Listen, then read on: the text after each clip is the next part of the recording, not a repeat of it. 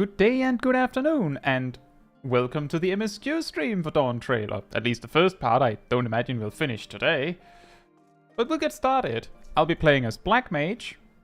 I'll try my best. There are a bunch of things that I also have to learn and figure out as we go, so I'll probably not be doing everything perfectly. There was also a few things that wasn't as I had expected, like some actions that were supposed to get combined as far as I understood, but then they didn't. That's neither here nor there. Let's start. Welcome back, Caetsu. I've just had word from Erenville. It seems he's managed to secure passage to Tural aboard a guild ship vessel. Why don't you wait in the main hall while I go and inform your travel companions? It should only take a moment. Matthew says I'm still not convinced they ever said that. You know, it is possible that I misunderstood something, but that was just like, as far as I know, they did say that. But it's fine. As I'm saying now, I'm not saying that it's a massive problem. It's just something that I didn't expect.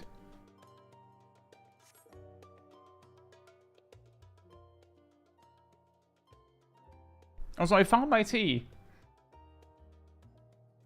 It was in the kitchen. Hey, Emir, and Matthew and Shag and Shorokai. Hope you're doing well.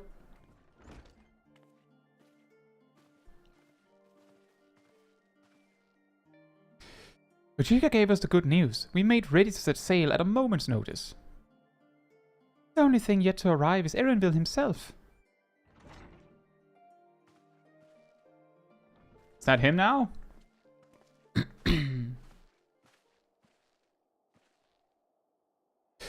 Ah, you're all here.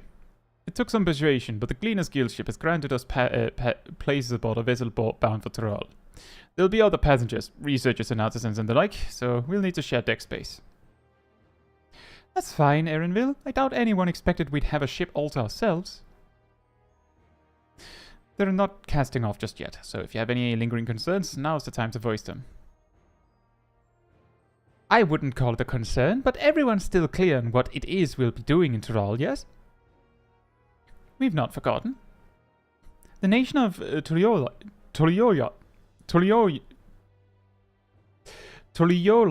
is in the midst of deciding its next ruler. As your chosen allies, we shall assist you during the rite of succession and support your bid to become Dawn Servant.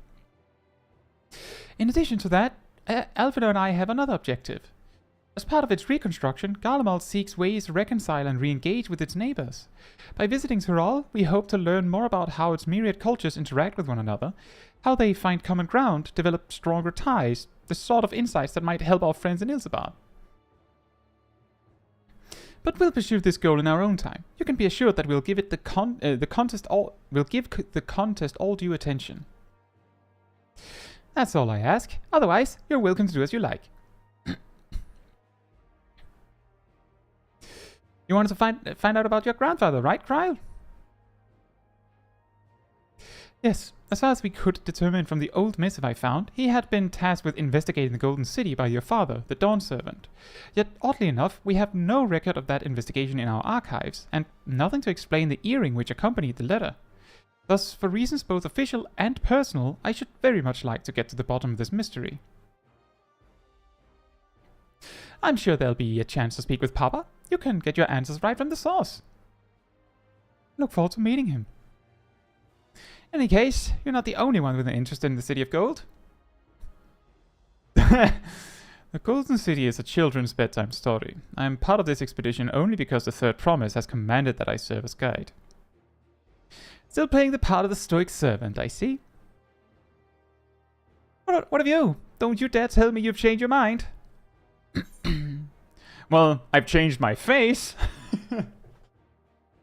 Slightly, apparently. Hoist sail and let the wind take us as she pleases.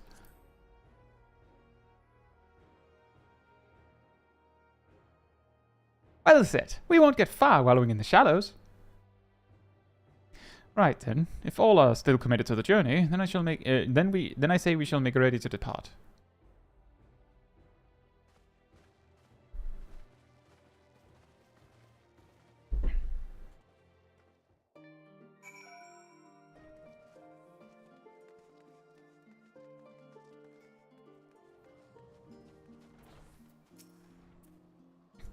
Eager as they are, the others have already left the harbor. We're not in danger of missing the boarding call, but perhaps we should be on our way as well. Hey Zach, hope you're doing well.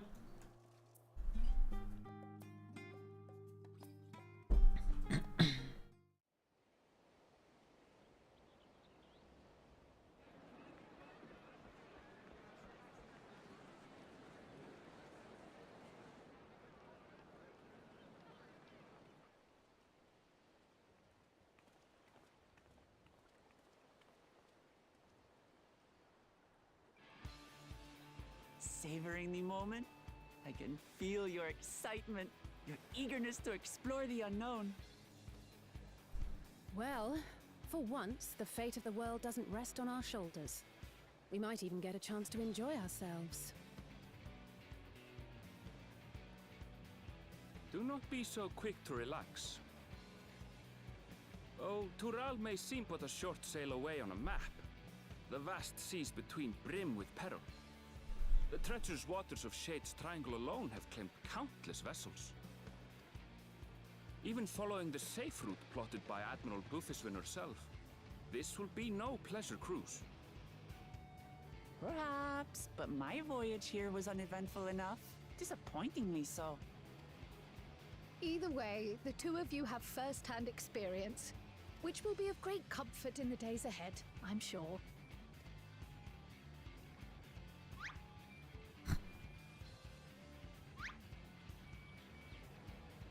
Aye, it's nothing new to us.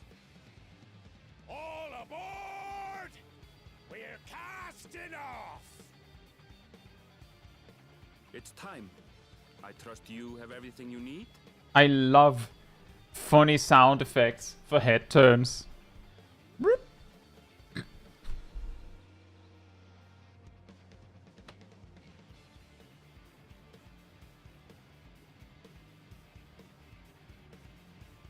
Speaking of which, random question. Did any of you feel like when you logged in that you had to use your Fantasia to fix your character? Like, not change race, but like you needed it to fix your character because it looked weird. And so does our ship cast off from the docks. We sail west, as Kettenram did some 80 years past, bound for the New World, known to her children as the continent of Tural. Vuglamat, are you sure that's a good idea?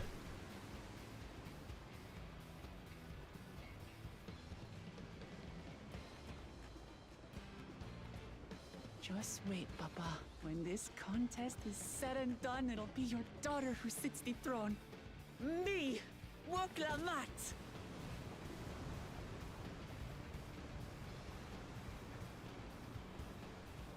I think that looks great. Like overall upgrade. I have no complaints. I didn't even spend time looking at my face in the previous stream. Maybe briefly. But basically just focused on doing the stuff.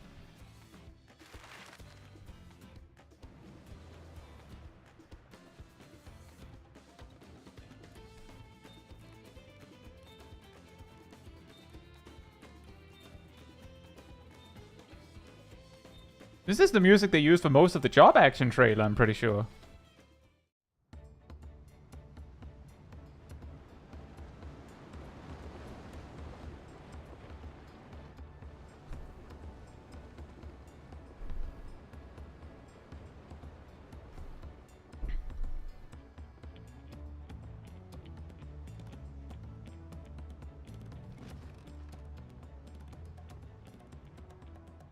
Smooth sailing so far? Aye, so far so good. But this sea, she's a fickle one. Calm one moment, blowing a gale the next. I would have expected that voice to come out of either Regaden or... like, not that kind of Hero? But sure. I'll take my rest while I can then.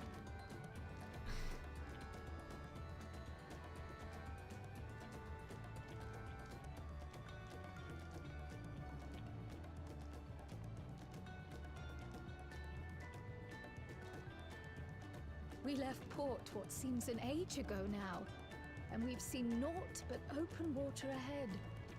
I knew Tural was far, but it's another thing to really know.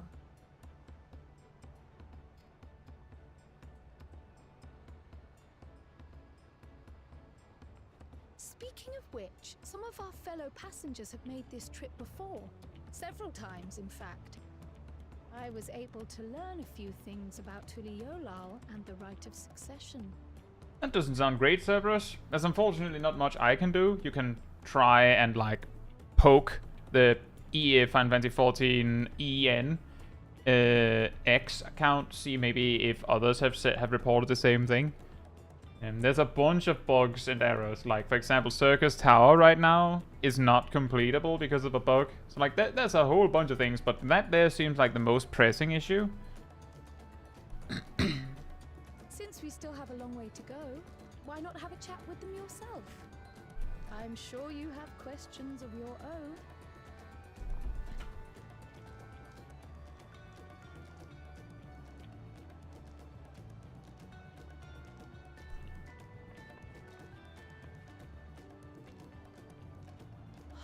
Did you look out across these same waters, Grandfather? No, I looked out across different waters because the water had moved.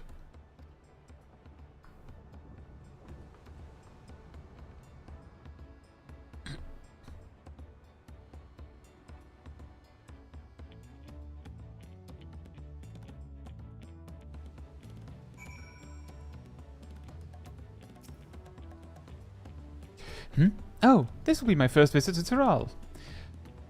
Fontagene's the name. I was working at Ishtaim's Aesthetics in Uldar, you see, but my employment with them came to an end. That's why I visited Charlian, in the hopes of starting over. While I was attempting, and failing, to find a new job, I seized the chance to board this vessel when I overheard room for another passenger had suddenly opened up. I'm told the Dawn Servant welcomes all regardless of origin, and so Tuliyollal seemed like the perfect place to begin anew. Hopefully things will be better this time.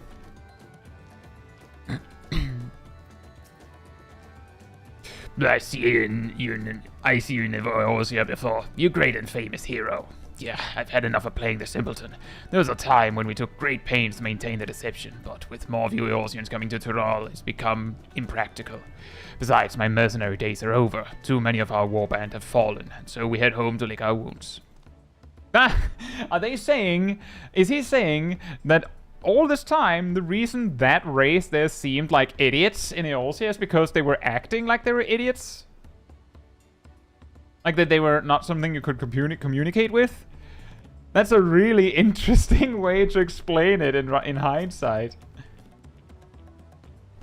My story? Well, since you asked, I wanted to retrace the historic journey of the great Ketenram. You know, the first Eorzeans to set foot on Tural, almost 80 years ago.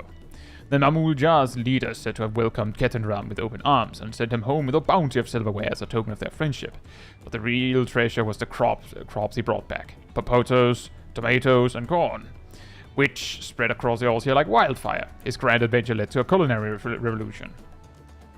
Yeah, this is Dawntrail in this you got in. If you want something else to fill the void, I streamed 4 hours earlier with no spoilers. Just Dawntrail stuff, but no spoilers.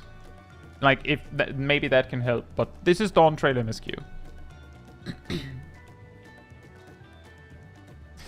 The tales say Ketenram returned to Tural several times after that, but his ship vanished during his last recorded voyage, and he was never heard from again. That even a seasoned explorer like him could meet such an end is testimony to the ocean's peril. Enjoy your day, you got in.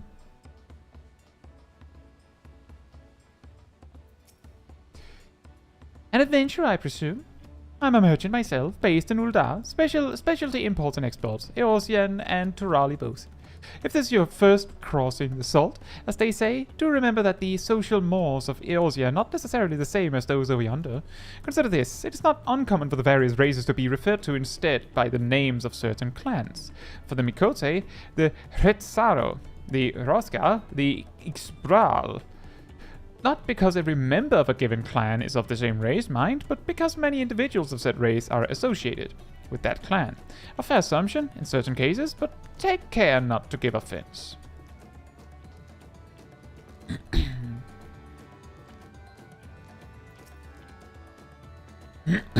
Do you want to make a wager? We're taking bets on who will be sat next in the Dawn Servant's shiny chair. There are 4 claimants in the right of succession, your young Vuklamat being one of them, of course. But from what a Mamulja bloke was telling us, the other 3 are all strong contenders. Not too many keen to risk their coin on the third promise. Da-da-da-da-da.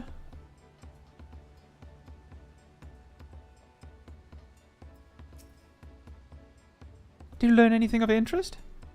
Not really. Oh, I hadn't heard that about the clan names. We should have Uklamat and Erinville teach us the ones we should know.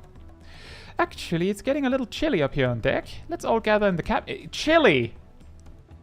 Trial, the sun is shining. If there were birds nearby, I'm sure they would be singing.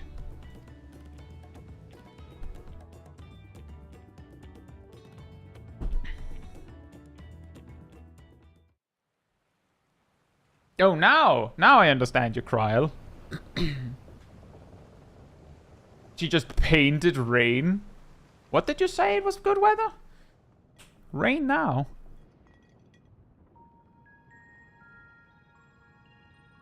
We're in for a proper storm, it seems.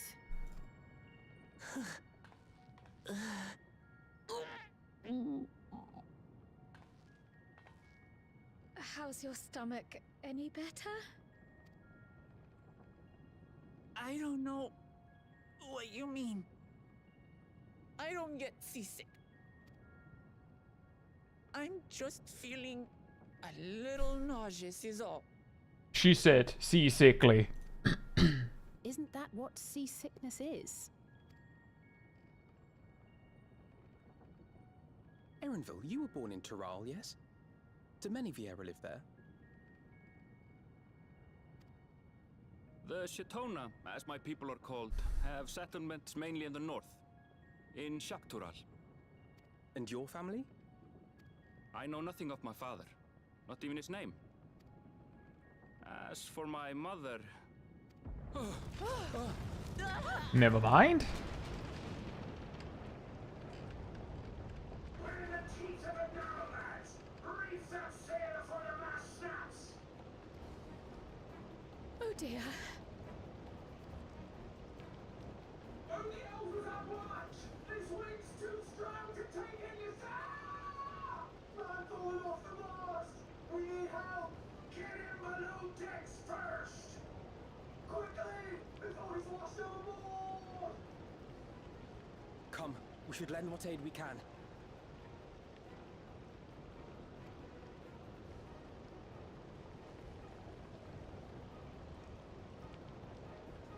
Hey, Jonathan. Hope you're doing well.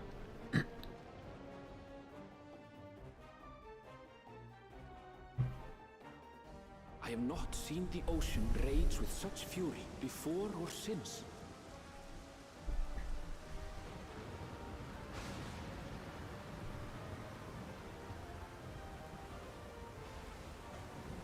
This'll help. The heaving waves tossed our ship about like a toy, sending sailors tumbling. The dauntless Alizé, quick to the rescue, was almost lost to the sea herself.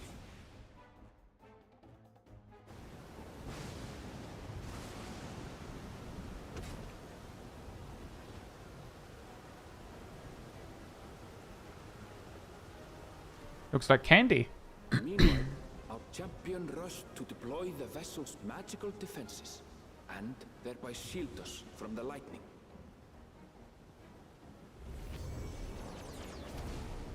Oh, nice.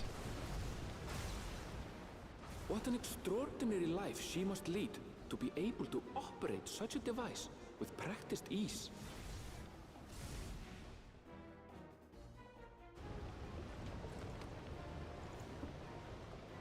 Vuklamat, too, threw herself into the rescue efforts, though one might have mistaken her for another soul in distress.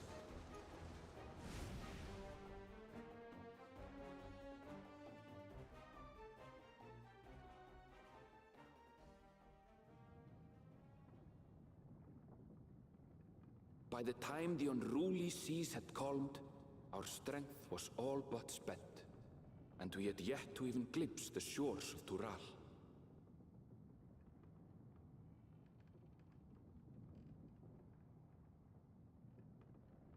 In retrospect, of course, that battle against the storm would prove a fitting prelude to the coming contest for the throne.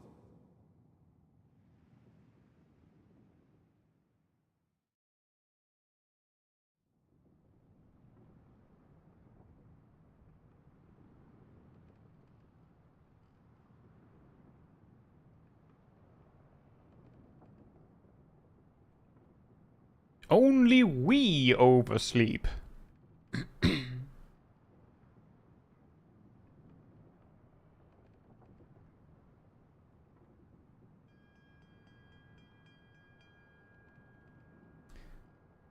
Oh, the ice cream truck. Nice.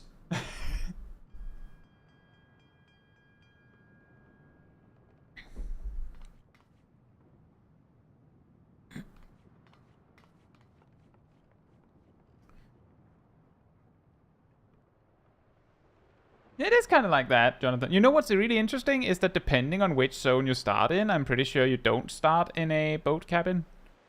Oh, that's really bright. That's really bright.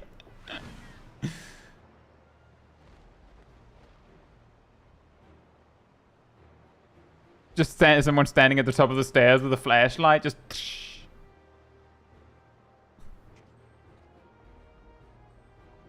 Yeah, that is true, Jonathan. It's like they're starting a new story by starting over the story in a way. Joining us for some fresh air? Seems my belly has settled along with the weather, but I'll feel much better once we're on solid ground.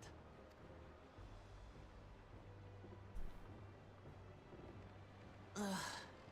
Can't be much farther now, can it?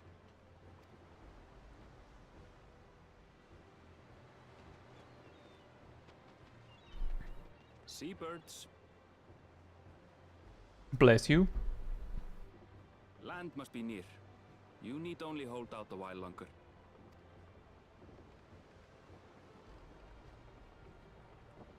For a dark moment, I thought the ocean might swallow us. Glad to have my pessimism proven wrong.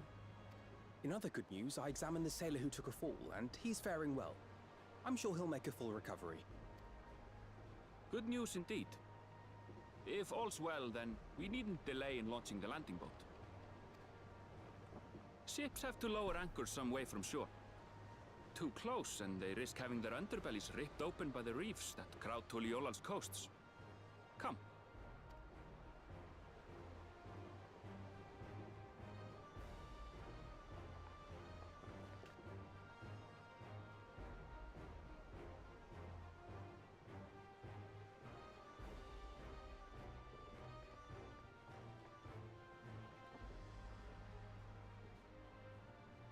Thanks for bringing us all this way.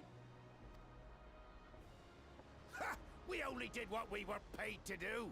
Couldn't hardly set you adrift halfway. Hey, Serpico. Thank you for checking in. Hope you have a good day.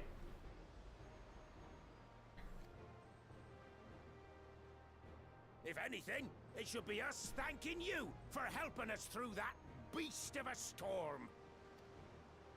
As a matter of fact, everyone's starting to fancy your chances in the contest. At this rate, we won't be able to lay wagers no more. Then I better not let you down.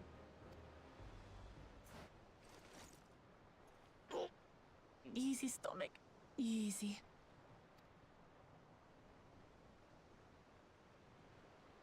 We're the last to board. If there's nothing left to say, then let's shove off, shall we?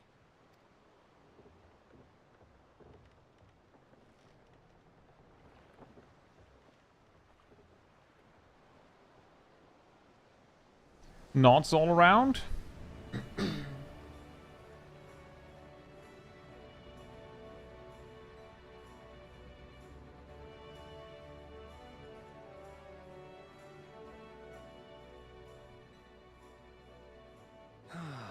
Blue seas, clear skies, and boundless possibilities. I dare say our destination will soon be in sight.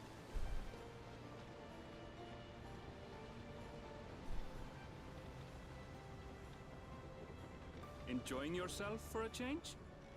It's the trailer thing!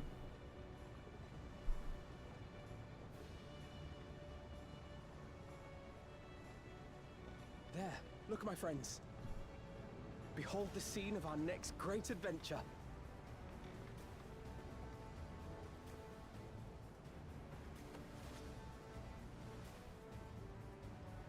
At last, we are come to the land you call the New World. To my home, Tural. Yep. Hey, Sal. Hope you're doing well. We're on a boat! We're on a boat! Another boat. Isn't that weird? Endwalker also kind of started with a trip on a boat.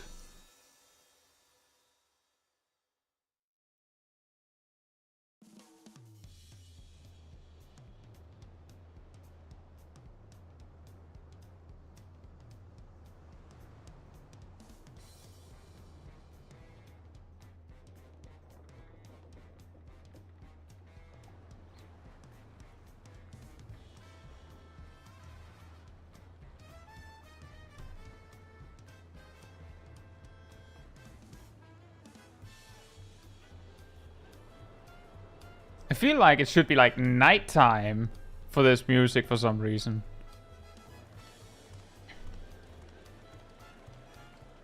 I guess this works. I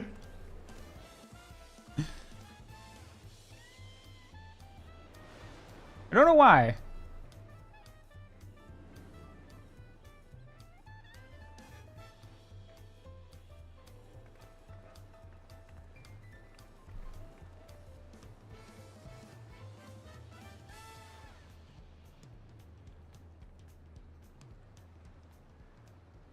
Gods, I've seen cities with an impressive mix of cultures, but this is something else.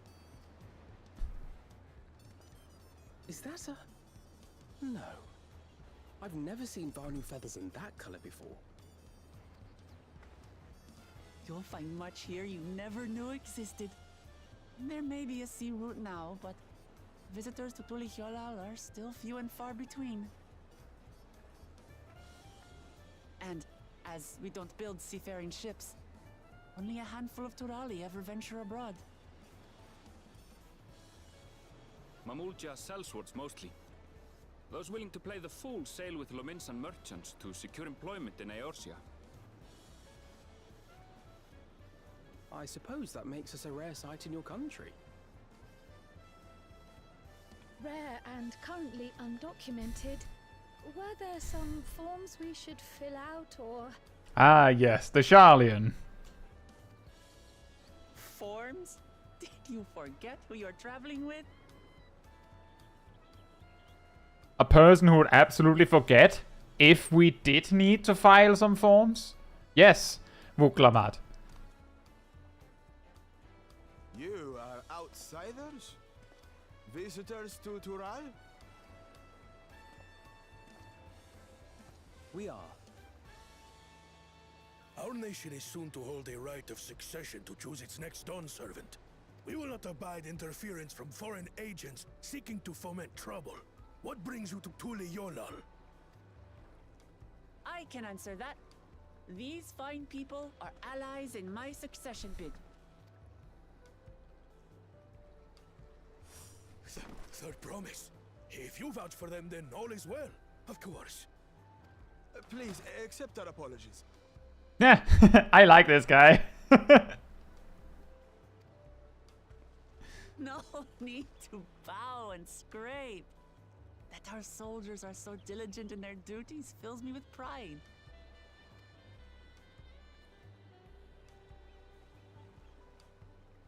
We'll be continuing our patrol then.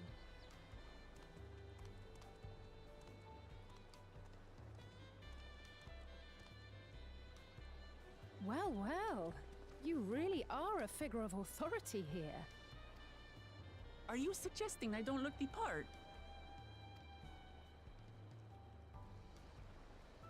Anyway, first things first.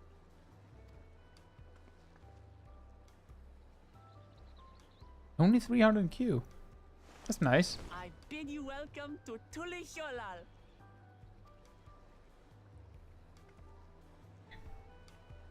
I did expect it would like even out after a few hours.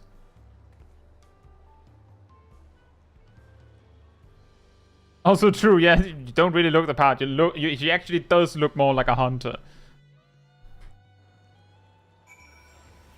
Oh, right. Arrive in the clump of people. Well, despite the storm's efforts to the contrary, here we are, safe and sound. And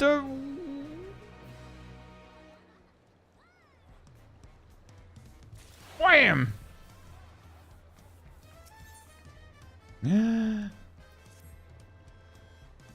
I don't think I'll ever use that coffer.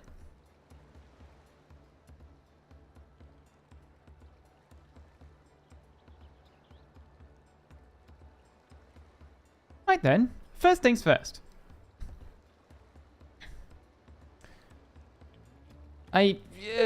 Still a bit queasy. No more boats for a while.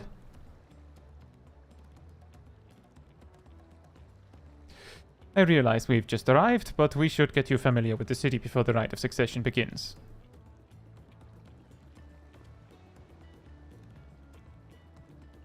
That cover is 645. It says so on the cover itself, and it was a weapon. The reason why I said I don't think I'll use it is because I have relics for everyone except Viper and Pictomancer.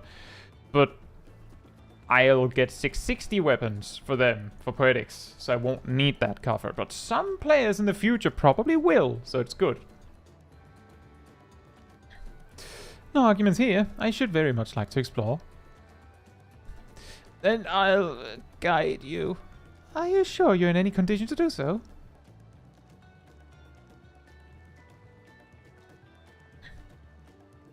Aha! We were wondering who these strange folk were, so the third promise has found ourselves some new followers then. Followers? Buklamat, are you on, Will?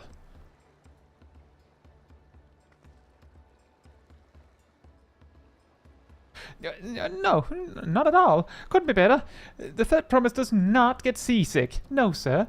As for my hand-picked entourage here, I've recruited them to help me win the rite of succession. I was about to show them around the city, in fact. That sounds that sounds lovely. Sorry, I think it was someone else that said that. but a group of foreigners is going to attract attention, especially if they're in the company of the third promise. Everyone will be curious. We certainly were. Your siblings have a tendency to command a respectful distance, but you're just so easy to approach. And I enjoy it so much when you do. Please, don't ever worry that you're a bother to me. You're very kind. Good day to you, third promise. They did have a point. Vuklamat is technically royalty here. Like it or not, a person of her station surrounded by this many outsiders is bound to draw a crowd. Wait, what do you mean technically? I suggest we move in two groups so as to attract less attention. Just technically ignoring me then. More Vuklamat Erenville banter. Caetsu, you and Kryl can come with me. I'll take the twins then. We'll get in touch once we've had a good look around. That voyage was hard on all of us, so take it slow and you recuperate. We have time enough for that. Enjoy your wanderings.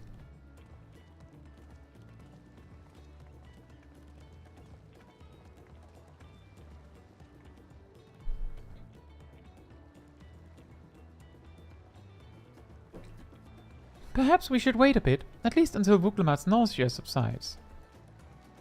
No need for that. Look, I'm ready to go. Are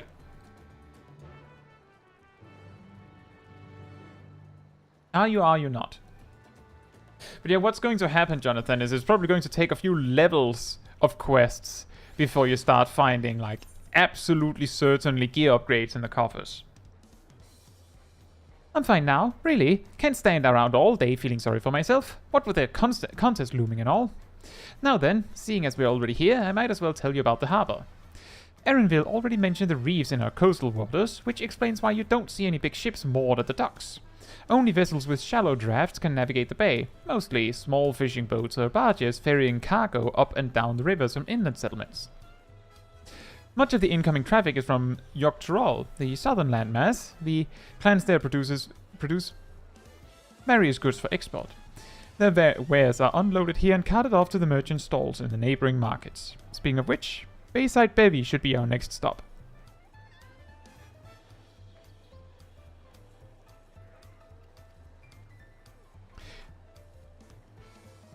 How could I possibly reach this quest without having had this tutorial?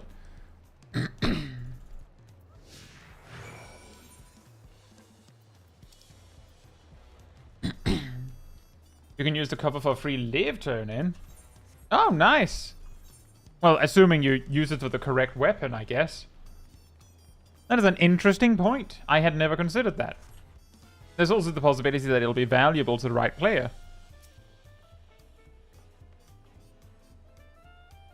And when I say the right player, I mean a player that is lazy enough that they can't be bothered to farm the poetics, but do want a decent weapon.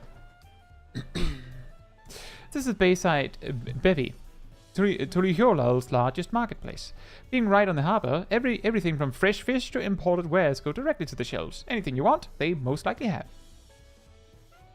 Oh right, I should mention that here in Tuliyollal we buy things with Pel, a currency that the Pelupelu created. But don't worry, more and more trade is coming in from Eorzea, so most shops are happy to accept your guild. There's also Wachumeki, another market to the east of here, but that can wait for another time. I have other places I want to show you first. Next, we'll head back a bit, then northwards up the stairs to a certain place, a plaza. I can't wait to see the look on your faces. What do you mean, Matthew?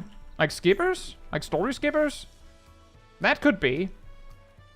But also, like, there will be some players that will be leveling like their 3rd, 4th, 5th, or 6th job and be like, well, I don't have the poetics. Somehow, they don't have the poetics, and they might buy it.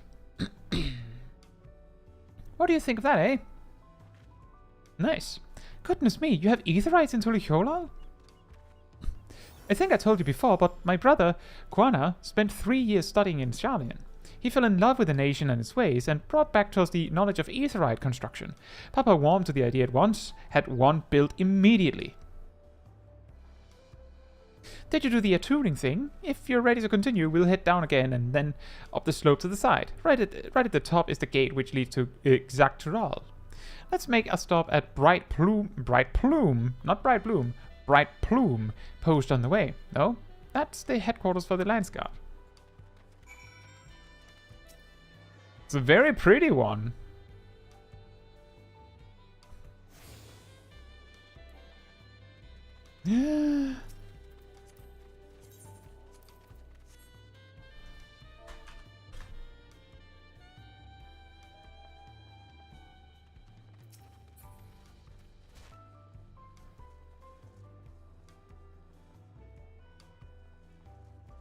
The help? What do you mean, Matthew?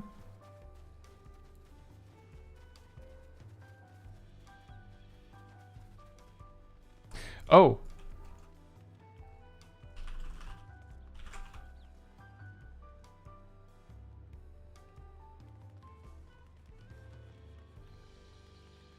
Just checking to be sure.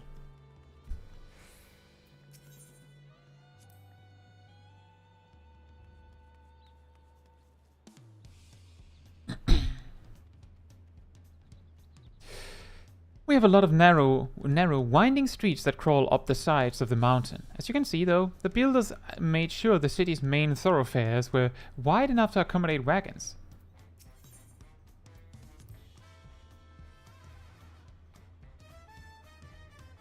Oh, sorry, Matthew. It was just like I noticed that you specifically commented on something that I said a little bit ago, so I just checked in case you didn't know. I didn't mean to say, no, you can't watch the stream in your own preferred way.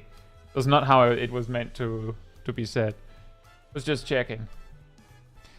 Trudging up and down all these slopes and stairs is exhausting. I understand now where Wooklamat gets her endless endurance. Endurance.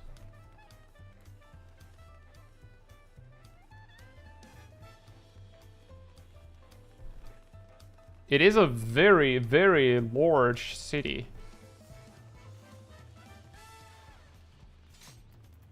Six ether shards.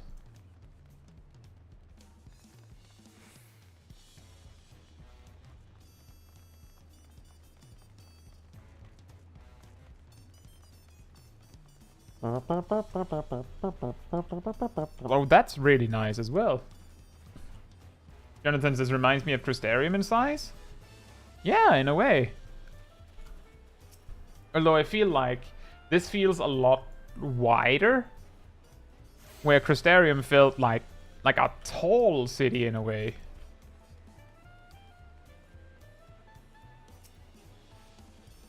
Here we are. Bright Bloom Post. The soldiers stationed here are responsible for defending Tuliyollal and preserving the peace.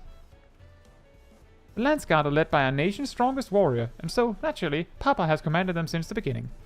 At least until 3 years ago, when Zoralja took over as commander. The title is no empty honor, it means the first promise is considered equal to the Dawn Servant in martial strength. Meanwhile, I haven't even managed to. Well, I'll discuss my brothers and their accomplishments later. Alphino and Alice should be around to hear too. Come on, it's time I showed you the Sky Gate. It's right at the northern end of Talonmarsh. Right, Talonmarsh, which we know where is, right? Right, everyone? Right, gang? Talonmarsh. Mm-hmm. That's my favorite place to be. Talonmarsh. I've Talonmarsh once or twice in my day.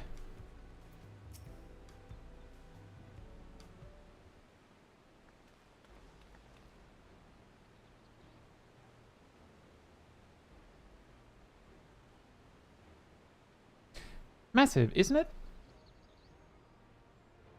And on the other side is an equally massive bridge to match. Both were constructed by a race of giants, the Yokui. Strictly speaking, Tural is actually 2 separate continents. Tural, the southern lands of the mother, and Tural, the northern lands of the father, which lie beyond the bridge.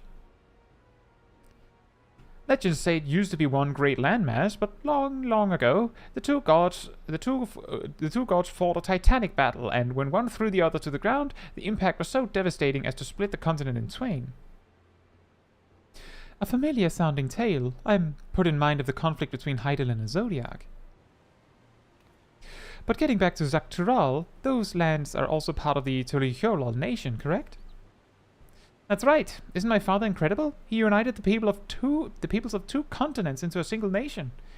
The many clans of Tural had been at war for generations. It was only when Papa traveled the lands and put a stop to their myriad conflicts that we finally had peace. And that's the main reason I want to win the throne, so I can preserve the peace he built. But I see you're more interested in what's behind the gate than hearing about my aspirations. Are there mobs out there? Crossing the bridge to Tural requires a special travel pass. Unfortunately, they won't issue any new permits until the Rite of Succession is over. I promise to get you one when I'm Dawn Servant, but until then, you'll just have to wait. I'll hold you to that.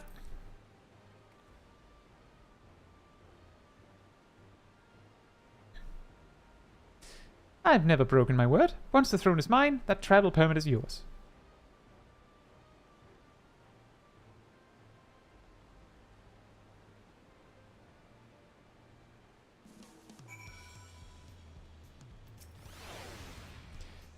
We must have covered half the city by now. Not really. Tuliyollal is unlike any other place I've visited. I'm thoroughly enjoying myself.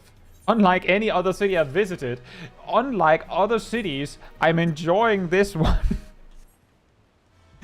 Alright, Kryl, throw shade on your own home. We'll head west next, towards the Arc of the Dawn. The dirigible landing is on the way. Yeah, but you have dirigibles too? Tuliyollal certainly doesn't want for methods of travel. We get by. Now, if you've seen enough of this area, let me know and we'll continue on. The Arc of the Dawn is on the other side of the city, so speak up if you see something that interests you as we walk.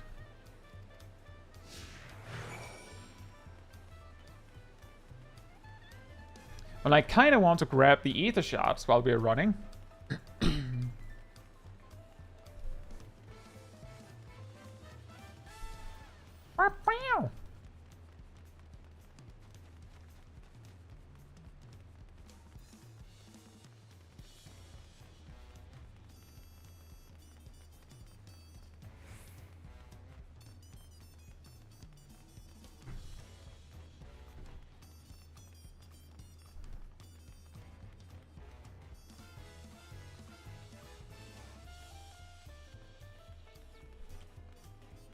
Try Talon Marsh Savage.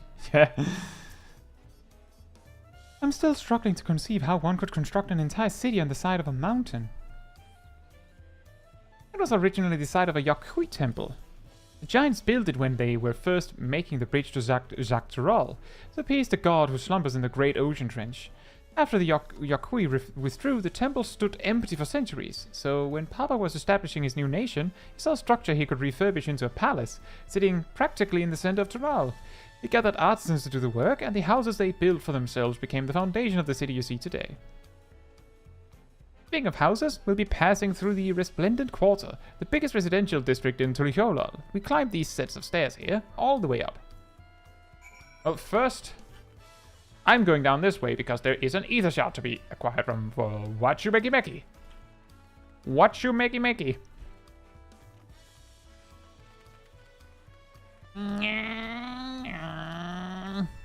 Wait. Nope.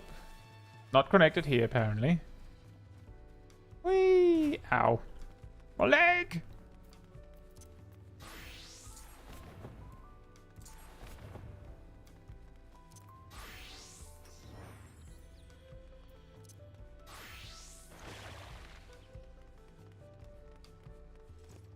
It is a bit of a maze. I can kind of see it though, but this is a little awkward. I should have grabbed this one while we were down here. I remember that ether shards are something I have to grab when I saw one. Like, oh right, ether shards. Even though I'm thinking of it now, I can also imagine that once we get out and about, I'll be like, oh right, ether currents.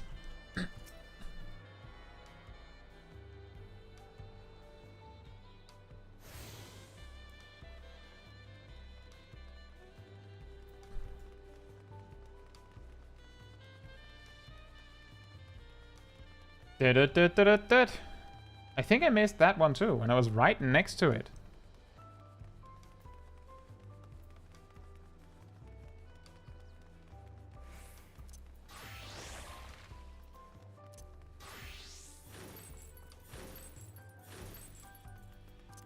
I like how they teleport to me whenever I dash too far ahead.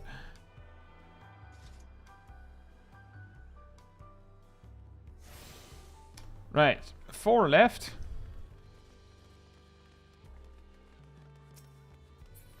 Hmm.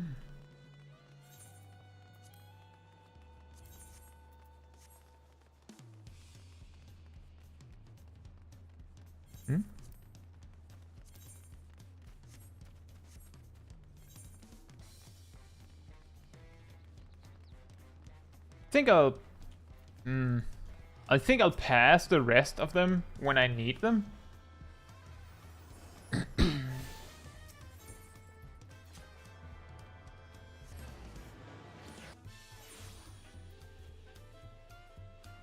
Oh boy. A bit of a maze, yeah, you're right. A little bit. A little bit. Oh boy, oh boy, oh boy. Around this way.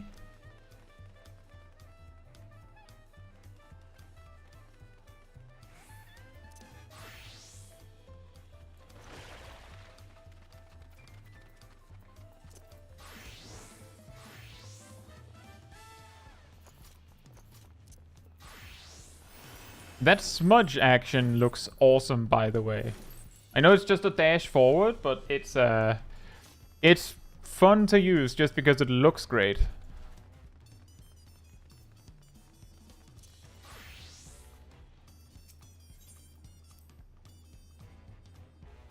Papa's palace is called Volakshunsa, which roughly translates to Invincible Resilience. You probably want to take a closer look, but we'll be coming back here later. Let's move on for now. The sheer scale of this place is incredible. I wonder what that carving at the top represents. Good question. I have no idea. Except as my legs hurt from all this walking. Understandable. Look, it's Cocoa Melon. You know, Cocoa Melon.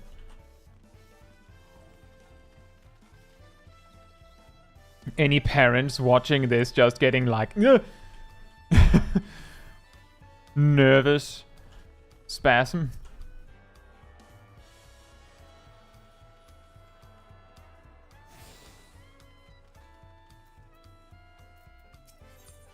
Can you... Uglama, can you move? Thank you. So this is the Resplendent Quarter. What manner of people live here?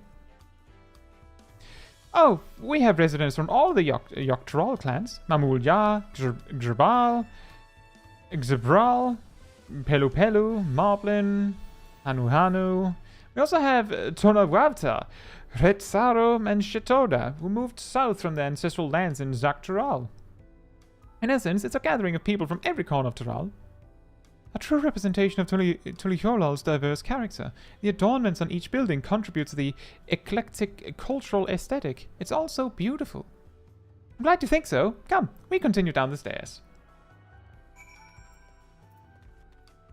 I did take this one, yeah? Yep.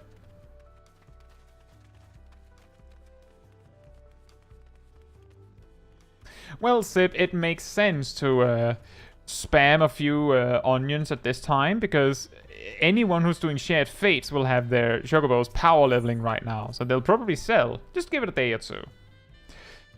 That big drum there is called the Dawn Herald. They play it for formal occasions, like when honoring the Landsguard's return from a dangerous duty. I tried hitting it with my axe once and ripped the skin. Earned me a proper scolding, let me tell you. I think that was the time Papa held me upside down by the ankle. Ha! I've never seen such an enormous drum. What would one even use to beat such an instrument? A very big drumstick. An alpaca keep. An alpaca keep, you could even say. Excuse me? Can I pet the alpacas? No. But it's perfectly normal, Sip. Like, the thing is, doing shared fate, like doing fates in zones with a lot of players means there's a lot of mobs, and for some reason, your chocobo gains XP equal to a regular mob kill for each one. Which means that it levels insanely fast when doing that in a large pack of players. So there will be a large demand for onions right now. And here are our dirigibles. Not bad, eh? I hear other nations use airships to sail the skies, but you'll only find balloons in Tuliyollal. We have them for the exact same reason as the Aetherites. Guana brought back the plans from Sharlayan, and Papa thought them fantastic and commissioned their construction. This was around 3 years ago. Since that time, we've added flight to other settlements. Trade with frontier communities has never been easier. But that's enough about dirigibles. The Ark of the Dawn awaits. Which is in the opposite direction.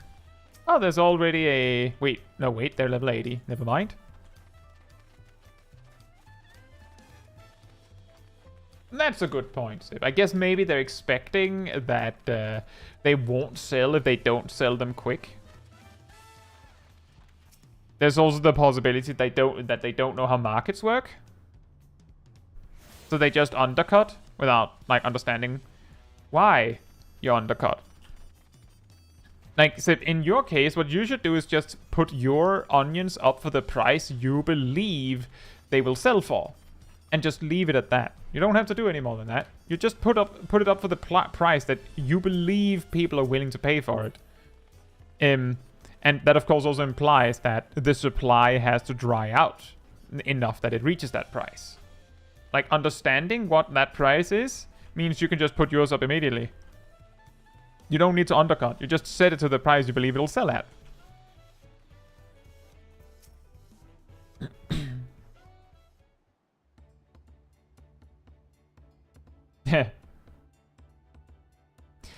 This is it, the Ark of the Dawn. When the giants were still here, it was known as the Tural Landgate, but when Papa founded Tuliyollal, everyone began using its present name in honor of his great achievement. Through this gate is Kusama Uka, the wetlands south of the city. Depending on what the Rite of Succession asks of us, we might end up going in that direction. Kusama Uka. The name alone is intriguing. Speaking of which, what were those fluffy animals we passed earlier? Earlier, we just did. They're so fluffy! Ah, those are alpacas. Fearsome, four-legged fiends. Fiends? Fearsome? They seemed quite placid to me. You'll learn soon enough, Trial. You'll learn soon enough.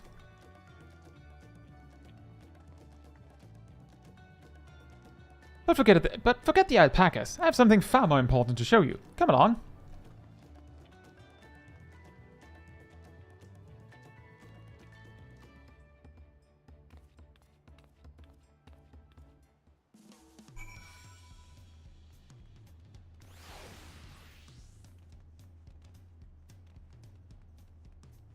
What will they do? Well, maybe Wooklama tried to bite one and then got kicked. Just donkey kick style. If we wish to learn the history of Tuliyollal, then look no further. These stone pillars, you mean?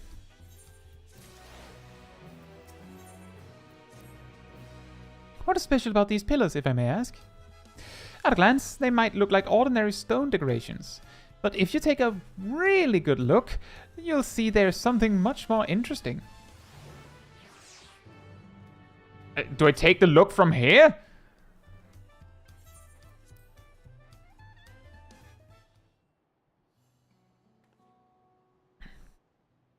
If you take a really good look... Nah, I still can't see it.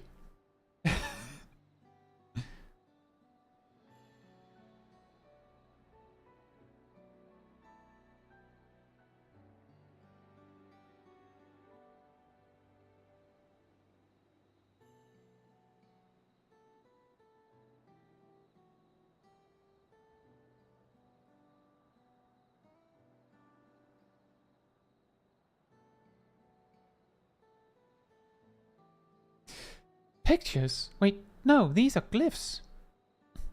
They seem to tell a series of stories, many of them featuring a two-headed Mamulja. Oh, then this must be. That's right. It follows the exploits of my father, Gulul Jaja, and his journey to unite our lands. We call it the Tuliyollal saga. The deeds he performed at the bonds he forged, all immortalized in stone. There's no better way to learn how Tuliyollal came to be. Study them as long as you like. Oh boy, how exciting. This feels like a visual novel. This pillar tells the lay of the Brotherhood. It depicts the scene where Papa granted an audience to the foreign explorer, Ket. Something. I can never remember the name. You mean Ketenram? Ah, that's the one. Ketenram's arrival in Tural is what prompted Papa to embark on his own journey. It's said the two grew to be close friends, brothers in spirit, if not in blood, but no one knows what became of the explorer in later years. Ketenram's disappearance is a mystery in Eorzea as well. The records say he traveled between our lands and yours for a while, but then it's assumed he was lost at sea.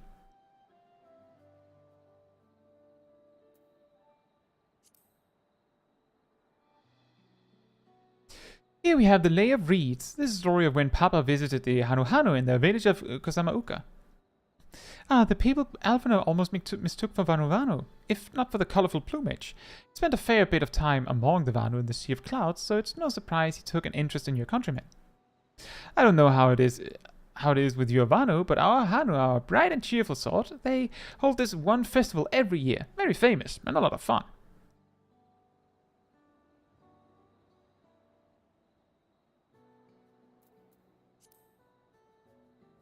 I could have sworn there were 6 things. This one recounts a layer of repast. As you can probably tell, the figure depicted here is of the Xabral, like me. For decades, the Xabral and the Mamulja were at war for control of the forest of Yak-El. The actions Papa took to end that conflict have since been hailed as the first steps in the founding of Tuliyollal. There's a clan of Frothgar and Boja known as Hellions. Don't think it's Hellions. I'm pretty sure there's 2 L's in that. Hellions. In their society, the women rule as queens, and the men serve as devoted subjects. Yet here in Tural, Xabral men and women appear to be of equal status. How dramatically culture can vary with location. Must be really easy to make these. It's just, right, it's a story about our leader. How do we say that? Well, you draw 2 heads. Let's see. This one is a lay of pots, which depicts the moblins of Kusamauka. They might wear odd masks and sound weirdly muffled when they talk, but the gold and silver work they sell is the best you'll find anywhere. Moblin goods are the standard when it comes to gift giving. Clearly, the Vanu aren't the only people with distant Turali counterparts. If you're done with the first half, we can move on to the second. Oh, that's why I was like, there's many pillars here.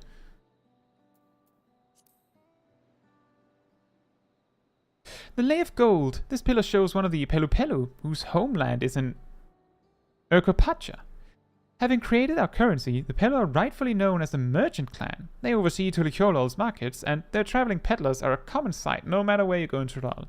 Don't let their size fool you. They might be mistaken as children, but beneath those beaked masks, they are clever and calculating traders. The Duck Mask, people. Duck Mask. Woo! Oh, this one is my favorite. The Lay of Ice. It depicts the battle with the legendary Tural Vidral, Valigarmanda. I should explain, Tural Vidral is a creature that has lived far beyond its usual lifespan and awakened to preternatural power. That sounds familiar. Tataru described the Far Eastern auspices in a similar fashion. Could this be the same phenomenon? Probably. Valigarmanda itself was dubbed the Sky Ruin, a name earned for the destruction and terror it visited upon Tural every time it stirred from its slumber. But 80 years or so ago, its ruinous reign was brought to an end. After a great struggle, Papa and his comrades managed to overcome the raging Vidral and sealed it away in the Urkopacha mountains. Despite its reputation, however, Valigarmanda is also a symbol of power. That's why you'll see its likeness on Tuliyollal's national emblem, and adorning the banners at the palace.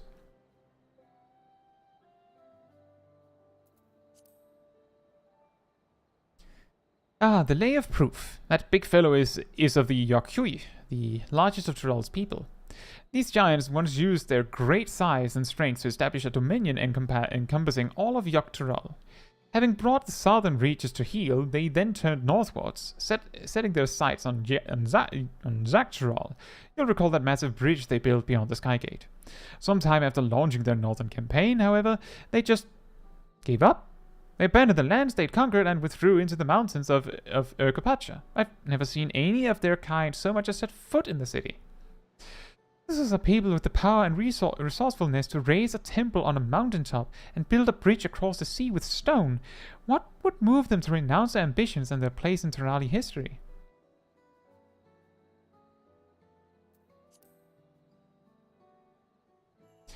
Oh, this one is unmarked. Papa says he left a blank pillar for the next chapter of Tuliyollal's history, whatever that might be. Oh. Had you a fill of history then? Yes, thank you.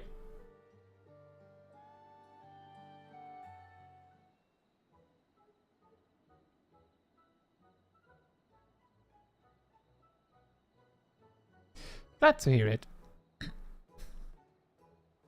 You know, I feel awfully hungry all of a sudden. No surprises there, seeing I couldn't keep anything down for a while, but now I think I'm ready to eat again. So let's go and have ourselves a bite of a local delicacy. Come, I'll take you to the best restaurant in the city. I like the sound of that. Oh, lovely. As you know, The MSQ needs to have a food eating scene, given how good they've gotten at making food in the animations and cutscenes.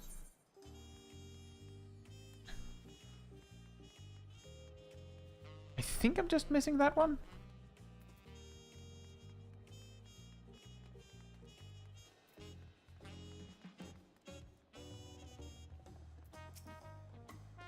Have you ever had tacos? They're a Tuliyollal classic. You bake a crunchy shell made from corn flour and fill it with meat and salad. A lot of shops and stalls sell them, but I like how they're made here at Gzabalyav best. And I need one right in front of me. Right now. Let's head downstairs and place an order with old Baruk Ivu. Oh my goodness, these names. It feels like every time there's a name, it needs like a little good luck next to it.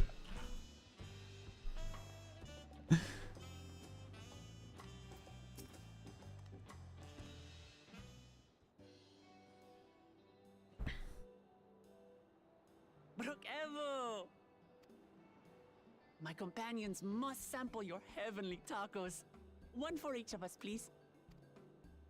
Right away, promise. And I'll pack them tight with my choicest feelings. Only the best for you and your friends.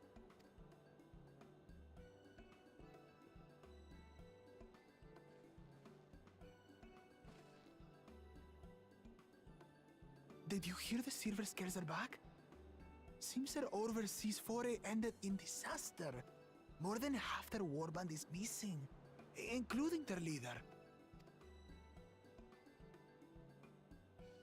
Aye.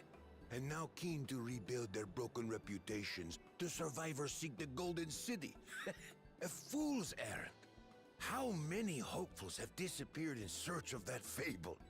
They should count their lucky stars they came home alive at all.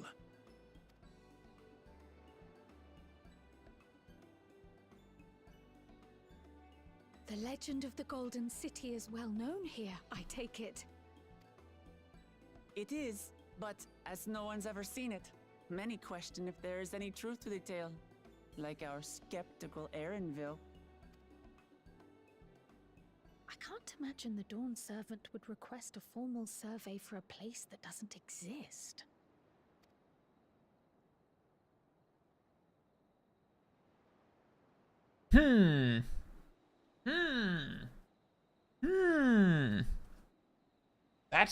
That's suspiciously weird. Now to find a spot with a pleasant view to enjoy our crunchy spoils.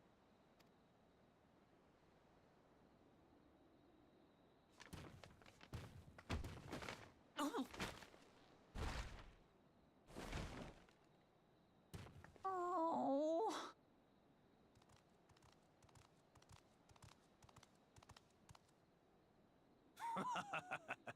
If it isn't the third promise. Oh. No.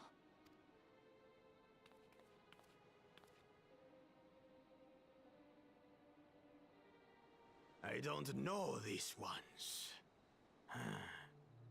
New salt. Dredge from foreign waters is my guess, brother. Of course, that's it.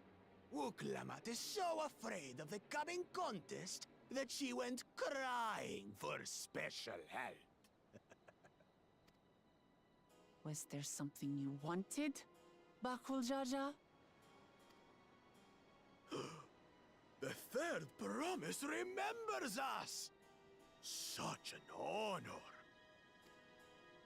Glory on your name, brother.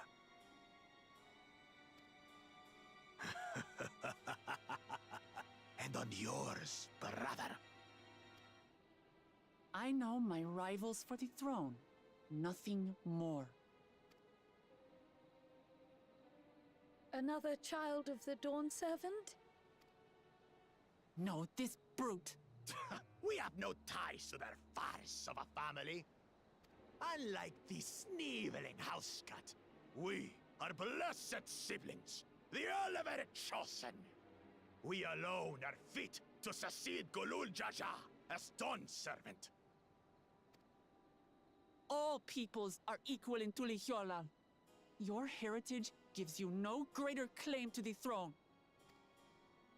Ha! Shall we test that idea here and now? See if your strength is equal to ours.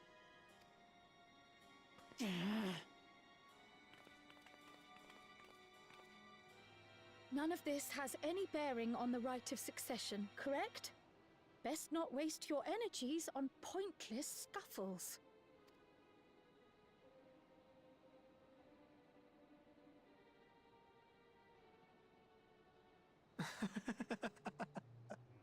The kitten comes to the house cat's defense. Yeah, Kryl, you could have chosen a different hat for this, or hood. Pathetic. Since when was our nation overrun by mewling weaklings? Listen to me, you.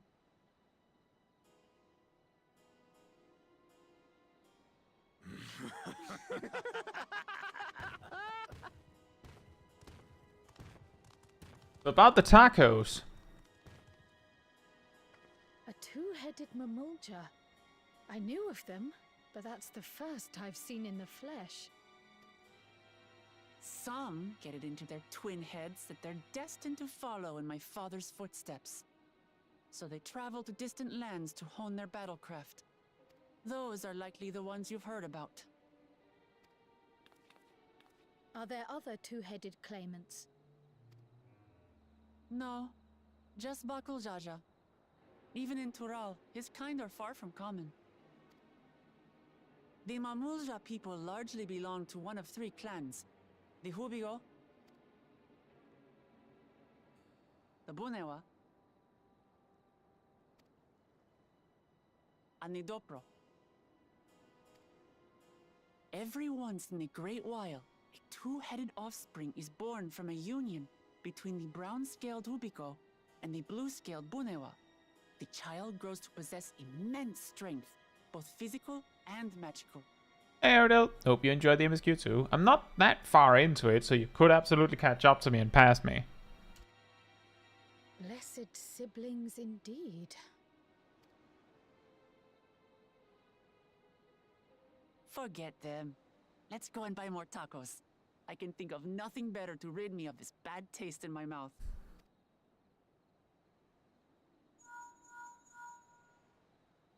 Enjoying your tour of the city, I trust. We've seen our share of notable sights and took a moment to rest. As such, we're ready to present ourselves at the palace for the rite of succession. Shall we meet you there? The palace it is. I'll let Wuklamart know. Destiny calls. Perhaps we can return for more tacos later? But then we'll be dead from starvation, Kryl. So it goes. Dead from lack of tacos.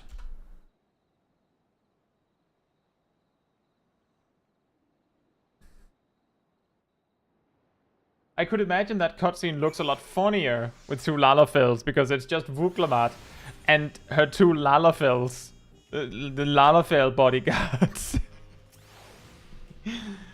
I will say me also being kind of short already also makes it kind of funny.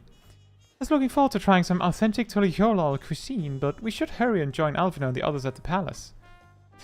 Alright, it's a bit of a climb to the top, but you can head up from the Resplendent Quarter, or even the eastern side of Talon Marsh if you prefer.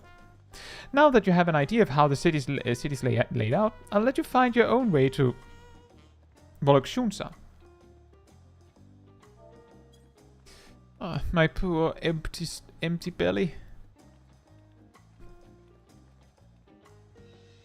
I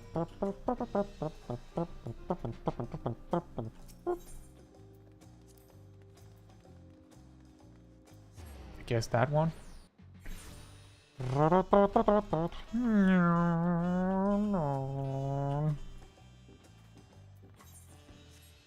So funny thing to consider is like I don't think I even need to see like a list of quest names or anything, but I will know just that as long as I'm not even close to leveling up, There's basically no chance that the first dungeon is coming up, because it'll have to be a level 91 quest.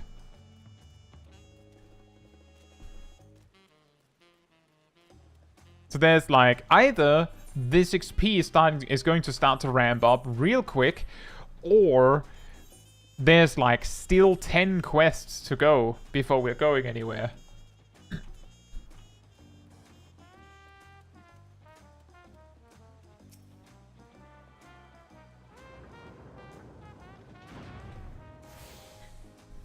Hey!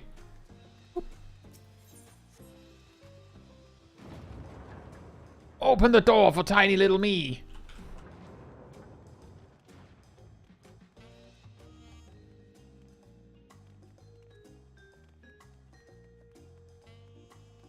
This feels like elevator music. Just me?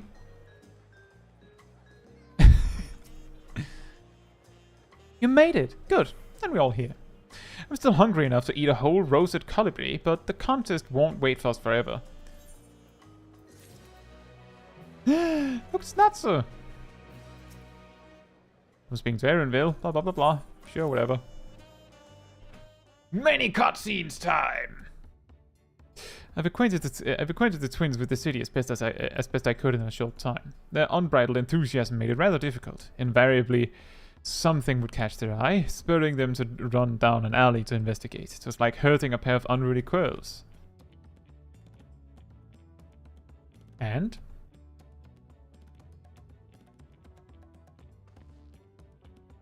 Or like herding like 2 Wuklamats. I understand all too well. Charlene had the same effect on me. Yes, it did. Right, then, now it's time we saw the inside of the palace. Papa will want to know I'm home and to meet the allies I've chosen. Given how impulsive he is, though, there's no telling what we might be in for.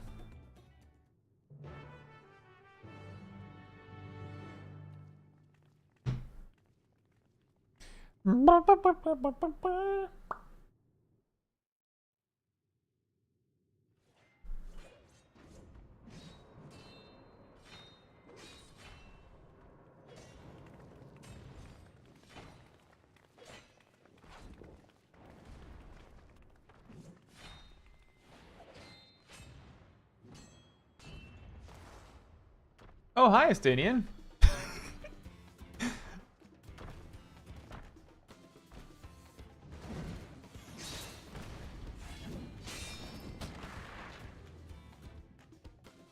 Estinian? When did he get here?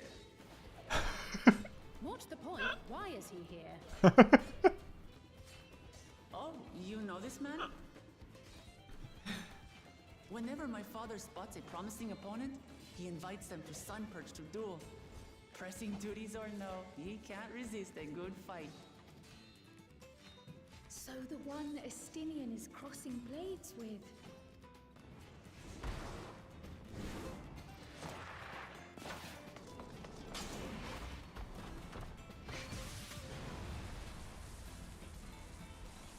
Well, he didn't invite me, so apparently I'm not very strong.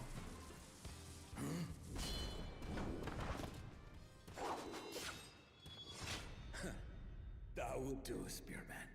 I will receive my darling daughter.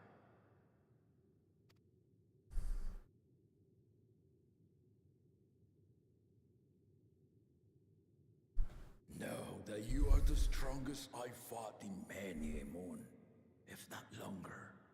It is the privilege of a life long lived to face such a formidable soul.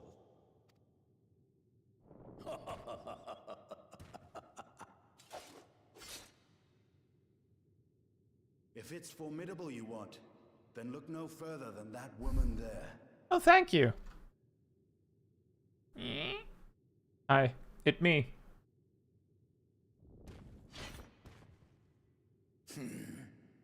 I see you, warrior. Your brother doesn't.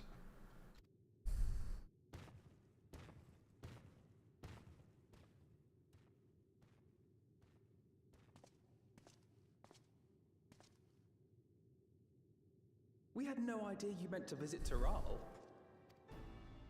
I've seen what lies east.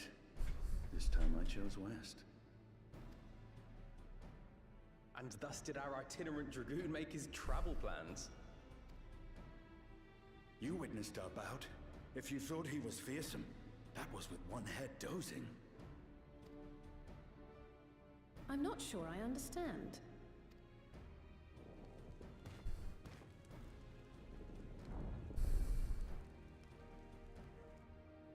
The old man has been feeling his years.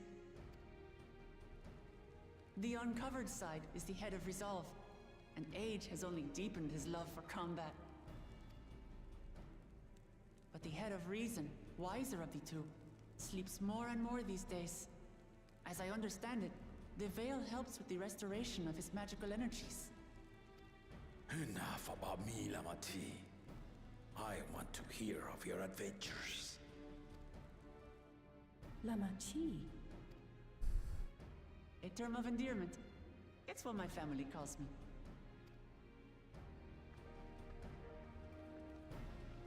Guy's a black mage, silly. Oh yeah.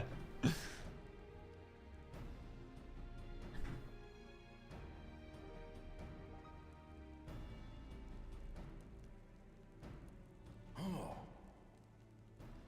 When last did we see you in the palace? Greetings, Solonash. It's Erenville now, Dawn Servant.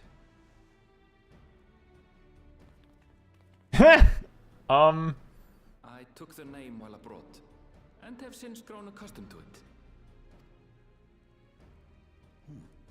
Erenville, then. Oh. And these others? I assume are Lamati's recruited allies.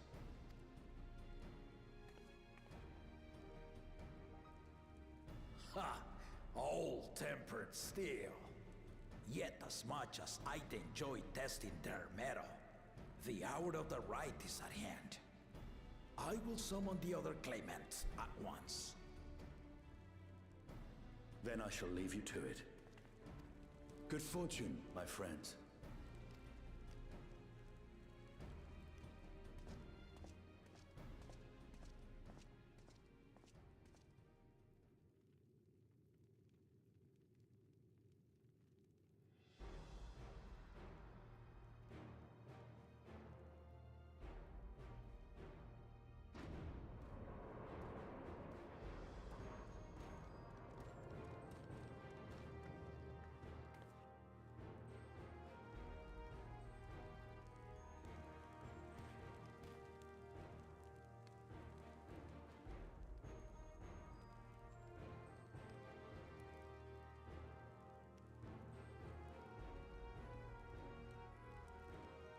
The claimants are assembled.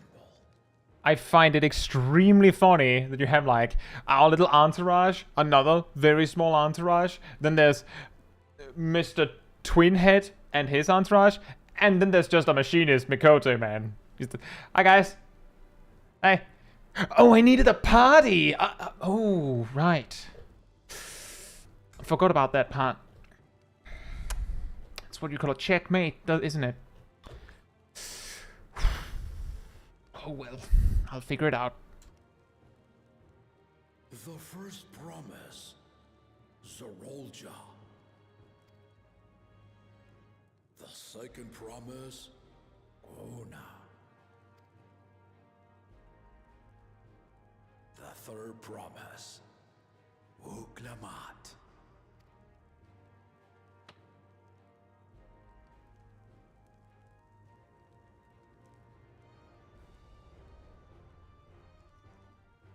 And lastly, the chosen of Mamuk, Bakun Jaja.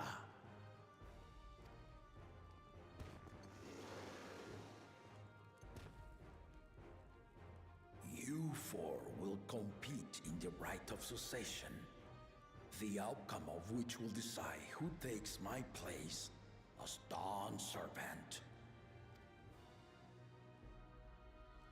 I am not the man I once was. My wiser half sleeps the days away, and it is time I yield my position. But mine is a torch that has never been passed. Tuliyollal is young, and So I look to the always for inspiration. The rite of succession. The means by which the autarch of Mamuk was chosen. Only the two-headed were deemed fit for this contest. But the Tuliyollal I built is a nation of many peoples. Our leader needn't have two heads, nor be a Mamulja at all. So I gave the right of claimant, not only to the son I sired, but to my adopted children as well. Yet the opportunity to rule was still not equal. That is why a recent tournament offered a place in the contest as the winning prize.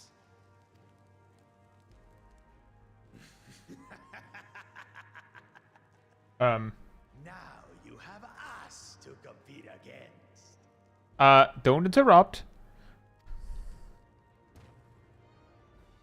Though it seems the one head was already too afraid to face us in the tournament.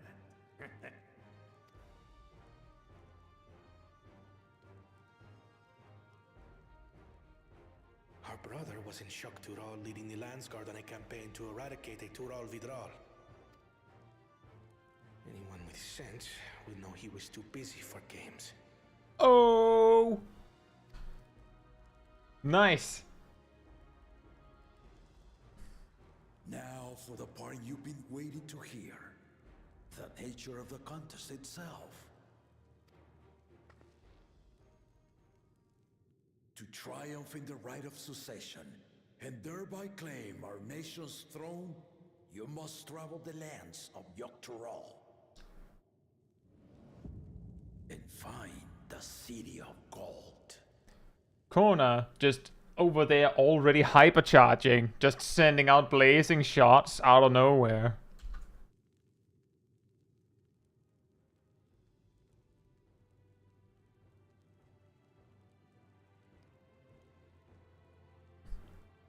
If I may, Father.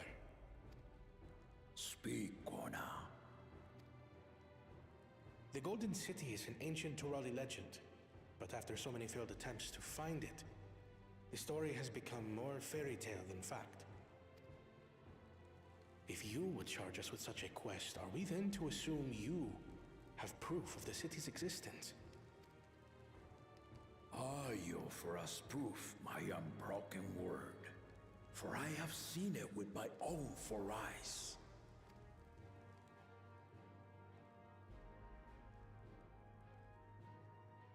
The city's real. All those years. This was before the founding of Tuliyollal. I traveled the lands of Tural with my companions. And we ended our journey at the gates to the Golden City. I mean to have you do the same. But in order to achieve victory proper, you need to break the seal I put in place. Bring them.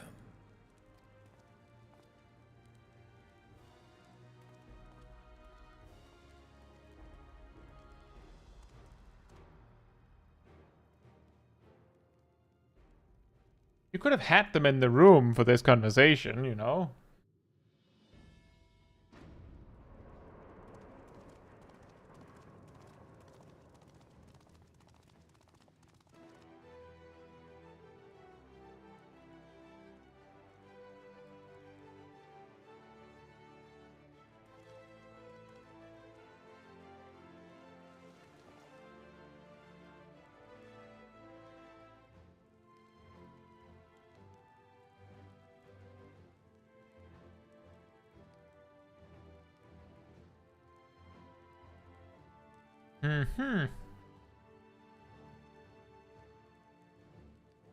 Fascinating.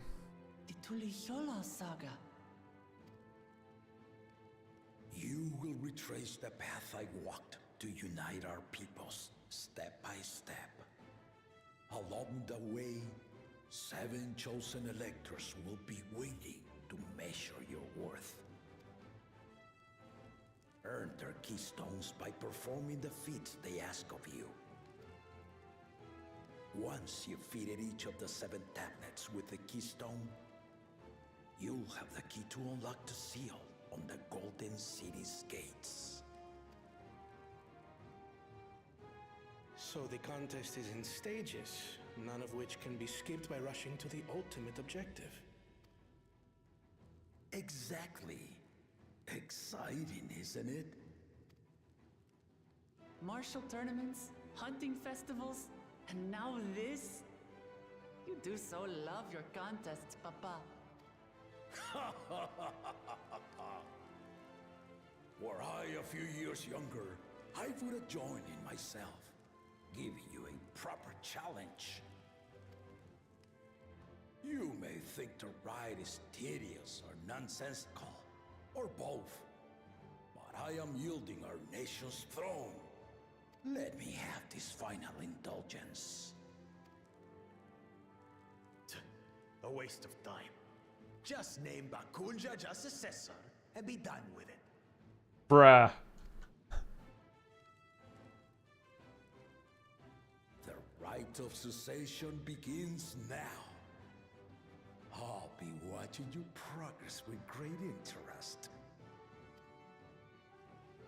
And Clemens, remember to collect your tablets before you leave.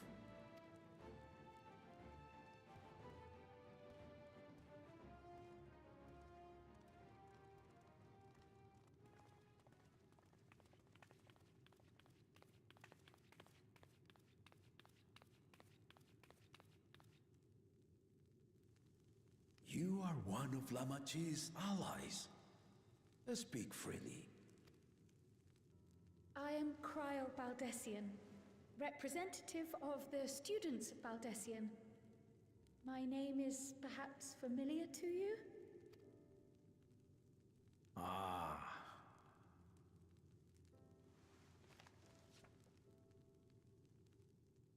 It would seem you sent this letter to my orders some years ago.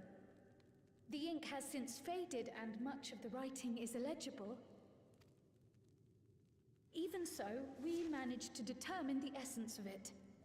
A request to investigate the Golden City, addressed to my grandfather, Galuf. Included with the correspondence was this earring. Which I've chosen to wear. A fairy tale and a piece of jewelry were enough to convince my grandfather to sail halfway across the world. So there is surely some greater mystery at work here. On behalf of the students, I've come to seek clarification on the matter. Have you any knowledge you might share with me?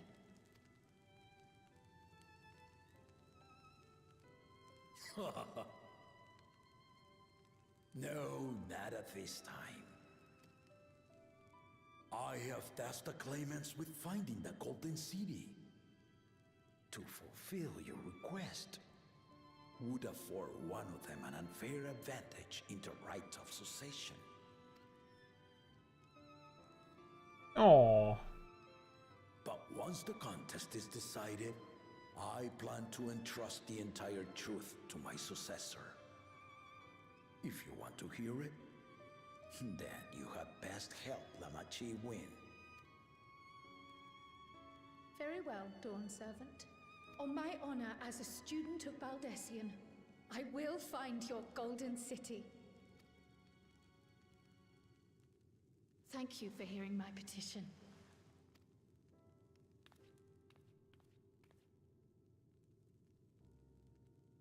Nodders.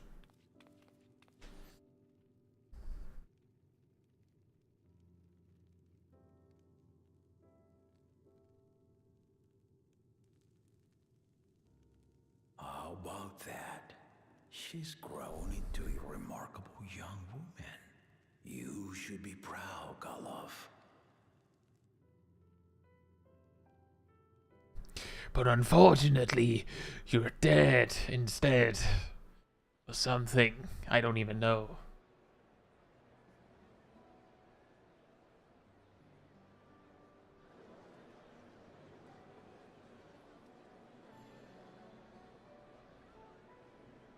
Too late to change your mind now, I suppose. But are you sure you wish to be part of this? Our third promise is not wont to take no for an answer. Though you may have agreed to help, I worry that you were swept up in her relentless enthusiasm. Or perhaps you've been lured by the glory of the Golden City. Either way, this contest for the throne will place you and yours at the heart of political turmoil. If you are second-guessing your decision, tell me now. This may be my last chance to help you withdraw.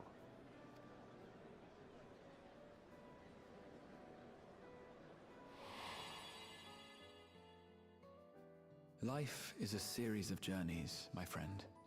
And there's no telling what awaits us on the long road. But what's important is to be true to yourself as you walk it. Only then can we hope to be content when we arrive at the end of one and step forward into another.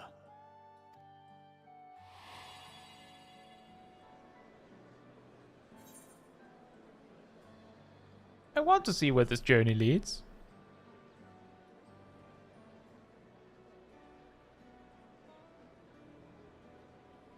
So you are committed to your path?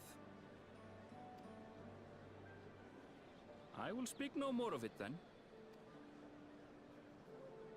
As for my own involvement, I can no longer conduct myself as a mere guide, I think.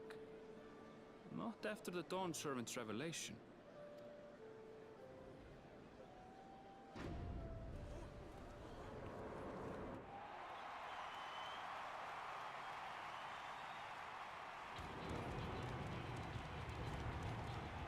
Here they come! It's Saralja! Such a fearsome mien. Make no mistake, there goes Tuliyollal's mightiest warrior. First promise, our village needs aid. The cold weather stunts our crops, and the children of our village go hungry. Once you ascend the throne, I beg of you, grant my people new lands, please! Saralja. Take heart, tiller of the soil. The resilient son, blood heir to the Dawn Servant, has heard your pleas. I like how we know that they, like, the ones with one face are like warrior people and the ones with this face are wise. And this guy who only has one head, of course, journeys with one of the other kind that is wiser than he and lets them speak for him on this matter so that he doesn't choose his words unwisely.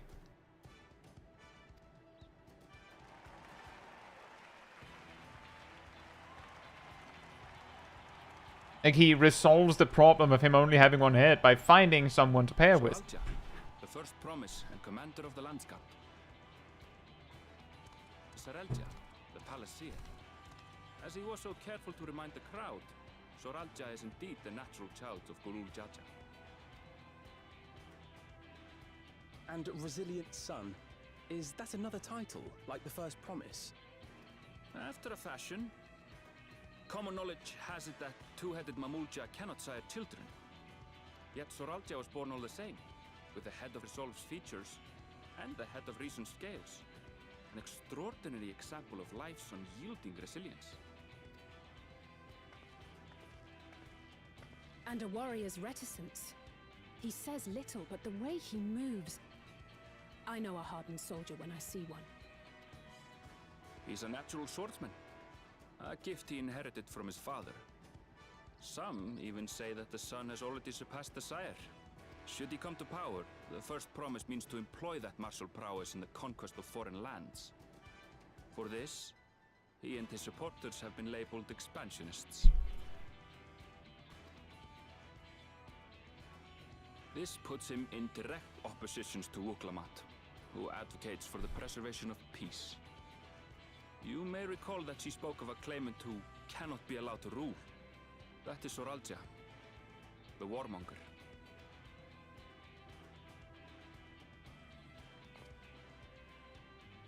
Cryon? Are you all right?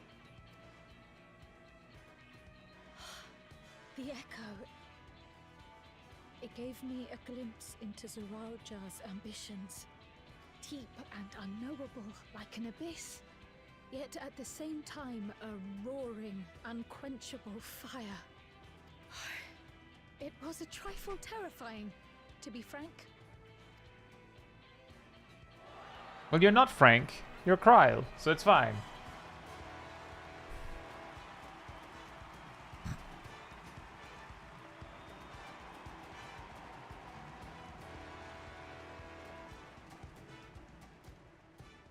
Second promise. You must bring us more marvelous conveniences.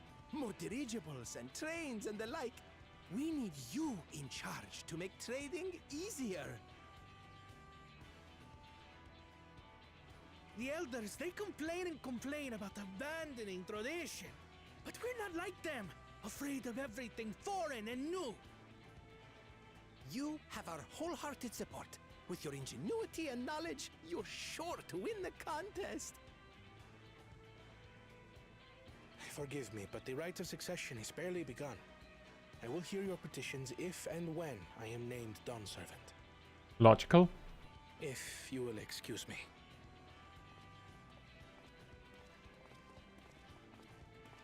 Plain spoken, as always.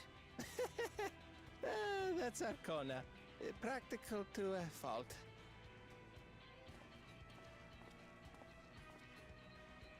Here we have Kona, the second promise, who spent time as a pupil at Sharlian's own studium. Now that you mention it, I think I did see him in the halls once or twice. There was nothing to suggest he was Turali, much less from a royal family. That was by design. He forwent his usual garb and took an Eorzean name to avoid attention. So it was Kona who introduced the dirigibles. And the railway too, given what we just heard. In furtherance of his goal, to enrich Tuliyollal with every bright notion he learned of in Sharlian. He is the hope of those who prize innovation. As aloof as he may seem, Kona and Wuklamat actually get along rather well. They bicker and banter as only close siblings do.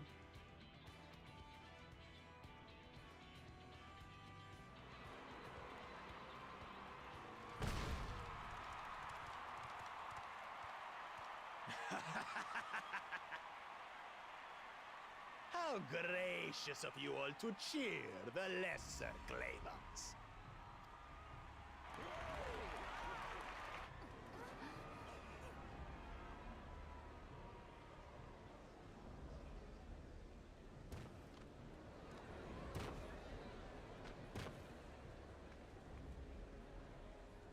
Oh, come now. What are you afraid of? I'm no different from your Dawn servant. That my kind should reign is Mamulja tradition, and has been so since before there was a Tuliyollal. I'll brush aside your feeble contenders, and then you'll see who deserves your theater.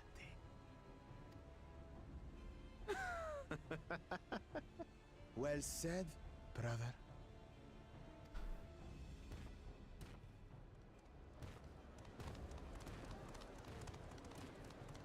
The Mamulja have finally found peace in Tuliyollal. I pity those fanatics are intent on keeping that tradition alive. The chosen of Mamuk, Bakul Jaja, winner of the recent martial tournament, and the only claimant not of the Dawn's promise. His strength is undeniable, but you see how he is. A few devoted Mamulja are his only supporters. Oh. What would he do with the throne should he win it? His policies and so forth. I doubt he's thought much beyond winning the contest itself. But one thing seems certain. If he does become Dawn Servant, he will see the Mamulja exalted as the ruling class, and all others forced into subservience. Oh, that sounds about right. based on how it's acting. Sounds like another that cannot be allowed to rule. There's a lot of people leaving now.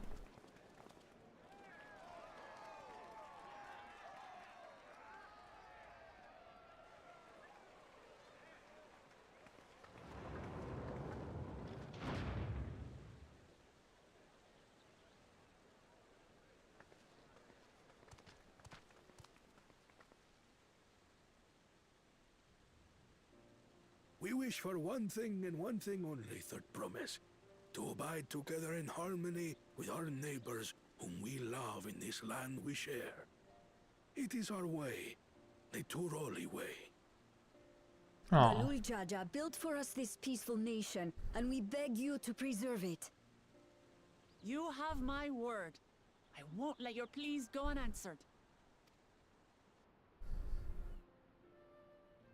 Until Tuliyollal was founded some 80 years ago, this continent was ravaged by war. The eldest among us remember that dark era, and they are Wuklamat's most ardent supporters. Apologies, it's hard to get away. This is Namika, my childhood nursemaid. She's been like a mother to me my whole life. I told her it wasn't necessary, but she insisted on seeing us off.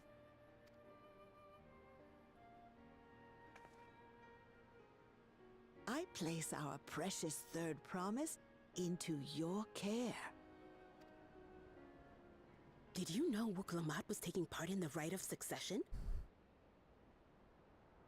Of the Dawn's promise? I thought it was only Zoralja and Kona.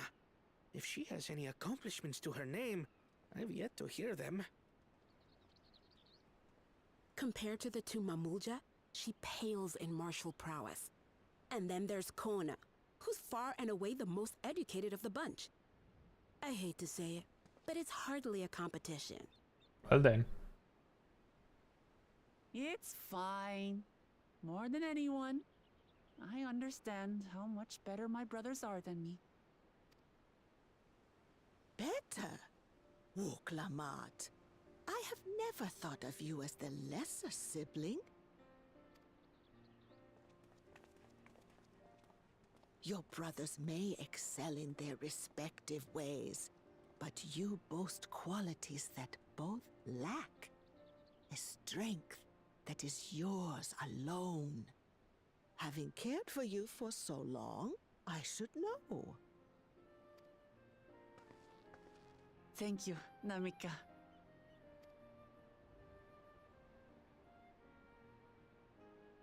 Well, we ought to be on our way.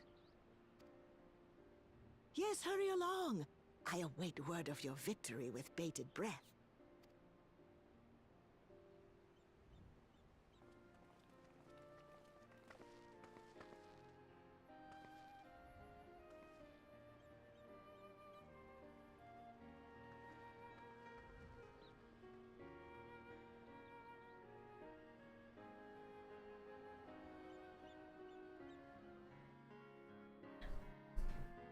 We have the first promise, who basically works primarily on strength, but he is smart enough to have an advisor. The second promise, who works primarily on intelligence. That's about it. The fourth guy, who works on strength and prejudice and racism, apparently. And then we have the third promise, who seems to work on charisma. That's what I'm getting. Like, of the four, she's the one who seems to be able to befriend anyone here. Well, so much for the brief reunion I had in mind. Papa is not one to waste time when he decides to act. I'm used to it by now, of course, but others are often caught off guard. In any case, we should talk about how we're going to find the City of Gold. All we have to work with are the 7 tablets and their connection to the Tuliyollal saga. Might I suggest first comparing the tablets against the pillars? We should check for any discrepancies between them. Good idea. Let's go and take a look.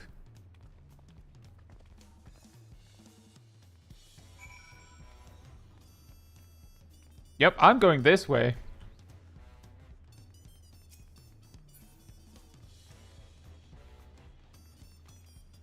Something, something foreshadowing. Yep.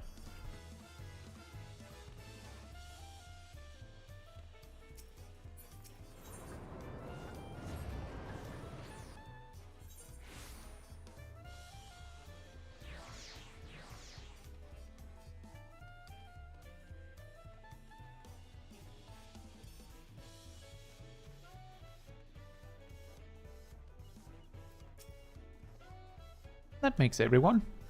Wuklamad, the tablets, if you would. Of course.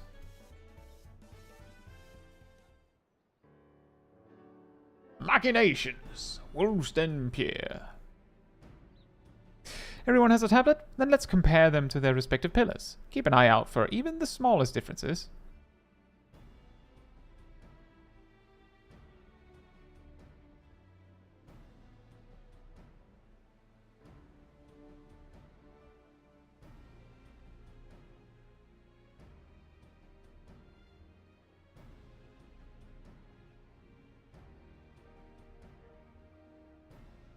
Mm-hmm.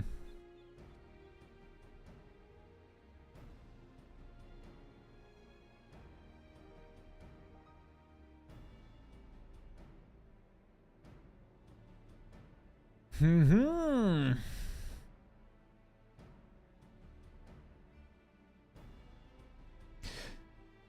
Unless I'm missing something, the glyphs appear to be identical. The only difference being that the tablets have hollows, where the keystones are to be fitted. So, now that we've established that the scenes are the same, where do we go from here? The Dawn Servant said we were to retrace the path he walked in uniting Tural's peoples, and that we would encounter 7 electors along the way. Then we have the answer here in front of us. Papa's path is all laid out in the Tuliyollal saga. Right, and the events the glyphs portray, do we know the exact locations where they took place? If one is close, we could go there and search for an elector. That would confirm we're on the right track.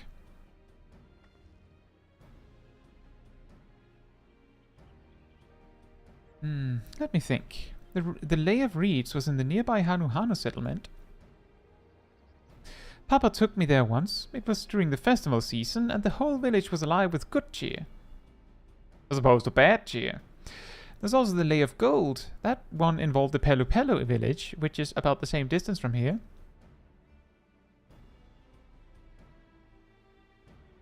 Before going anywhere, we should ask around about the road ahead.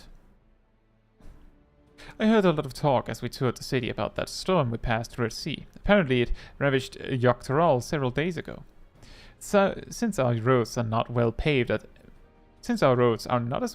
as Eorzea's, they're more susceptible to damage from natural disasters. If we want to avoid wasting time taking a dead-end trail, I suggest we spend a few moments making inquiries. If it's information we need, just leave it to me. I'll bring the information to us. No.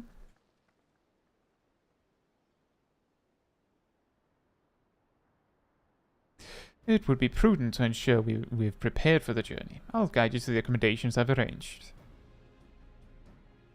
An inn? Mayhaps?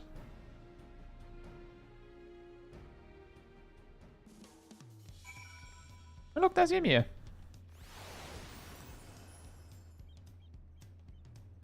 I feel like they weren't red earlier. Did they change again? That makes sense. With an hour to Fantasia's all as much as you like.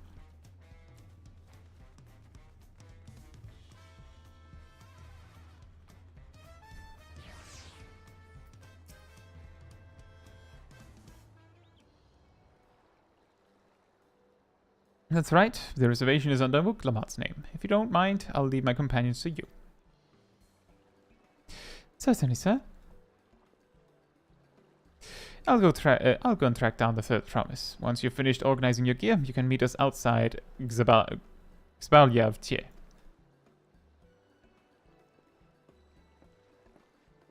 Was that the taco place? Greetings, visitors to Tuliyollal, and welcome to the Four Forard Cabins. Whenever you're ready, I'll show you to your rooms.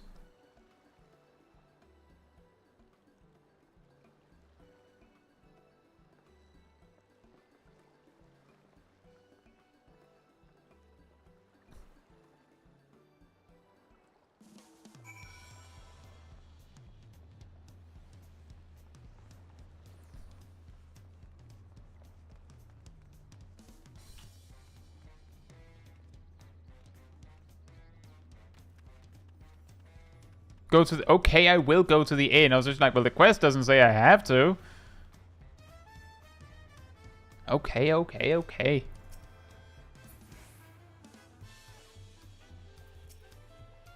Welcome back, madam. Will you be making use of your cabin? Yes, certainly, madam. Stay as long as you wish.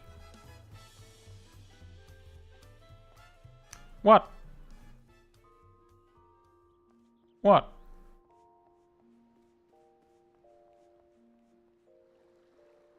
Nice. Anyway, was that it? It is nice. Very good to take pictures in. There's a lot more space to take pictures in.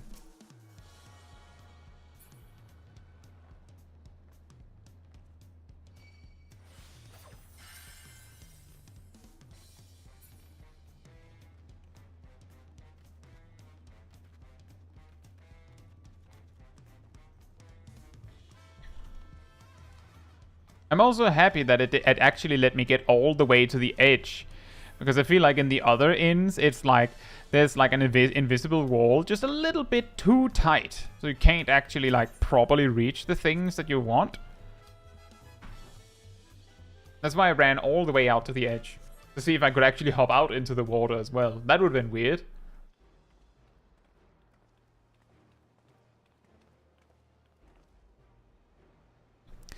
Trust you to be the keenest to head out, Caetsu.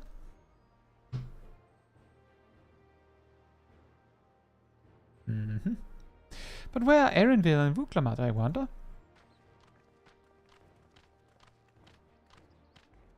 More friends. Oh, good. You're all here. Who might your companions be? Seeing as we needed information, I thought who better to get it from than the locals? These two hail from the villages we are thinking to visit.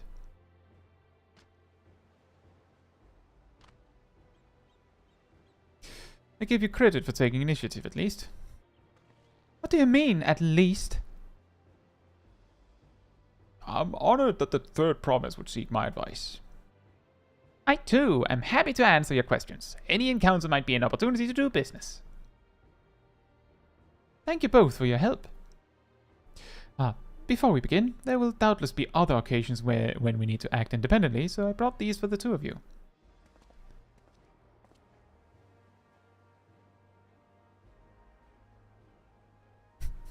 Drops it on the floor. Pick it up. What's this? It's called a link pearl, a gemstone harvested from a special shell. When linked together, they allow people to communicate across great distances. Is that so? What a handy thing to have.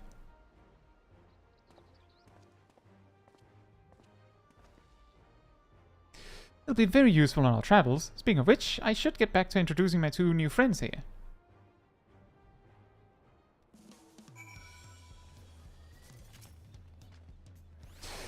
The Tuliyollal saga features a number of Tural's clans. Two of those, the Hanuhanu and the Pelupelu, have settlements relatively close to the city, so I brought a representative of each. As I mentioned before, the Hanu are a cheerful people who love their festivals. They make their appearance in the Lay of Reeds, and their home village... Oh, okay, Hanu.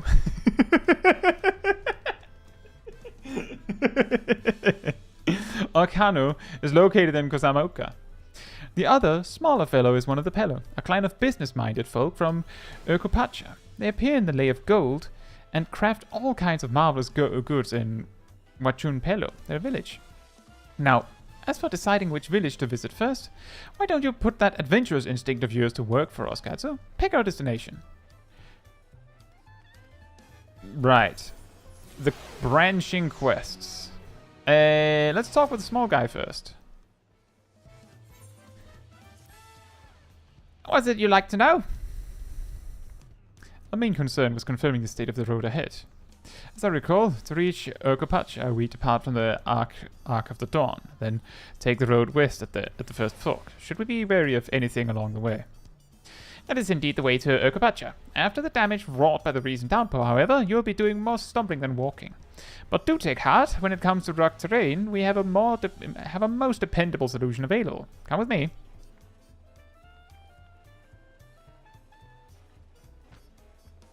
We'll be back to talk to you in good time, friend Hanu. Meanwhile, you can eat and drink your fill at Xpalia of Tie.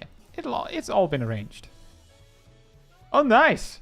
That's an awesome deal. Just hang out here, we'll get back to you eventually. Just eat, man. Just eat all you like. Is that... Let me just check real quick. Don't know what that unlocks. Don't care enough right now. It feels like something's finally happening. We can see side quests.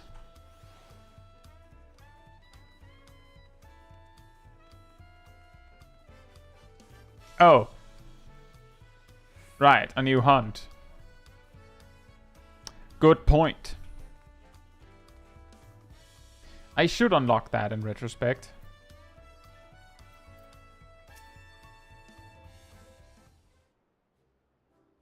I guess I'll figure that out later. May I introduce you to our most dependable companion, the alpaca. Dun dun dun.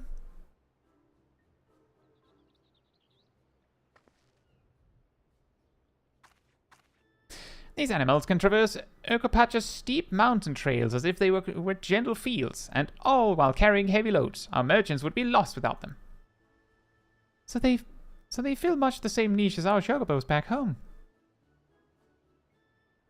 You don't have alpacas in Eorzea? Alpacas are native to Tural. Eorzea has its chocobos, and the eastern lands have their horses. Why go to the trouble of breeding another pack beast in a place which ill suits its qualities and where it is not needed anyway?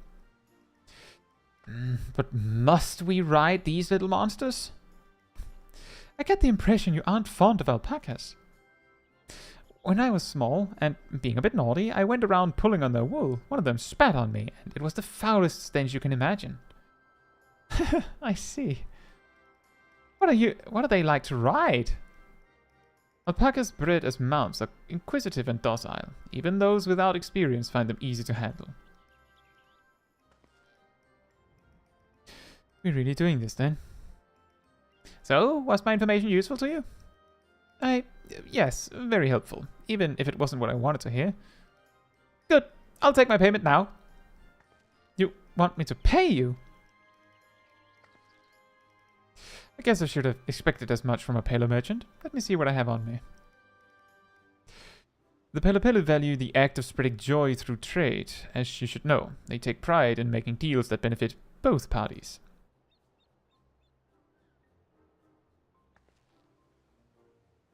Here you go, a fair price for your fair advice. Yes, I made a trade with the third promise herself. My friends will never believe this. I shall be on my way now. I wish you safe travels. Off you go then, and thank you.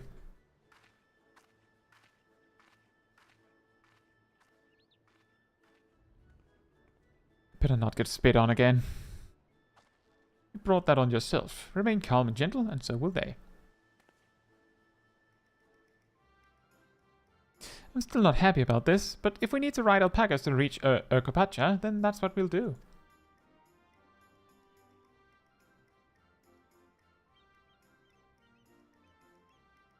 Vuklamat has learned about money, it seems. Yeah.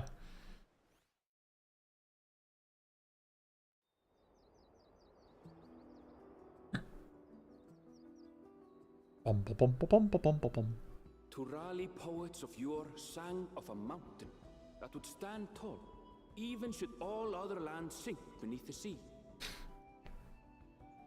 Indomitable and eternal, it arises from Urkopacha, the 100 peaks of time.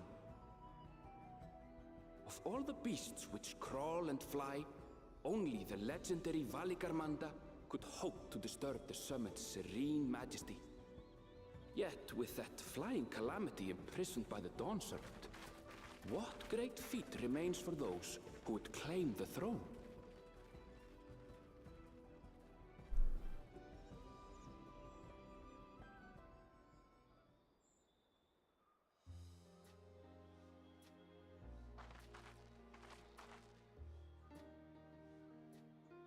So this is Urkopacha. I've never actually been here before.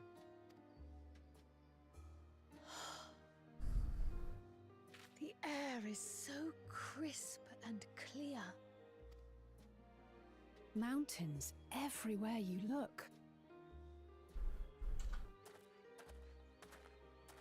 That one massive peak in particular has quite the presence. It puts me in mind of Som-Al. That is Workor Sormor, the tallest mountain in Tural. Its sheer height makes it an imposing climb. But there are other reasons the ambitious keep their distance. Oh? Do tell. Where to begin? Excuse me, but you're Wook Lamat, are you not? I hadn't thought to encounter one of the Dawn's promise here of all places.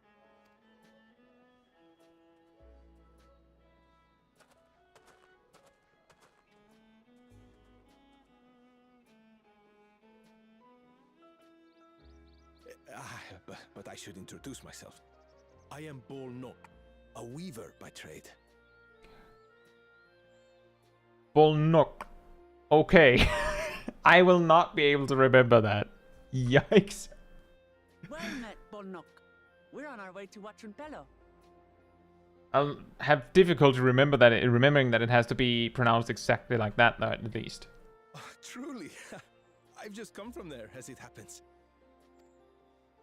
I'd asked the Pelu Pelu who sell me their wool to give me a tour of their alpaca ranch. The head rancher and I shared a bottle of mezcal while he explained the finer points of wool production. Mezcal, is that a local beverage? It's an Urkopacha specialty. A spirit made from distilled agave heart juice. Yes, and it must have done wonders for my mood, for I tripled my usual order of alpaca wool. They did offer me a discount, though, so it wasn't a bad deal in the end. But listen to me, boring you with my tedious stories. I will leave you before you are lulled to sleep.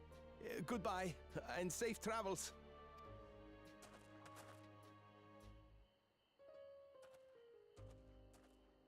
Oh, silly me. I almost forgot to say the thing I actually wanted to say. Relatable.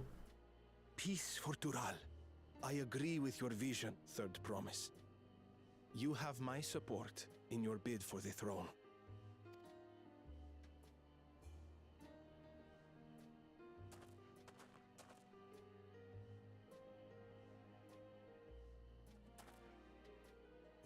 I gather from his tale we would be foolish to underestimate Pelu Pelu merchants. Yes, they do more than run the markets in Tuliyollal. Pelu Pelu peddlers can be found everywhere in Tural, traveling from place to place on their sturdy alpacas. They are effusive and engaging speakers, and many's the customer who's been talked into spending more than they bargained for. They won't find this customer so easily charmed.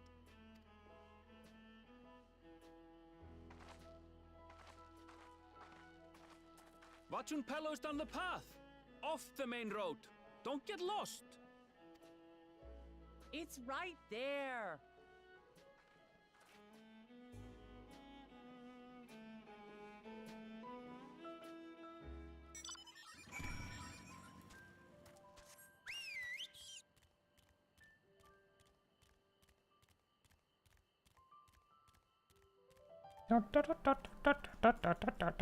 Hey.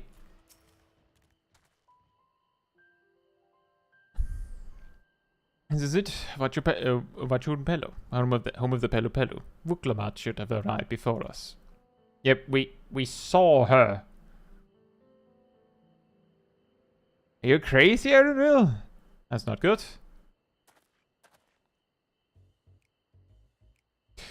You've come all this way for the right of succession. Oh, so this means I'm exchanging words with the future Dawn Servant. But please, the outcome is far from decided, but it is a possibility. How fortunate, then, that I deal in cloaks woven from especially luxurious alpaca wool. Such a garment would look magnificent when draped over the shoulders of our budding ruler. And a nation's ruler should dress her best for adoring people, yes? Finery for a finest lady, that's right. Come, third promise, my well-stocked shelves are but a few steps away. Finest lady? I like the sound of that. Alright, I suppose a quick look wouldn't hurt. What did we just talk about? Erenville, when did you...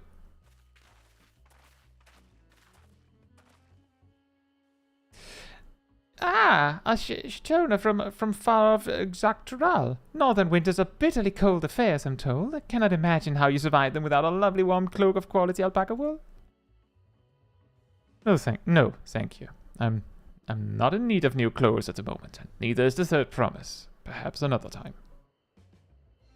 Of course. My shop door is always open. Is Erenville out dead now? Maybe. A little bit. Maybe. You were saying something about not being easily charmed. I was just... As I mentioned previously, the Pelu people live for bringing happiness through trade. They won't cheat you or sell you defective goods. They will, however, disarm you with their deft turns of phrase, and unwitting customers like Wuklamat fall prey to their affable approach time and time again, which also includes Estinian. Your only recourse is a clear and firm refusal. They won't pursue the matter should you make your disinterest plain. Valuable insight into the mind of the Pelu Pelu. Let us all take Erenville's words of caution to heart.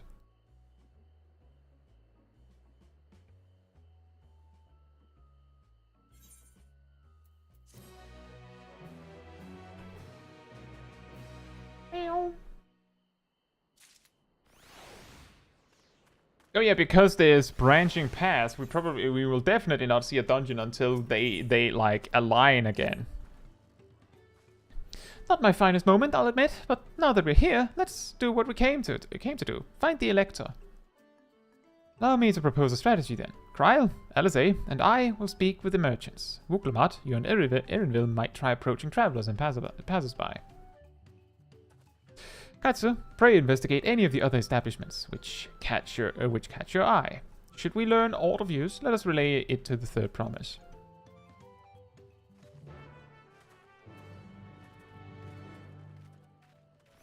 An ether ride! Let's go! Oh, also. Yoink.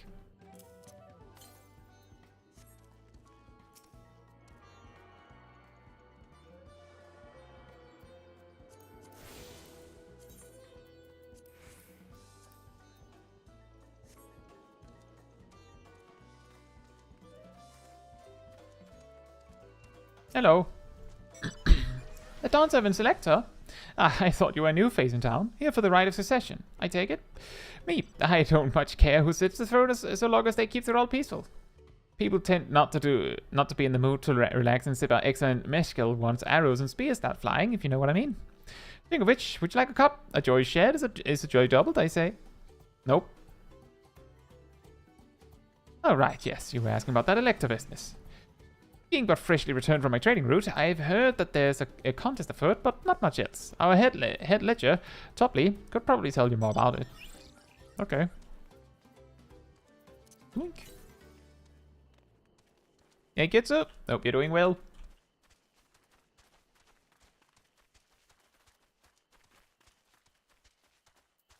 Hello. Electors? Oh yes, I've heard all about the Ragged Succession. They're looking to put a new ruler on the throne, eh? Personally, I'm rooting for Tural Jah.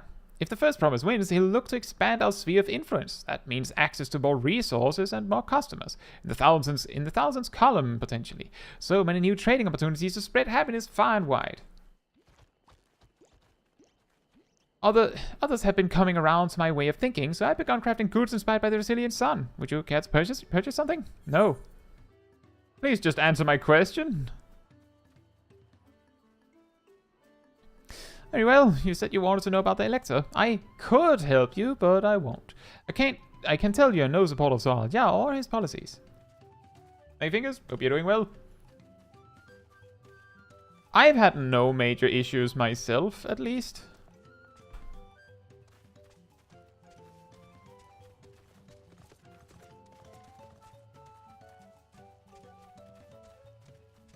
This Endwalker area looks weird. It's not an Endwalker area anymore. I love this person. This is already a good character. I don't care what happens next. This is a good character.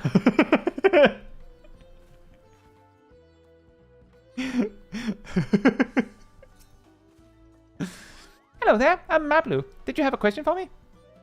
Yes. Sorry, I don't know about any electors. You should take a moment to see our prized alpacas before you leave, though. Oh, but be sure to admire them from a respectable distance. Get too close and our nervous darlings may be tempted to spit on you, and that stuff stinks. It happened to a visiting buyer not so long ago. Topley, that's the head rancher, was so mad at me for not giving a proper warning. No one makes a mistake without Topley noticing. He knows everything that happens on this ranch. See? Actually helpful person. Well, not really. Like, they didn't actually get us anywhere, but they didn't run us around trying to sell us something. They just warned us. As I said, good character. Of course they are. They're wearing pink.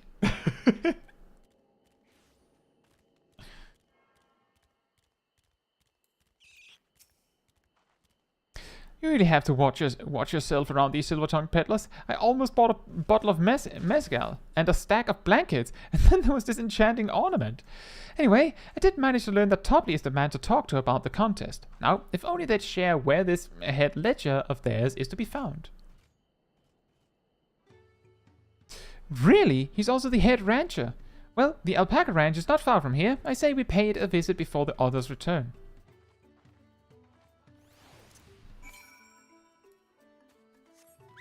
Let me just go and check for this ether current. A mob! Southwest. Mobs to fight. They're lobos. Ah! Run!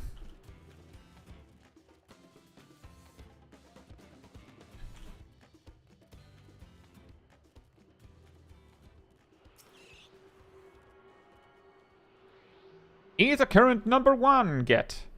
Yoinkers.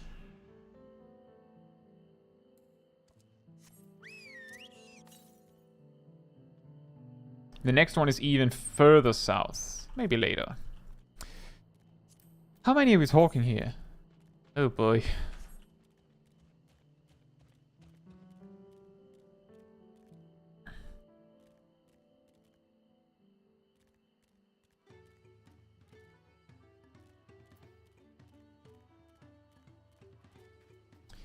Oh boy, oh boy, oh boy, oh boy, oh boy.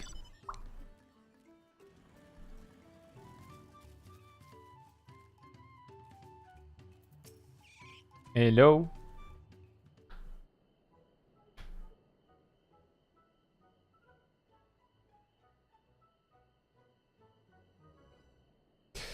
Ugh, that is a lot of alpacas. Still, we know the head ledger could be here somewhere. I can't let fear deter me. Not to say that I'm scared, of course.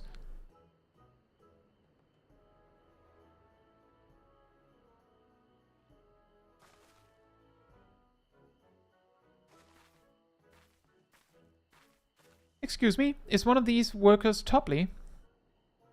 Topley? Oh, yes. He likes to mingle with the ranch hands and keep an eye on things. I can't tell you which one he is, though. You can't? Is this part of the contest? All I can say is that Topley often mentions his favorite pungent subject. He also can't resist a profitable trade, though who among us could, am I right? Still, if you bring him a very good deal, he might let his identity slip. Yeah, so it's like a game. Easy enough. All I have to do is offer Topley a deal he can't ignore. No problem at all. Well, wouldn't all of them do that? Well, maybe one problem. I don't think my purse is deep enough to pay everyone we think might be Topley. Let's ask some questions first to narrow down the field. Great. We can meet back here to share our impressions. That's hilarious. Wouldn't it be extra funny if Mablu was actually Topley? But they just introduced themselves under a different name? And like, yeah, idiot. Of course I'm the leader. Don't you see I'm wearing pink and the others are not? Well, obviously I'm not Topley. I mean, oops, I shouldn't have said that. You're meant to find out for yourself who Topley is, or if an elector is even in the village at all. Good luck.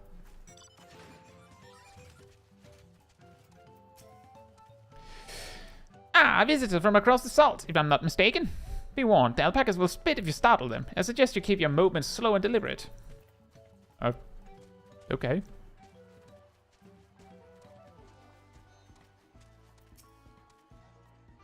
You think I might be Topley? Ah, well, maybe I am.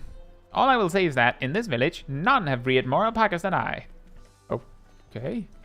Hello? Am I Topley? Yes. Yes, that's me. Excellent work from the Third Promise and her entourage. Sharp instincts. Shall we commence the rite of secession, then? That's genius. Yes, it's me. Totally, it's yeah, absolutely, it's me. I see we're both done with our interrogations. So, who do you think it is? I have my suspicions, but let's hear your pick.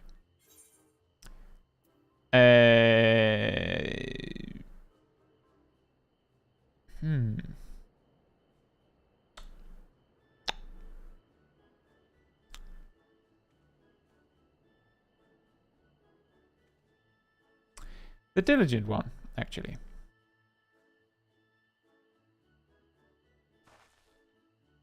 Ah, the workers so intent on stable chores.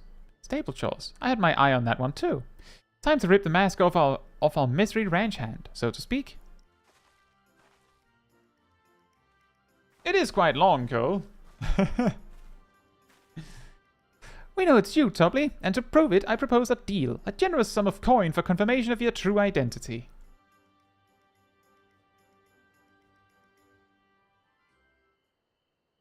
An offer I gladly accept.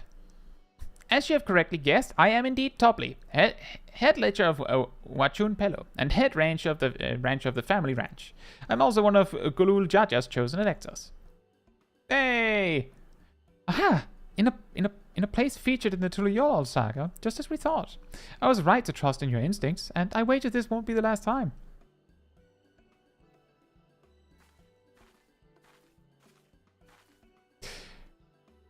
She found you out fair and square, Topley. And I'm glad she did. Would have been a pity had her bid ended here.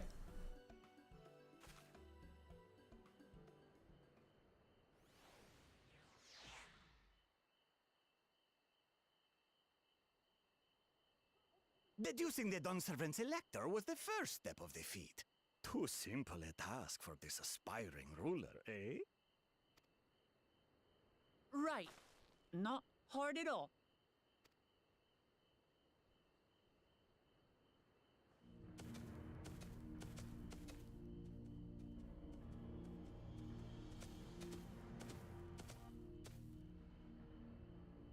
Zorolja.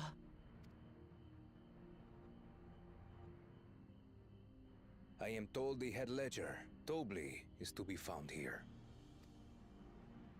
You have to guess which one of us is Topley. That's part of the test.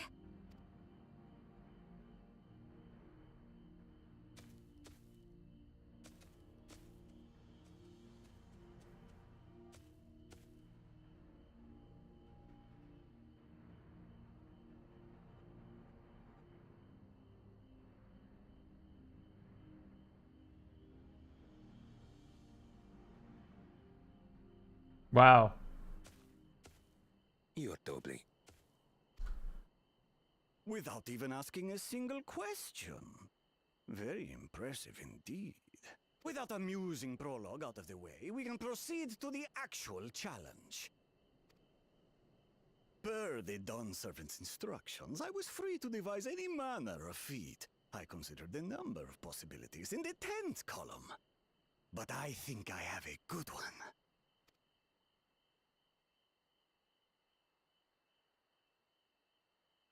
You must go forth and capture for me an alpaca.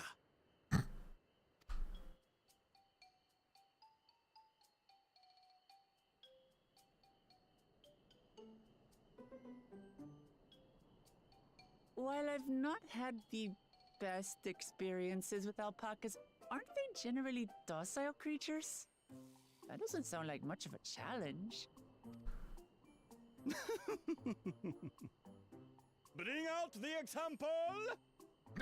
The example, is that its name?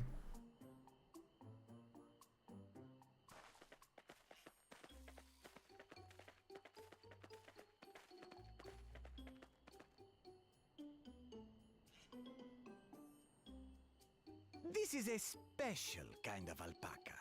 Would you please approach the animal, Third Promise?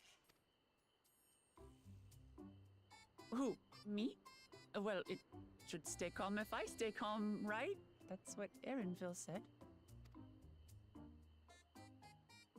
Are you calm though?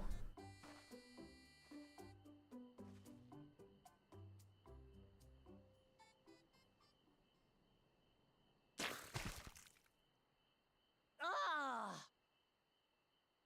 The little monster spat on me! Ah, oh, that stinks. I can't.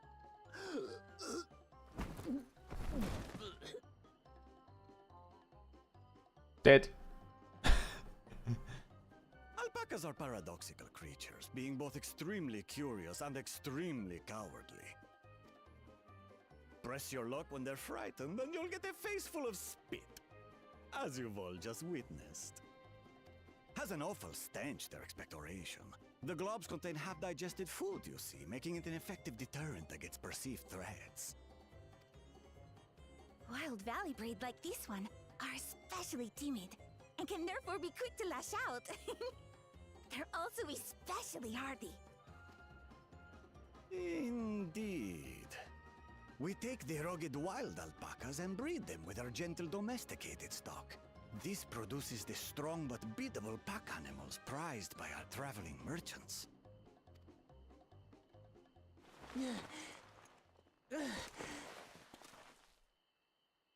That's all well and good, but did I need to bathe an alpaca spit for you to make your point? So, the task is to catch a wild alpaca. That is correct. But be warned that it is a feat easier said than done. I suggest you prepare well before you enter the valley where the creatures dwell. And by you, I mean the claimants only. Allies are not permitted to assist with the catching. The alpacas will help me judge which of you is worthy of receiving a keystone. The alpacas will. Wonderful. So I'm to chase down a fluffy, spitting demon, and that somehow proves I'm fit to rule? As I said, the Dawn Servant granted me the freedom to decide my challenge. And when you reach the end of the rite, I dare say you will understand why I chose what I chose.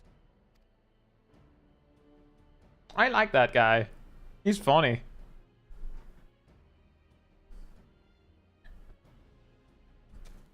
Very well. This won't take long. Wait!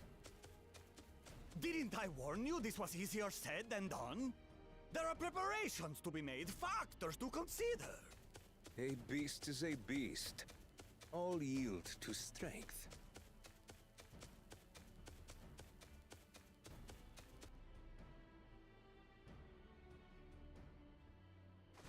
So far, this experience has done absolutely nothing to improve my opinion of alpacas.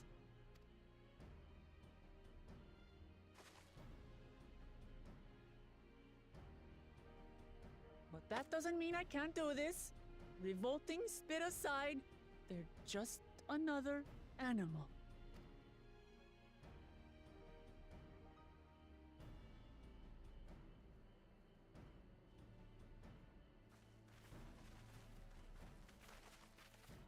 Are you all right, Orclamat? We thought we heard you scream. And then we walked. The third promise does not scream. It was more of a startled yelp. We heard you scream, so we came slowly towards you. Scream, in other words.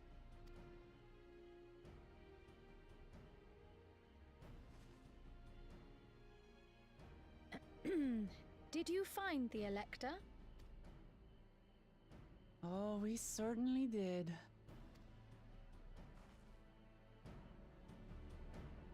I'll be behind you, being the elector and all. Quack. Dark masks. Ooh.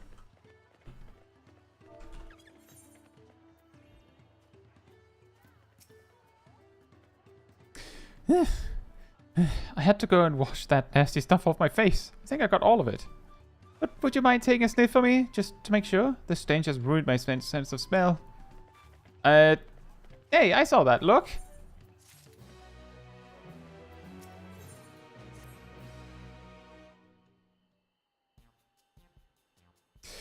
As Vuklamat helped demonstrate, the valley alpaca are wary of people. Getting close enough to catch one will not be an easy task. You might have warned me about that earlier. I have enough trouble with tame alpacas. How do you expect me wrangle a wild one? With the proper saddle, we infuse the leather with a relaxing scent that soothes the spitting beast. Wonderful. Get me one of those then. Have you perhaps forgotten we are a clan of merchants? If you want a taming saddle, then you'll need to find a saddler and make them an offer. They don't come cheap, of course. Crafting a saddle will cost you the equivalent of 10 pel. In the thousands column. You mean 10,000 pel? I don't have that kind of coin. Okay then. Converting to gil, that comes to around 1 million or so. Mayhap if we all pitch in. My character just standing there like, yes, if we all pitch in. Hiding a 47 million gil. No, this is my feat to accomplish. I wouldn't feel right about having others pay the cost. I'll find the money, somehow.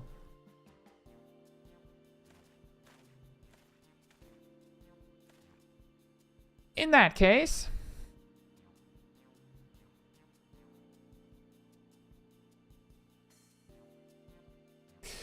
that basket of wool is worth the sum you paid me earlier. 1 pel in the hundreds column. Beginning with the wool, you can trade for ever more valuable goods until you have something suitable to bargain with for the saddle. That's a nice gesture, but you think I can turn 100 pel into 1 million? That's 10,000 times more.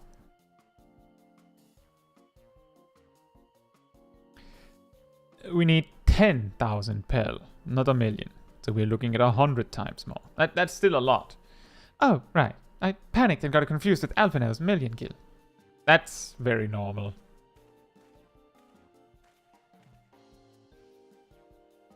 I'm not so sure about this trading idea. You were almost talked into buying a cloak you didn't need mere moments after you arrived. But I hate it when you're right. Then let me help you with your deal making. Oh, hello again. Maplu, I work here as a ranch hand, but I've also learned a lot about the peddler profession. If it's alright if I aid them now, yes? I guide the claimants towards the first step of the feat, like you asked. As long as Vuklabat goes alone to capture her alpaca, she is free to accept assistance from whoever she likes.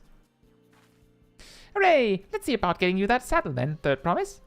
See, I told you! Good character! I don't know why you made your offer, but I could use an ally with a beak for bargains. Welcome aboard, Maplo. Haha, a beak for bargains! Should the rest of us stay behind, perhaps? It may be easier to haggle over prices without so many voices chiming in. Yes, stay here and pitch in with the ranch work. With Maplo gone, I'll need extra hands to tend to the alpacas. Gladly, although, Caetsu, I think you should go with Wuklama. You've seen markets and bazaars the world over and surely have sage advice to share. Oh no. No, not me! In that case, you should also hold on to the alpaca wool. If it's misplaced or soiled in some way, you'll have nothing to bargain with. As if I'd do such a thing, but I'll leave the wool with Caetsu anyway. Better to keep my hands free. Just drops on the floor. To begin, I suggest we try trading the wool to Havli, this saddler. He won't agree to the deal, of course, but it'll give us an idea of how much he'll accept for his wares. Interesting.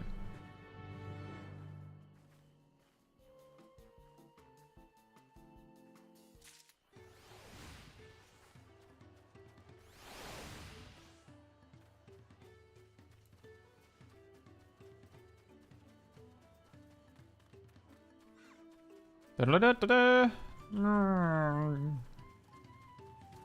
bleu. Le bleu.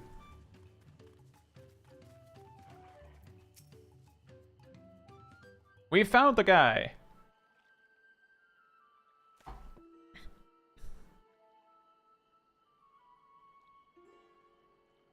Something I can do for you? We've come to bargain. I need one of your special taming saddles to catch a wild alpaca. A saddle, is it? And how will you be paying for it? With this basket of fine alpaca wool.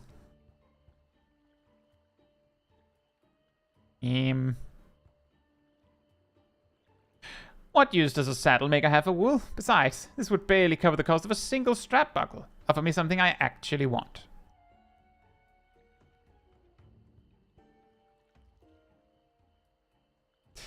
And what might that be? Mezcal. I like to nurse a cup at day's end while I inspect my finished work. Bring me a jug of quality stuff and you've got yourself a deal. This bodes well for us, third promise. Such mezcal can be had for only 5 pel in the thousands column.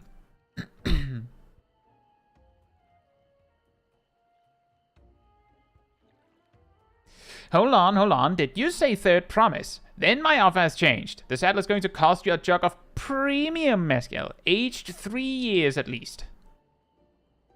3 years? That stuff is valued at 10,000 pel or more. Why have you doubled the price? Because I must support the man of ambition who will see my business prosper. Tural will go to war and his cavalry will need saddles. Lots of saddles. It's not personal, third promise, but I won't sell you my craft for anything less than my asking price. So anyway, about calling you the third promise, maybe you should stop doing that?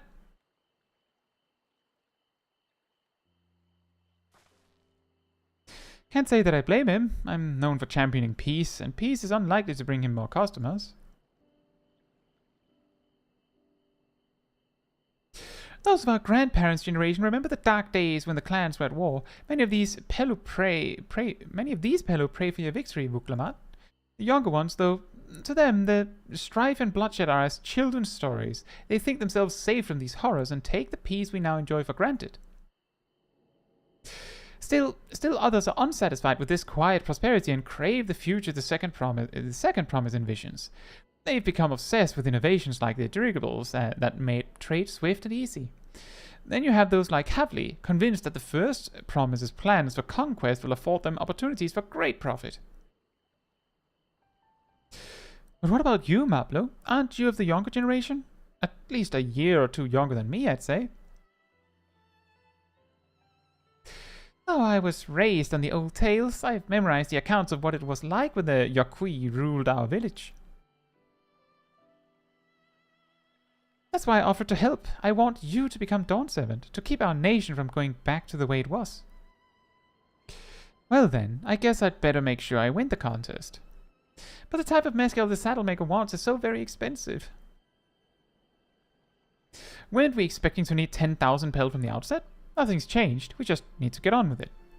I may not have a head for trade on the trade or the stomach for alpacas, but I won't give up with a piece of Tuliyollal on line. Then neither will I. We will make you Dawn Servant. Aiming for that 10,000 pel jug right away will only bring us failure and frustration, so let's first try exchanging the wool for anything even a touch more valuable. The trick is to find someone who needs alpaca wool and is willing to trade at a loss to acquire it. Someone who supports your bid for the throne, for instance.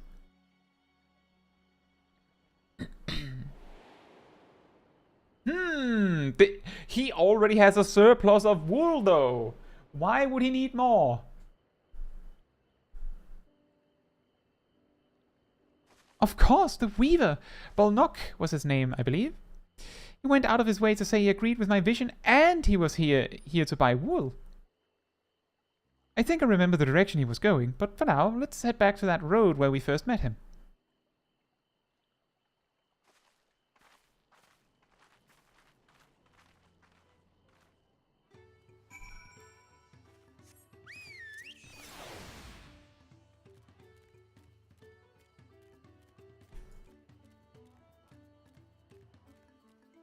That must be chaos, just living in a town of like... Oh, wait a minute. That's basically mini Uldar, come to think of it. It's just mini Uldar. And yet also mega Uldar, because the scheming traders are twice as tall. This is the spot. After Bolnock talked to us, he walked off to the south. Then he was probably going to Ukuvlu's inn. Most visitors to Machunpelo end up staying there. Let's go and check, shall we?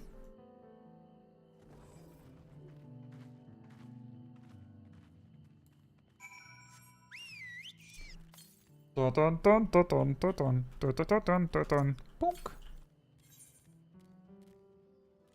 You have a point, Cole. This is a long quest.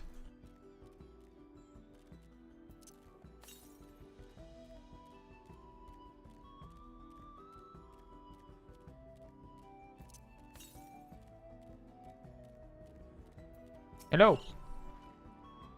Can I have that basket, Caetsu? Basket of standard quality wool you received from Tupley, worth 1 pel in the hundreds column.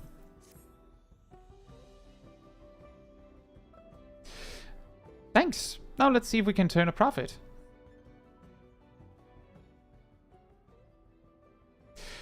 Well, Nock, I'm glad we found you. Are you interested in making a trade? That promise. You wish to do business with me? Might I ask what this is all about? Well, you see, I need a lot of money. And fast.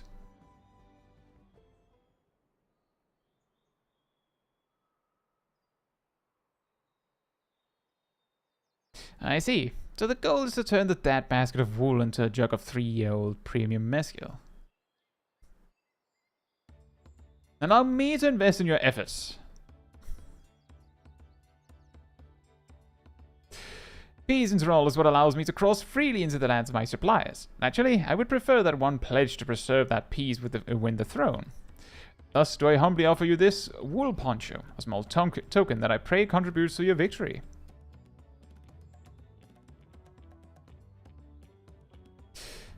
Oh, that's fine craftsmanship. A garment that would easily fetch 5 pel in the hundreds column.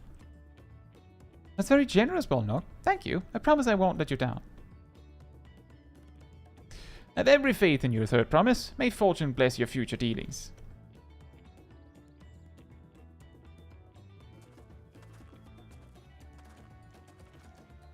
I can't believe you quintupled your investment with your first deal. You're off to a spectacular start. Only because Caetsu remembered our weaver friend, all I did was hand over the wool. That's not true. The connections you build with people are vital. This is one of the most fundamental precepts of training. One which you've instinctively mastered. You think so?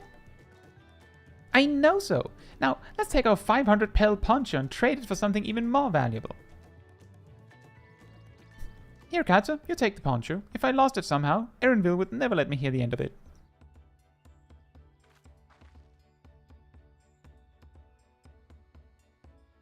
All set. Our next deal is waiting to be found.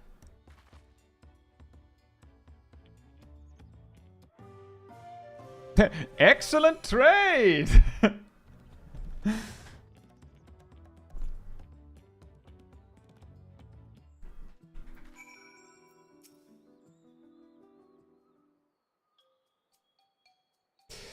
Leveraging connections is a sound strategy, but we should also consider supply and demand. An individual in urgent need of a good poncho will offer more than a merchant simply looking to stock his shelves. That makes sense, but how do we know if someone needs a poncho? They aren't wearing one?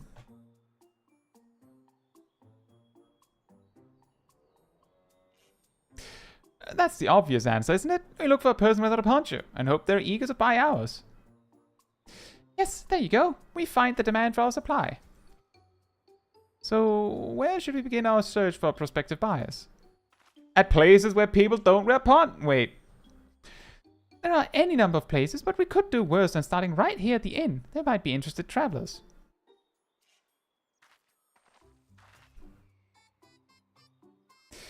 Who here needs a poncho? A lot of Mamulja hardly wear anything to begin with. Those are probably Landsguard or sellswords. Mamulja who soldier for a living prefer not to wear much above the waist. It hampers their movement.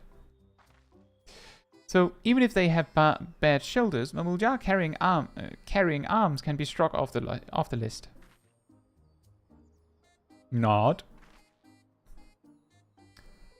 So not that guy. Not that guy. Not that guy. Wait, actually. Yes, he does have a weapon, so that guy. This one's already fully dressed. An artisan or peddler, perhaps. Come to rest after visiting Vachun Pello, like Bolnok. Would be my guess.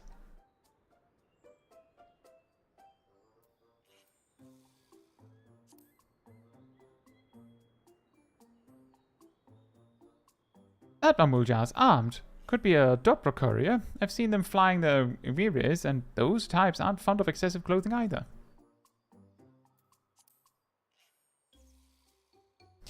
Let's see. No coat or cloak, but also no weapon. Oh, we might have a winner. He thought he had a weapon.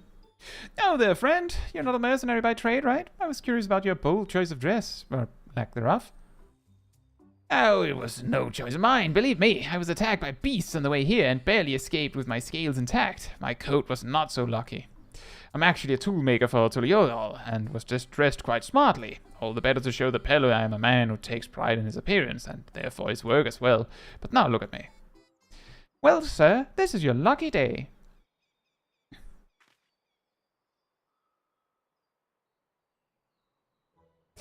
What a splendid poncho. This would be the perfect replacement for the coat I lost.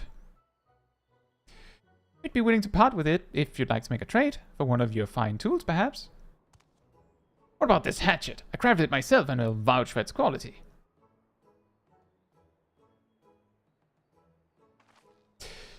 The blade looks sharp. The haft well made. I'd value it at 1 pel in the thousands column.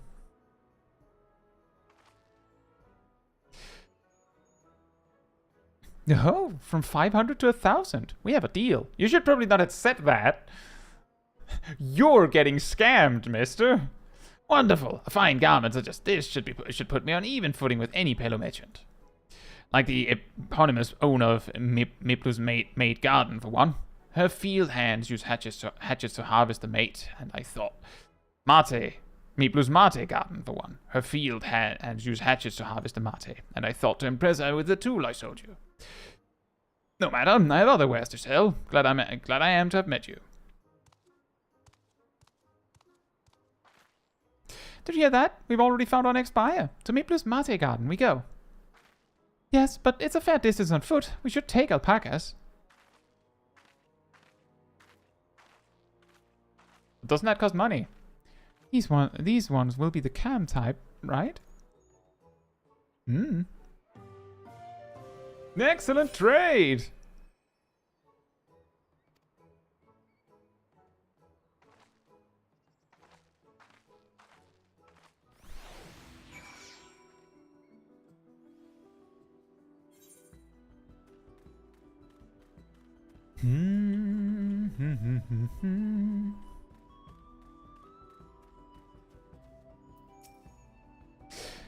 Well done recognizing that tool maker as a potential customer. If you have a mind to change professions, you'd make an excellent merchant.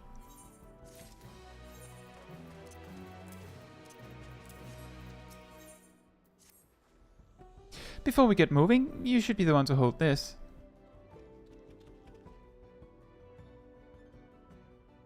With that, I suppose we should hop on the alpacas Maplu has so kindly provided. Ready to go? Let's mount up. Yes.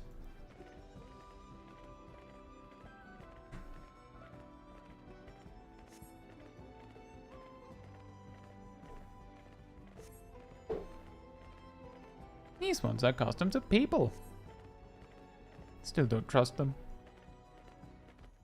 You have a knack for riding, no matter what you say. Without our alpaca friends, we Pelu would never become traveling merchants. Can you imagine walking all the way across Tural?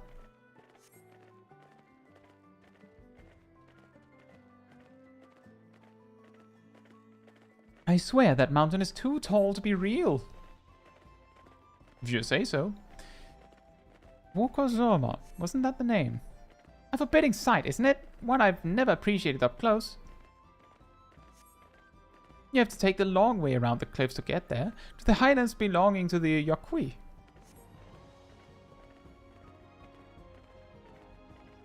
Well, this is an easy way to explore a map. So Maplu, you said you were learning about the peddler profession. You don't care for ranch work? No, I love it. I love working with alpacas. But becoming a peddler has always been a dream of mine. It's just, I'm not sure I have the talent for it. If I can help you buy the Taming saddle, though, then it'd be proof that I can do this after all. In that case, you'd best get ready to be a merchant. Look, we're almost there. Really? Oh yeah.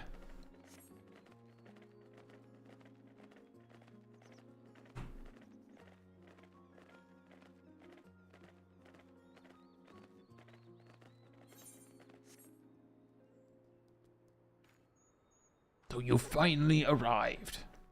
Okay, that's a weird angle. Just floating axe. We made it, and without a single smelly incident. I sent the alpacas back to Ikuvlos Inn, so we'll walk along the main road when we return to the village. Speaking of roads to travel, you were adopted by the Dawn Servant, weren't you, Third Promise? That I was. Then perhaps you understand. I was an orphan too, you see. Topley took me in. He took in all the ranch hands, actually. All of them. Yes, and everyone works hard at their chores, grateful for the opportunity to repay the head ledger's generosity. Yet here I am, the only one wanting to go off and be a merchant.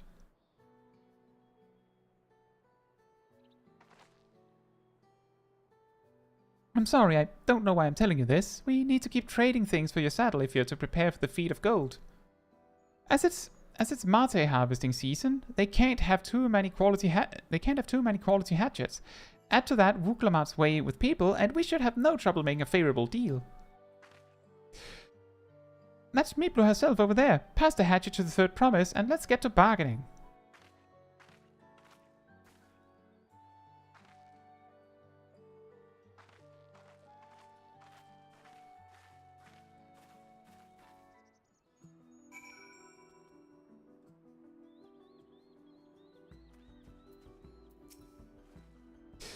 You have that little axe for me. Finely crafted hatchet you received in trade for a wool poncho, worth 1 pel in the thousands column. Thanks. Now let's see what we can get for it.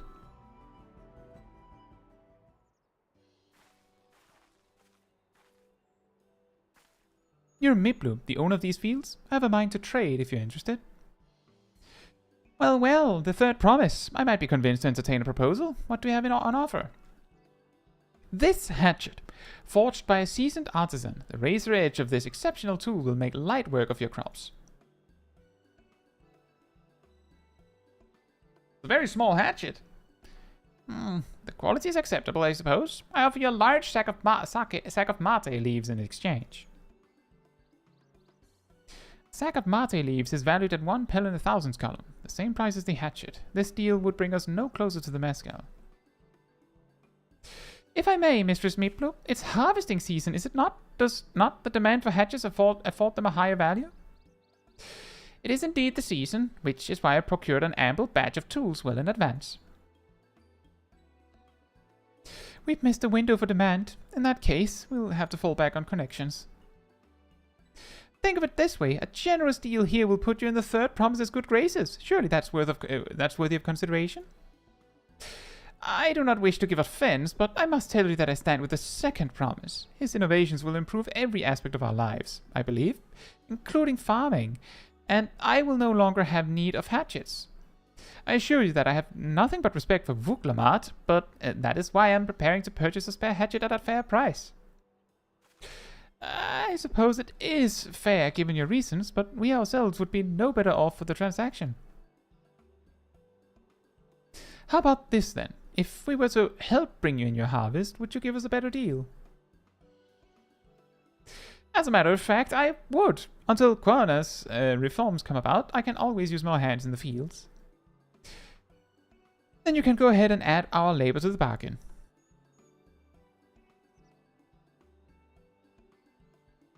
Added value to tip the scales. How could I have forgotten one of the most basic rules of trading? You can rest here if you like, Mablu. Caetsu and I have mate together. Oh no, I'm helping too. Off to the fields then, and mind you pick the healthy leaves. I'll take 5 good bundles from each of you. How does this change the price exactly? You didn't say what you're going to pay instead. Some real content alpaca riding. Yeah, the real mistake here is that there is no, like, mini-game for it or anything. Oh. It's immediately to my west. Where?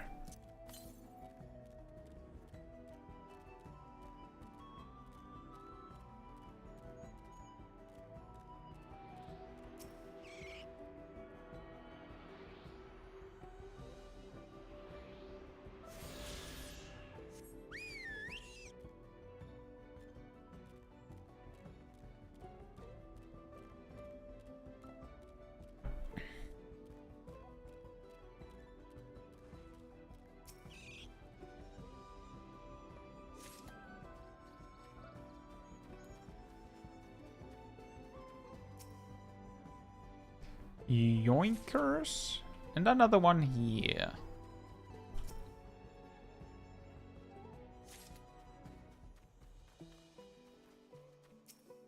I just want to point out real quick that we've been at this MSQ for like nearly 3 hours and I've yet to fight anything.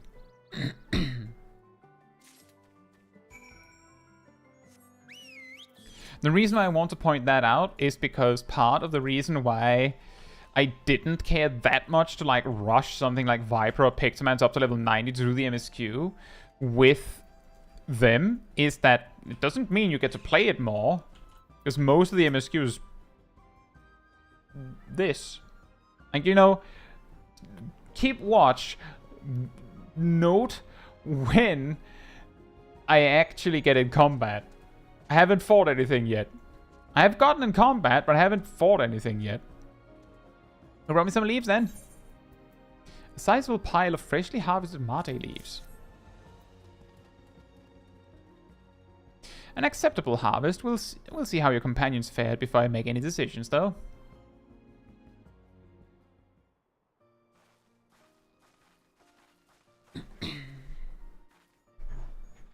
Here, we brought our share as well.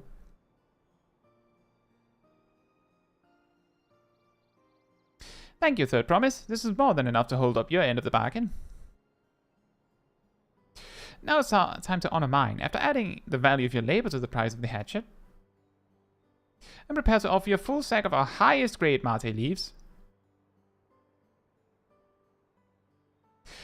Premium mate, bought at the shop. 1 sack of those leaves would cost no less than 5 pellet in the thousands column.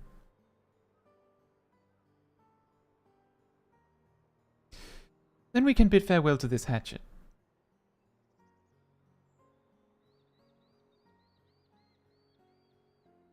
I'll give it a good home. Talk of the contest aside, I'm glad we could come to a mutually agreeable trade. As am I. All the best with the rest of your harvest.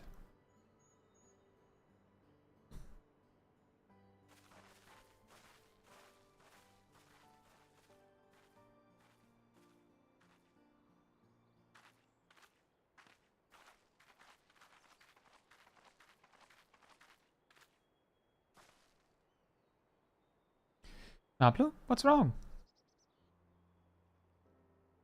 It's as I was saying before. Even after everything Topley's done for me, I'm planning to abandon it all and become a merchant.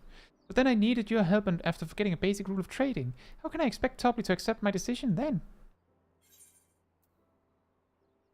Have you mentioned your plans to leave? Not exactly. I wanted to prove I could succeed as a peddler before I declared my intentions. I seek to follow in my father's footsteps, but not because he expects it of me. I want to preserve Tural's peace, and becoming Dawnservant happens to be the best way to do it.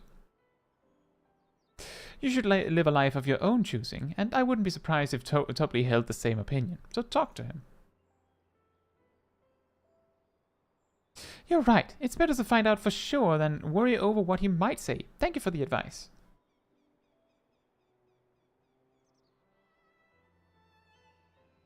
But first, we have a saddle to buy. I want that success under my belt so I can be sure of my decision. What's next then? We try to trade all tea leaves for something halfway to 10,000 pel. No, I think we're close enough now. I say we go straight for the premium mezcal. Bargain our way into double the value, eh? Think you can do it? Trust me, I will make this trade work. I admire you, Third Promise. That you're holding your own against such strong competition for the throne is inspiring. Am I really holding my own against Ghana and Soralja?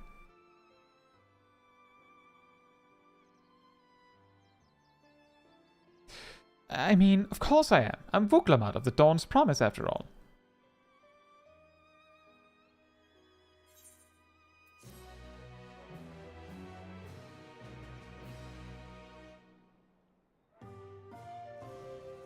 And that's good news, girl.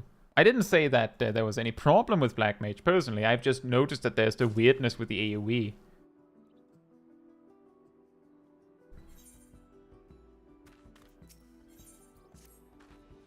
Before we go, let me give you the Mate leaves. I don't need to risk proving Erenvil's point.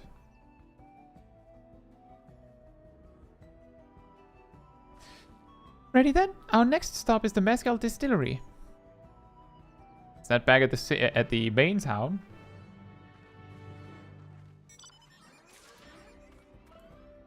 In regards to what you're saying, Jonathan, the thing is, for me, I would actually like to experience the story myself. I would if I wasn't streaming it, I would probably have gone somewhat faster through it because I'd just skim a lot of the text and just go on. But it's fine.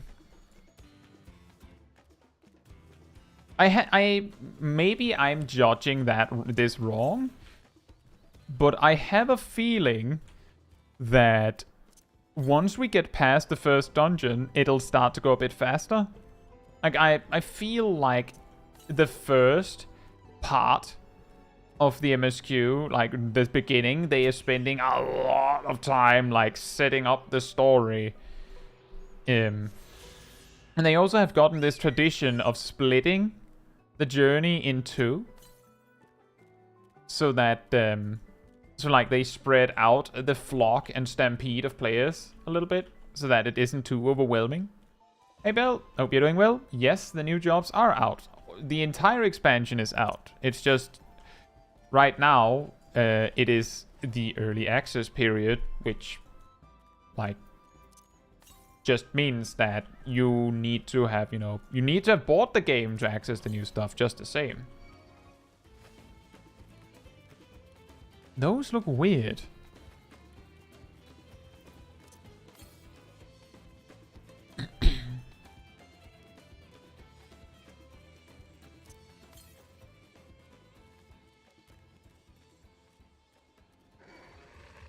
Yep, the whole thing is out. Where are your swords? I'm playing Black Mage. Swords are here and here.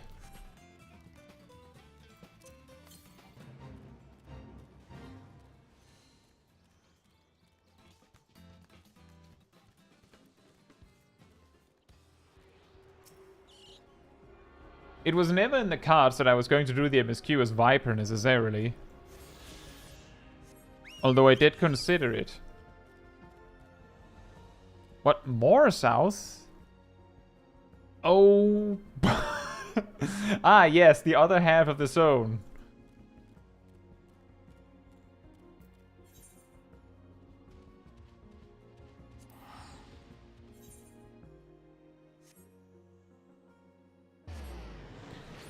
I got the mount, this mount is gotten through the store. I didn't buy it though, I won it in a contest between friends. But it is from the Morg store. We'll want to speak with a man by the name of Gobley. Even among his fellow distillers, he's regarded as a master of the craft. He knows the value of his product, so if we're to convince him to trade for twice what the leaves are worth, we're going to need targeted information. That means asking around and taking in the gossip. If you could talk to people here in the distillery, Caetsu, perhaps Vuklamat could do the same at the village entrance. Meanwhile, I'll head to the north side and see what I can learn.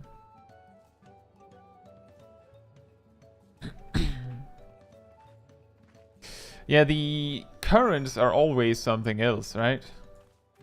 Hey, Rablu! There's not much I can say about Gobley, but I can tell you what Gobley's been saying.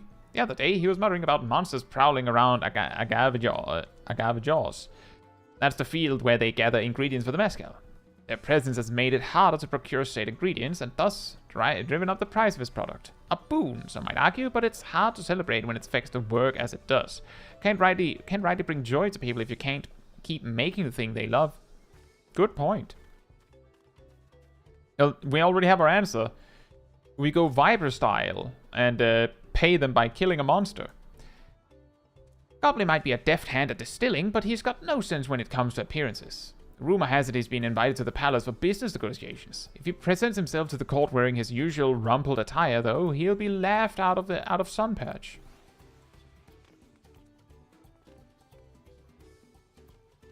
Oh, there. Me? I'm a chef from Tuliyollal. I often come here to buy Goblin's mezcal, the finest in Tural, according to my customers. He always brings out a jug during our dealings, but I can't handle the stuff too well myself. I take small sips, not wanting to be impolite, you understand, but still end up so addled as to agree to whatever price he quotes me. It would be nice to have less potent refreshments during such conversations, else I might have to seriously reconsider our arrangement.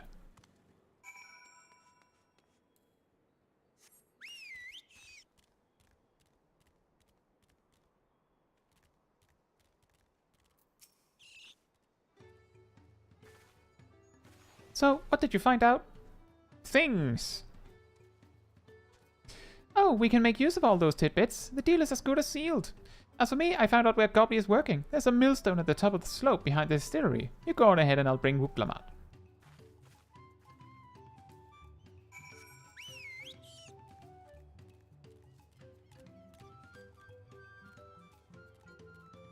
Up we go, up the slope.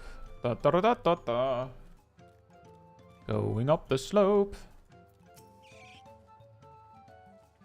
You have business with me, ma'am? Why don't we talk down below so as not to distract the alpaca from his work?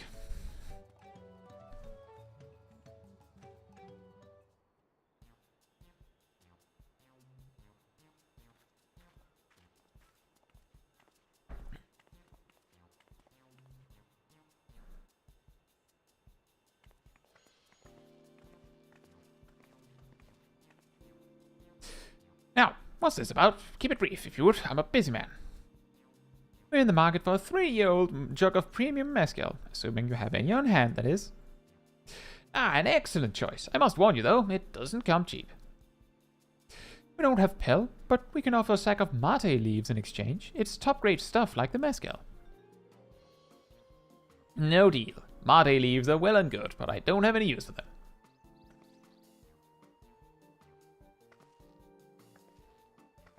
No deal? Just like that? Still, I'd hate to send you away empty-handed. Why don't we sit and chat a while over a cup of mezcal? Now the real bargaining begins. Which of our cards do you want to play first? The monsters in the agave fields.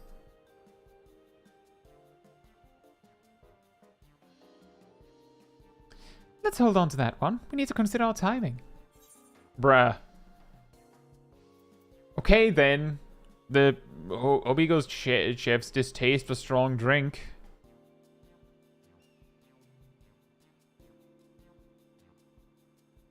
Correct!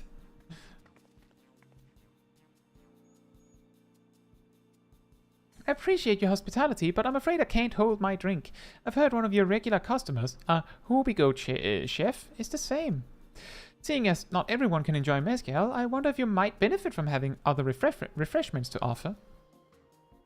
Something like mate tea, for instance? And brewed from the finest leaves, of course. Ugh. Ah, you're right. Absolutely right. I had noticed a growing reluctance on the part of my Hobigo friend, but did not realize I myself was to blame. I must endeavor to be a better host. Still, even with that added value in mind, no sack of leaves is worth the mezcal you're after.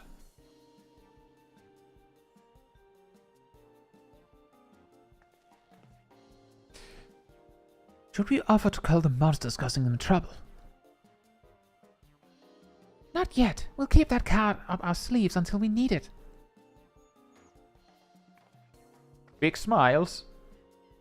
As I expect you're aware, the rite of secession is currently taking place. That's why the third promise has graced us with her presence. When the contest is decided, the subsequent ascension ceremony and banquet will be a prestigious affair. If your mezcal were to be served there, it would bring your distillery immeasurable fame. Wait, could it be that your rumored invitation to the palace is to discuss that very possibility? As a matter of fact, yes, I must admit I'm still reeling from the abruptness of it all. It would be a great honor and opportunity if I can secure the deal. Well, I should think your exceptional mezcal would speak for itself. That said, there's no such thing as being too prepared, and first impressions last. You'll want to be wearing your very best when you walk into Volokshunsa. It would be such a shame to miss this chance of a lifetime supply for want of proper garments. We don't have garments, Mablu. We're not trading garments. What's your point? And it would. Are you saying you have garments to offer? Something ideal for court? We have no garments on hand, I'm afraid, but we can provide you with the next best thing. An introduction to a weaver. His name is Bolnok, and his works are highly regarded in Tuliyollal. Wow, okay, that's pretty genius. We'll sell you information. As a supporter of Vuklamat and keen observer of palace politics, he will doubtless be happy to guide you in the selection of an outfit to fit this golden occasion. That is certainly a tempting proposal, and one of which I should like to take full advantage, but the scales still aren't quite balancing.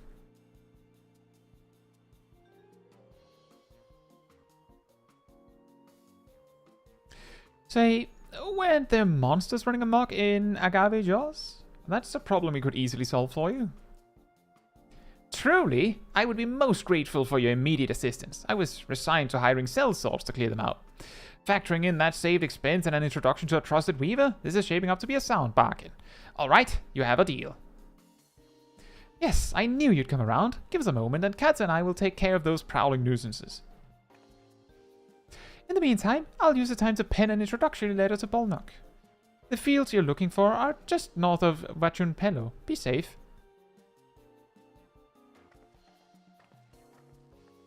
See, Jonathan says, I was half joking. To be honest, watching you play through and voiced MSQ is great for saving me time later on when I start them in MSQ. I'm glad to hear that. Combat mentioned. True. Is it finally time? Is it finally time for us to fight something? Could it be 3 hours and 16 minutes into MSQ? Is it finally time to fight something? Or are we just going to watch Vuklamat fight something? That should be Agave Jaws, just over there. This will go faster if we split up. Come and find me once you've finished clearing out your share of the pests. Yes! We get to fight something ourselves! Amazing! Possibly.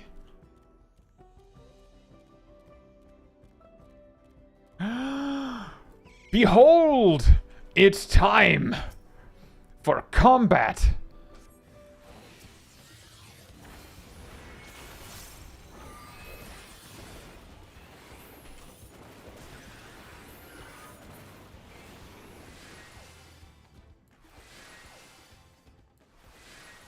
Man, if only I had like an ability to pull my ley lines to me. Oh, that would be nice.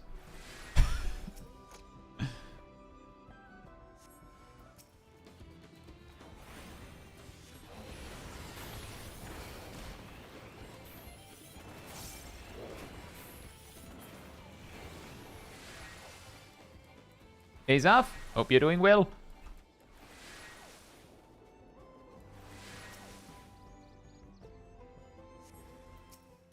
We found combat, everyone.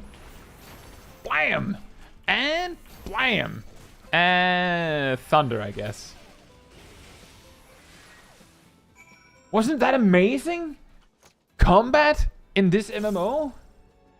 Dawntrail combat with Dawntrail mobs. Amazing! Compared to the creatures I hunted with Papa, this was no challenge at all. Come on, let's head back to the distillery. All that's left is to give Mablo the sack of leaves so she can seal the deal. I'm sure we'll see some more combat soon.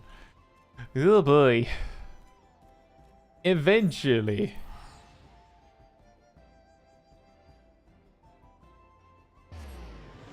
I'm assuming that we have to do all this, circle back to the main city, do the go to OK Hanu, and do all of their quests, and then a dungeon will appear, which means there's, like, with this amount of quests on this side, it's going to be a while just yet. Those monsters were no trouble for you, it seems. Now, if I could just have this sack of leaves. A large sack of premium mate leaves you received in trade for a fine hatchet and an investment of labor, worth 5 pill in the thousands column. Thank you for looking after our precious trading goods. Good luck with the dungeon, Zaf. I'm assuming you're queuing for it, or are you about to go in with duty support? Your monster problem has been resolved, Master Goblin. Here are the mate leaves and a written introduction to Bolnook, as agreed.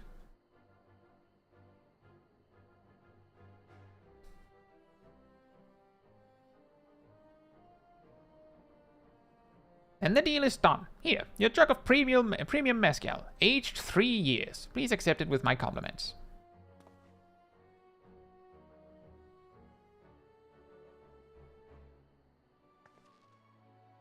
Yes, we finally have the mezcal. Great work, especially you, Mablo. You were the one that inspired me to come this far, Third Promise. But let's not celebrate until we have the saddle in hand. Yet, just see it coming.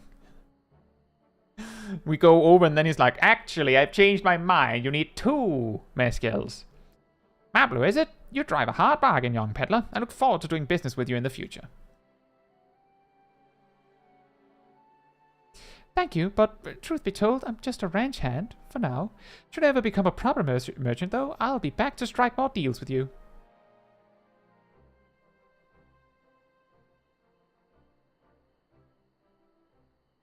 There's like 4 tanks at the entrance. What? Are you suggesting, mayhaps, that there's a shortage of healers? Impossible. That can't happen. Like, that's impossible. That's not how it works. Couldn't possibly be a shortage of healers. That can't be it. Even at the palace, I don't think I've held a 10,000 pel jug of anything before. My hands won't stop shaking. Here, you'd better hold on to it until we get to the saddle maker. Maybe they're striking. Can you imagine if we dropped it and had to start all over again? Don't. Luckily, Havli's palace is not far. Havli's place is not far. We just need to head across the plaza. Across the plaza to his place.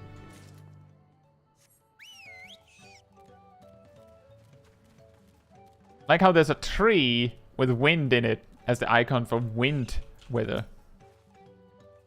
This is it, the trade we've been working towards. A high-quality jug of mezcal you received in trade for premium mate leaves, an introductory letter, and the swift culling of hostile pests, worth 10 pel in the thousands column. I like how they call it like in the thousands column, as if it's like, yes, 1 pel in the thousands column, here you go. Because that's probably how the Pelo Pelo discussed it, because that's actually how it works, where everyone else is like, that's 10,000 Pelo. Phew. Still in one piece. Right, time to make our deal. Crash!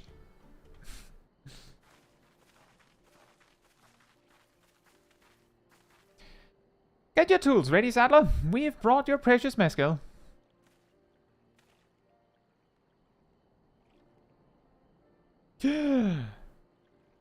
Wait, you actually got your hands on a jug? But you had nothing. A few measly clumps of wool. What we had was an aspiring trader with a gift for negotiation.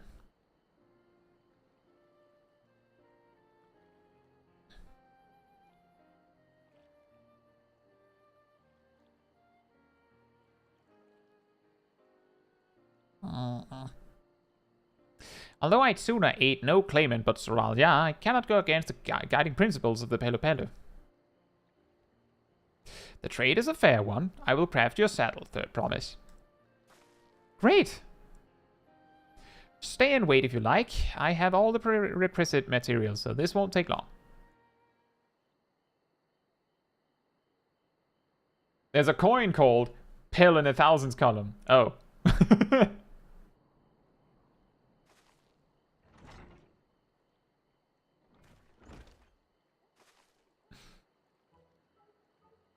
Zav says, healer average is 14 minutes, tank average is 11 minutes. Seems like there's no DPS in this dungeon. Are you telling me that players expected there to be DPS queues so hard that there's a lack of DPS in the queue?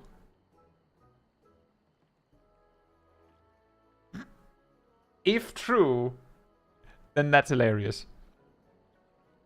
Your commission is ready. Catching a wild alpaca is never a simple affair, but you'll have an easier time of it with one of my saddles. Now, if you don't mind, I have other works that need finishing. Needs finishing? Ah, I can taste that smooth mezcal already.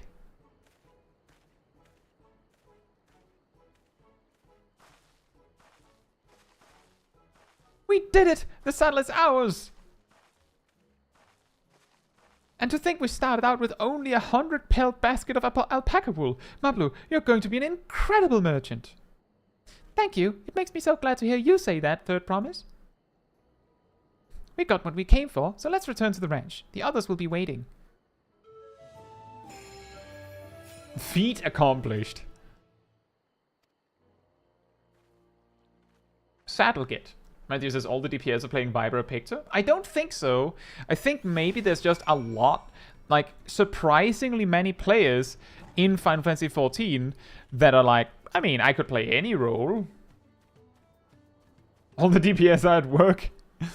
Like, there are a lot of players that are like, I could play any role, and they simply assume that tank or healer were in greater need, and now they reach the dungeon and they're like, well, I only have a tank, or I only have a healer at level 91, so it has to be that, and I'm not leveling a different one.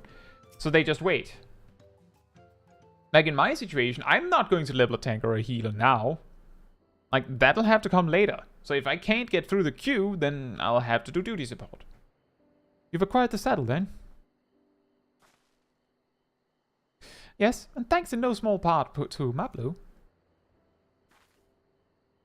Before you rush off to catch an alpaca, though, let me teach you how to saddle one. I'll bring out one of our wild-born friends so you can practice.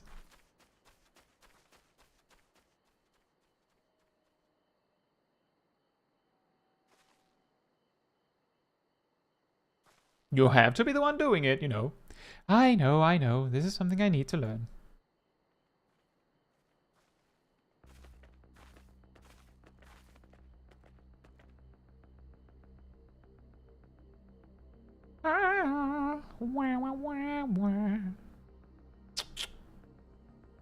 Spit locked and loaded.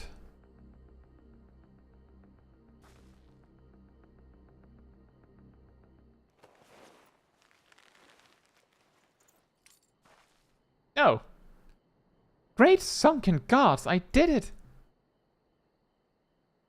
Well, you look nice. Right, so we need one more saddle. He hardly seemed bothered, much less inclined to spit, as if he was completely accepting of Vuklamat's touch. That is because of the singular scent with which the saddle has been coated. Alpacas find it very soothing.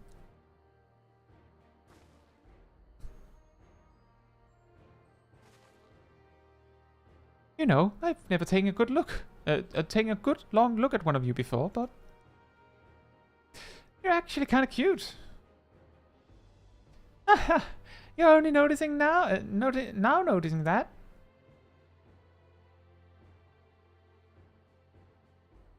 Soralja, he's back. A golden one? Having done exactly what he set out to do. That alpaca he's brought? Is it just me or is it glowing? I've heard tales of such a beast. They say the golden alpaca lives a solitary existence deep in the valley, which shuns the company of both man and its own kind.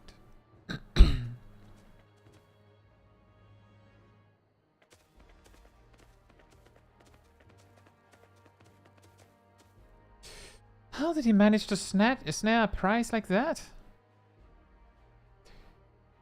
A beast knows its better. If faced with overwhelming strength, it will yield rather than risk death. An apt illustration of how greatly the power of the first promise exceeds yours, Vuklamat. Strength alone won't win him our father's throne. I'll be the one to find the Golden City, and then Tural can remain at peace. An everlasting desire for peace can only be forged in the fires of war. To unite as one, the people must be taught. They must suffer the horror and the hopelessness of first hand. You know, Tural, we've already done that. Exhaustion from prolonged conflict, the wages of war, war's merciless nature. These are what moved the clans to join in the founding of Tuliyollal all those years ago. Consider the younger generation of this village. Since birth have they passed in unbroken harmony, and behold, they regard war not as strategy, but opportunity. Thus does the resilient son seek to provide education. He offers much-needed lessons in the realities of conquest and a renewed appreciation for peacetime. 'Tis true that war's misery breeds a longing for peace. But I have seen with my own eyes what become of an empire forged through the violence you propose, the rebellions it spawned, and the ruins it left behind. The Gallian Empire was a congregation of simpletons. Ah, yes. No. Those were idiots, you see. They just did it wrong. The oppressed fought back against their oppressors, as well they should. Men are not beasts. Only a fool would seek to rule over all with the threat of force alone. This is why Gulul Jaja did not ever elevate the Mamulja. Why he treated all clans with equal respect. However, the first promise has his gaze fixed upon more distant horizons. He would not unite only Tuliyollal, but the star in its entirety. What? Why? I need not explain myself to you.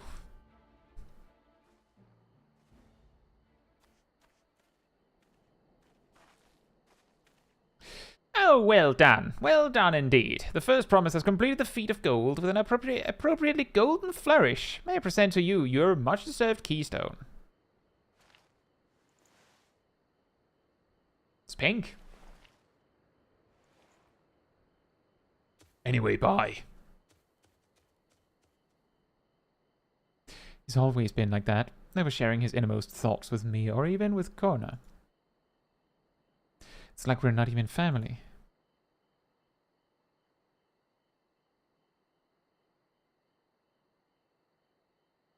Garlemald was a skill issue. Yeah, exactly. That's basically what he said.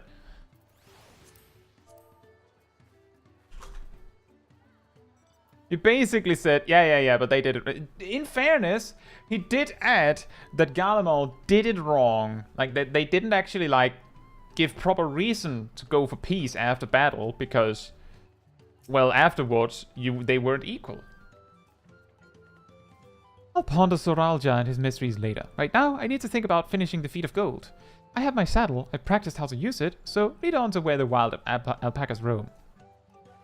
The valley of Urunkanka is northwest of here. Come on, everyone. Even if we can't enter ourselves, we can see Wuglamat off on her hunt. That's a good point, Sid. It might just be a map mount. Map mount. Map mount. Map mount. Meep. Map map. Map mount.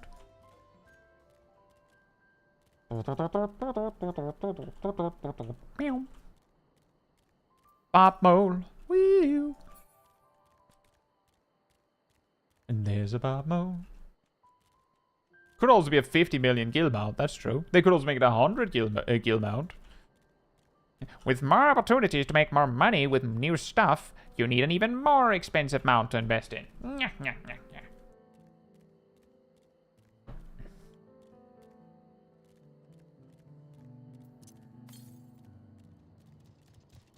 Hello. I can do this. I know I can. Oh, right.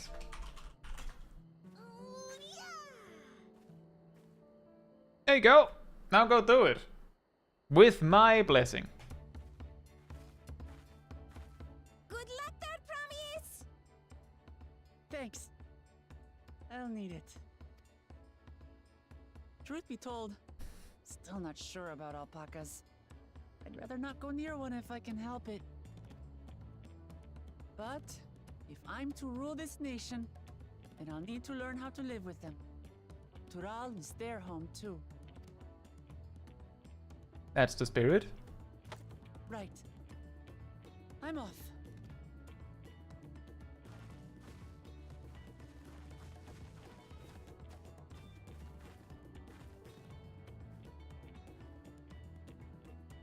So, shall we head back to the ranch, or...? I'm staying here. As will I. Wuglamat is alone in this. The least we can do is stand watch and await her return.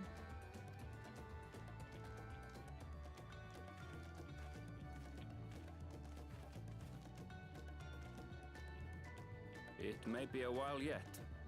Help me pitch the tent.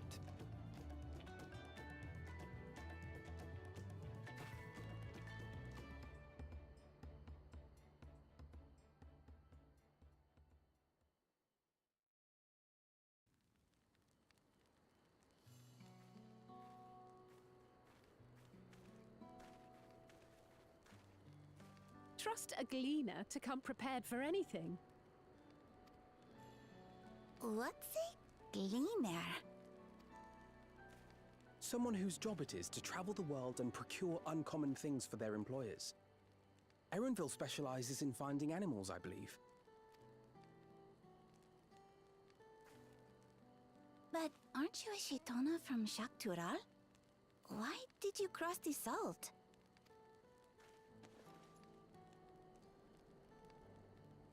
When I was much younger, the thought of leaving Tural never even occurred to me. But then, some years ago, my mentor tasked me with a difficult hunt. Something I could never find, she said, so long as I clung to the familiar. She suggested that I leave home, leave Tural, and join the Gleaners of Sharlayan. As one of their number, I could experience the world, immerse myself in myriad cultures and customs, see the many faces of nature. And once I had learned what is truly important, I would find that which I seek. My younger self took those words to heart, and off I went to become a gleaner. Her words alone moved you to leave behind everything you'd ever known? You must have great respect for your mentor. As it happens, gleaner work was much to my liking, and I all but forgot why I had pursued it in the first place. Yet, events conspired to put me back on the trail I'd abandoned. Wait, are you saying you were tasked with finding the City of Gold? I was. And though my hunt is now entangled with the right of succession, I mean to see it through. Well then, I understand completely. We all have our reasons for seeking the Golden City. Which is all the more reason for us to work together. Just so.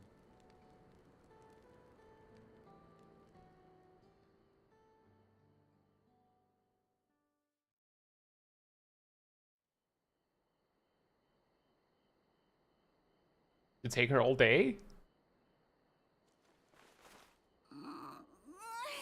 She should have been back by now. What if something's happened to her? We need to tell Tobli and arrange a search party. Wait. Do you hear that?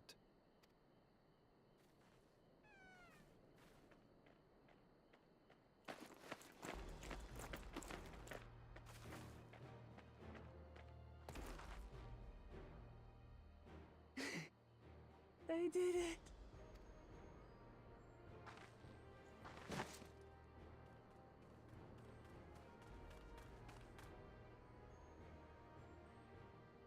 You're not finished yet. You're utterly spent, and small wonder.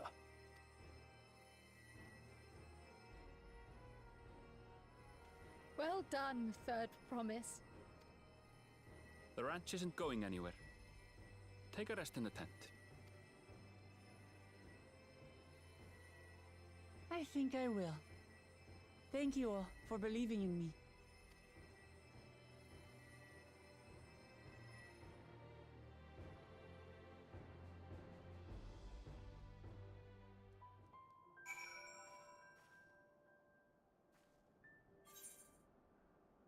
Oh, now it's snowing! Aw. I'm so relieved the Third Promise came back to us safely.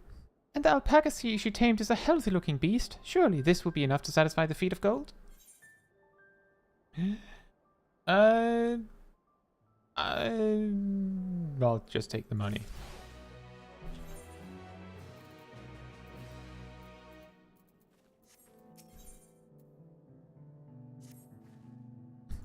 Uklabat still seems a bit unsteady on her feet. Hardly surprising after she spent the night chasing alpacas. You know what will melt away fatigue like magic, though? Mate tea. I'll run to the ranch and get a pot brewing. That way, you can take your time, and the tea will be ready when you arrive.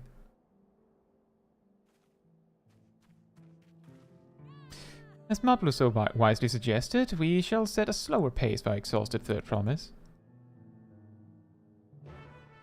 All right.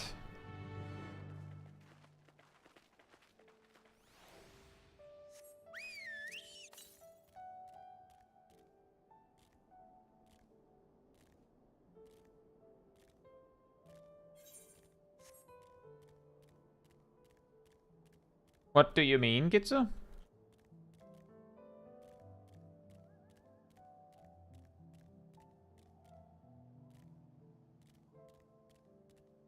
Says you will be better if you don't see think obtain level 96 gear. All I had to add. Thank you very much. What?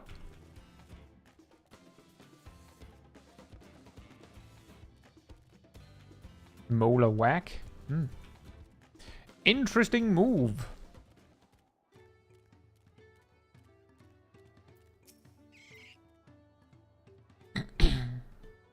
Came back ahead of the others, did you? I should hurry along with the tea then. Buklamat can't be that far behind. Oh, that's what you mean, Caetsu. Oh dear.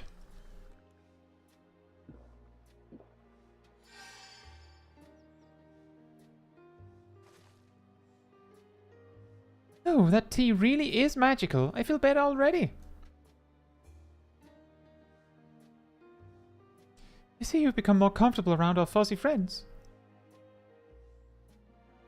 Watching this one taught me a lot about alpacas. What grasses and fruits they eat, what sounds they react to, their adorable little quirks.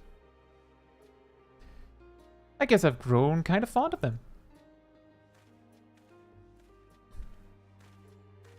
Welcome back, Third Promise. Accomplished the feat of gold, have you?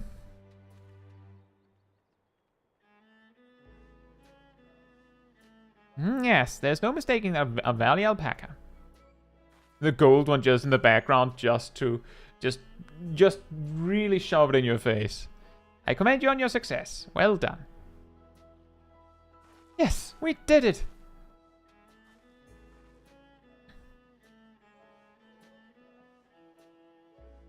Although, I couldn't find a shiny one like Suralja did. I'd be surprised if you had. Golden alpacas are born but once every few decades. They're elusive, solitary creatures that are rarely seen, much less captured, thanks to their innate physical and magical gifts. Only a single other person is known to have caught one before, that being Gulul Jaja himself. Oh. Papa was chasing alpacas too? So my grandfather's stories say. It was before the founding of Tuliyollal, in a time when the mountain giants, the Yakui, held our people in thrall. Compelled by their overlords, our forebears would ride the alpaca mounts to the highlands to deliver gifts of food and other tributes. Those were wretched days, to hear grandfather tell it. Then along came the young Gulul Jaja, yet unburdened by the mantle of Dawn Servant. Our people were amazed by this imposing two-headed figure, equal to the Yakui in stature, and puzzled by his entourage of mismatched companions. Some trembled in fear, believing a new conqueror had come. Yet Gulul Jaja showed no such inclinations. He sat and spoke with us, sipping from the cups of mate tea we offered him, and grew somber when he learned of our plight. None could have anticipated what their visitor decided to do next. Gulul Jaja ascended the cliffs to face the giants and freed the Pelu Pelu from the Yakui's subjugation. He then turned an appraising eye upon our riders and proposed we take the road to peddle our beverages. The suggestion seemed obvious for one who travelled as he did, intent on fostering amity between the clans.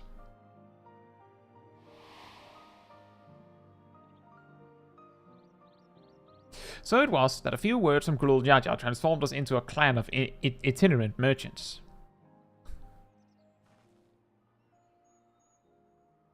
I've never heard the bond Papa forged with the Pelu Pelu spoken of in that way before. The saga is not so detailed. Then you may not know that Gulul Jaja sought a sure-footed guide for his trek up into the highlands. Thus did he capture a golden alpaca. So both my brother and my father caught the rarest of creatures, while an ordinary one was the best I could manage. The feat required no more than that, Third Promise, and you brought back a perfectly wonderful beast. Mablu's right. You're a perfectly wonderful beast. If anyone's ordinary, it's me.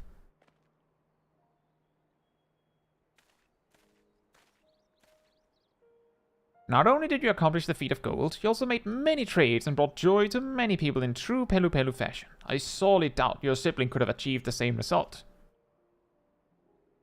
You should be proud of the accomplishments which earned you your Keystone. Which is pink.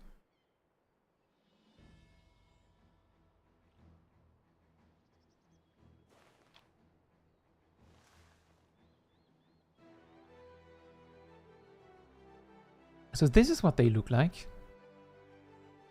Go on, set it in the tablet.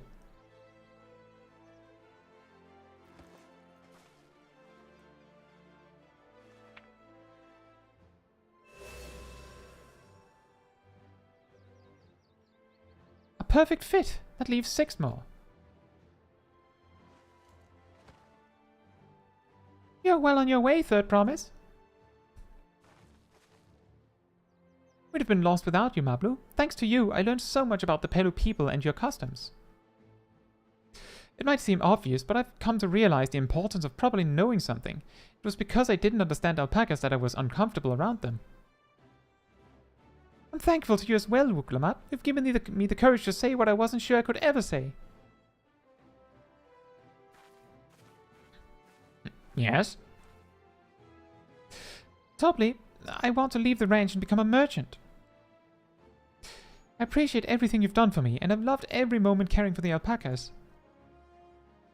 But this is something I need to do. I need to walk my own path and make my own trades.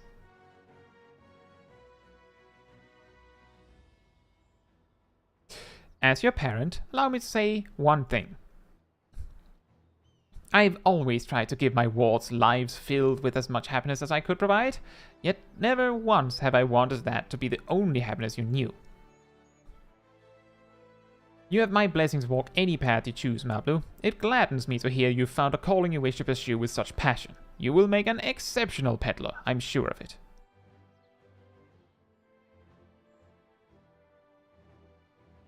Thank you, Topley. What did I tell you, Mablu?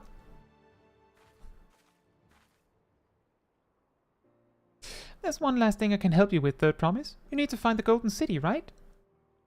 That's the end goal. Then I suggest you talk to the Yokui.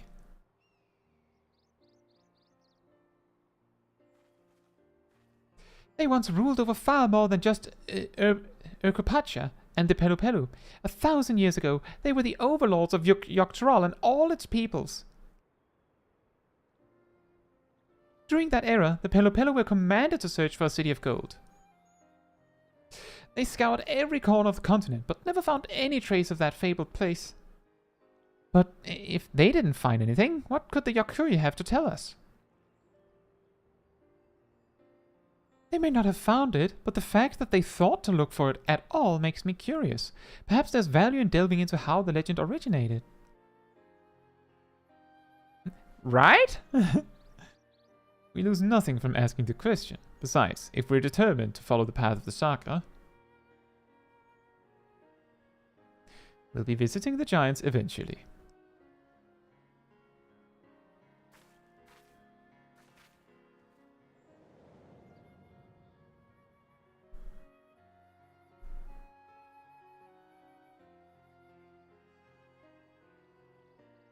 Oh, Kryle, I have a question that I've been meaning to ask, and since we've finished with the feet, where did you acquire that earring? My earring? Do you recognize it? Yes, pieces just like it first became fashionable in Tural around 20 years ago. Since then, it's become common to wear one as a charm for safe travel. 20 years ago? Right about the time my grandfather made his journey. Yet the Dawn Servant implied the earring was connected to the Golden City in some way.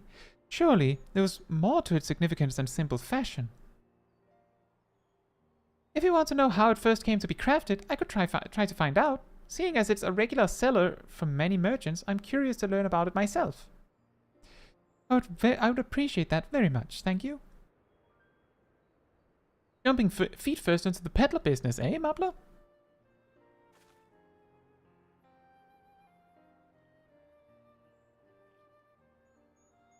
Right then, let's head back to Tuliyollal and get ready to search for the next elector.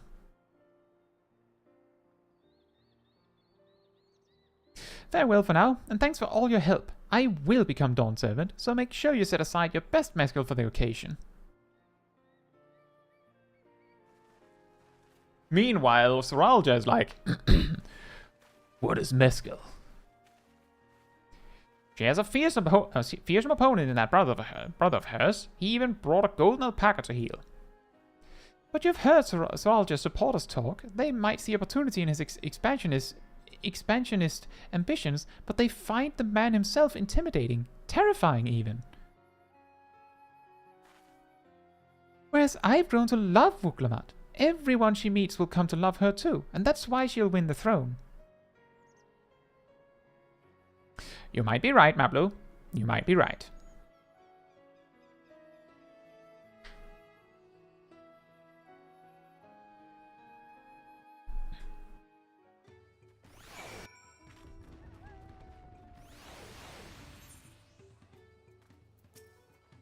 It feels good to have the feet of gold safely under our belt. Even if my victory pales beside Soralja and his shiny golden alpaca, I know I shouldn't let it bother me, and gods know you've all been so supportive, but I want to be strong, or wise, like my brothers, to be a promise that people respect. Which is not likely if I stand here carrying on and on about things. Let's move on. Back to Gzbalyev with us. The contest has hardly begun.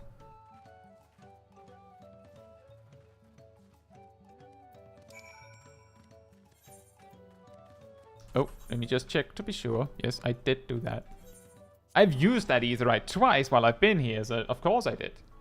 That Hanu just been gorging himself on, or herself, itself, on all the tacos they could ever want. Just nom, nom, nom, nom. You did say all you can eat, or rather that the expenses have been paid for.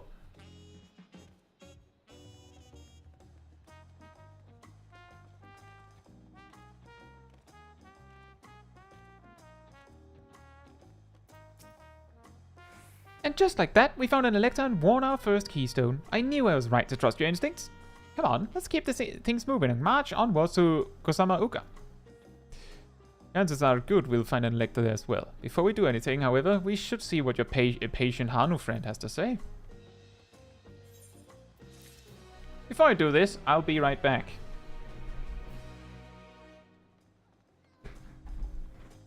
In the meantime, Manatee restored. I forgot earlier, but not this.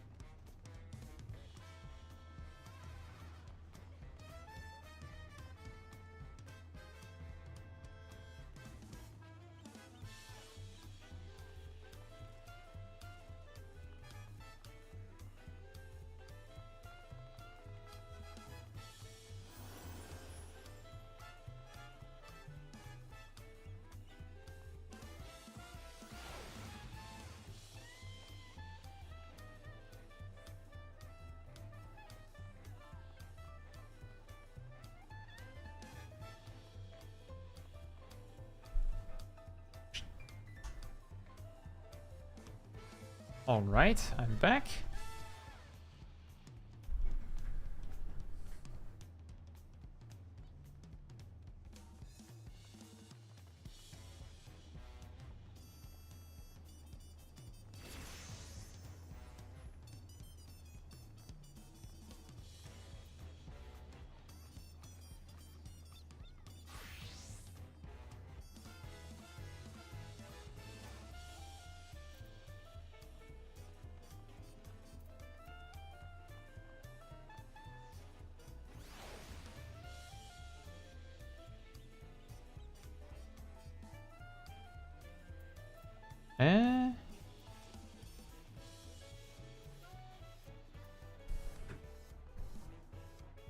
It's just something happening in the free company chat.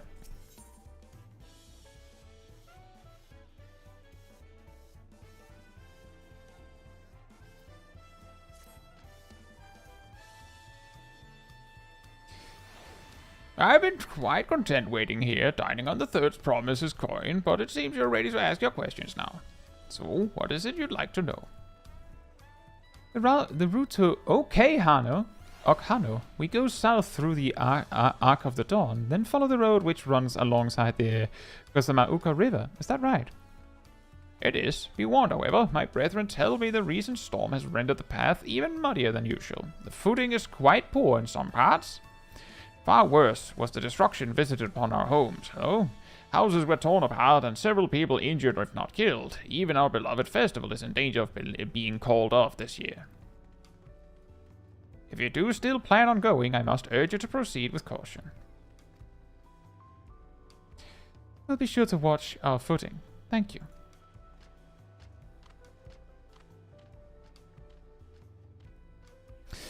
Now I'm worried for the Hanu. It sounds like they were hit hard by that storm. Anyway, if we're bound for Kusama Uka, we should head over to the Ark. The Ark!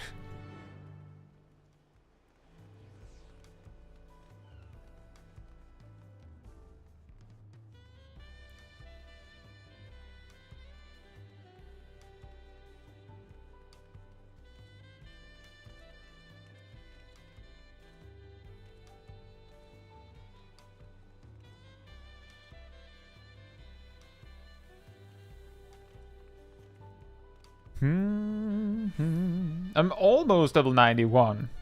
Wow.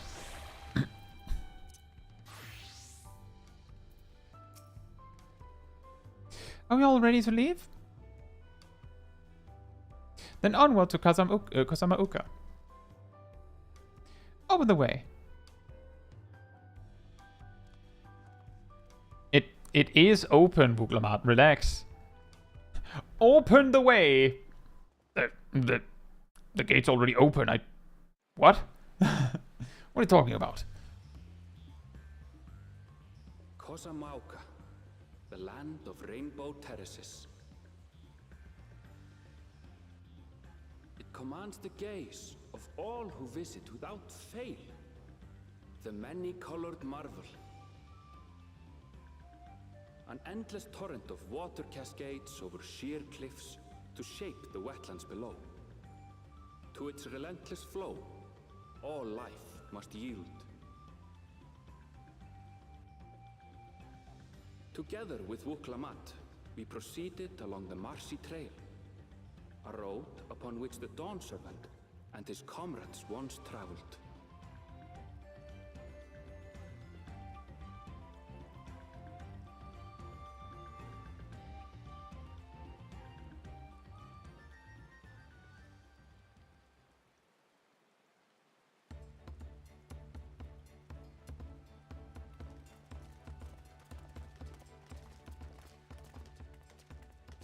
Look at those falls. Even from this distance, you can feel the weight of that water. Really? The Isle of Ham was impressive, but as you can see, Tuliyollal does not want for natural wonders.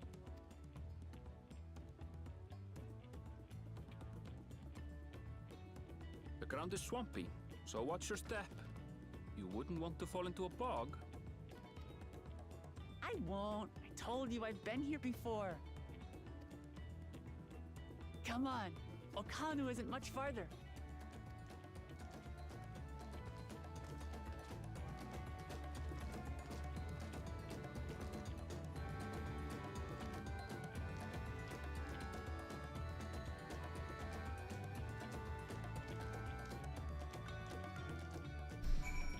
And here we are. There's no stopping the third promise, is there? A good thing she has Erenville to keep her from getting lost. But for all his grumbling, he's certainly there for her. Everyone should be so lucky to have such a loyal childhood friend. Right, let's get moving. If we continue along this road, we should find ourselves in the village before long. Alright, bye. Have you made it to the first dungeon yet? Nope. I'm not level 91 yet. Nope. I'm almost leveling up. I think this quest should be it. Now you see, Cole, how much you're skipping.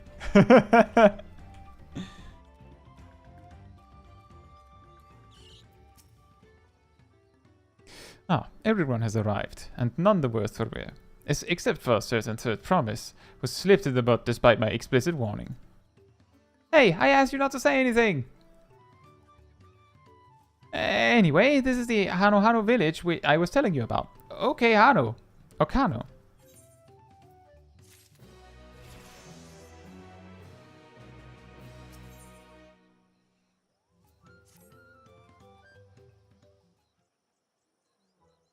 You're already level 99. Well then.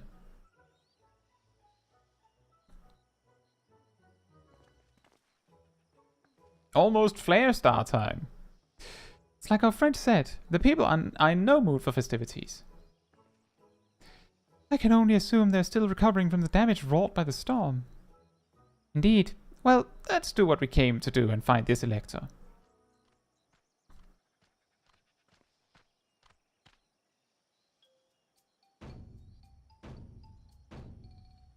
Ta-da. Oh, Kali! Oh, what now? It's a Hano greeting. Surely you heard it the last time you were here. Well, I was busy enjoying the festival. Greetings to the third province and her entourage. I, Saruali, welcome you to Okano. As elder of my people, I shall also be fulfilling the duties of elector during the rite of succession. Oh, that was easy. I'm ready. Give me the feed and test my worth. All in good time, all in good time. In fact, I came to let you know that we are not quite ready to begin. At the moment, please enjoy the hospitality of our village.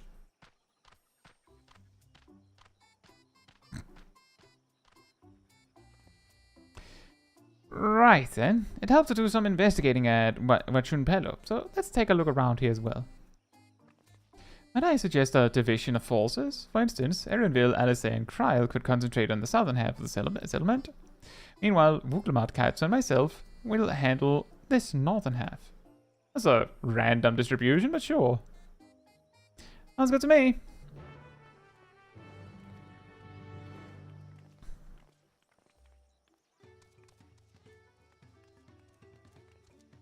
Angel, are you saying you've been at the MSQ for 8+ hours and you're level 92?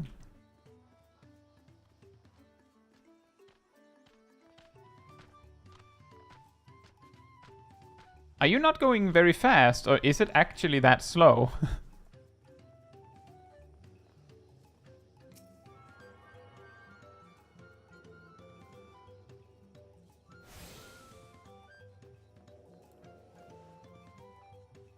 Oh, cutscenes. Fair enough. I've also been at it for nearly 4 hours, for over 4 hours, and I'm level 91. Heard about the storm. I've never seen the likes of it before. With the supplies and help the Dawn Servant sent, we're making progress repairing and rebuilding our homes. But while roofs and walls can be patched, there's so much else that was lost for good. Oh.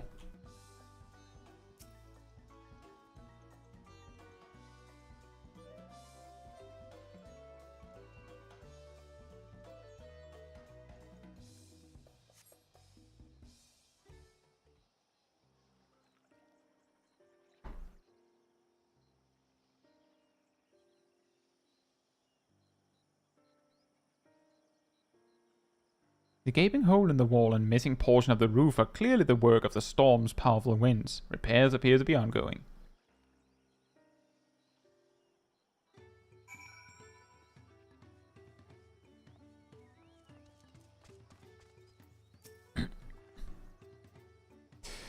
A lot of houses are still damaged, and the Hanu I've spoken to are not their usual cheery selves. That storm broke more than wood and reeds.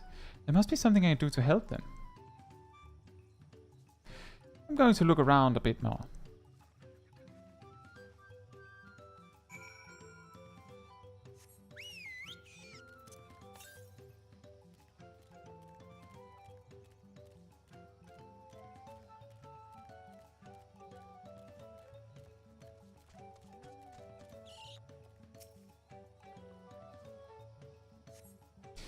The dried, shrunken bundles suggest the reeds were harvested some time ago.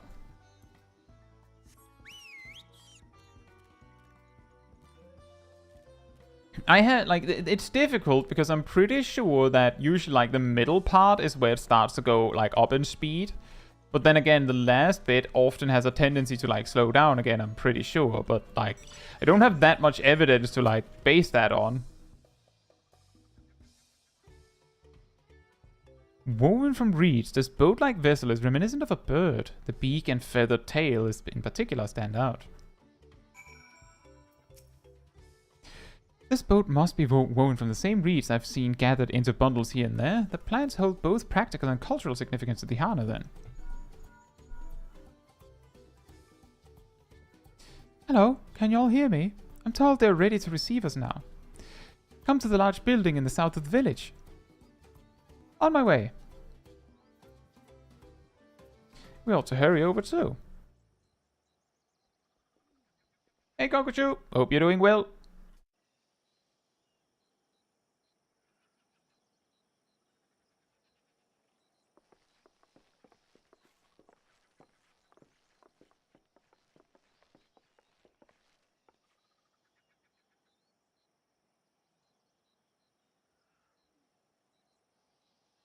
No sign of Zorolja or that oversized lout.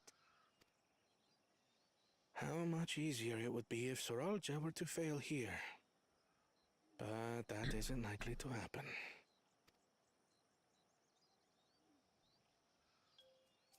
Honored guests, I am Zanuhali, Elder of the Hanu. I am also an elector, charged with judging which among you is worthy of ascending the throne. Without further ado, let us talk of the feat. Not so fast. Surely you couldn't begin without us.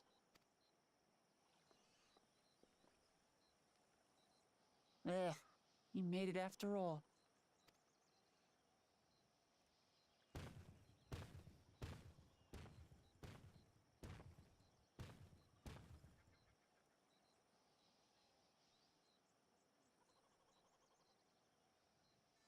No need to fuss. There is no time limit for this challenge. Now, if you would allow me to proceed. It is here, in Okanu, where my people forged a bond with the Dawn Servant during our own chapter of the Tuliyollal saga. In homage to those events, I have prepared for you the Feat of Reeds. Reeds seem to be of great importance to the Hanu. I wonder what this feat entails.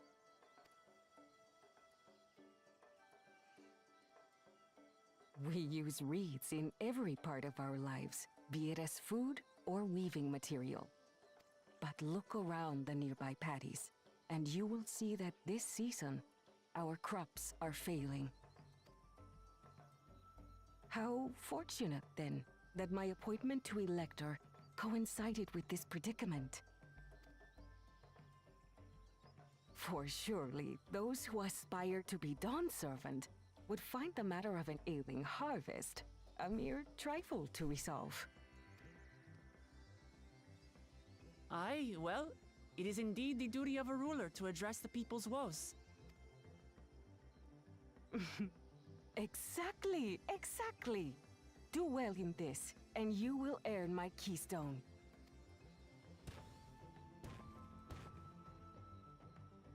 Why bother mucking about in the mud when we can take the stone by force?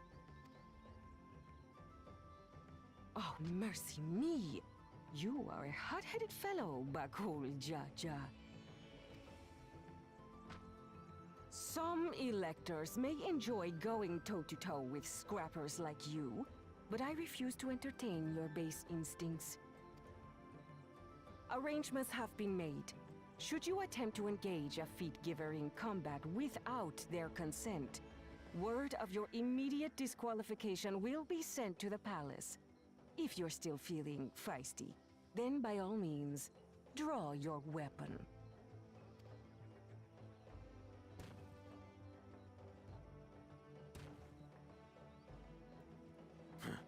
This contest is presided over by cowards. There's no sport in fighting you. Then we can return to the business of earning my Keystone. The Feat of Reeds is begun. Claimants, I wish you the best of luck.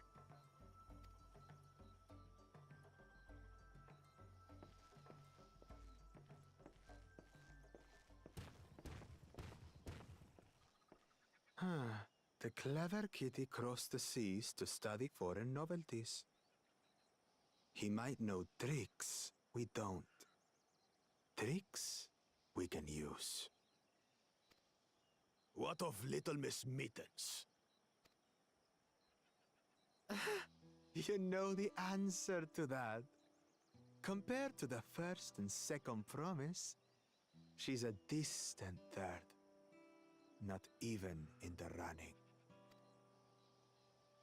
Then we see eye to eye on this, brother. Being Bakul Jaja so long with me has rubbed off on you.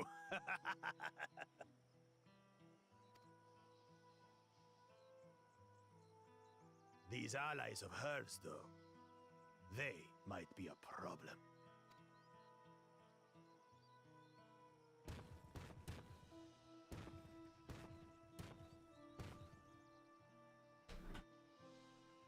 Damn it! I'm just as qualified to be here as they are. I'll show them. Easy now. There's no time limit, remember? Let's keep calm and think things through. Right. You're right. I won't win against that lumbering Vidrol by losing my head.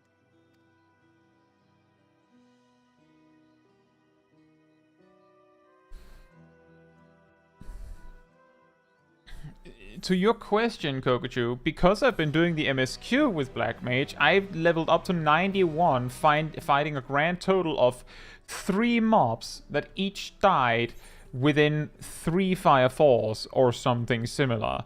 So I don't know. Cole might be able to say something more since they've been playing it for a bit longer, done a bunch of dungeons, I assume.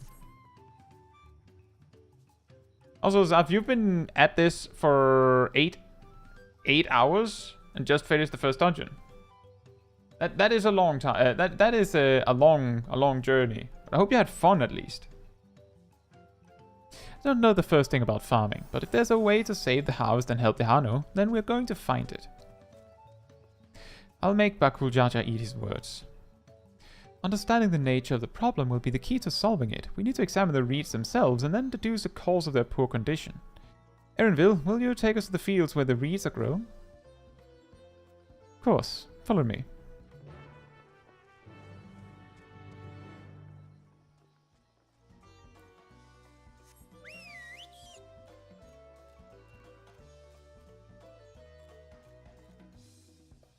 That is understandable, Gokuchu. I spent like the first 4 hours of today on like exploring the jobs and also like doing a little bit of content on Viper, in particular, a little tiny bit on Pictomancer, and only after I'd done all that did I get to the MSQ. So 2 hours I could understand is a little under, like a little small amount.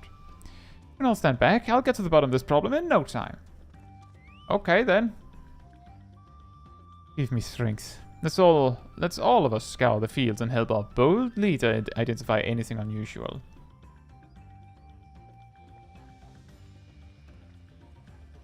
No worries, Zaf. No worries. It wasn't meant as anything bad. You can see like I'm reading everything out loud. So like that of course also means that there's a limit to how quickly I can progress. As Sonohali described, the reeds appear wilted and unhealthy.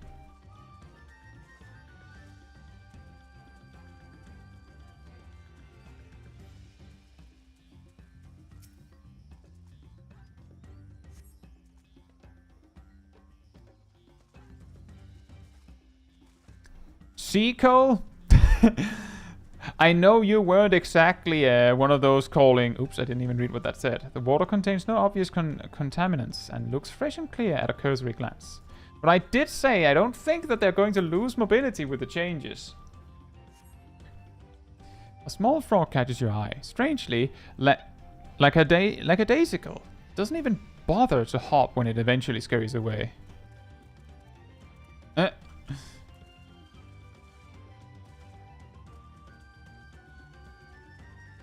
But I do recall hearing some being concerned about the mobility.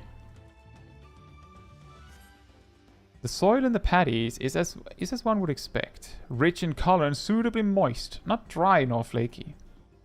And also, like, to add to that, because of the fire paradox as you mentioned, it shouldn't be a problem to, like, do your astral fire state, I guess. But I haven't seen it yet. Seen enough? I'll call everyone together, and we can share our discoveries. You're doing short fire phases. Well, yeah, that would make it slightly less mobile then. Well, what do we think? Any obvious problems?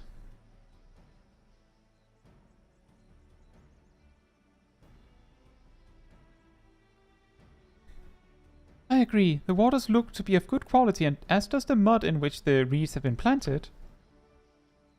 The frogs and insects are unusually torpid. I suggest the problem is affecting not only the reeds, but also the creatures which live among them. Could something invisible to the naked eye be polluting the water? We would need an alchemist to know for certain.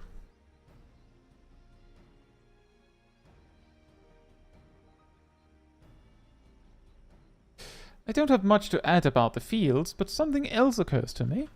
When you were describing how the creatures seemed lifeless, I couldn't help but be reminded of all the listless villagers. They've suffered a terrible tragedy, I know, but there's not another reason for their flagging spirits, I believe. Go on.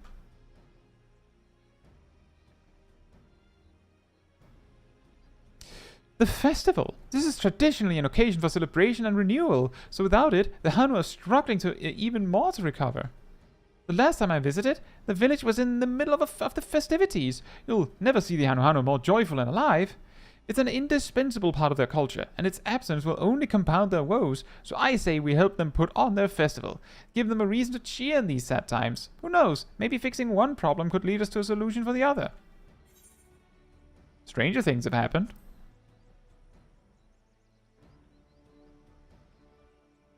Right?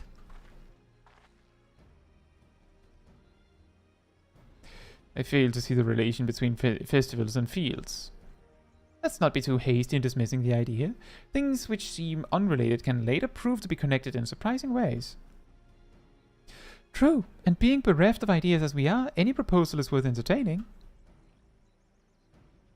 I suppose. Besides, this is Wuklamar's journey. It's only right that we follow her lead.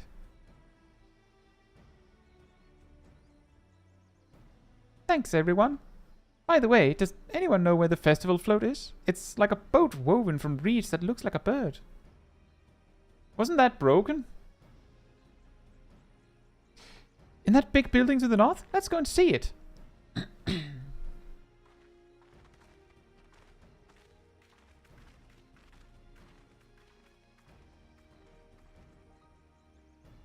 There's much less debate when I'm traveling alone. I could imagine that, Cole. If you've been used to rotation where every time you go into ice, paradox is there to be used, it can be difficult to get used to suddenly not pressing that button.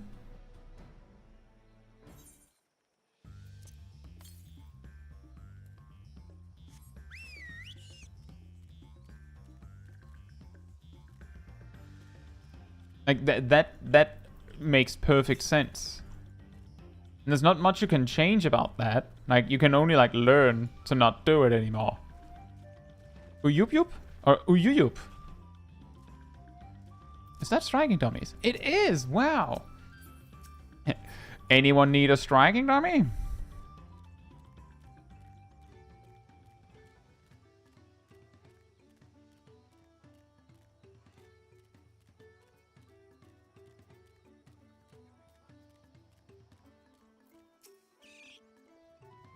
Yes, this is the float I remember. Does it not appear somewhat damaged to you? We should take a closer look. Inspect the festival float.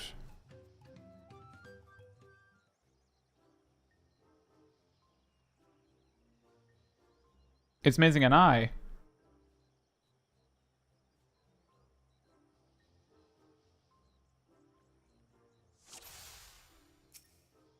Whoops. Oh dear, one of the bird's eyes seems to be missing a gemstone.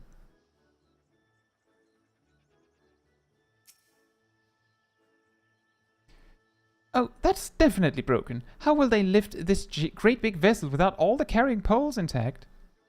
All the carrying poles intact.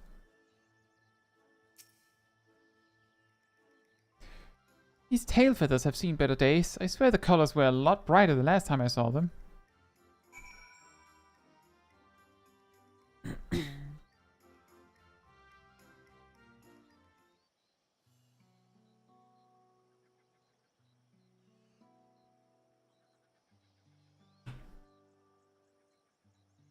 Well, I think we can all agree this bird boat is in dire need of repairs. Now, how do we go about fixing it?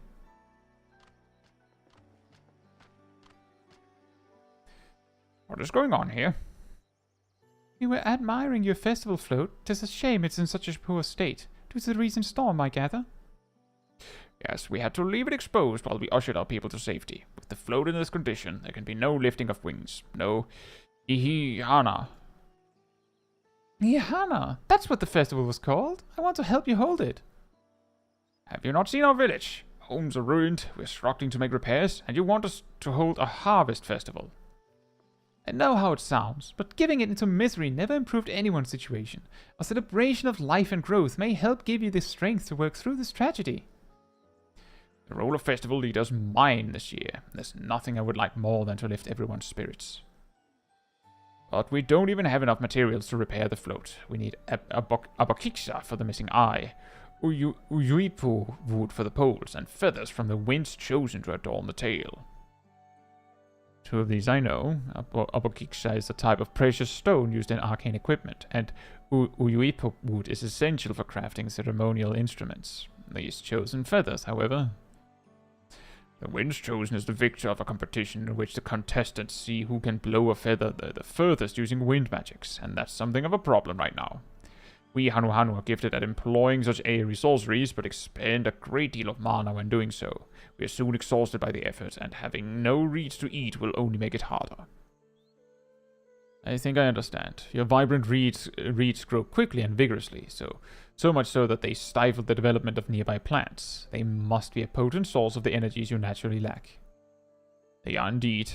Owing to the poor harvest this year, we've been left innovated, and we cannot gather the correct materials as dictated by custom. We cannot repair the festival float. Oddly enough, we may have just stumbled upon our solution. The winds chosen would, by necessity, have a natural gift of manipulating magical energies, which means any feathers taken from the victor should be high in ethereal conductivity. The float's construction also requires a stone used in arcane equipment, as well as timber favored for ceremonial tools. The demand for such specific materials must have an underlying reason.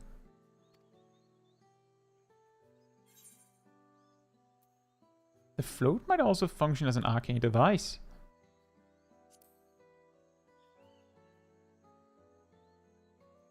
Oh, that's lucky, Matthew. Congratulations. Precisely what I was thinking. This boat of reeds is in fact an arcane focus of some kind.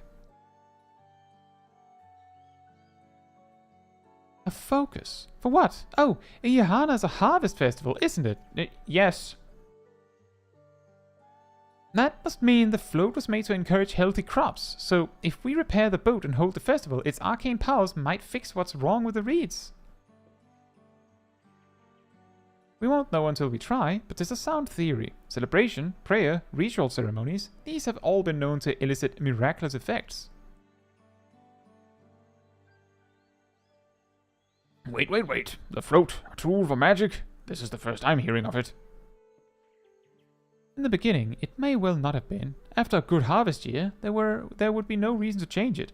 But when the harvest was poor, new adornments were likely added, and those who performed the labor may have imbued their work with ardent hopes for a brighter future. Through years of trial and error, the Hanu would have refined the festival float into a focus for harvest prayers. Incredible! I know you're practically fainting from hunger, but reviving Ihana really does sound like the solution to all your woes, and I promise we'll do everything in our power to help you. I'm still not convinced about this focus business, but I accept your aid nonetheless. I will introduce you to the shipwright who's been maintaining the float these last few years. He's replaced both the eyes and the poles before, so he should know where and how to procure what we need. Then allow Alice and I to acquire the feathers. We will encourage the people of Okano to gather and vie for the title of Winds Chosen by sharing with them our own reserves of mana. I'll go with you. I carry some alchemical brews that may afford the same effect.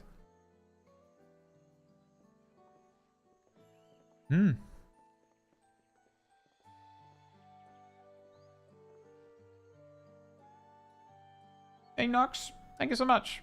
And I hope you enjoy your time as well.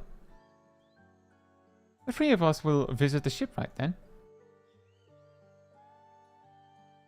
Not without me. I've worked hard to fix the float as best I can, and the responsibility is mine after all. I've not introduced myself, have I? My name is Linuhano. Nice to meet you, Linuhano, and certainly, let's all go together.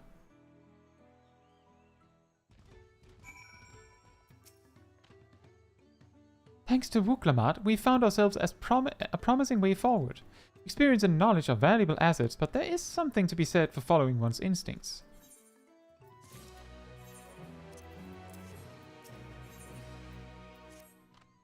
The shipwright's name is Vukevu. He's a Xebral who only moved to Kozamauka a few years ago, but has since mastered our customs to an almost frightening degree.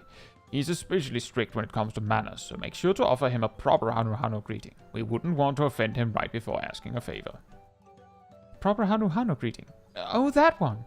Don't worry, I remember how it goes. Then we shouldn't have any problems. Let's head to Okbek Bay, to the east of here.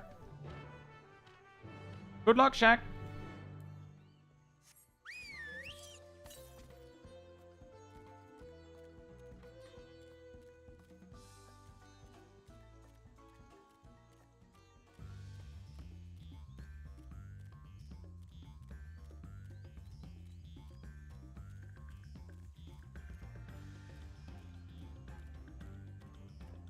Yeah, what I'll do is probably check what it says the average wait time is, and if it's too long, I might just do it with duty support.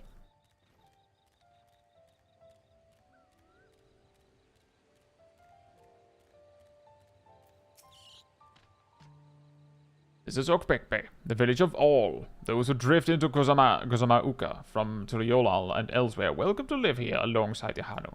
As for Vukev, he lives and works in the House of Waters High, at the top of that large tree nearby. Follow me. But I should warn you, the climb up the stairs can be challenging. Challenging? Did they say it's like throw boulders down or something?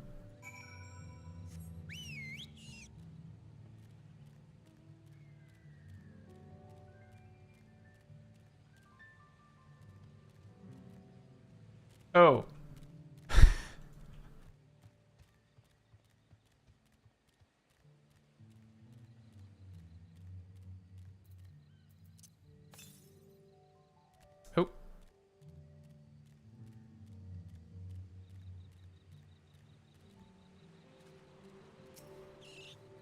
Yeah, I can see the benefits of doing it with duty support. I also enjoy doing content with players.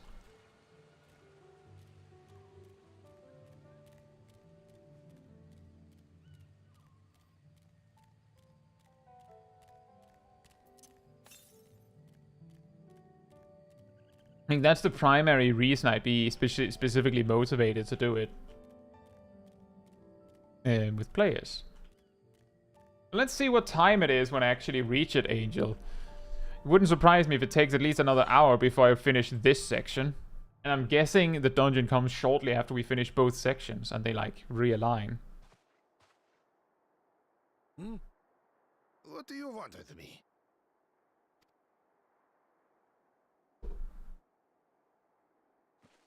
Right. The greeting.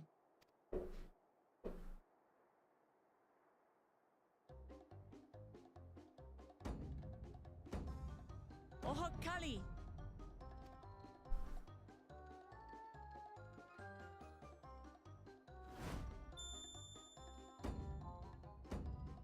Ohok Kali! Ah.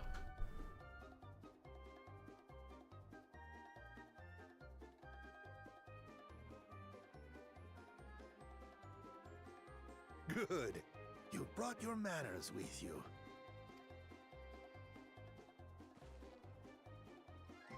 When you know Kanu, do as the Hanu do. For a country as diverse as ours, the preservation of harmony demands that we respect the cultures of all peoples who call it home. Well, that explains your familiarity with Hanu customs. And you speak truth, of course. To live together means to learn about each other. Ah, I appreciate an open mind. In fact, I get the sense we've met before.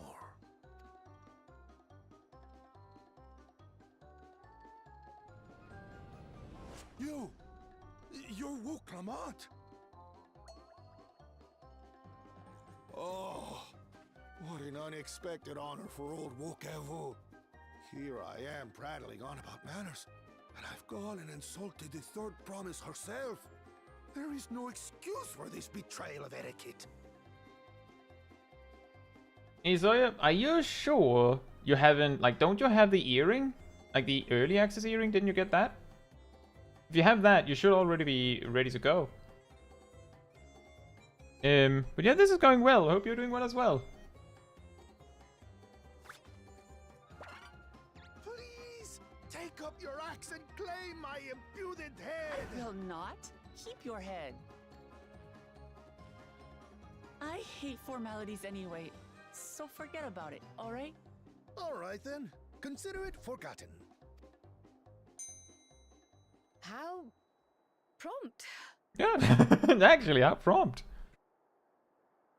We're actually here about the Ihihana float. It's in bad shape, and we need you to craft new carrying poles and a new eye. I'm told you work with Uyuipo wood and a certain kind of stone? Abokisha? That I do. But while I would like nothing more than to offer my services, I just used the last I had of both those materials. My lumber in particular went to fixing homes damaged by the recent storm. I'll need 10 days or so to restock. We can't wait that long. If you tell me where to go, I'll gather them myself. What? Send the third promise out on an errand like some common lackey? That's utterly unconscionable.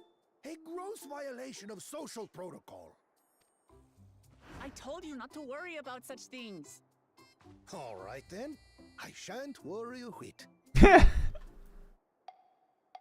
How prompt. What's with your Hanu friend there? I am festival leader this season, and have come along to oversee the float's repair. As strange as it may sound, Wuklamat and her friends believe the float is an arcane focus, meant to encourage the growth of our struggling reeds.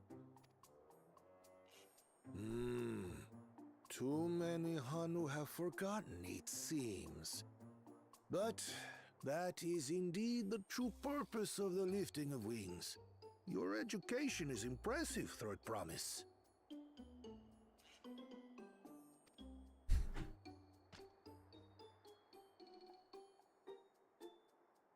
Well, maybe a little. Allow me to show you where to procure Uyuipo. We can leave the Abokisha to your friends, I presume? Take yourself to Cave Kikitola, or thereabouts, and you should find the stones you need.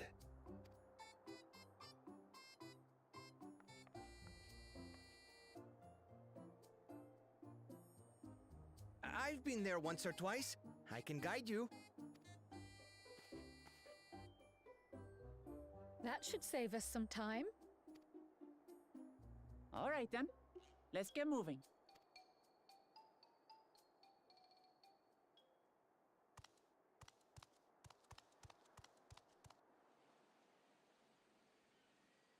Oh boy. I owned a car that 180 that well. Yeah, that would be nice. And that probably explains it, so yeah. Like people are waiting for their codes as well. One of your rivals is making progress.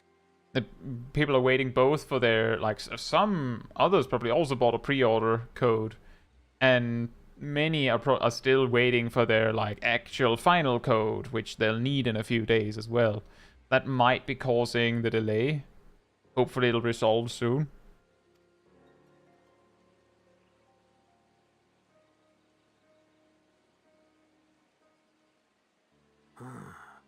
Hyana, you say? Should our first choice fail to deliver, it might be wise to let this play out.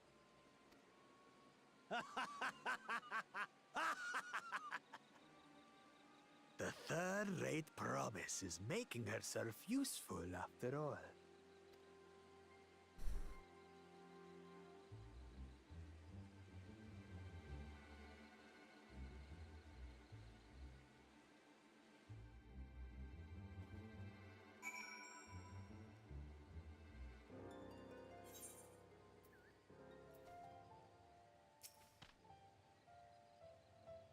Cave Kikitola is southwest of Okano. We can return to the village first, then head there on foot. Saturday morning villain laugh. Yeah, that you know, good point.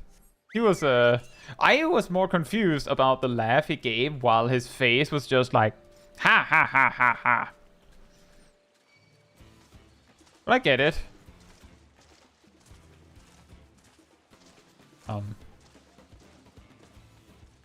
I would like to reveal this part of the map, thank you. Thank you. Ow.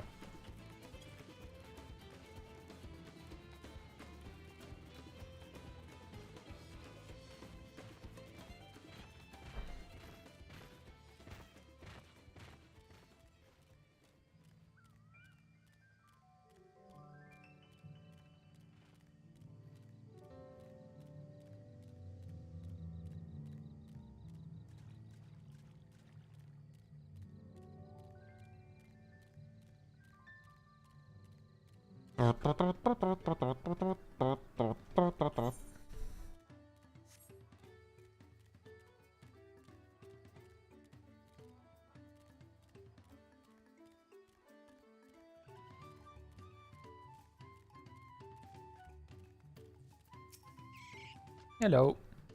Southwest of here, was it? Let us be on our way.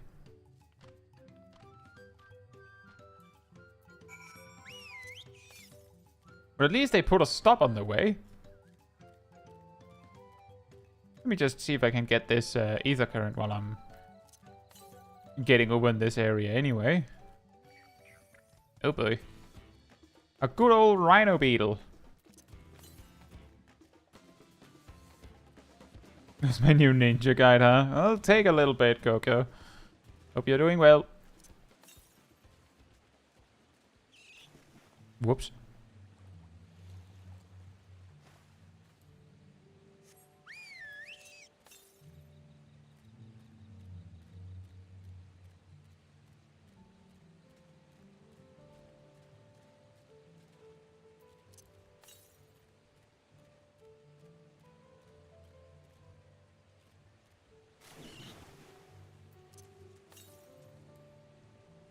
I have a feeling the ether current is up there. So all this. Maybe it's in here. It is. Excellent.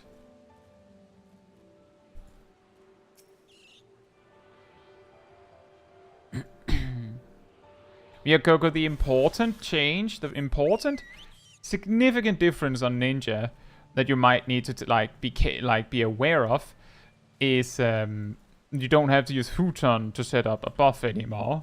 Instead, you use Armor Crush to make your Aeolian edges do more damage. And there's a new gauge for that.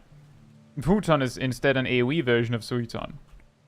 Not sure if you want to use that on AoE before you get the trigger tag upgrade, but it is there as an option. Cave Gigatola, as promised, home to many deadly creatures. Venture inside if you feel confident, but I will conduct my own search out here. You can spot raw Abokisha by its green-hued glimmer. Bring anything matching that description to me.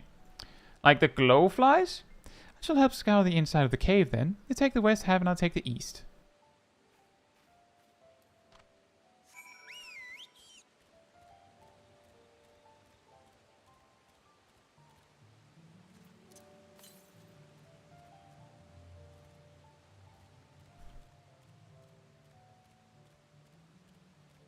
That's an interesting looking circle. Is that the circle of It is the circle of a pictomancer. Upon closer inspection, you find that the glimmer you spied was just light reflecting off the water. There's actually finally found a pictomancer that leveled all the way and is now doing the MSQ. That is wild.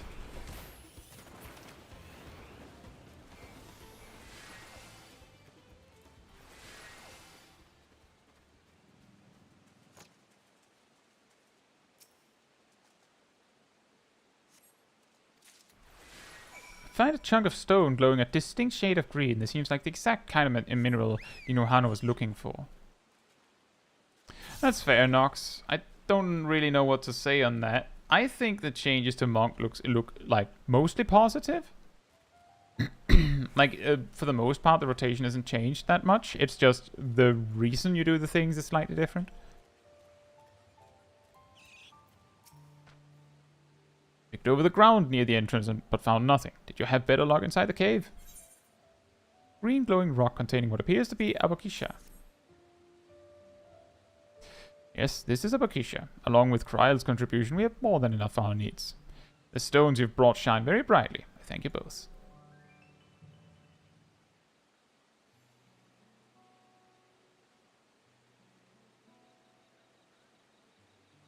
You would have been happy to know we were putting things right. Truth be told, a good friend of mine was meant to be festival leader for this year's Ihana. But when that big storm hit, he did not survive. It fell to me to carry on in his stead. That was why you agreed to Vuklamat's request, despite your initial reluctance. Yes, it hurt to hear, but she was right. While I must mourn, I cannot let my grief consume me. Her words made me realize that the path to my recovery, our recovery, is already laid out before me.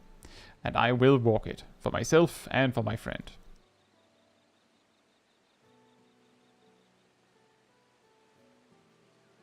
Thank you for sharing your story with us. Please, rest assured that we've taken your plight to heart. I'm certain our companions are procuring the other materials as we speak. Everything will come together, and the Hanu shall host a splendid uplifting festival. That we shall. With that, let us return and deliver the alpaca into Vogeva's waiting hands. Well, I could imagine if you've, like, prepared it all, that you would be able to do it faster than that, Zaf.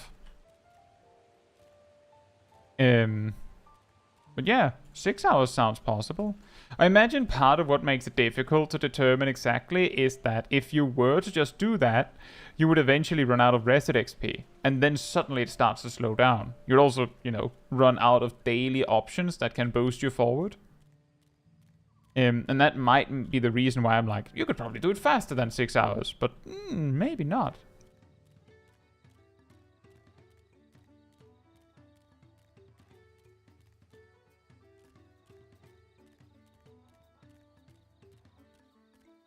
I don't know, Nox. The reason why I don't feel like they lost much is that while it felt like it was more free-flowing before, it's not like your rotation was any different. Like, you still had to do the same kinds of alternations. It's just that now, instead of it feeling free-flowing because, you know, you had the option to, like, choose and then get it wrong, now it's very obvious what the answer is on each step. Like, it's extremely obvious, whereas before, not so obvious, necessarily. So it might have felt more free-flowing than it is what I'm trying to get at.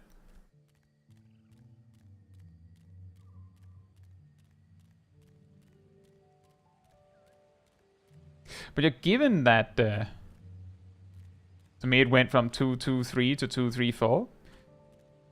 Well, yeah, it did. That is what it did go to, but ultimately it also boils down to changing a looping rotation that loops, like that is 18 steps long to one that is 24 steps long. I feel like making it 2-3-4 almost makes it more confusing in a way. Because it gives like 3 different cadences that you have to work with instead of 2. But I haven't played it that much, so hard for me to say. Is it 36 steps?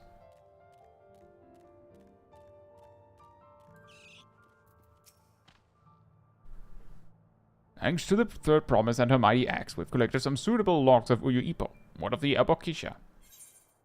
Green glowing, right.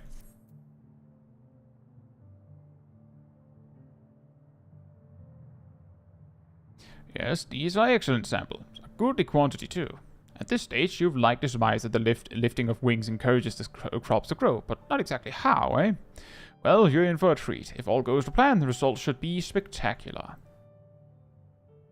Now, to get to work crafting these pieces for the float, I could use an assistant versed in the arcane arts to enhance the Uyuipo's conductivity. Then I'd be delighted to help. Everyone else should head back to Okano. They'll join you at the float once the work here is complete.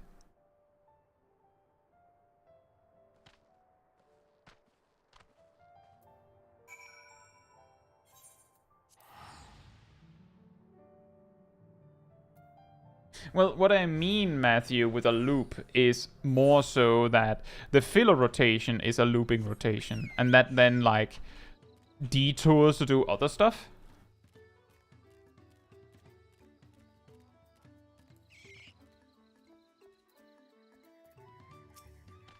It's been 10. It has been 9 hours.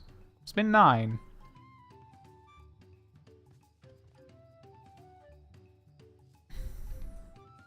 Gathering the Uyuipo was a trial in and of itself. First, Wukewu criticized everything I did. Then he suddenly yelled, "I've spoken ill of the third promise and must punish myself," and proceeded to slam his head into an Uyuipo tree. I told him not to worry about it again, and it was like snuffing out a candle. He's an odd one, that's for sure. At least we've seen to the poles in the new eye. Now we just have to wait for the feathers for from the twins.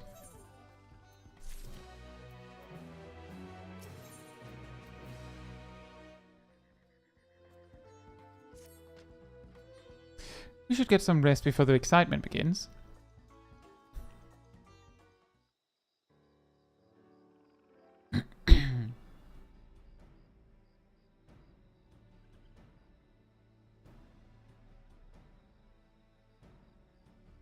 Over there, by the float. Isn't that the third promise? Then the rumors are true. She's trying to complete the feat of Reeves by reviving Ihiyana. Festival is a prayer for healthy crops, but does she honestly believe that that will be enough to save our harvest? Second promise, meanwhile, barely glanced at the fields before leaving Okano altogether. Maybe we asked too much of our young claimants.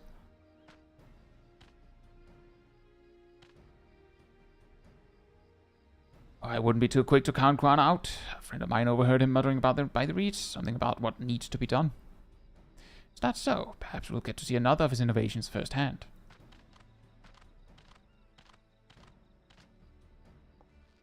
That sounds like our corner. One look at the reeds was all he needed to think up a solution. Be that as it may, our own solution's nearly done. Nearly ready. Indeed, as soon as the others get back, our long-awaited festival can begin.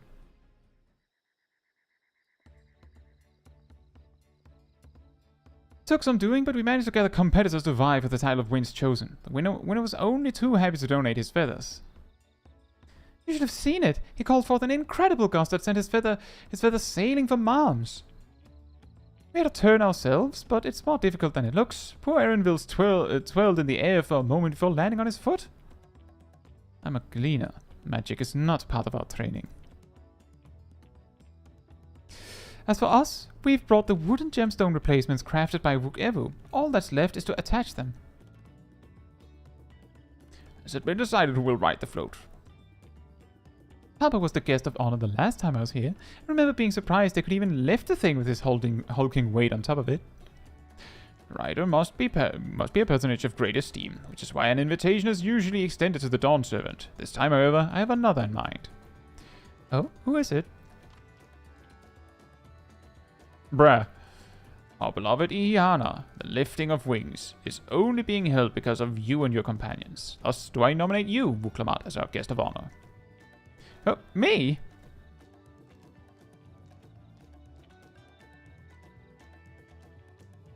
Congratulations, Lexi. This boat won't make me seasick, will it? I don't think so. Then weigh anchor. I can hardly refuse a request from one even more enthusiastic about the festival than me. I would be delighted to ride your float. Thank you, Wuklamat. I have roles for the rest of you as well. We'll be carrying the festival float in a slow procession towards Kosanuakie, where the sacred likeness of Chaiji is esconded. Are you serious right now? What I'd like you to do is clear the path of dangerous wildlife so that the procession can move along unimpeded. Let me just rattle off some more random names that you have a really hard time actually saying. Consider it done. You expect me to sit still until Vukevo has finished with the float? Let me come along and help with the clearing. As you know, I'm not much for fighting. I'll stay behind and assist Vukevo with the repairs. If you aren't sure where you need to go, the path I spoke of begins at the south of the village and branches off to the east. That will lead you across the bridges to the Stride of the Sun. Then we shall see to clearing it end to end.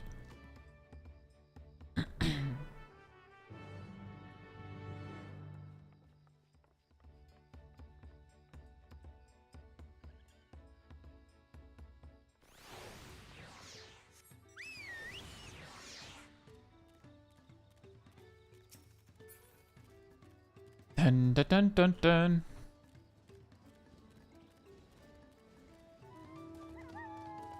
There's a new Black Mage? You know, I don't really know. I've killed like 3 mobs. 4 mobs. There's not a lot of fighting in the MSQ so far. As Linohano said, Kosanyaki should be down this way, then off to the east when the path branches. Then something about bridges and the Stride of the Sun? Anyway, let's split up and get to work. Once you've culled all the threats you can find, we'll meet up in front of Kishaihi. I'm not sure.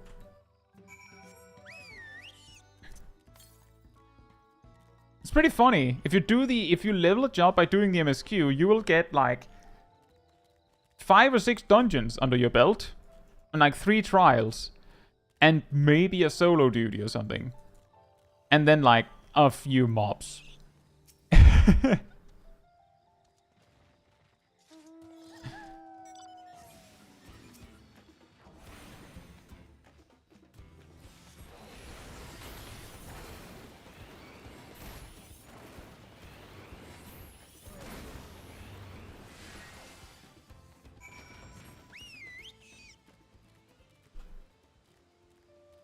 Five mobs.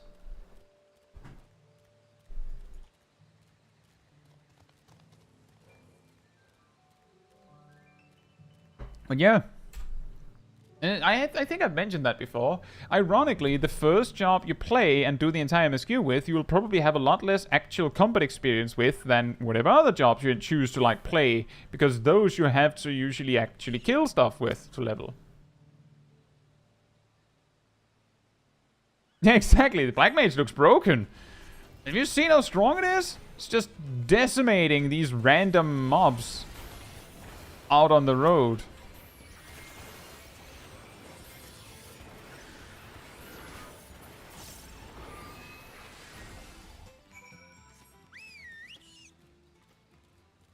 That's good to hear, Lexi.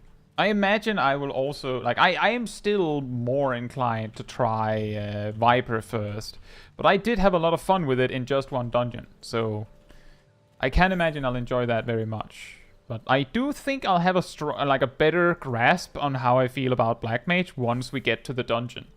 But given the pace we're going, I have a feeling that it'll be like 45 minutes maybe, at least. Maybe an hour before we get to the dungeon.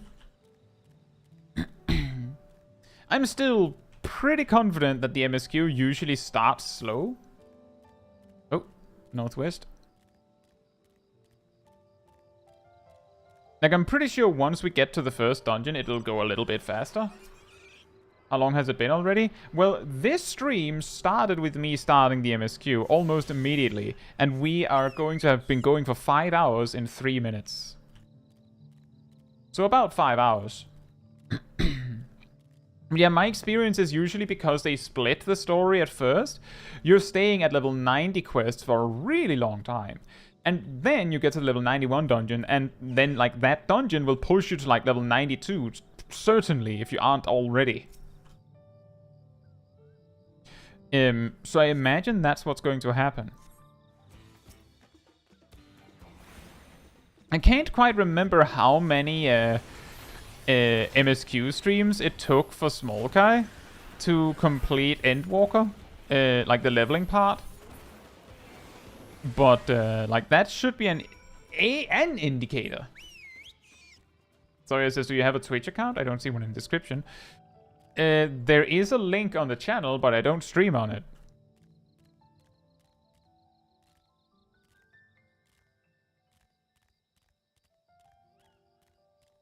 I don't know, DJB. Do you feel that they're bad?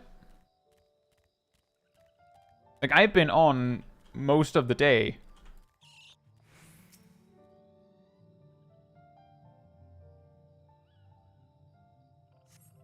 Yeah, because it has this split, it'll probably go faster once we get to the dungeons.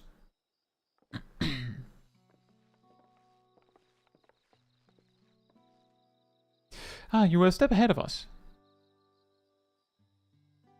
This must be the likeness of Keystone,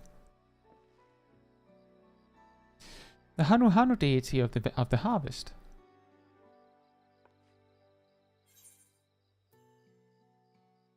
Reminds me of something I saw in Academia Nida. Yeah.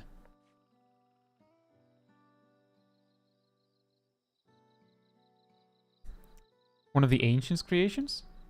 It's possible a vestigial memory of that time endured, a subconscious recollection from the inheriting soul providing the basis for an entirely new religion. I have no idea what that means. As far as I know, Keystone was worshipped on another continent. This ancient faith was then brought to Tural by the first Hanu. The Hanu migrated here from another continent, and mayhap the two do share a common ancestor. This is all very fascinating, but shouldn't we be getting back to Hanu? He'll want to know the path is safe for the procession. Right, and I need to ride on the float. I'll run ahead and tell him you're done here.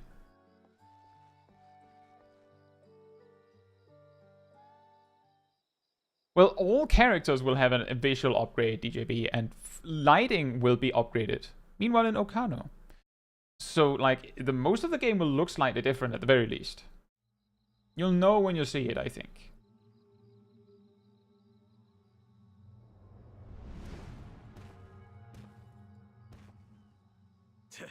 Not sure we heard you right, old man. Why don't you say that again? As many times as you'd like. The third promise tasked me with repairing this float, and I'll not relinquish it to an uncultured brute like you. Much less one that can't even manage a simple greeting.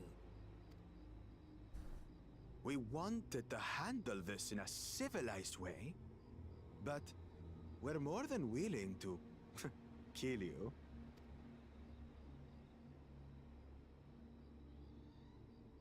We have a two-headed problem. Yes, please hurry. She's on her way back already? Stand back, Wukevu! I will protect the float! Are you trying to be brave, little bird? I could never have repaired the float alone. Not properly. But thanks to Wuklamat and her friends, we can hold Ihihana again! This is a priceless treasure! And as festival leader, I would die to protect it! Very well, if that's what you want.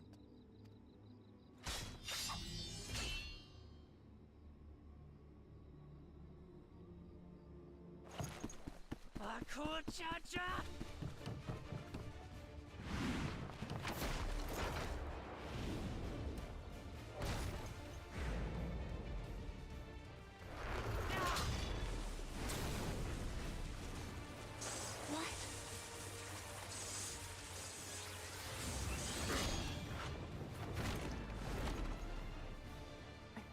everything into that blow.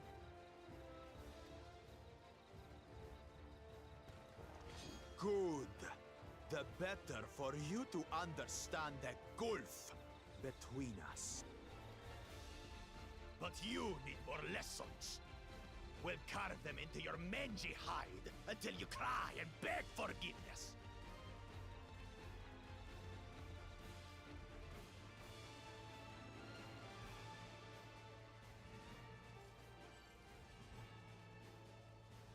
Your brilliant plan was to steal the float and take the credit. The so-called blessed siblings are nothing but cheats. Your scorn is sweet music. Come, weaklings. We'll crush you each in turn. Or all together, if you like.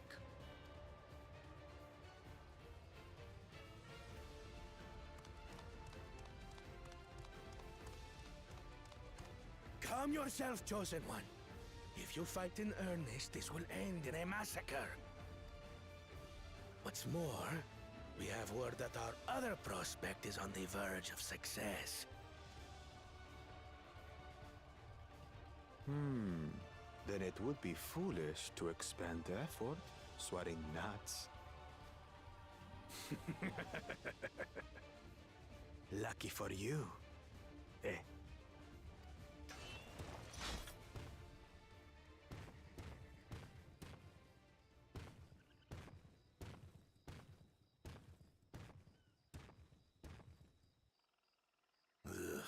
Two heads. I see Mamuk still clings to that loathsome hope.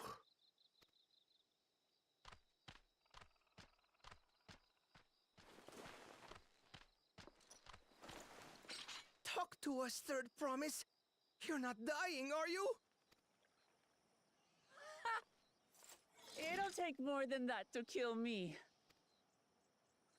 So, are we having this festival or not?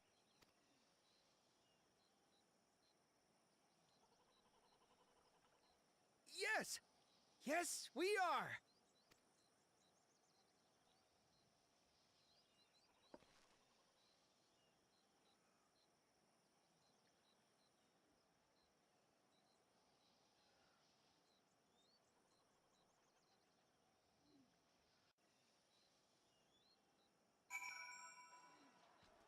I don't quite understand what you mean by that, Kylan, but I can test it.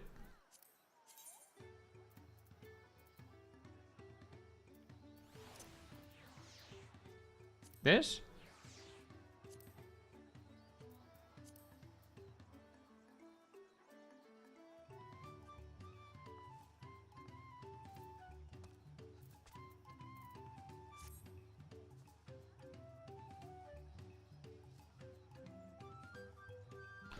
Anyway, congratulations, Cole. Thank you for coming to our rescue. I tried to protect the float, but against that two-head, may as well have not been there at all. Nonsense! You stood your ground and bought us the time we needed to make it back. You were incredibly brave.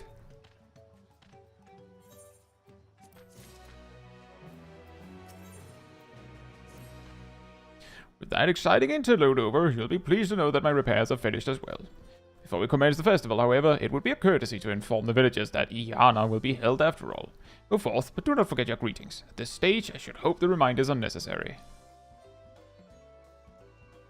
Oh, Kali, see? Remember. I remember.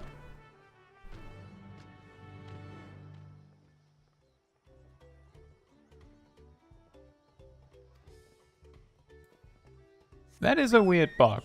Especially because I remember hearing something similar. I think it was for World of Warcraft, only if like a year ago or something, where you had to do something similar. I think it was World of Warcraft, would have been a different game.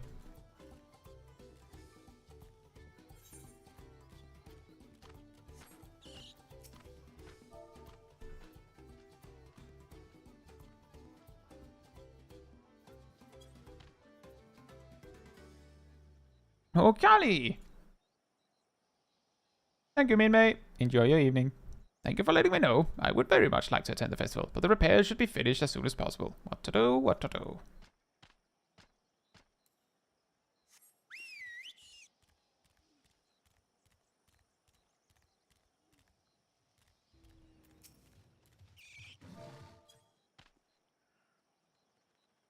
Oh, golly. The festival is about to begin. What do you expect me to say? Besides, of course I'll be there. Cleaning up the storm's aftermath may have been hard on us all, but the lifting of wings is tradition, and a joyous one at that. I won't sit here brooding my days away. Give me a moment to get ready.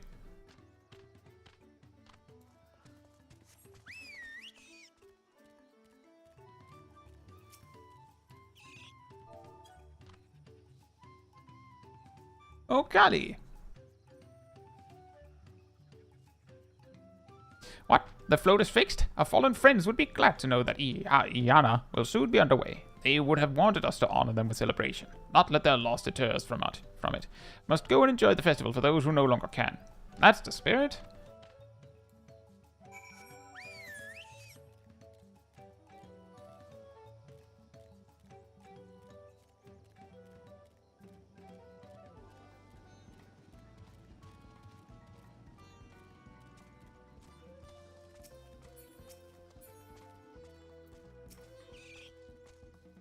Now we're pleased to hear the festival was going ahead, I imagine.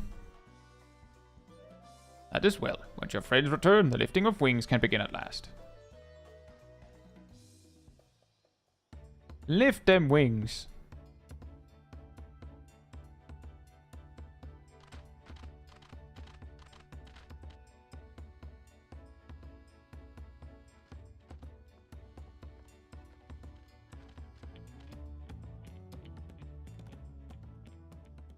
So few have come.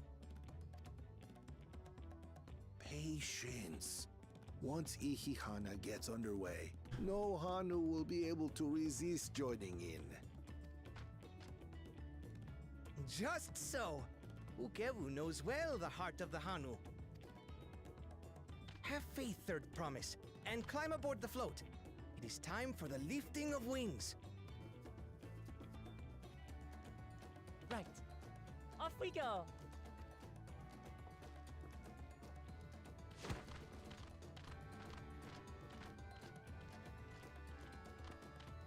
Ihihana is a prayer for bountiful harvest, but this is not its only meaning.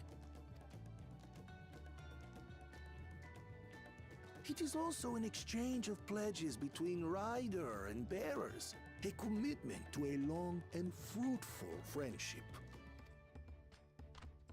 Listen well, friends! The personage we bear today is Wuklamat, the savior of our beloved festival!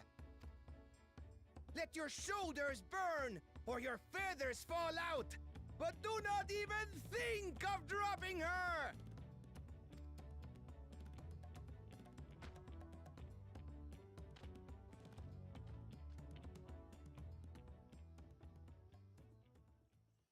Ready and...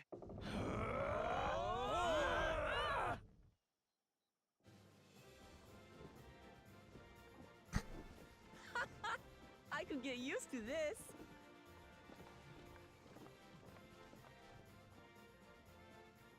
It's a long trip.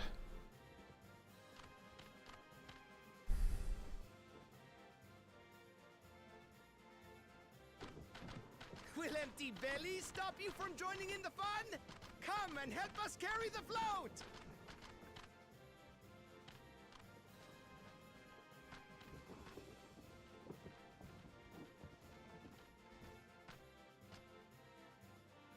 Well, well, well. To see the day that Dawn's promise would ride our boat again. We've not had the honor since you were here, Gulul Jaja.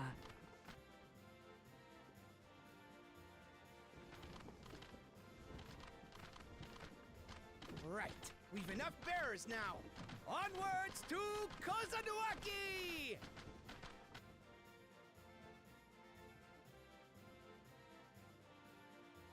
They didn't get more bearers, though.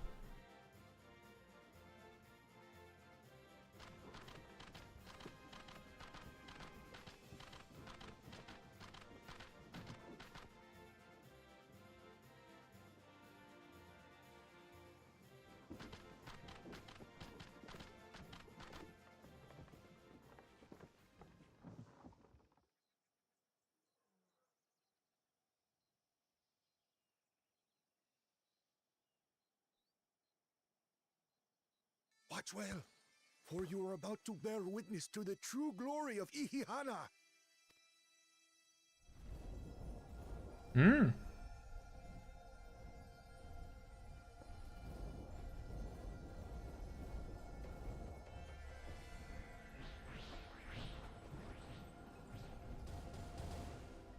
The float draws upon our life force, concentrating and amplifying the energy.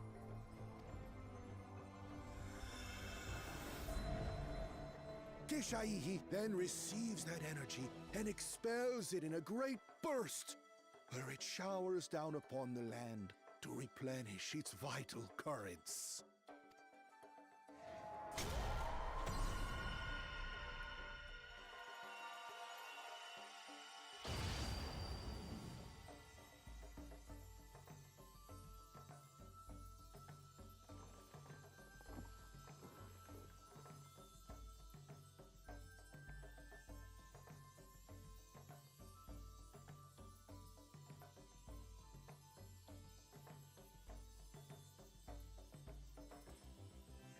It's raining ether.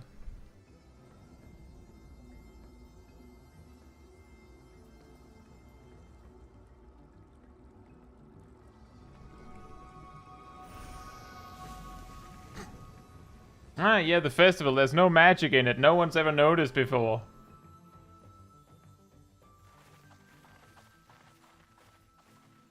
It worked. Like a literal charm. The float really was helping the reeds.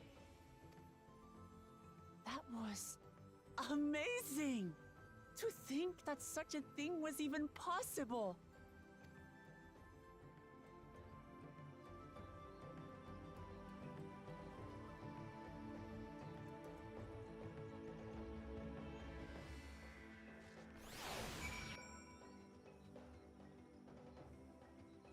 Yeah, just Warrior of Light things. No one noticed. I've left the float behind like that. I was so excited to see the reeds. Nothing to worry yourself over. My brethren have been swept up by festival fever. Last I saw, they were taking turns at the carrying poles on the way back to the village. Please, feel free to look over the fields and enjoy the sight of what you've accomplished.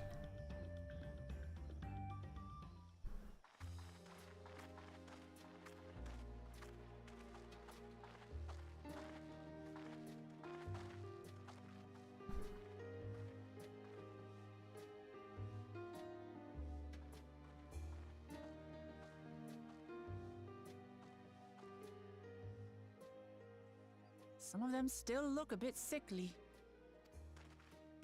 I imagine even the harvest magic has its limits.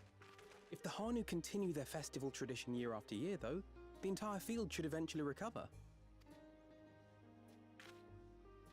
Where does that leave us with the feet, then? You've got nothing to fear on that account. Our situation could never have resolved itself. The revival of even a single reed would have served to demonstrate your commitment to the task.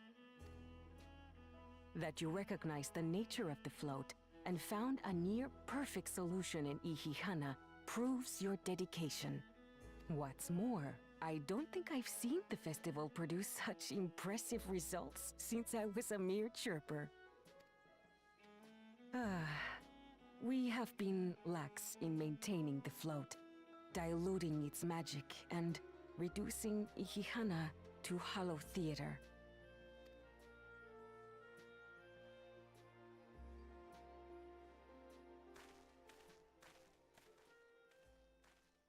Connor! I was delayed by an unpleasant encounter, but it seems I arrived at a good time.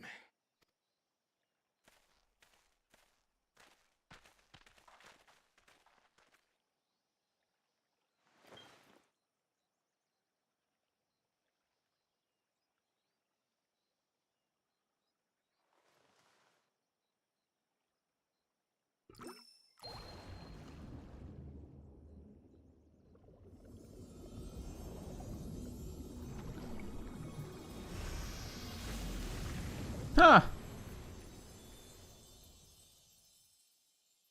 Well then. wonderful. What? You just pour in some mystery liquid and problem solved? Stagnant ether was to blame for the reed's poor condition. I assumed that was an alchemical concoction which enhances ethereal conductivity. It utilized the flowing water as an ethereal current, thereby promoting the transfer of life energies. A method I could not have devised without the education I received at the studium and the cooperation of my Archon allies.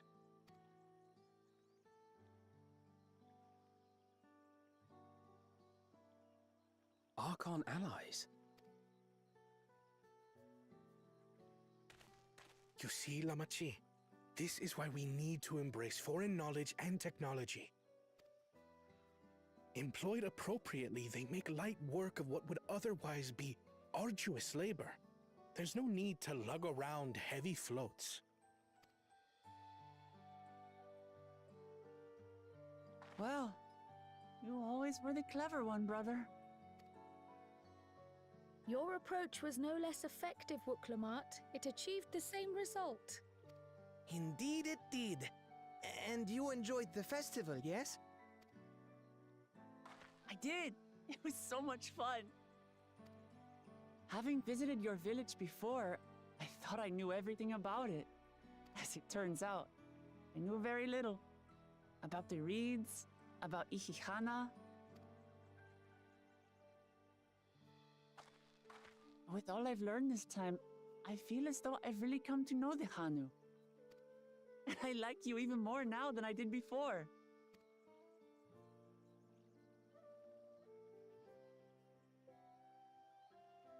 The feeling is mutual. And it's not just you who had a lot to learn either. I'll never look at our float the same way again. The two of you have exceeded expectations. Come forth and claim your stones.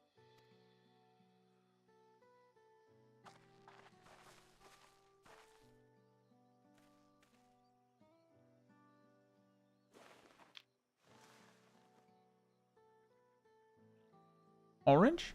Brown?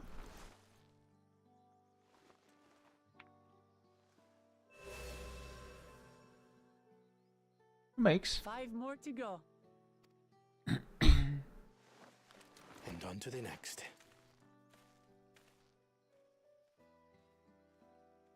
Not even a moment of celebration. That's Kona for you. A third promise? You must join us for Ihihana next season. As Dawn Servant, of course.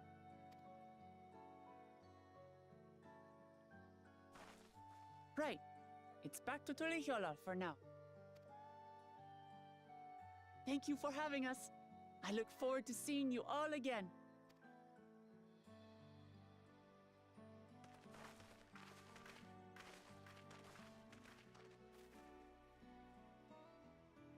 It's interesting. These are interesting times indeed. I know, right, Wukevu? That's what I said. They basically, it feels like they're presenting it as the 3 other guys. Never mind, there's more cutscene. The concoction was brewed by Kona himself. It's a test vial, but it should contain the same reagents.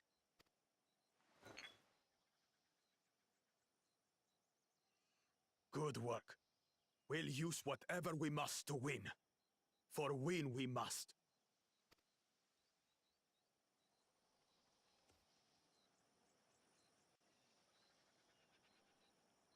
I wonder if that will actually go well.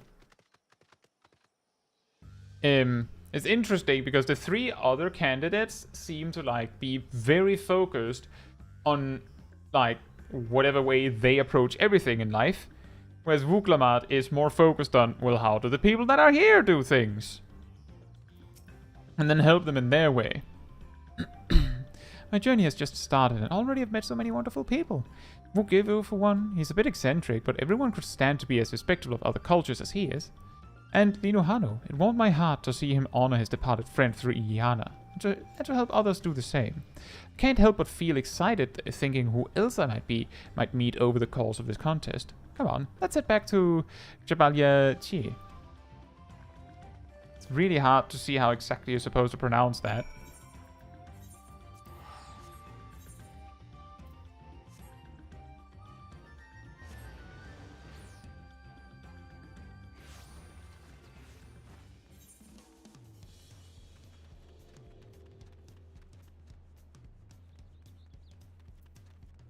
Nice poncho.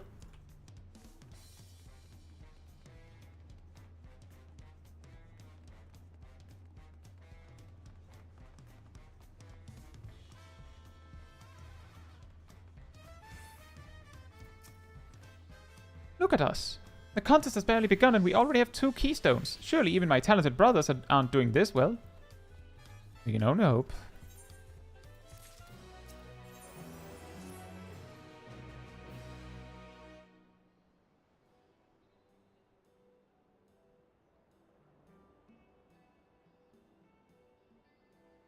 We've now won keystones from both the Feat of Reeds and the Feat of Gold. Surely that means our approach to the contest was the right one. So it would seem. By continuing to retrace Gululjaja's journey as presented in the saga, we should find the remaining electors in turn. Then let's visit the giants next. Like Kryl said, the fact that they were searching for the Golden City might mean they know something useful. The home of the Yokyu is in the upper reaches of Erkopacha. Unless you're keen on scaling the cliffs, we'll have to take the long way around through Gosamauka. This route will take us close to the Moblin village, which is another important location in the saga. Since we'll need all the keystones eventually, it makes sense to pay them a visit while we're passing through. So we call on the Moblins first then. Let's head there right now. I'm afraid right now is going to be a problem.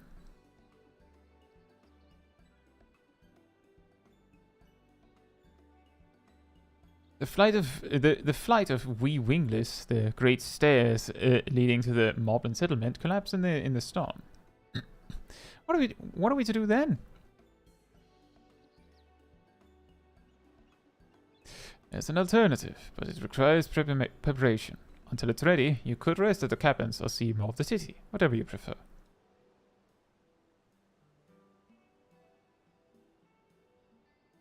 Just to be sure, you'll accept any method of travel as long as it gets us to our destination? Of course. Who do you take me for? Then as your guide, I will see to the arrangements. Well, it seems we have some free time on our hands. Let us make the most of it.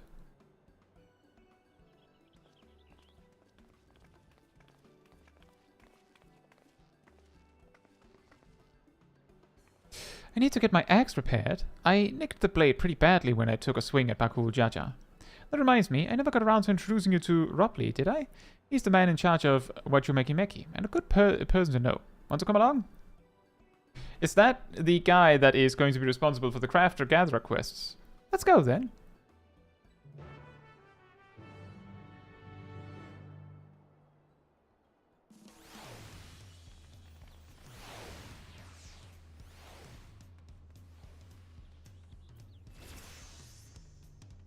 Ready? The markets of Wachumeki are to the east, on the other side of Bayside Bevy.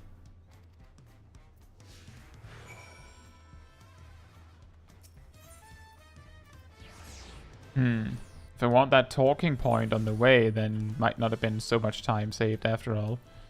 Oh well.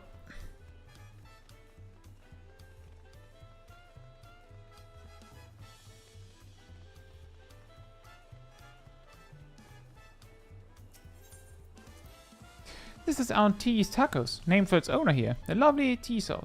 If you're after the best tacos in Tuliyollal, this place sits at the top with Xbalia Tie. You say that, Third Promise, but you only ever eat old Baruch Evers food. Come and buy mine for a change. Sorry, Dizzle. It's been a while, hasn't it? As well stop for a bite once the contest is over. Ah! Called out on it. Oops.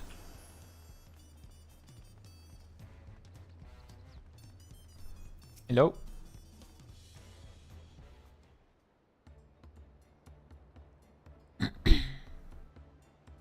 My, the third promise. How might I assist you this fine day? Well met, Ropley.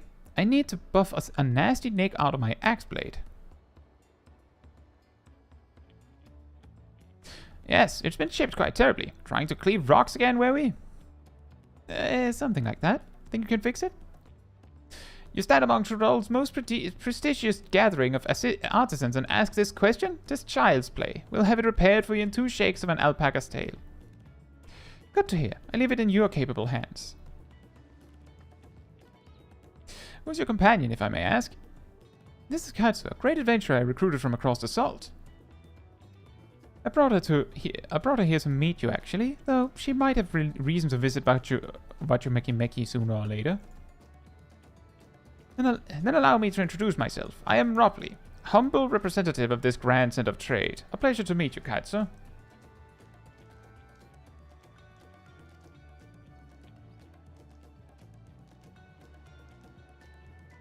You there, stop dithering in the shadows and announce your business already.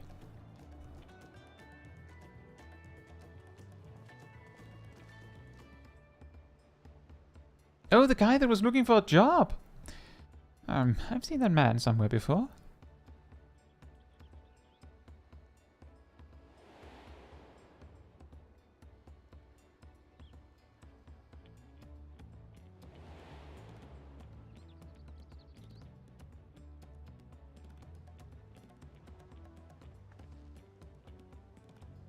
A jewelry maker you met on the voyage over?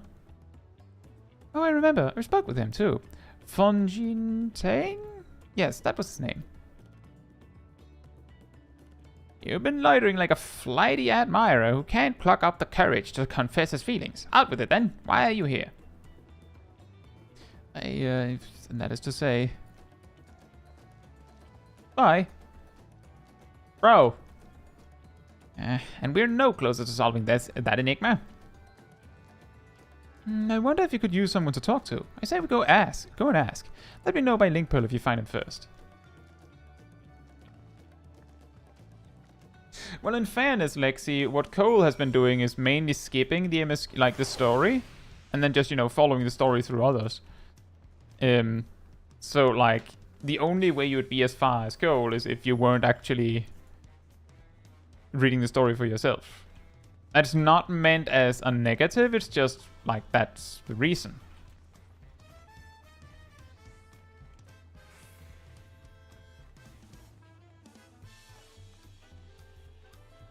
Well, that's not too surprising, Zaf, considering, like, that there's probably a lot of players that go, oh, right, I wasn't finished with the MSQ.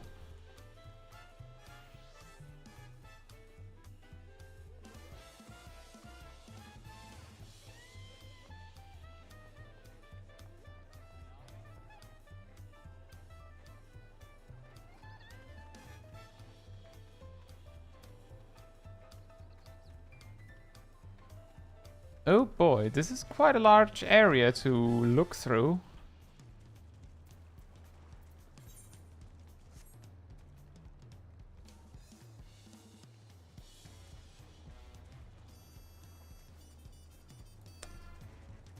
Well... Oh, there he is.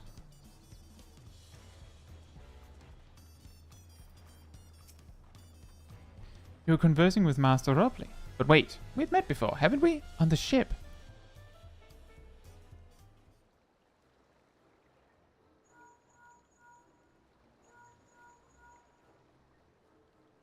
You found him? Good, I'll be right there. Why did you run off like that? Do you have business with Ropley or not?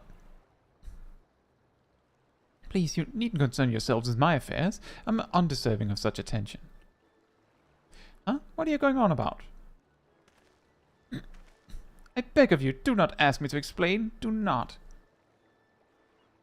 Sorry, but the more you tell me not to, the more curious I become. Besides, you look like you need a friend.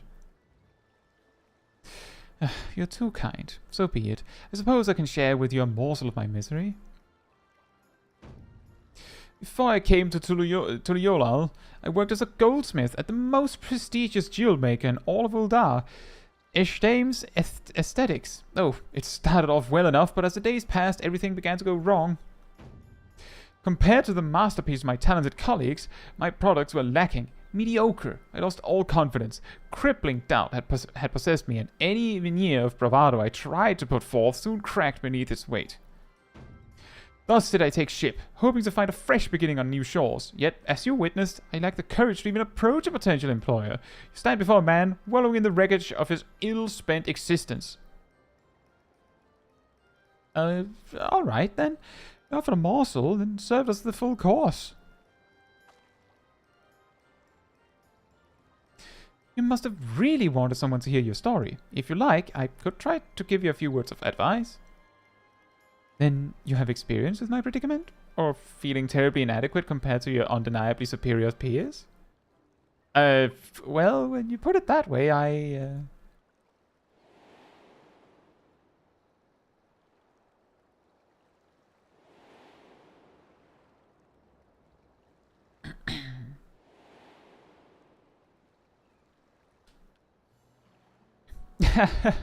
Not me, I'm Vuklamat, third promise of Tuliyollal.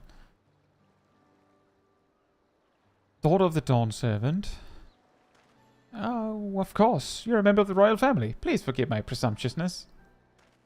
What of you? What of you? Have you ever measured your work against that of your colleagues and found yourself wanting?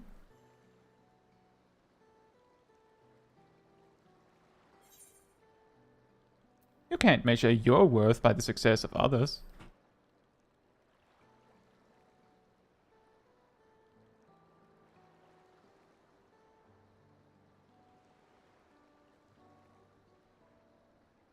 How can I not? Should my work not meet the same exacting standards, no new commissions will be forthcoming. What then was the point of my becoming a goldsmith?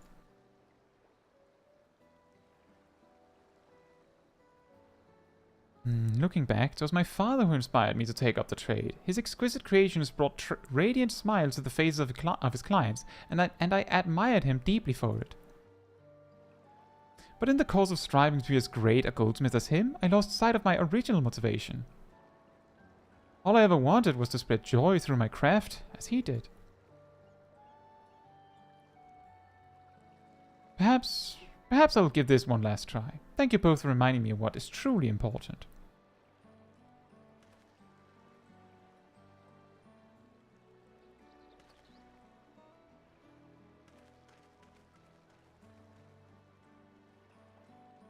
What is truly important?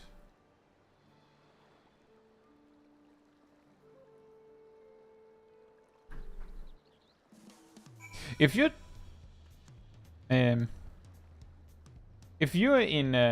planning to like read through all of the quests, Lexi, there is a possibility that that's going to be a tough ask to finish it by tomorrow, but try your best. Oh, sorry, Caetsu, I didn't mean to ignore you. Yes, I'm glad to see Fungitane is giving himself another chance. I can't help but wonder if Fungitane will follow through. Let's see if he is actually gone to talk with Robley.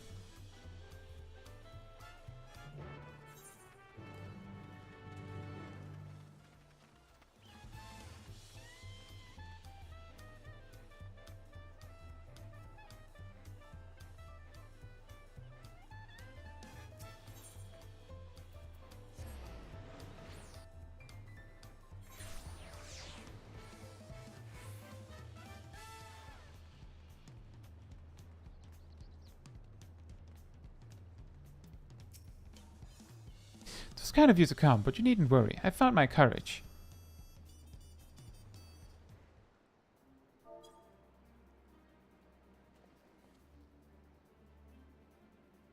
Pray accept my apologies for my earlier behavior. My name is Fungitane, and I am a goldsmith from Ul'dah, far away Eorzea. I realize this is a bold request, but I should like to continue practicing my trade here in Wachumekimeki. If you will have me, I ask only for the opportunity to bring happiness to others with my creations. So that's what it was about. You were looking for work. Consider yourself hired. Wachumekimeki is always in need of skilled craftsmen and women. I'll handle the necessary paperwork. Can you start tomorrow? Yes, yes, of course. I must thank you both again for your sage and timely advice. I don't know that I was all that helpful. But you were. Had you not come to speak with me, I would not have had that moment of much-needed self-reflection.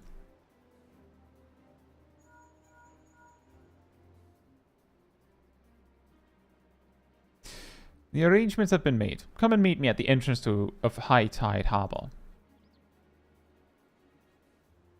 Ah! We're going by boat. Oh, I almost forgot. Do you have my axe ready, Ropley?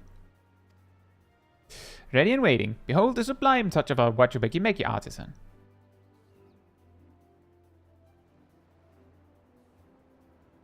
Oh, it's as sharp as deadly as the first day I held it. Thank you.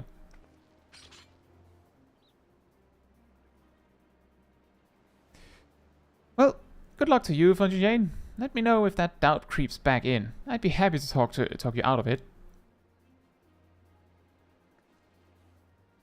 As for us, we should head for the harbor. Wouldn't want to keep Erenville waiting.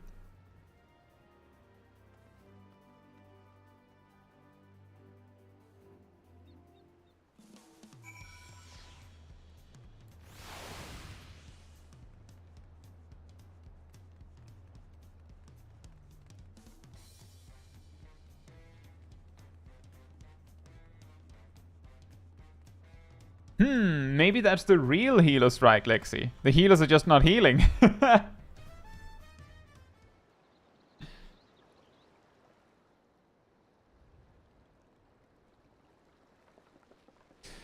Enough with the secrecy. What's this big plan of yours?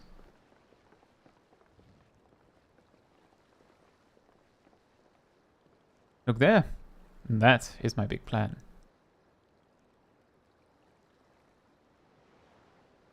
A boat. What is that? It's a Punichi. That's a manatee. She'll be pulling our boat upriver. How do we know she won't thrash about and sink us instead? They're gentle and timid creatures. For the most part, she's unlikely to cause a fuss unless you give her a reason to.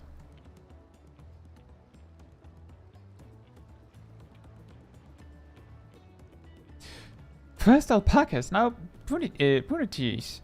We're relying on a lot on animals for this journey. We should be thankful we have an animal expert as our guide then.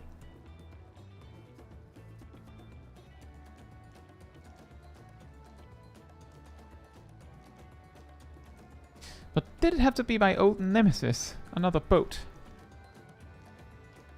Well, I took you for someone who was up to the challenge. Was I wrong?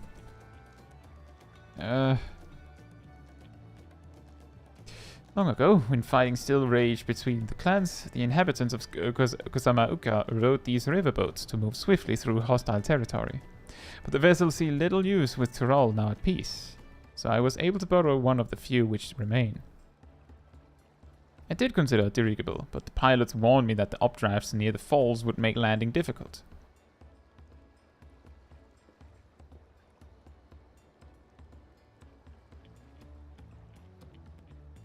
You said you borrowed one, yet there appear to be several on the water. Ona!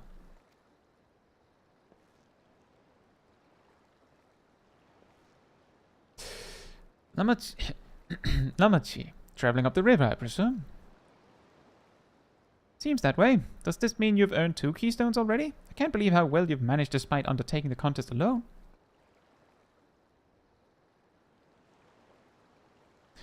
I was never alone. I've had my own entourage with me since the beginning.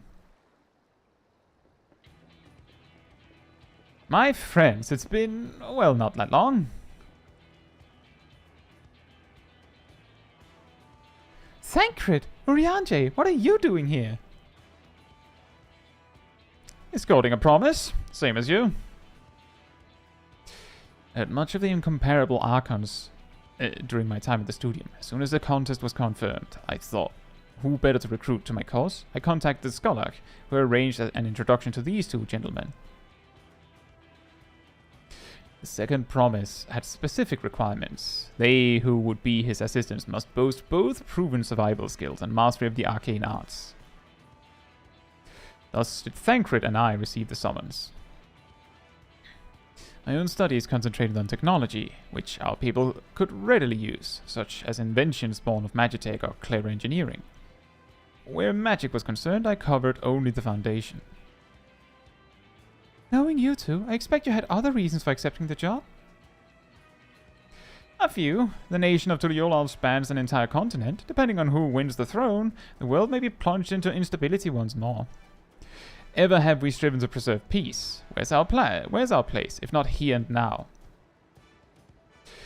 We did our due diligence, of course, and made sure of who we were working with before agreeing to this endeavor. He's even more opaque than Urianji at times, but is surprisingly... That's quite enough of that. We must be on our way. Wait, I have one question before you leave. Kuna and Wuklamat are vying for the throne. As Kuna's entourage, does that mean you're resolved to defeat all his opponents, including us? We're sworn to do all in our power to win this contest for Kuna, even if it means competing against our own comrades. We intend to hold nothing back, and expect you to do the same. And we won't disappoint you.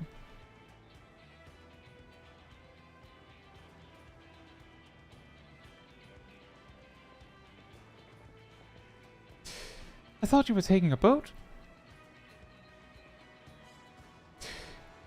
If even you have been forced to travel on water, then the others will be doing the same. I would rather walk than risk confrontation on a leaky barge with no possibility of retreat. That makes sense. It's true that I can't stand boats. But I trust the route Erenville has chosen for us.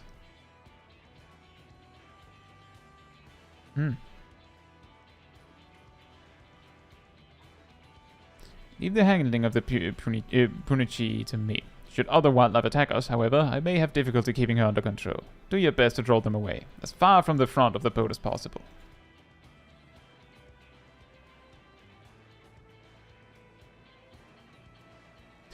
Then we shall remain on deck and stand guard, although it may be wise to have at least one of us sit up front with Erenville just in case. I'd like to stay on the deck. I'm eager to put my pictomancy to the proof. And I'll take any chance to show you that I can hold my own on the battlefield. Then Kryl will stand on guard with Caetsu.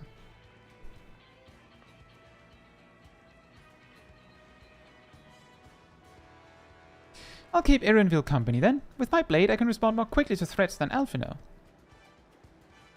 Thank you. If a fight breaks out, I'll try to stay out of your way. Then I shall endeavor to provide aid where it is needed. I can do that as well. That should cover most eventualities. Secure your gear and board the boat when you're ready.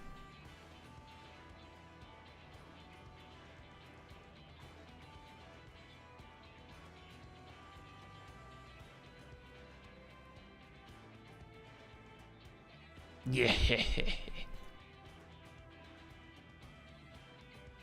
Let the hunt begin.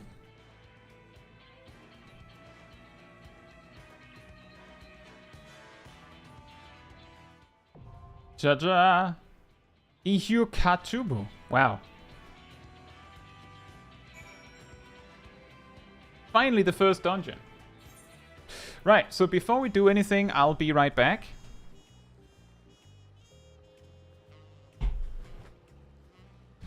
If you would like to join me for this duty, do let me know. I don't know if we can. Also, yeah, 5 hours and 45 minutes did it take. But you can see if it's possible if anyone wants to join. That said, sanity restored. That is the first dungeon next.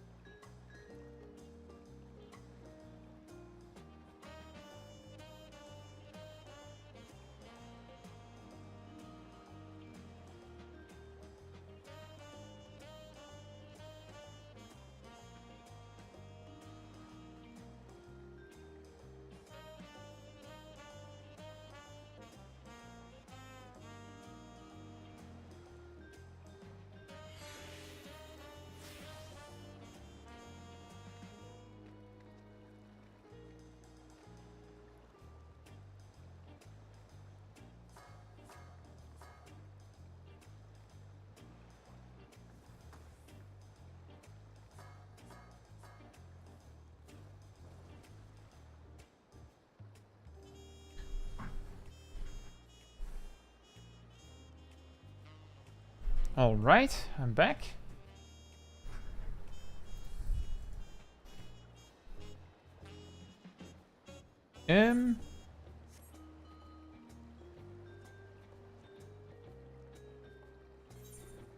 Did anyone want to join? If I just figure it out on my own?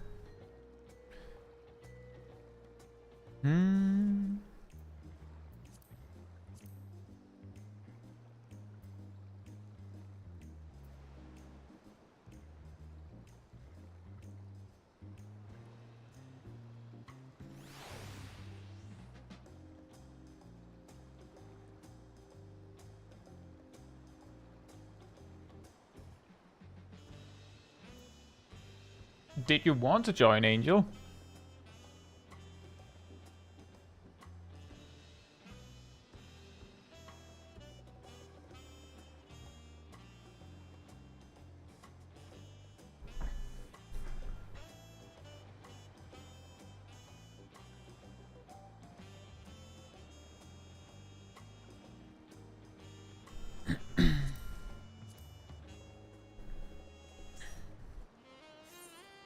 Looks like the healing is not covered yet, Shaq.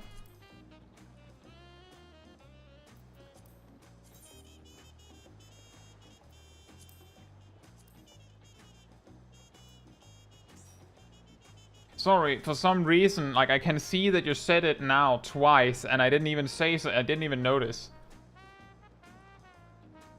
You said it twice in game and once here. Sorry, Shaq.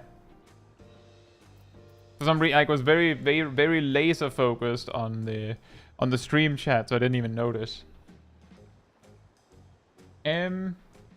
Just before I go, do we have a fourth player? I think we have just a DPS slot. Or should we just queue? Something that I should mention, Lexi, given that you said you like basically only started like an hour ago or something on the MSQ. There's like, you know how in Shadowbringers and Endwalker, there's like this whole splitting path situation where you have to like do 2 storylines before it gets back to this? Or before you get to the dungeon? It's like that. So if you thought like, so like if you haven't done a full like Keystone yet, then you're a little more than a few minutes behind, I think. I think it's just the 3 of us then.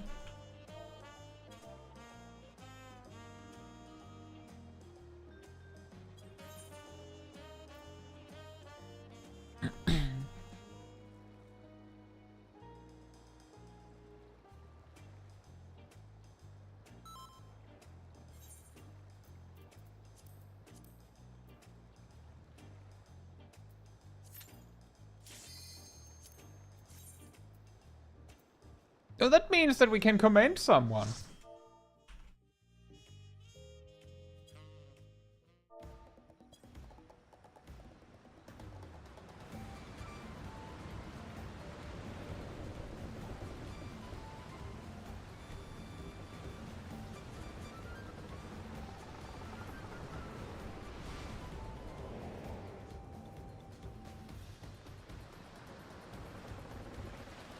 Does that mean this entire dungeon is going to happen on this?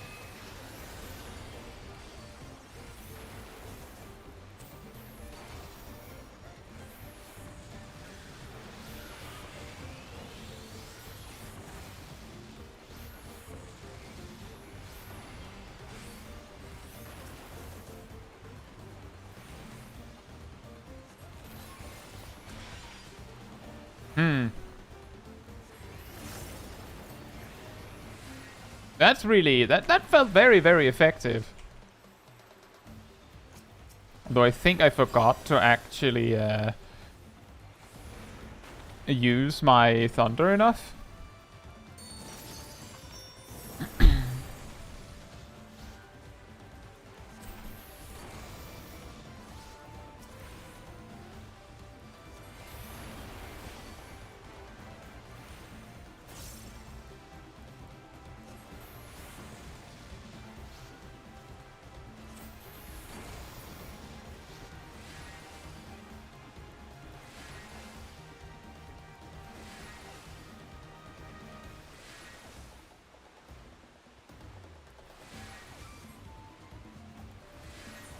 Oh, I don't need to wear that earring anymore.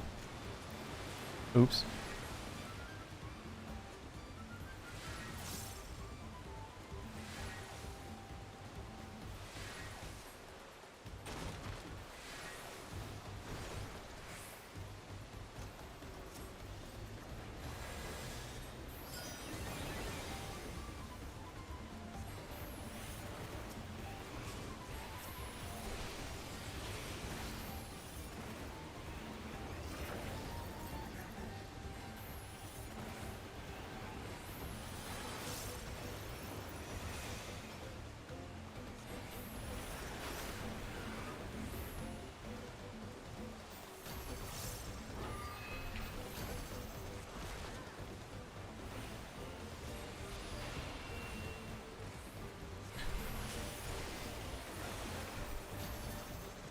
Our new friend? Which new friend, Caetsu?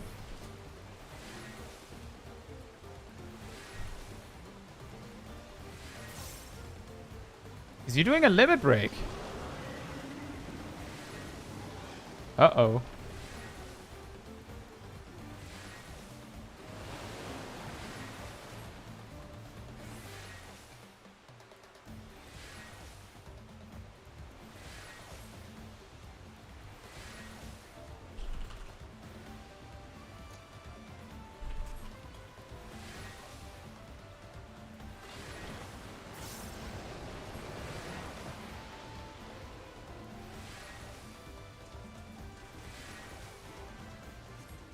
Well, that is a long wait.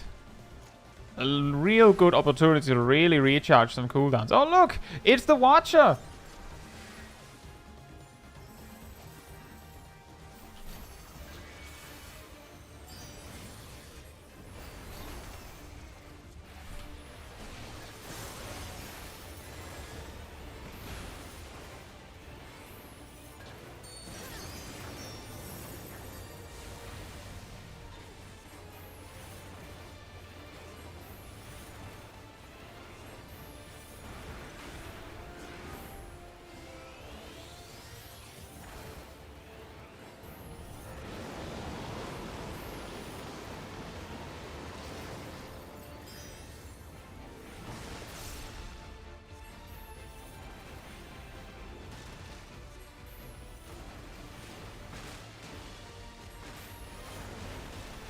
Oh, whoops, I didn't need that.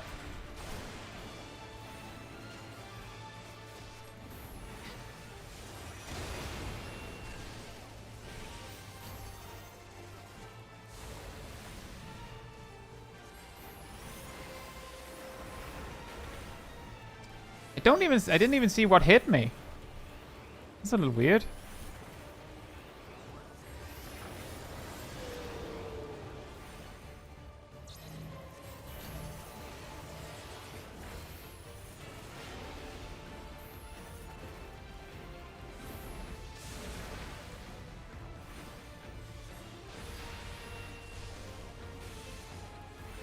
Oh, ads.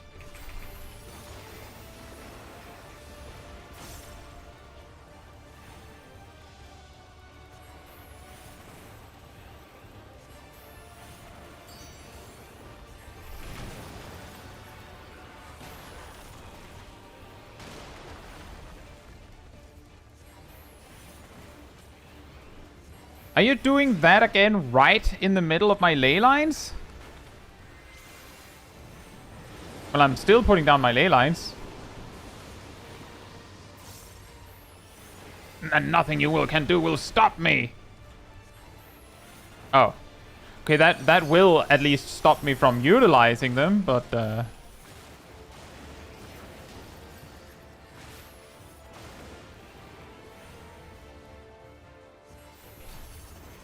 oh. Nice. Get any value from that earring? I don't even know. I basically killed nothing. It's more the principle of it, right? But yeah, I don't think I actually got any value out of it.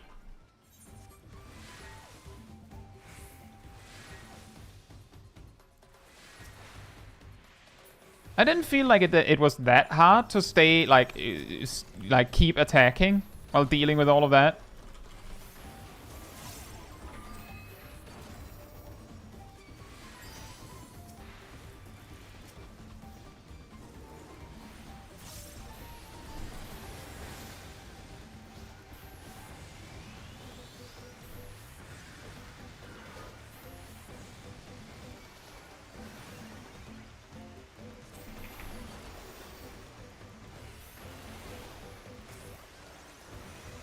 I do think this transpose rotation is actually kind of funny.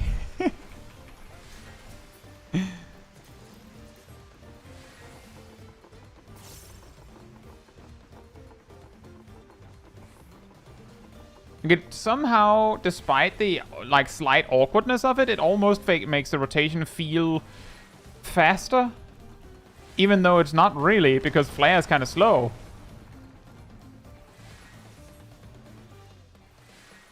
We're getting trolled by Urianger and Thancred now.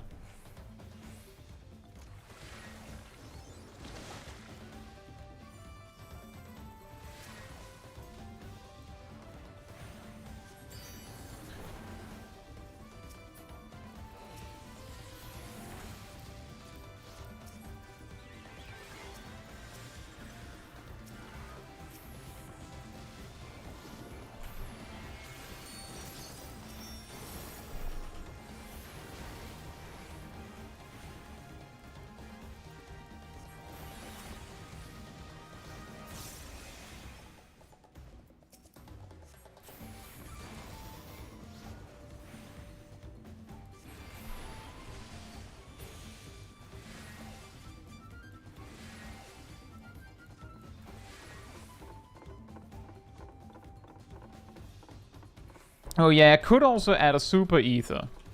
And just like it felt like I've had enough casts each time to like kind of run low already.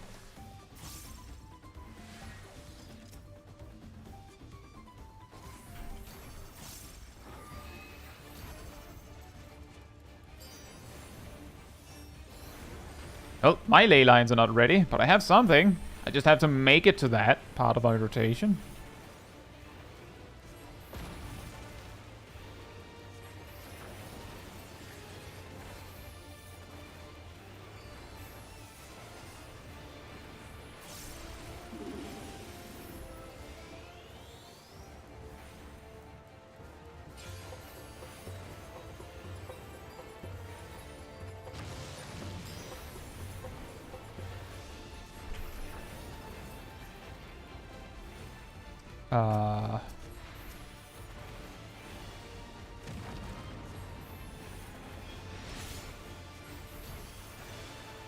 What does that mean?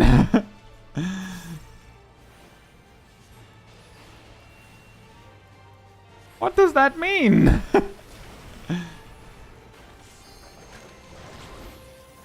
His stance invigorates, it says if I'm supposed to know what that means. Ah, yes. Drowsy stance invigorates. That means stuff, I guess. Uh-oh. Right in my ley lines? I don't know what that means. It means ads. Okay.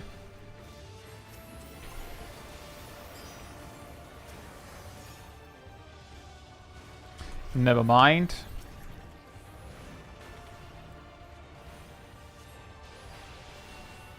Didn't have the speed to actually do anything with that.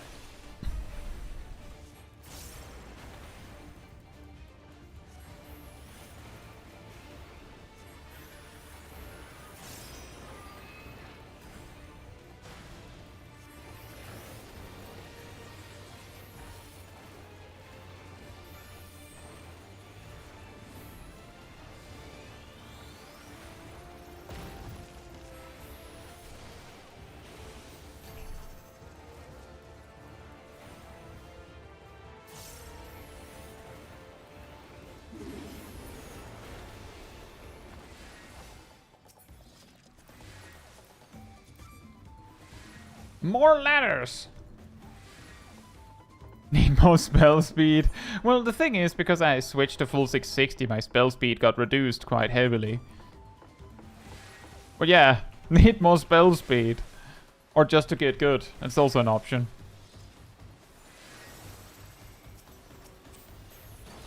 Ah.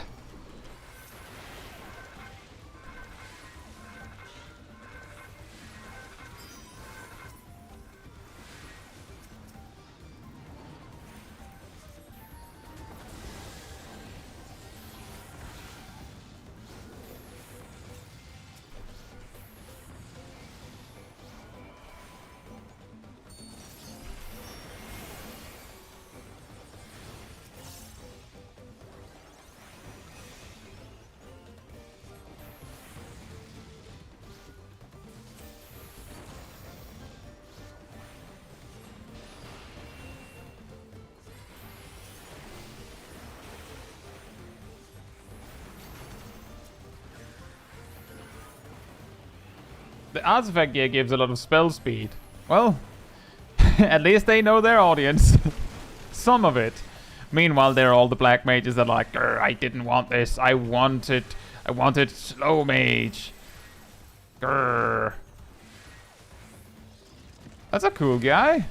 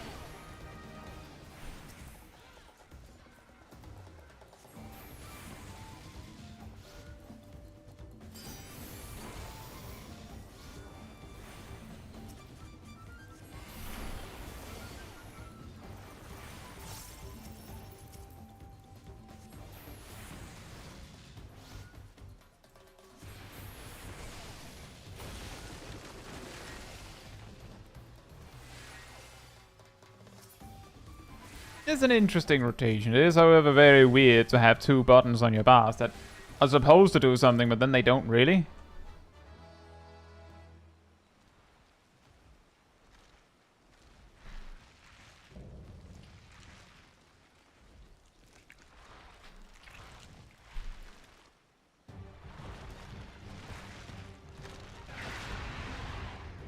What a wild-looking creature.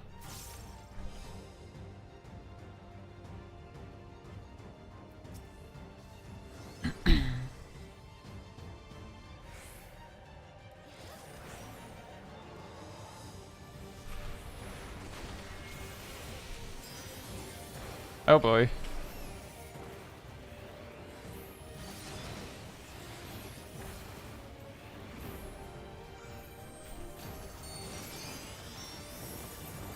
Blade? He used blade!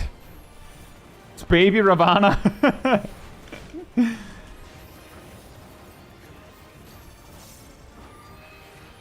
You're not wrong. What?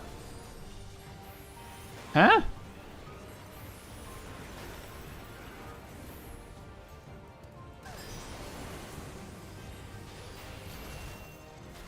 Nom. That's concerning.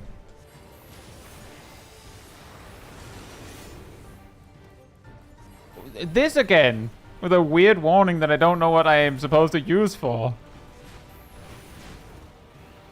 That didn't count, I guess. That will not count either. Ow. Thank you.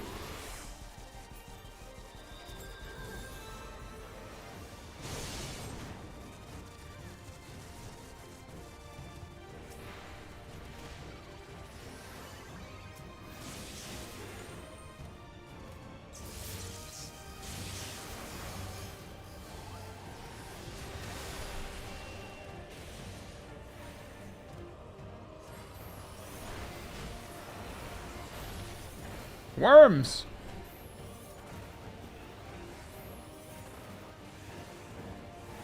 It's really weird how they all come to attack the boss and then the boss is like, nope, lol. And then he eats them and then does something with them. This might have been a bad idea for ley lines, but here we go.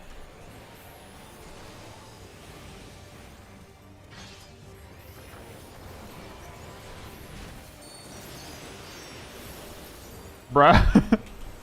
It's fine, I didn't want them anyway. It's okay. Didn't need them. Didn't even want the ley lines.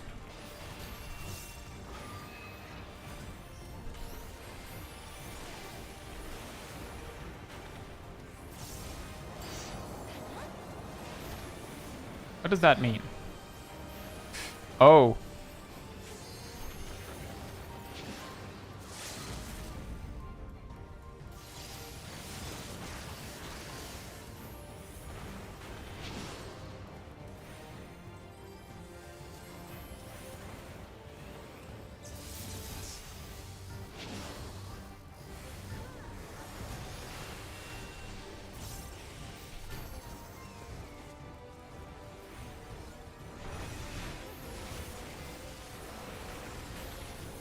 We're almost there. This mechanic again, which I was dead for last time. Nice. Level up! 92, I believe. Is that when you get high thunder? Hi, thunder.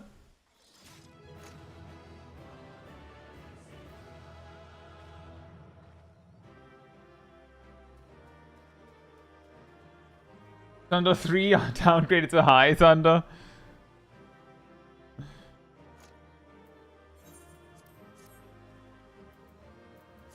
Oh, music. Didn't win it.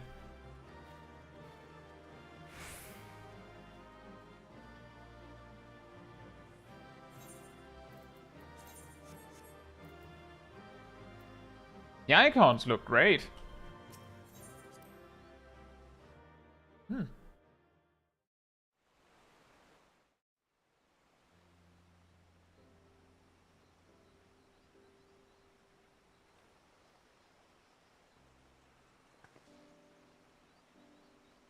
This is as far as we can go on foot, it seems.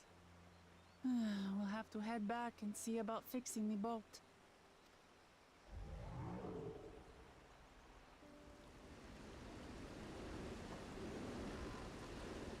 Hey! Everyone all right?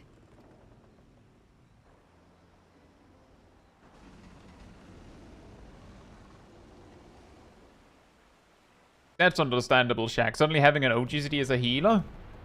For attacking?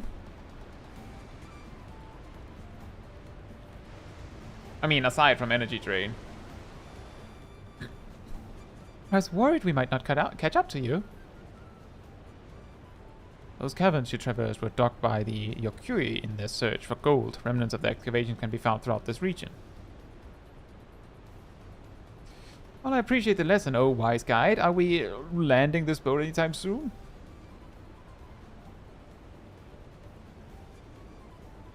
Our river journey is almost over. For proof of that, you need only look ahead.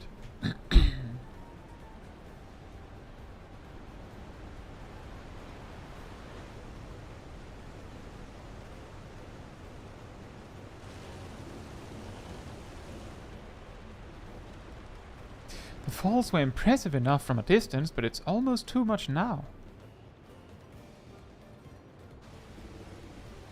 Yes, amazing. Now, please let me off. Thank you for helping with the dungeon, by the way.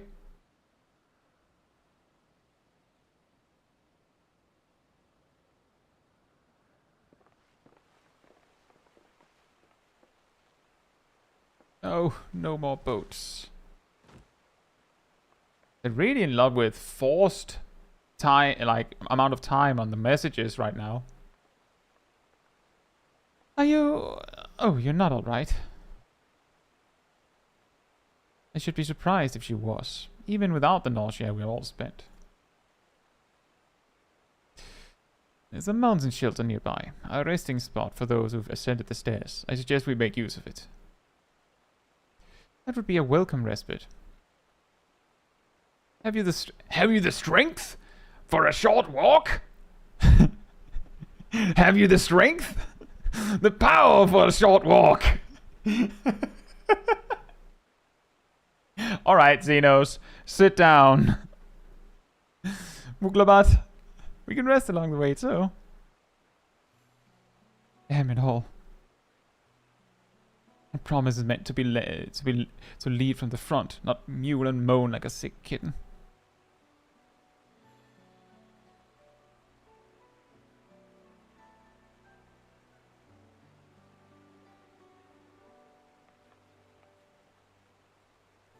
Muklamat.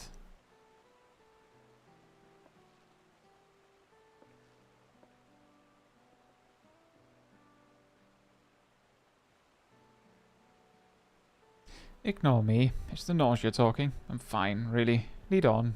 I'll follow.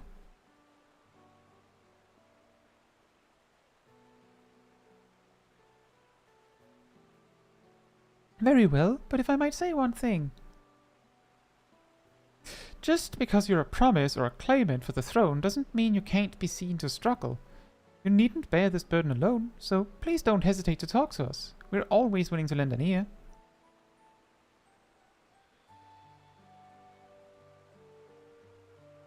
But, Kryl,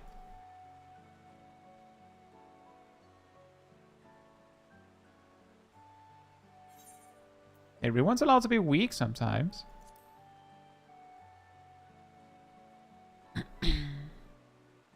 Oh, that's a new animation. The player character. You as well, Caetsu? I've always believed this is my problem alone, but perhaps you have the right of it.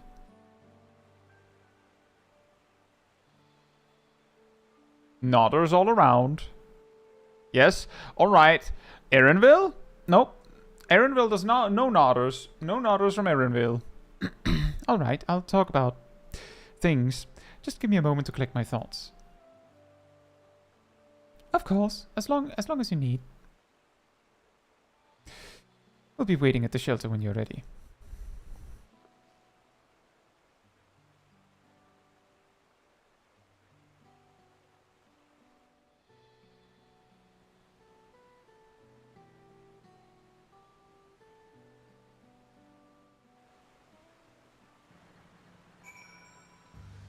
Just one moment.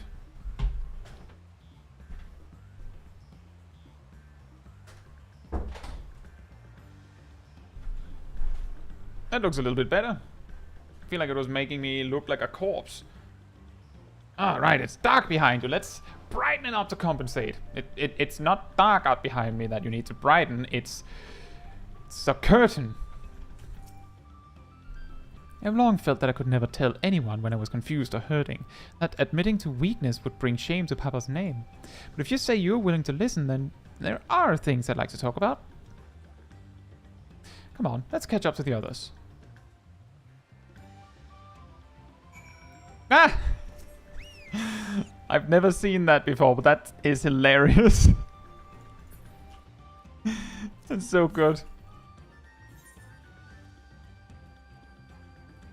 Chocobo with a poncho and a sombrero. Hey, I'm on the road. Leave me alone, Teiko. What's happening? Just random people running across the road.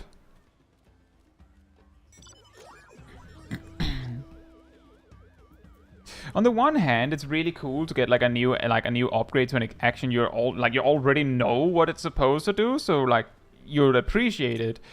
But it does also have that feeling of, well, it isn't adding anything to the rotation. As Cole says, it hits fast, which I mean, it doesn't really change anything, does it? Like under nearly no circumstances does it really matter, I'm pretty sure. You should stop here for the night. Understand the desire to rush ahead, but we need to recuperate from our punishing river adventure. And let's settle in. We'll need a cook fire, and there's meal preparation to be done. Meal prep?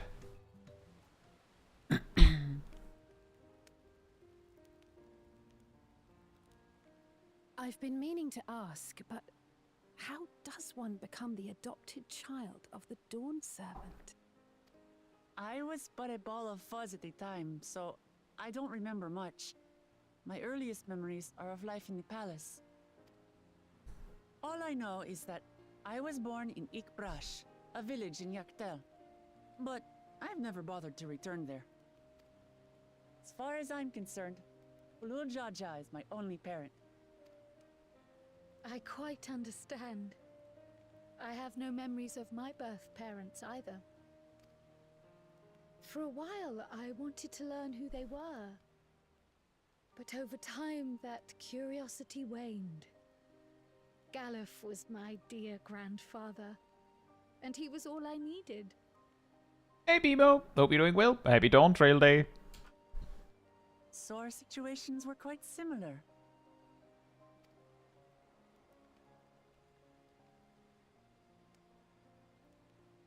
Even though Papa already had a trueborn son, he raised me and Kona with no less love. See you later, Bimo. Enjoy the MSQ. One time, I'd wandered off alone into the forest and gotten lost. Before I became a meal for some beast, Papa dropped everything and came to my rescue. I was scared and sobbing and ready for a scolding, but the head of resolve praised me for surviving the ordeal. I did get my lecture from the head of reason, though. He went on and on about the dangers of the jungle and all the horrible ways I could have died. Growing up, Papa was kind and patient, but a tyrant when it came to training. Now, of course, I realize he was preparing me for my duties as a promise.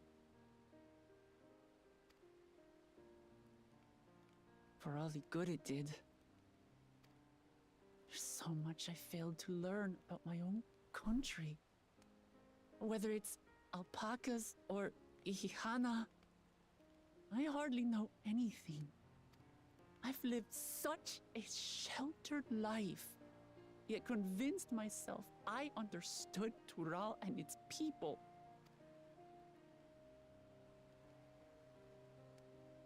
I don't have Kona's education, or Zoralja's strength. I'm all bluff and bravado, not fit to bear my title.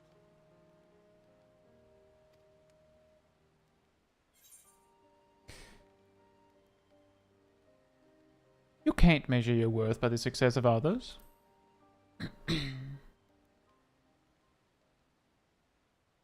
Don't compare myself to my siblings, you mean?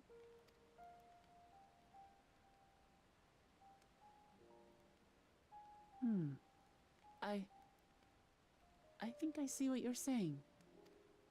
My reasons for joining the contest have nothing to do with my brothers. It's always been about the Turali and what I can do for them. You said it yourself. How important it is to properly know something. To hear the voices of others, empathize with how they feel, and think how best to serve.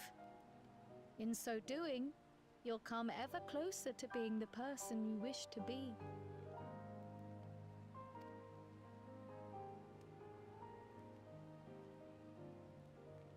I'm sorry, everyone. I've been a fool. From this moment on, I'll stop trying to be the promise I'm not. I won't feign strength to hide my weaknesses. Step by step, I'll learn all there is to know and love about Tuliyollal and my fellow Turali. It might not be the smoothest path, but it'll be a path of my own making. I will find the City of Gold for all of us, along with the answers you seek about your grandfather Kryl. I swear. I appreciate it, Wuklamat. But you needn't take on that burden as well. Galuf Baldessian dedicated his life to protecting people from all manner of threats. As his granddaughter, I wouldn't wish to endanger others for the sake of a personal investigation. So let's just concentrate on winning the contest.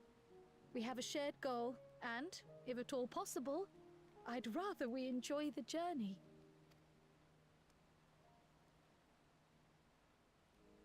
Hear, hear.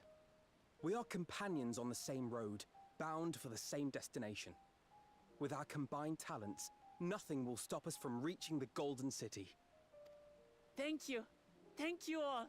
I am proud to call you my friends.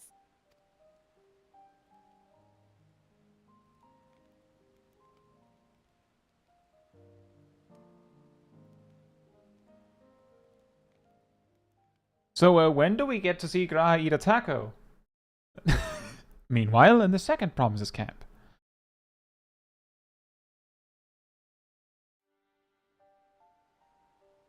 Thank you. Thank you all. I am proud to call you my friends. Ah. They seem to be enjoying themselves. Are you sure you don't want to go and say a word to your sister? Nay, there is no need for that. But what of you two? Wuklamat's allies are your comrades. It must feel strange to be rivals. Helping you has made us rivals, aye, but we're not about to break into fisticuffs over it. Unless, of course, it is a matter of winning or losing the contest. Then I'll have no qualms about putting Alizé on her rear. Despite our long history, never have I been given the chance to test myself against our companions. The thought stirreth within me a most unexpected sense of competition.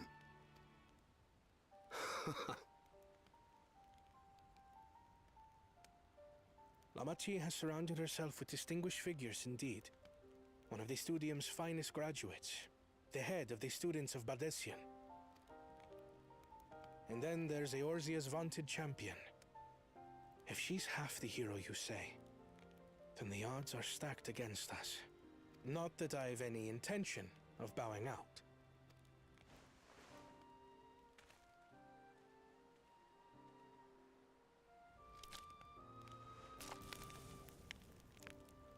Our time in Urkelpacha only served to strengthen my resolve. We saw how a single storm cut off the alpaca roots and threw my people's lives into disarray. Such uncertainties are why I advocate for the adoption of Sharlayan innovations, that Tuliyollal might know greater stability and prosperity.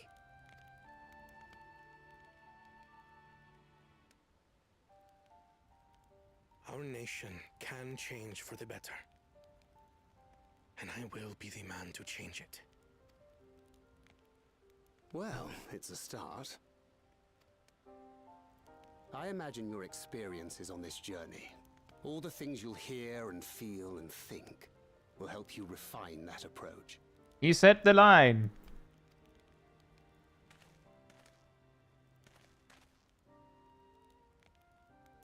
But to return to the subject of the rite, I'm a touch concerned by the condition for victory. The claimant who breaks the seal becomes Dawnservant, not the one who performed the 7 feats first. The would-be victor need only possess the 7 keystones.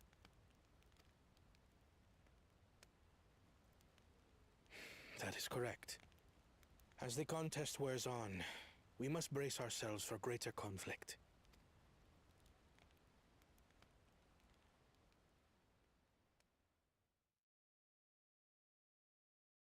Meanwhile, with the first promise.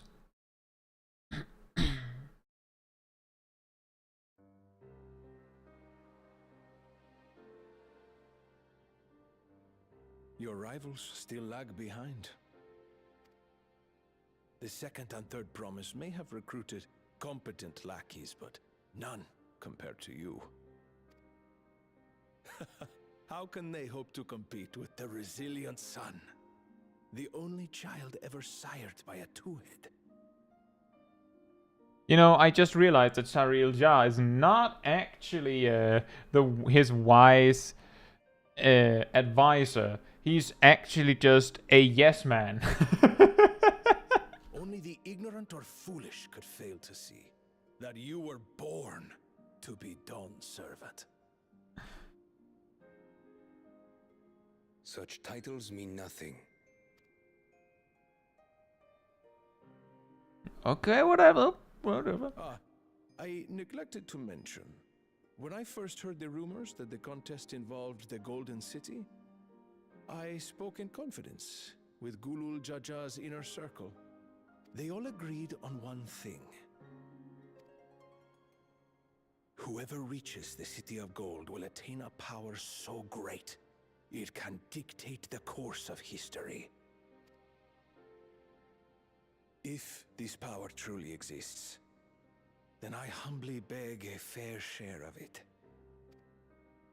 Time is passing, and I would put my plans in motion without delay. The useless tool is cast aside after all. And just so there is no misunderstanding, you consent to this course, no matter who is made to suffer.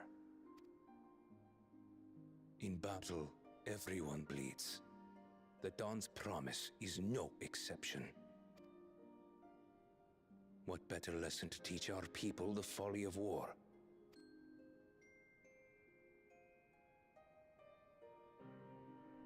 That looks concerning.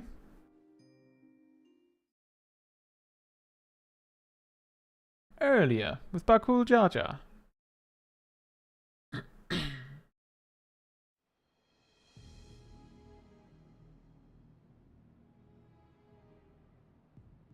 I was hoping for a good scrap, but this bloated sack of bile was no challenge at all.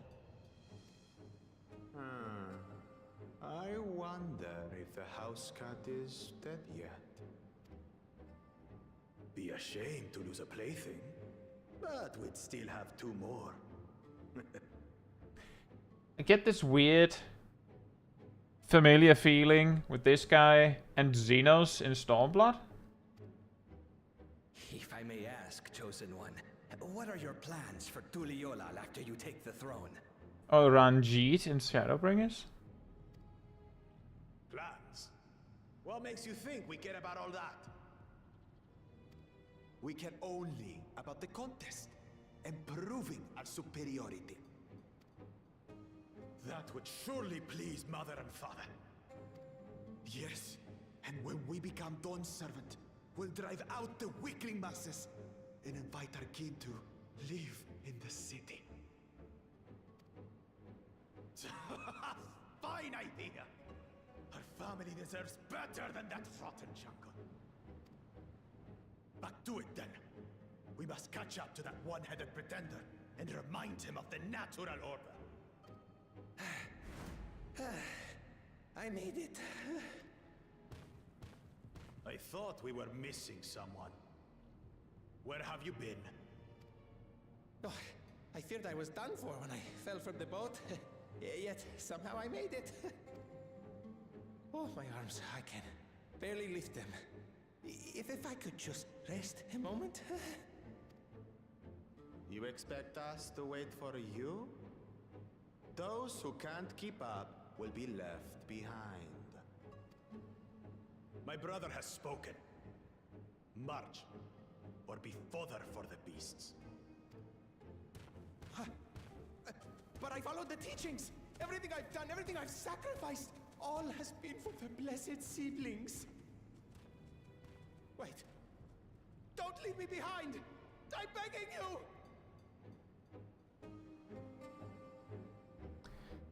Well, by the end of this story, he's probably going to be alone.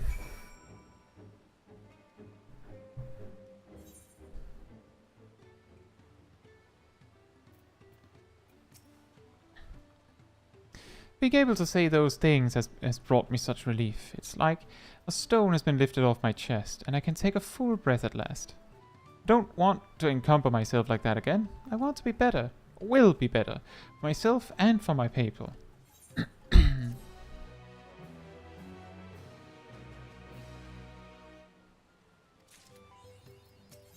See? Already level 92 quests. That's what I meant. You like have a whole ton of level 90 quests, then the dungeon comes up like almost immediately to reach level 91 quests. Bam, level 92.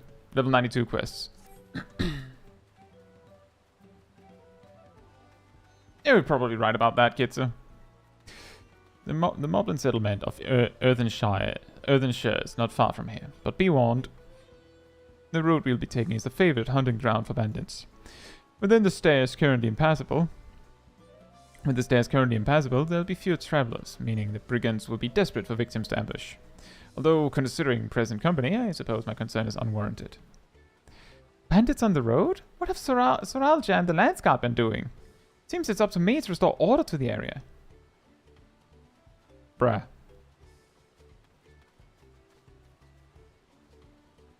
And off she goes again. For now, we'll head west and aim for the bank of the second river.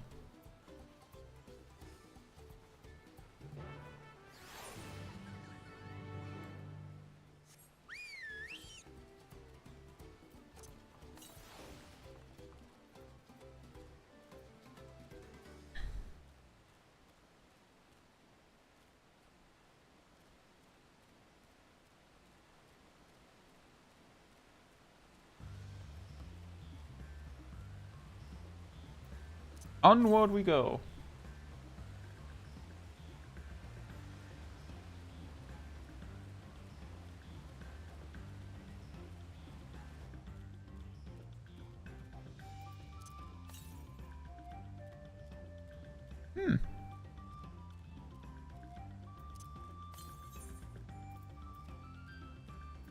Right, the pieces I got from the dungeon were none of them that actually gives an impression of what the gear looks like. Oh well. Oh well.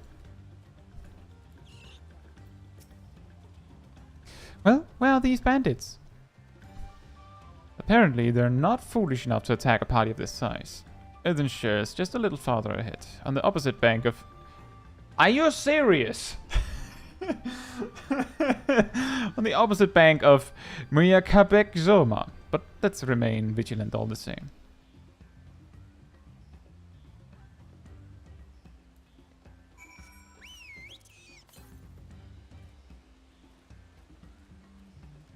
As who was it that said bless you to that? Or Gesundheit. Whoops, missed it. Those look cool. It's a swamp monk. Did they also get the new job gauge?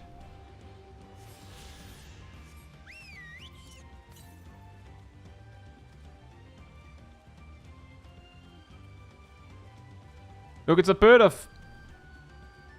Not a bird of paradise. It's a bird of Yaka, apparently.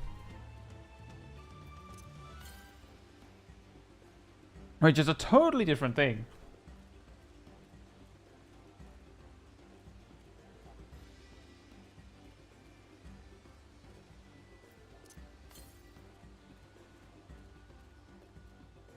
It just says, wonder if me doing Endwalker would be faster than Kai doing Dawntrail. Well, if you're reading the dialogue fast enough, then you're faster than me.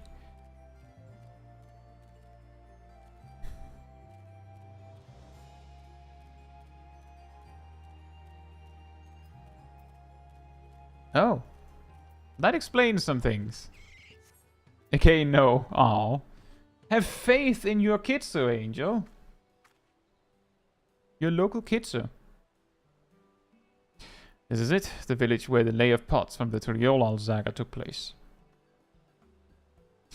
Earthenshire, Idleshire. Might the similarity be a cultural inclination, I wonder? The settlements themselves couldn't be more different, though. This shire appears custom built to resemble pots, while the others are repurposed town.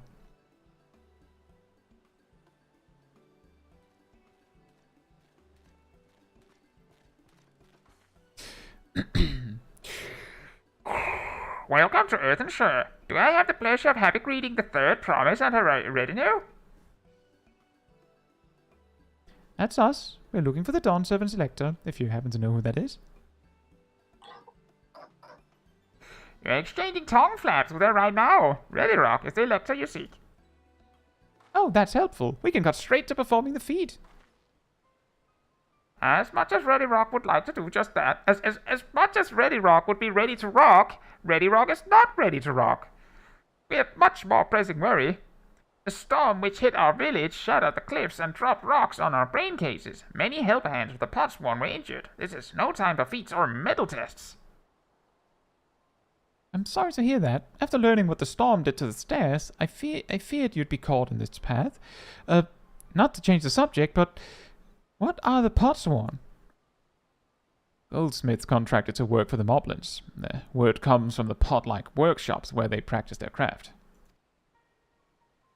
The moblins provide these potsworns with tools, materials, living quarters, everything the artisans could possibly need. This allows them to concentrate on producing what is widely known as the finest gold and metalwork in Tural. Here comes one now! This is unacceptable. I was promised no distractions.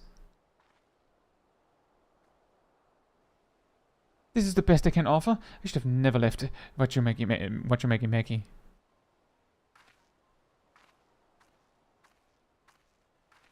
Hello. You see, the pots won't desert us. Without enough healthy help hands, we are failing to uphold our side of the pot pact. Should all our potswan leave, Earthenshire will grind to a halt. We have to do something, and do it soon. Then let us stand in for the injured helpers. It would give me the chance to learn more about your people and your village, and if it brings us closer to beginning the feat, then all the better. This isn't strictly part of the contest, so don't feel obligated to join in. Take a rest while you can. Of course I'll help. I could use a nap. I imagine if you say I could use a nap, someone else would be like, you have to help. It would be funny if you could just, like, opt out of more quests that way. I was hoping you'd say that. I actually wasn't sure I could do this on my own. We'll all help. I doubt any of us could just sit around and watch. We'll take every help hand we can get. Ready Rock truth swears that once the potswan have their perfect workshop again, we will commence the feat with all haste. You and the third promise can assist help hand Rock.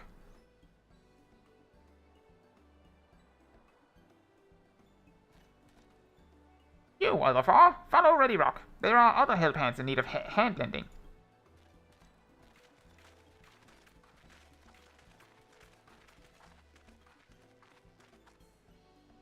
Well, I really appreciate you pitching in.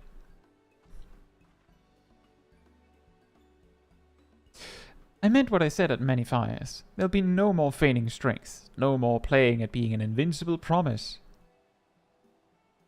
There's one thing I've learned on this journey, it's how practiced you are at aiding those in need. And I mean to make the most of having such an incredible mentor at my side. Now, let's find this Ragnarok fellow and see what we can do for him. Ragnarok! Sounds like a Pokemon. Ragnarok! An Aetheryte! Yoinkers! Yoinkers! Yoinkers. Mine?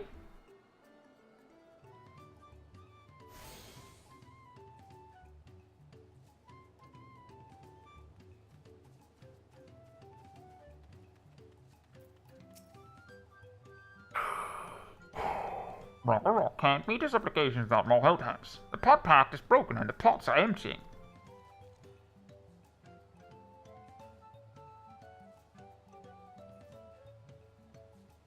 You've come to aid Ragnarok. Ragnarok accepts your hand lending with joyous field smiles. If we can offer the potswan their promised good living, we might save the day yet.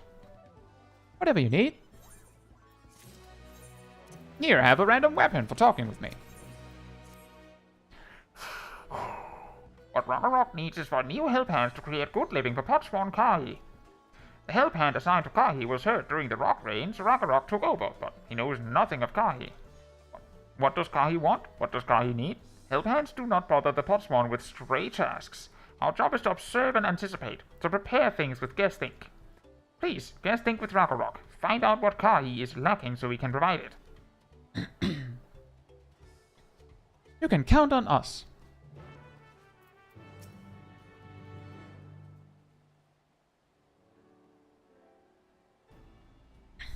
This is where Kahi works, is it? Yep. Let's take a peek inside then.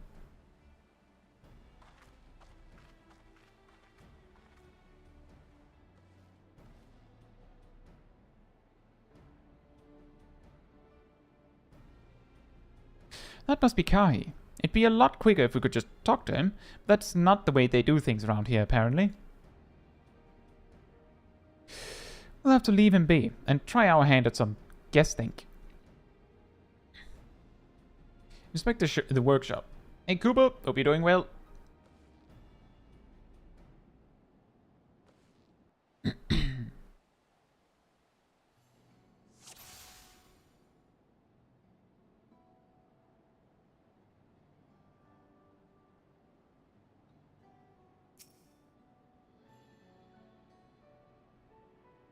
Well, he has no shortage of crafting materials. There must be something else he's missing.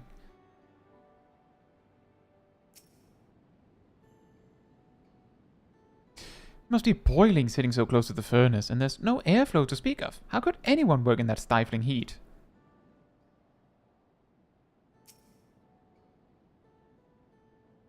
Those tools are looking pretty worn down. Maybe it's time for some new ones?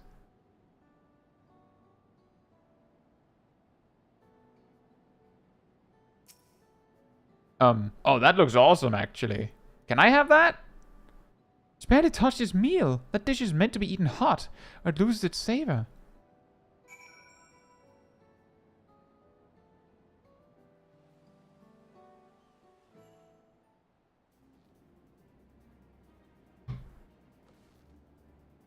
Alright, after taking a good look, I think I have an idea of what things Kai might want to improve his working conditions. Let's head back outside and talk to Ragnarok. Ragnarok! Glad to hear that, Coop. I hope you enjoy your time. And I hope the queues that might be caused by all of this hype doesn't get too much in your way.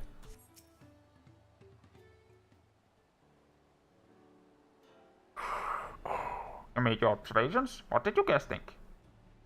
First off, I noticed Kai hasn't touched his food, and an empty belly can't be good for his concentration. Maybe the cooking isn't to his liking? But our food is very mouth-pleasing. Why wouldn't he want to eat it? But Ragnarok is sure of nothing when it comes to Chai's tastes. I can help you with that. My brother Kona is also Hetsaro, and while everyone has their personal preferences, there are some they tend to share. Like an aversion to piping hot dishes. If it was brought to him like that, Kai probably wouldn't have been able to eat it until it cooled down. By the time he came back to it, he might have found it cold and unappetizing. The simplest solution is to serve dishes that taste good no matter the temperature. Ragnarok never would have thought of that. Would the third promise mind explaining these things to our cook? Not at all, but I don't think that was the only reason Kai couldn't concentrate. The Hetsaro homeland is hot and dry, but even Kai seemed to be suffering in front of that furnace. Is there any way you could cool down the workshop? Oh, we could try a drafty shot. They make a lovely breeze. Do you know where we can get one of those? You can gather them from the shoals of no return. That sounds not scary at all. There are many old boats there, abandoned by those who gave up on their search for the Golden City. So we salvage them from the wrecks. Could you handle that for us, Caetsu?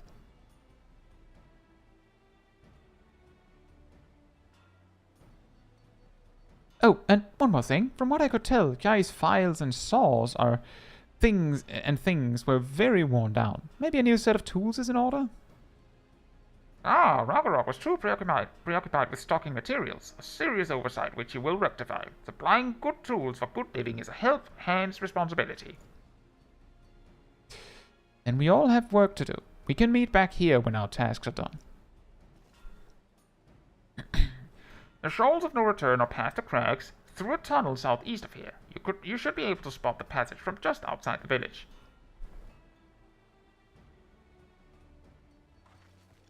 It is as none of you would. Too hot around you to get another hot food in, making it more unpleasing experience and getting even closer to passing out. Something you don't want to do nearby tools. So more than sure that with such conditions, that's more of a chamber that keeps boiling itself more and more with time, making point one even worse. I mean, it was more the point that it looked delicious, Caetsu, but I get what you're saying.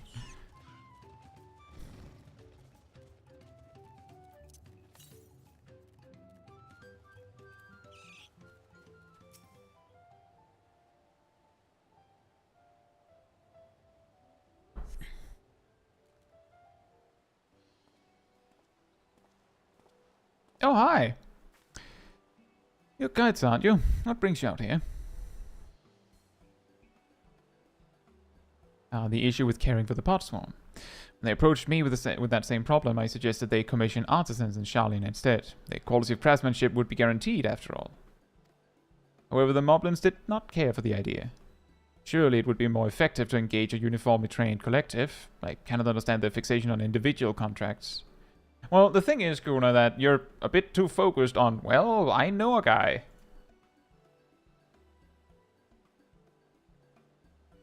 Perhaps a custom will make more sense once we begin the feat of pots. Until then, we've been deemed unfit to assist in the matter of help hands, are instead tasked with tending the injured. We're on our way back from procuring herbs for Iranje, in fact. Settlements in Kozamauka, too, have been isolated by the storm's destruction. What would have become of the wounded had we not found a way here? Should I become Dawn Servant? One of my first acts will be to establish reliable trade routes with the capital.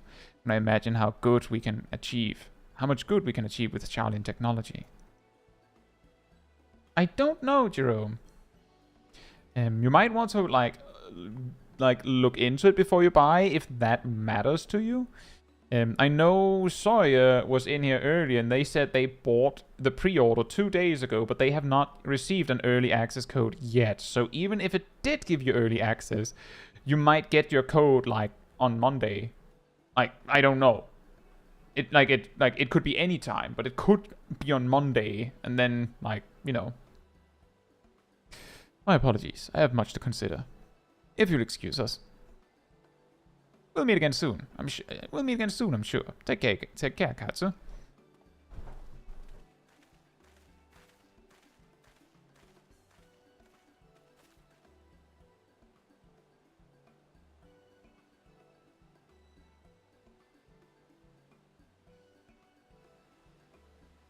Spot the tunnel opening. Head through the passage to the Shoals of No Return and recover the drafty shard. It's a drafty shard. Drafty shard.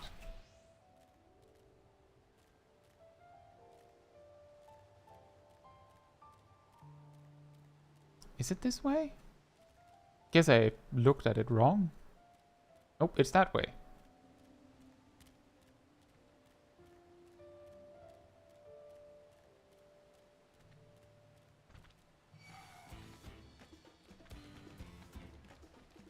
Hey Santu, hope you're doing well and hope you're enjoying your Dawntrail experience of leveling Viper. I played Viper a little bit myself earlier today. I have a, if you're interested in like having something running, I did a stream earlier today where basically did 0 spoiler stuff. Did like some content myself, talked about the jobs, but that would be like something that is spoiler safe, that is still Dawntrail if you like. But I do hope you enjoy. I had a lot of fun with Viper, but I felt I wanted to do the MSQ with Black Mage, so I did.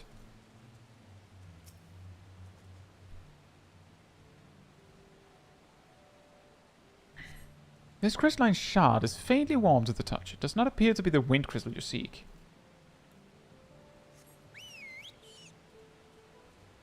It wasn't necessarily to say that you needed the advice, Sansa. It was just more that if you wanted to have something on, then it was something, and it is Dawntrail stuff, so it might be enjoyable. That was the only thing I was thinking. This crystalline shard feels damp in your hand. It does not appear to be the wind crystal you seek. Jonathan says, I bought my code from Square Enix website last night and got it in like 2 minutes. Oh, well, in that case it might matter a lot where you buy it from. This crystalline shard emanates a soothing whisper of wind. It seems you've found the crystal Ragnarok sent you to salvage. I was certain I would go, like, find myself in combat with something in the Shoals of No Return. The only thing here is a random marble.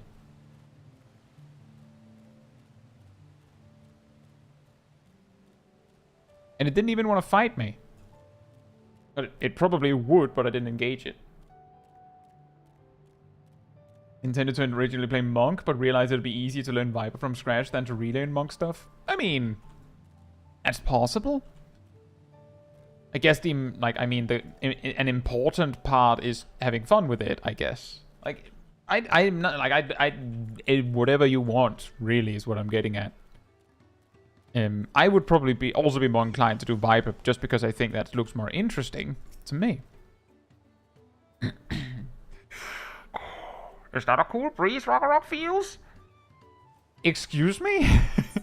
The brisk breeze emanating from this wind crystal can be used to fill sails or cool, stuffy workshops.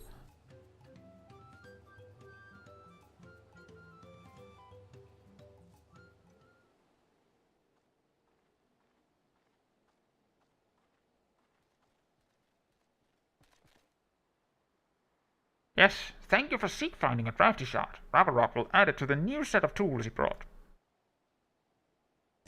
And I come bearing good food tidings. The cook has prepared a feast fit for the most discerning Hitsaro, and it's on its way even as we speak. Let's go in and see what Kai thinks of our efforts.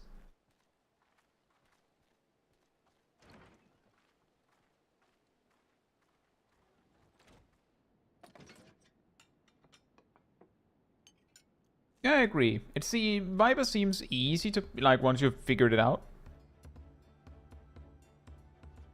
But it is also entertaining, I feel.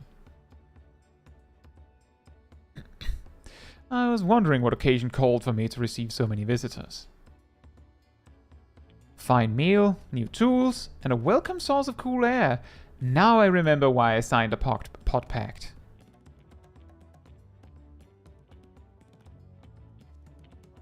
I'm grateful for your kind considerations. Allow me a moment or two, and I'll reciprocate with a peace worthy of a potsworn.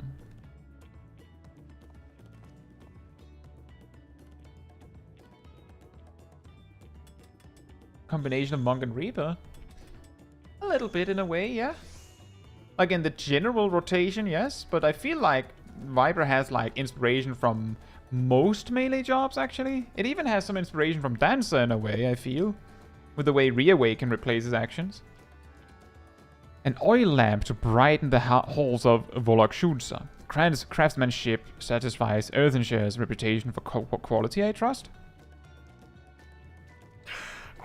Such luster, such brilliance, truly a gift fit for the Dawn Servant. I'm glad you like it. Considering the time I've wasted till now, I hope to continue crafting at this improved pace. I have a contract to fulfill after all.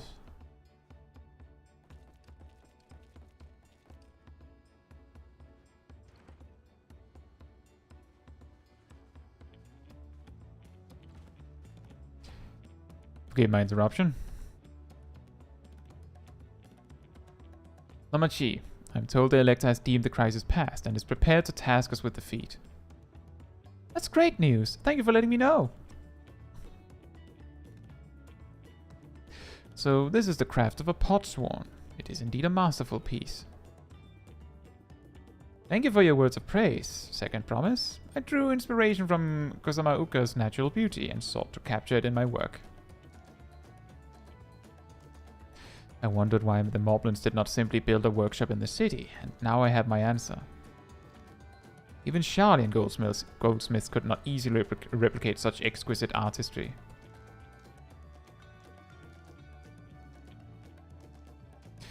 One cannot create great things if one lacks creative impetus. Tuliyollal, fortunately, does not want for inspiration. Anyone wishing to learn the basics of a craft would do well to study it there.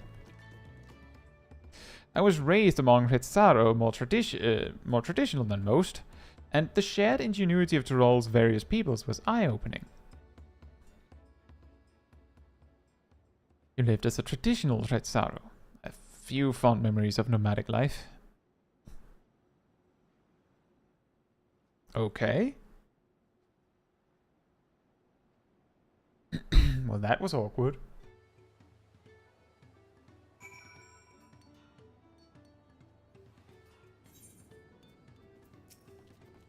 Yeah, I do agree with that, Santo. A lot of jobs didn't have that many changes when it really comes to it. Rarok is very grateful to you. I thank you for both your hard work and clever guesting. When it comes to help a hand, knowing the potsworn really is important.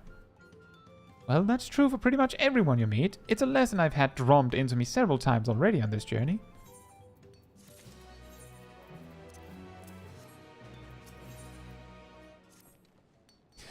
The Elector bids the claimants assemble in the large building on the west side of the village. I will head over after finding Thancred and Orianche. I also ran into the Levier twins on the way here. I took the liberty of directing them to the venue. We're rivals. It's not his job to make sure I know the feat is starting, but even now he's conscientious to a fault. Anyway, let's not keep Ready Rock waiting when she's ready to rock.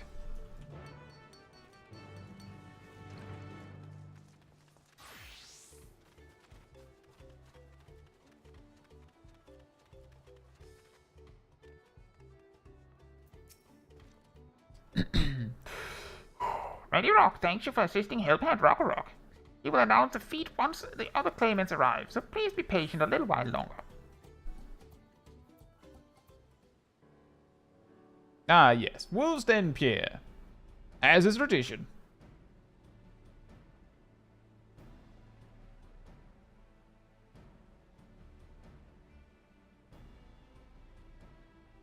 You might be right about that, Santo, that Dark Knight might have become very easy now. It might still be more overwhelming than Warrior and Paladin for some players, but I see what you mean.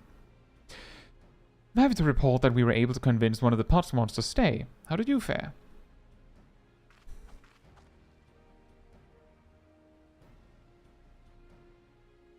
So you managed to do the same. Splendid.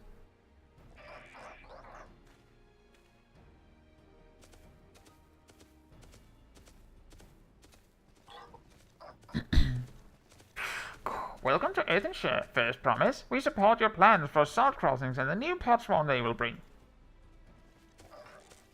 Hail the mighty Soralja. He cleared many piles of rockfall as if they were pebble stones. The resilient son for Dawn Servant. Soralja was clearing fallen rocks. I'm surprised he would volunteer his time for anything unrelated to the contest.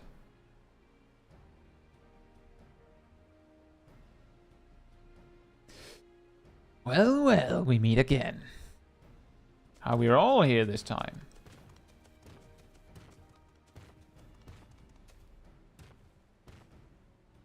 Just in time for the feat to begin. I'll bet he was already here, laying low while the rest of us did all the work.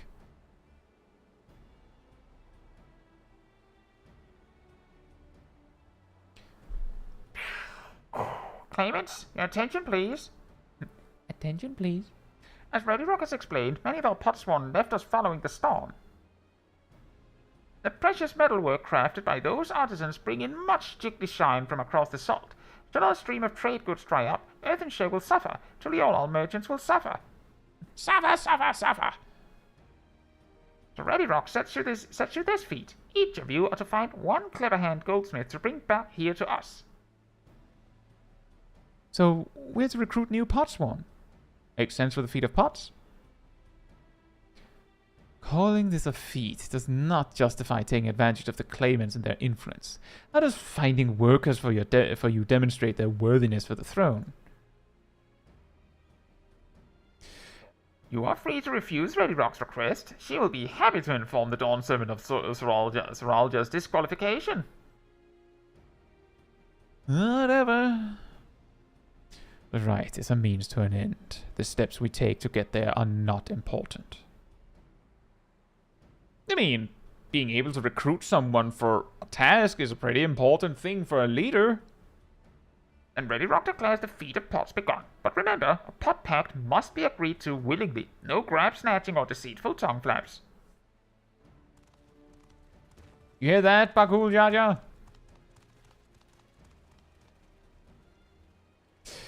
The elector said nothing of taking a willing artisan from a rival. Which is exactly what we should do.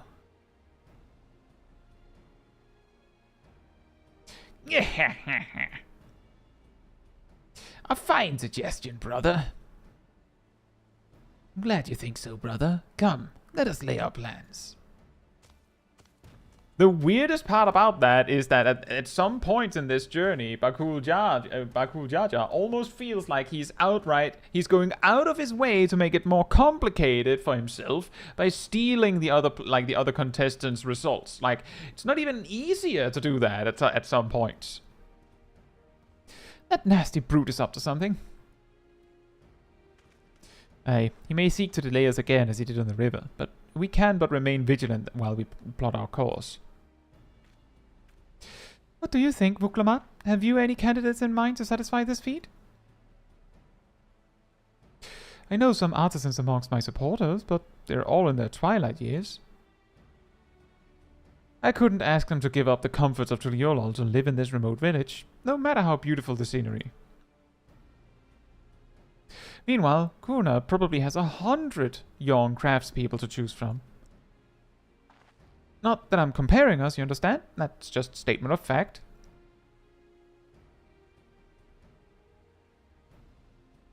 I suppose we could try asking around Wachumeki.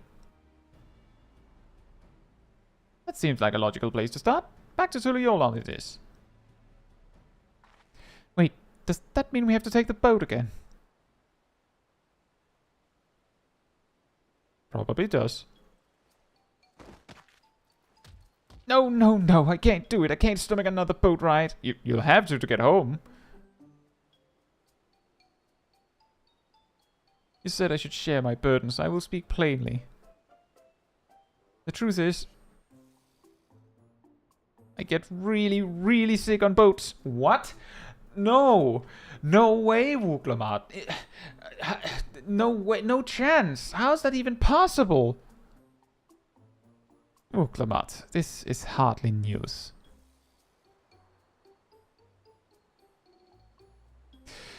But it was brave of you to admit. In any case, we won't be fighting the current this time. Heading downriver will be much smoother. But we'll have to go up here again, Kryl. It will? Are you sure? I'm positive. Wow, that is mischievous Kryl. And also shocked warrior of light in the background. I'm positive. Mostly.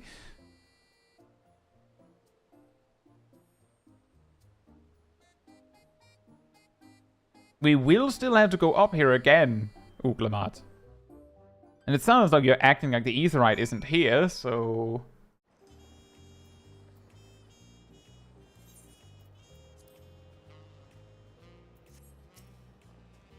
Ugh, I need a moment. Upriver or downriver, your Katsumo is too rough for me.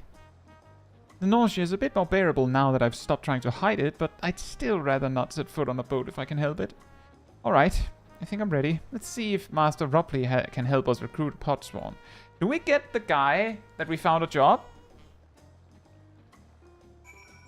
Fortune, what's his face?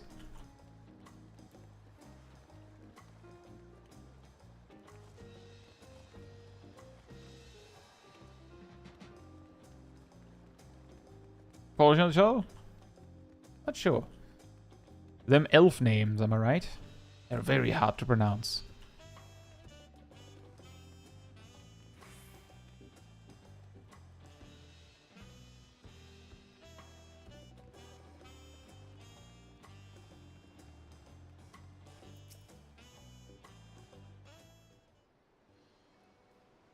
Greetings, Third Promise. What brings you back to Wachumeki? You've not chipped your axe again, have you? No, Master Ropley. Actually, I have a favor to ask. A different kind of favor.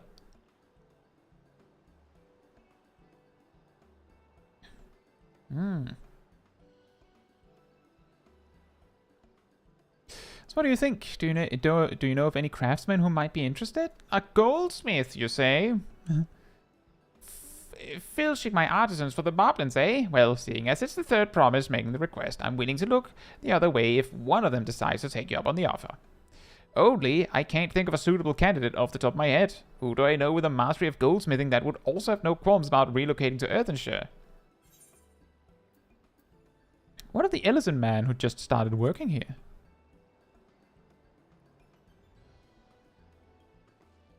You mean... Fonjane?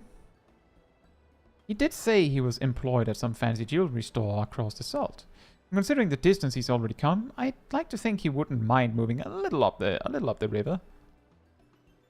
That said, he's only just got himself a new job. Is it too soon to ask him to sign a pot pact?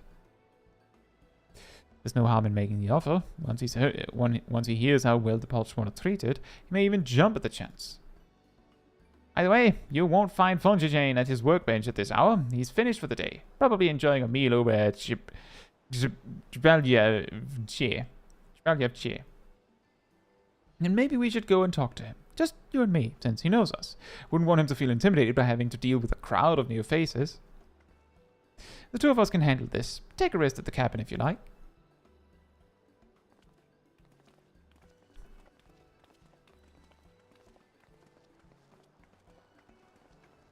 Right, let's go and see a man about a pot.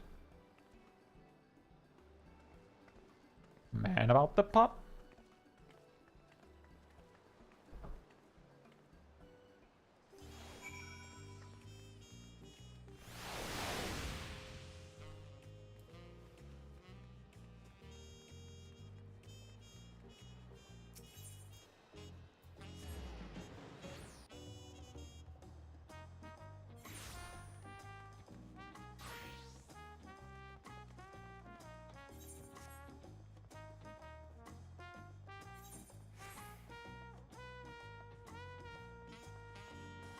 There he is. Oh, Caetsu, you're here too. The third promise said she wanted to chat. I've just finished eating, so shall we find a quiet spot outside?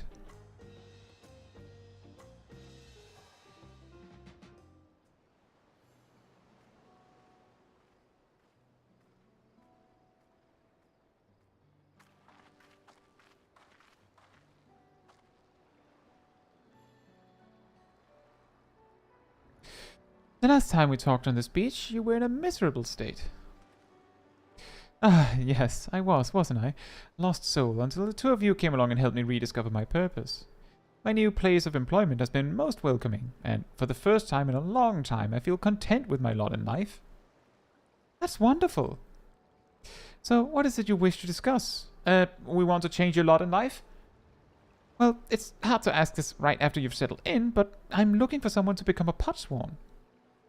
Ah, I've heard my new colleagues mention the term. That's when an artisan signs a contract to work for the marshlands, isn't it? But you're not a marshland. I'm not sure I understand. It's for a feat in the right of succession. I need to bring a new potsworn to Earthenshire.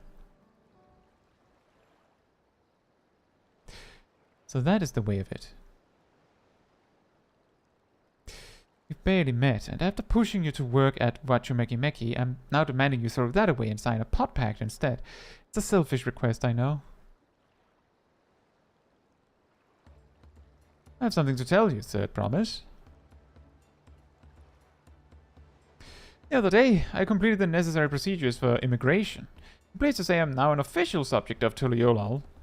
I've since endeavored to learn what I can of my new nation, beginning with the right of succession and its claimants, including you, of course. Now, you will recall it was my father's example which led me to pursue goldsmithing. He was at East End when Garlean forces laid siege to the settlement, and in the ensuing chaos, he was slain.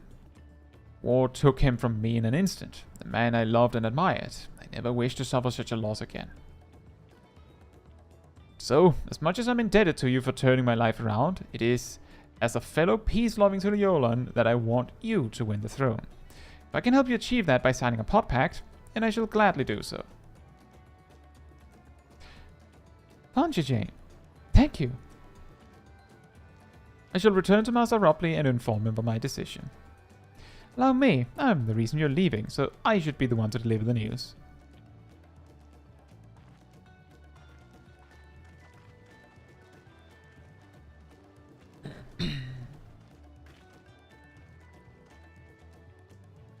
Perhaps you remember me? Brukivu, Unov, Xavalievtje.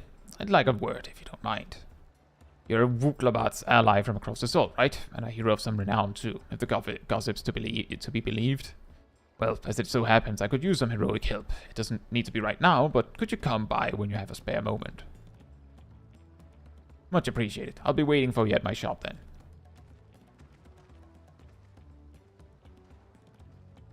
You can now gain access to role quests. Wow. Eventually.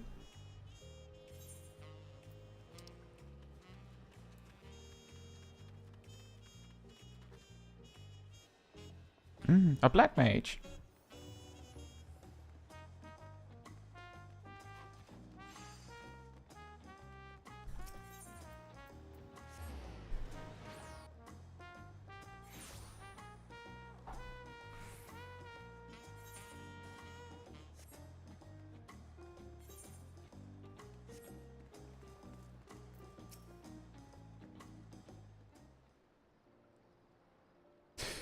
Master Ropley, I'm sorry to have to tell you this, but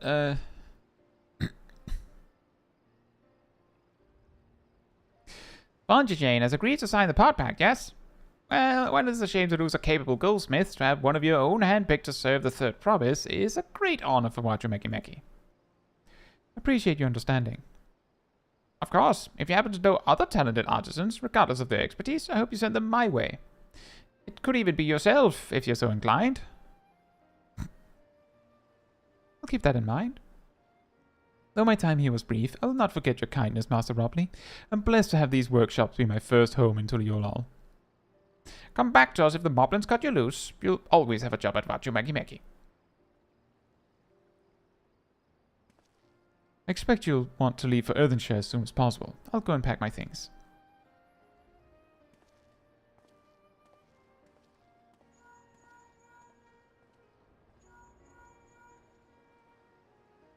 What became of Fungi Jane? Were you able to find him? We did, and he's agreed to become a potswan. We'll leave when he's ready, but you still have a little time. Splendid. We shall meet you anon. I had plenty of reasons to win the contest, but now I have one more. Fungi Jane's putting his faith in me, and I won't let him down. Pants! You may now unlock deliveries from Wachumeki.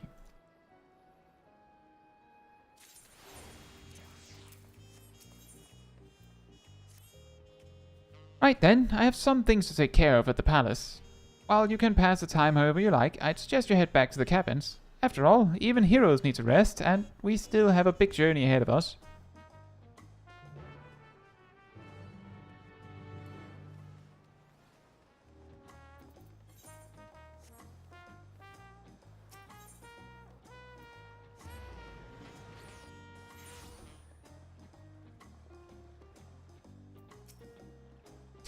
Welcome back, madam. You've had a Landsguard message and most are anxiously waiting on your return. Don't serve the third promises, Entourage. I've been all over the city looking for you. The Dawn Servant summons you to the palace. You have to present yourself to the gate guard stationed outside Sunpurge at your earliest convenience. Oh, and one more thing. You are not to mention this visit to Vuklavat. Oh. No rest for me, then.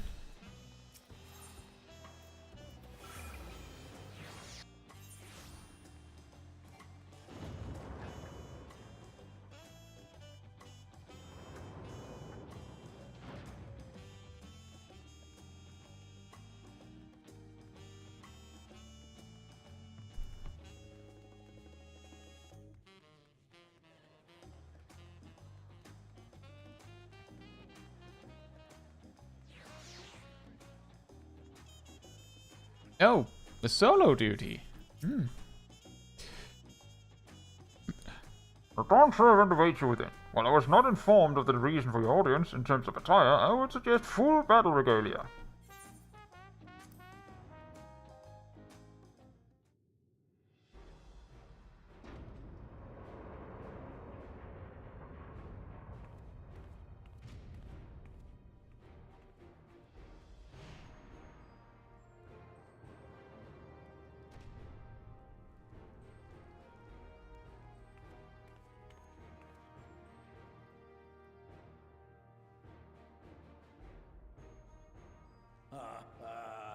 Forgive me these sudden summons.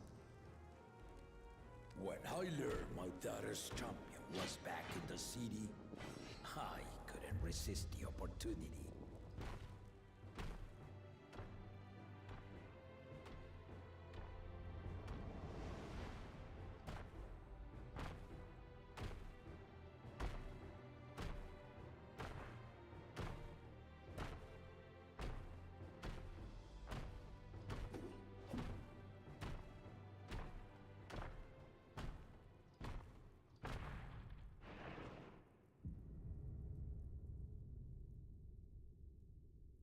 Fancy.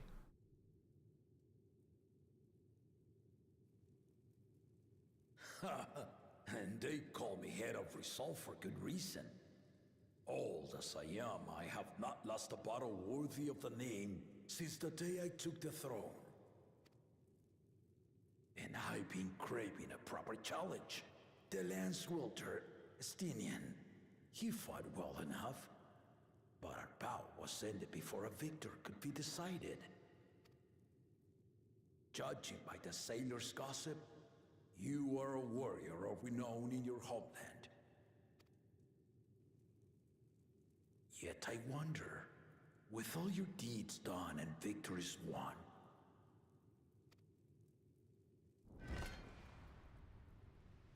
are you warrior enough to stand against me? Oh, I'm still a black mage. Why don't we find out?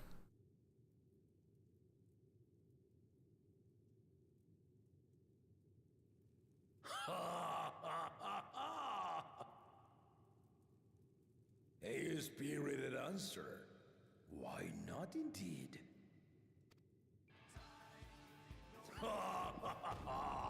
The battle rages upon me. I'll stop short of killing you, of course. But expect no other mercies. Come! Ready your arms and show me the truth of the tales.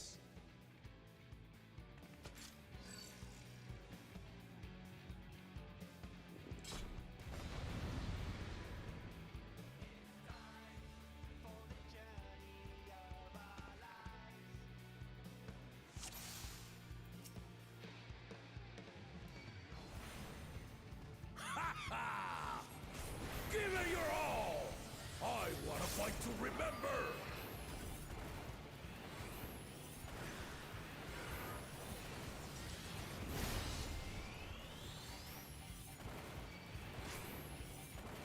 Let's test the waters.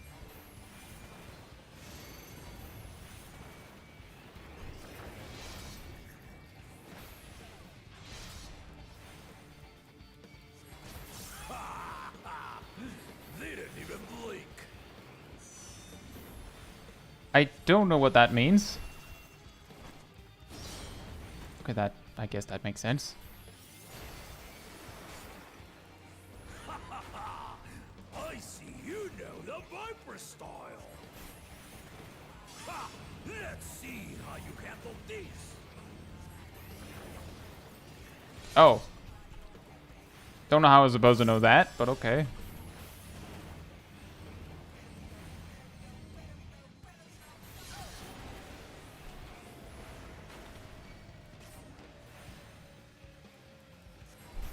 The spearman did not lie. Very well then.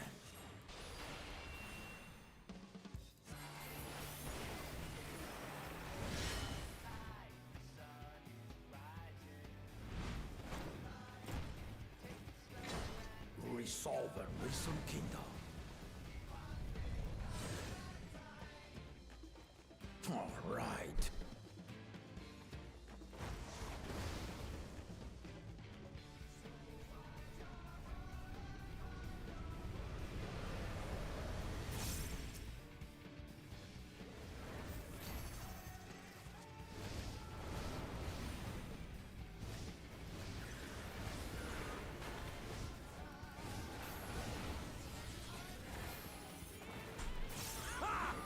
Did you think you had my measure? Take this!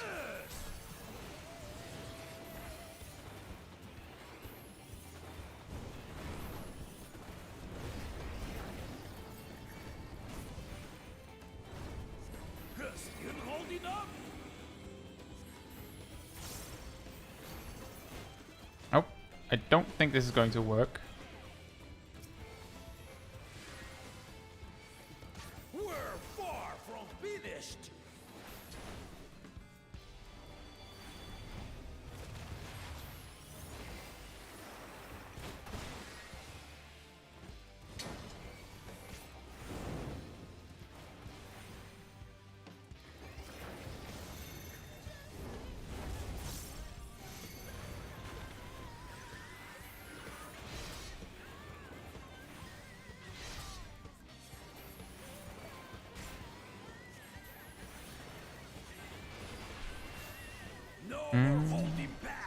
I thought you were already no longer holding back, but okay.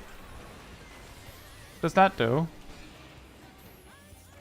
Stay alert.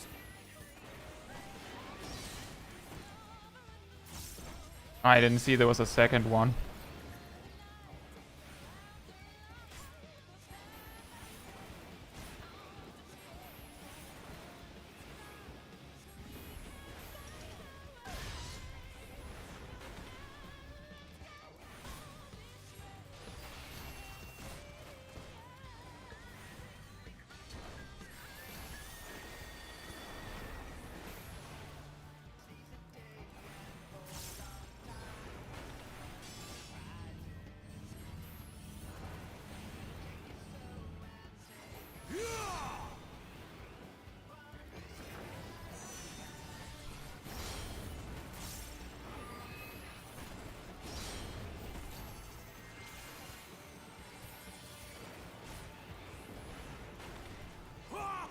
I'm starting to actually understand his moveset a little bit better.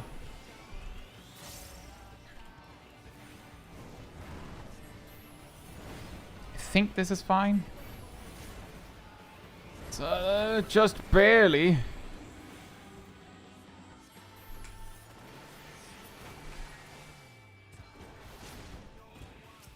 Hey! Surecast. Denied.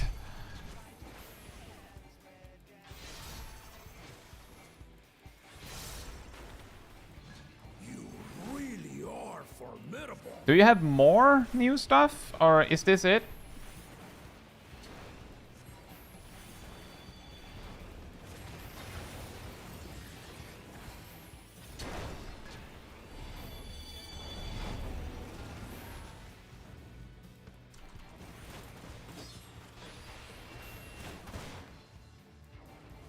Not sure. Now we'll see what you're truly made of.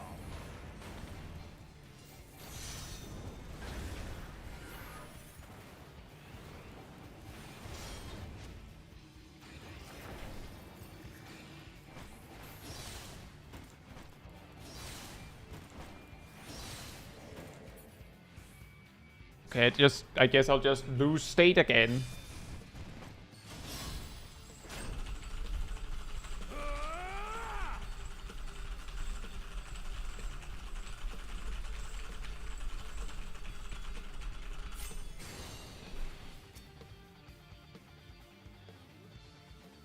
And my fire starter. You've shown me more than enough.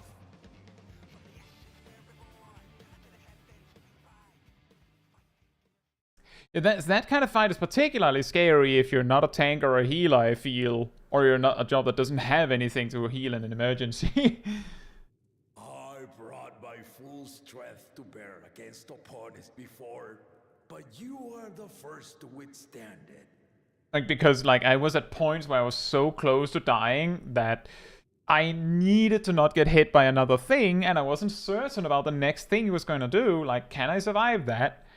Whereas if I was a tank, just use a defensive cooldown, heal myself or something. If I was a healer, heal myself. But I can't do that as a black mage, so that's a little scary. Nice one, Shaq. Even with my head of reason asleep, I never expected you to give me so much trouble.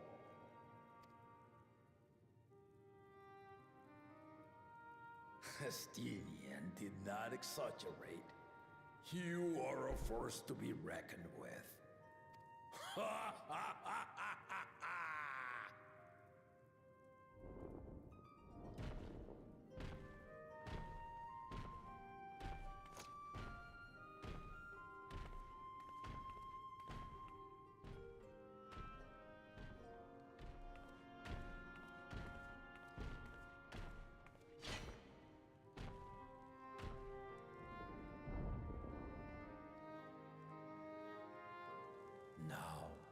Confession.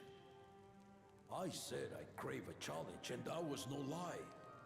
But I had another reason for calling you here. I had to judge for myself if you were fit to attend my beloved daughter. In some respects, she is much like me. Hard-headed and prone to rush into danger. But one with your talents could readily dispatch the threats to bar Lamachi's way.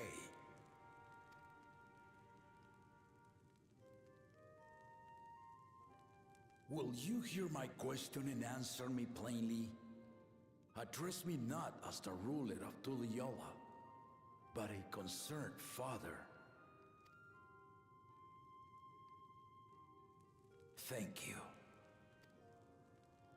Then tell me, given your journey together thus far, what is your impression of Lamachi? Whether it be as their promise or just a companion on the road. Speak your mind.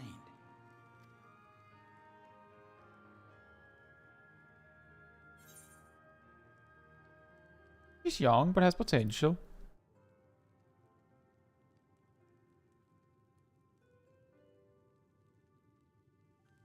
Ha! A tactful response, but agreed.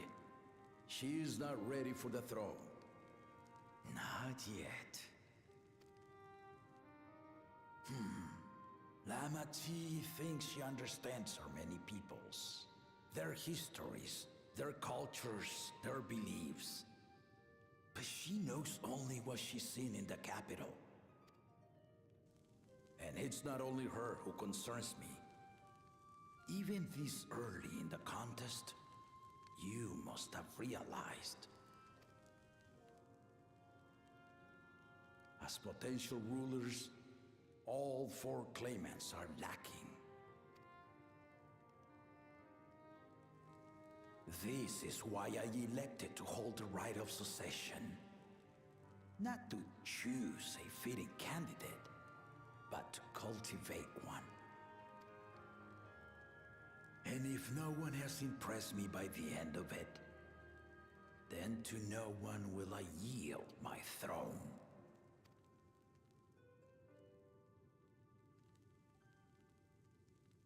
As a parent, I pray that my children rise to the occasion. With outsiders dragged into my game, I am also hopeful that the different perspectives you and your companions have to offer will inspire them to grow. I imagine you in particular have traveled many lands, know many peoples and cultures, loved them and being loved in turn. Guide Lamachi as you think best. Walk at her side and, when needed, push her to walk ahead.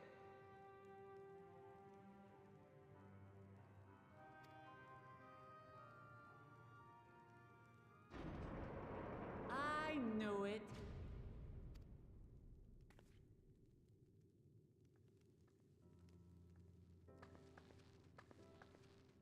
There I was, about to sit down for some of Namika's cooking, when I heard that Papa had sent for you. You were dueling behind my back, weren't you?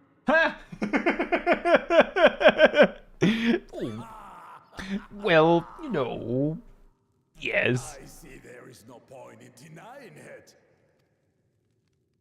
You needn't worry, daughter. I took care not to inflict lasting injuries. You and your ally may return to the contest without disadvantage. No harm done. I swear, just as I was learning newfound respect for my father. Let's take our leave of this battle-mad oaf before he calls on the rest of my entourage.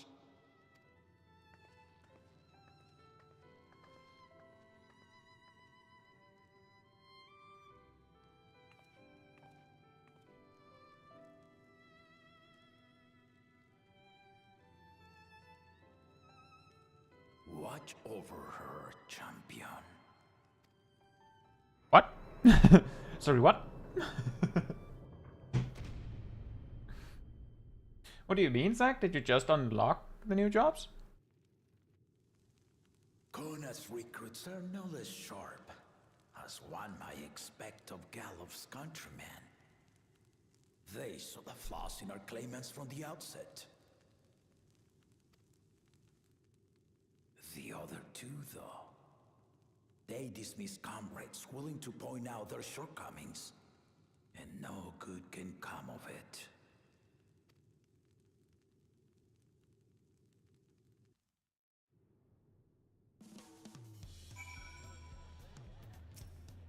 If he had his way, Papa would keep dueling until the day he dies. Even now, I know of only 3 people who didn't need to be carried away after their bouts. Soralja, your lance-wielding friend Estinian, and yourself. You really do live up to your fearsome reputation. I'm curious though, did Papa want anything else of you? Just a sparring partner.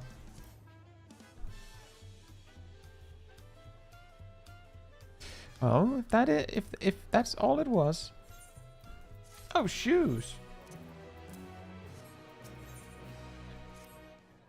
I still haven't had one bite of Namika's food thanks to Papa's nonsense, so I'm going back to finish my plate before I head out.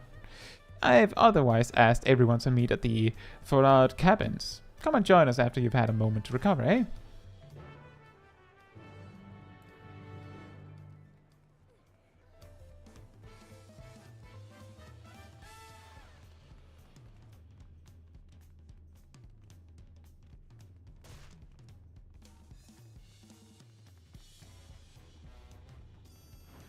I see.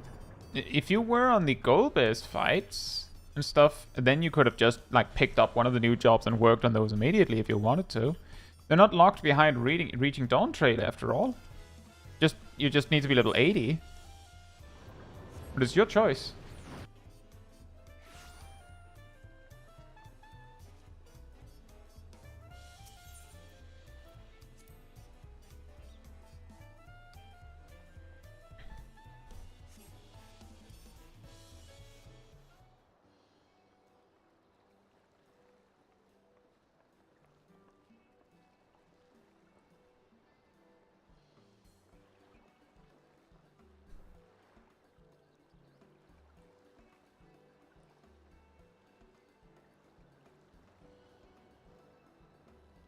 Sorry to keep everyone waiting.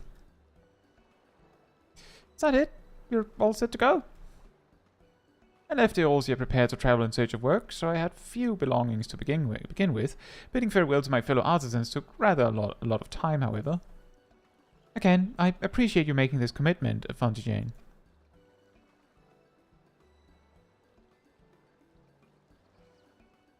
Shall we depart for Earthenshire, then? A word before you go.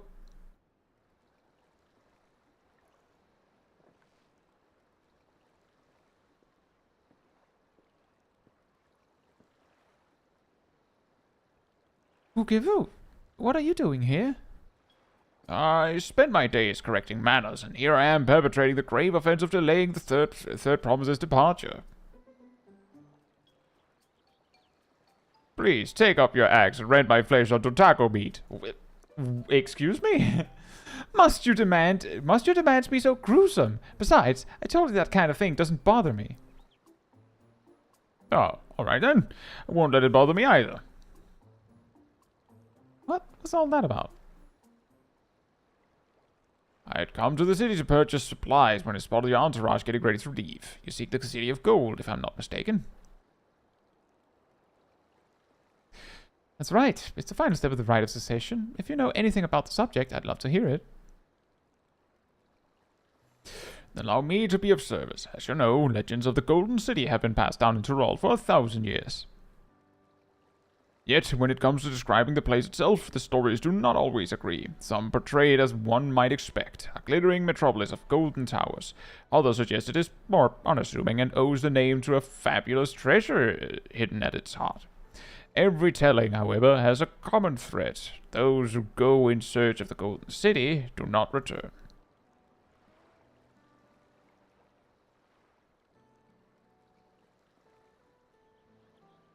The lesson to be learned from this, the promise, is that to seek the legend is to court death. I must implore you to proceed with the utmost care.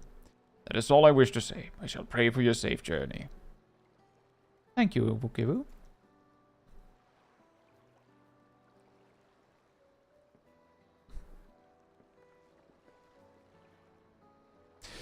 What are we to make of these cautionary tales? If every expedition has ended in tragedy, how then did the Dawn Servant find the city and return without incident?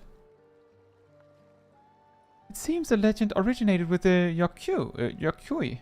Speaking with them remains our strongest lead, I feel.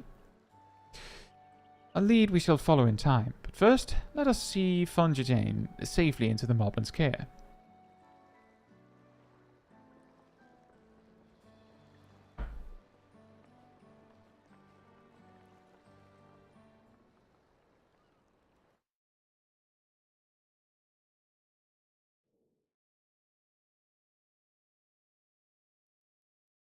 Meanwhile, in Kozamauka.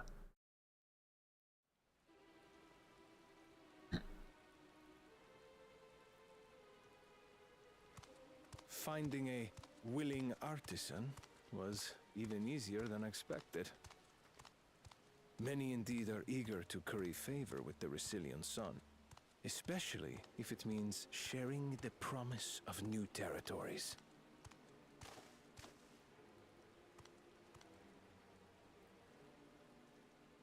Those who prove useful will have all the land they desire.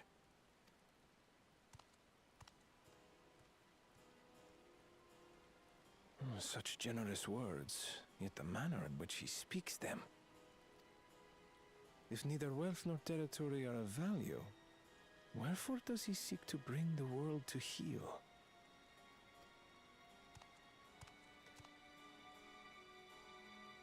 Oh, good point. He wants to do war, but not for money or for territory. Step aside. Remind me. There was no rule against poaching craftsmen from other claimants. Was there?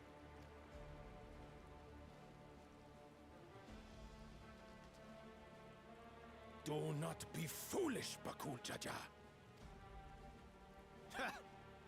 Foolish would be carrying on with these dull feats when all I need to win are the Keystones. And besides, it's long past time I humble this arrogant one-head. The Dawn Servant may have sired you against all odds, but there is nothing blessed about your birth. Only a two-head is fit to rule. Only we are worthy. Draw your weapon! Face me in battle, and learn your place.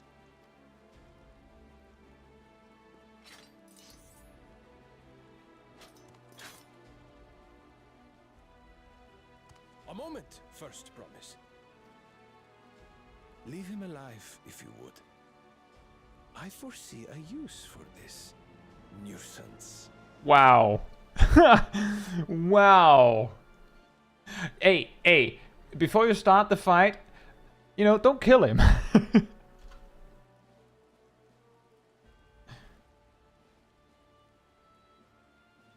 Too scared to make the first move? Then allow me!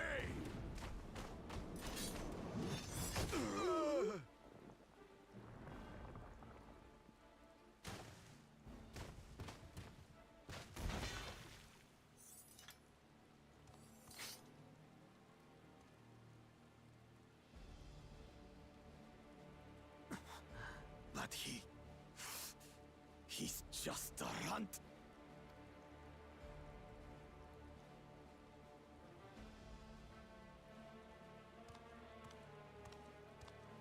My thanks for your restraint. I can kill him whenever I please.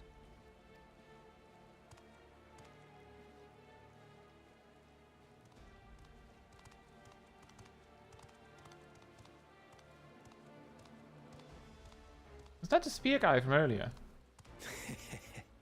Your part in this is far from over.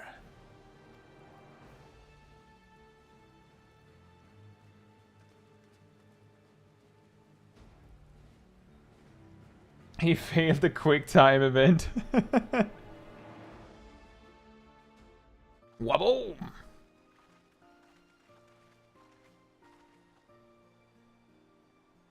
We're back, and we've brought with us a willing potswan. This is Funjijane, a talented goldsmith who once worked at Ishtame's Aesthetics in Uda. Wonderful. Impressive. You're first to return, third promise. And with an artisan from across the salt, no less. We welcome you and your unique skills to Earthenshire. Help Hand will show you to the work pot.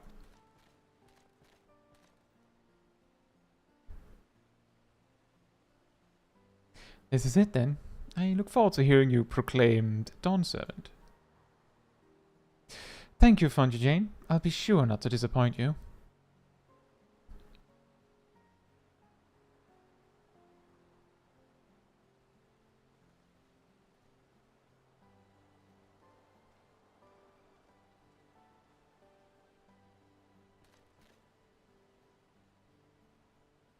You have reached met the requirements of the feat of pots. Ready Rock returns your Keystone with joy smiles and well-wishing. Ready Rock, ready's a rock. Blue.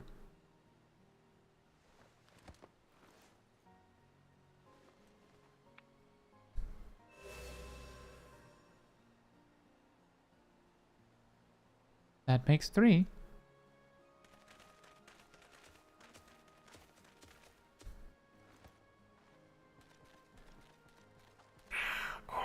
More potswan candidates? Come, tell Ready Rock your tales.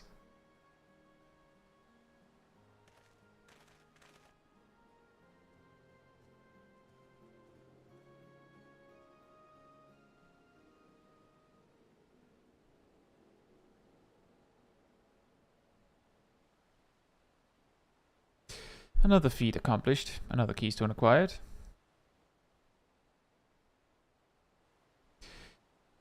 Oh, you are doing well. I expected nothing less of Zoralja's esteemed siblings. Your cleverness in particular is most admirable, second promise. We must have you apply that Shalian knowledge you so cherish, and arm Tural with weapons of Magitech design.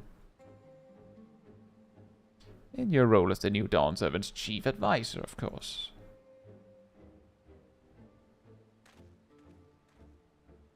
The tools of war hold no interest for me. I wish only to improve our nation through practical innovations. Foreign powers will think twice about testing our strength once Tuliyollal is known for its advanced technology, just as the Guardian Empire was deterred from invading Shalian. That may well be true, but how long will it take Tuliyollal to progress to this advanced state? How many years? With a collective commitment to education and hard work, it should not take so very.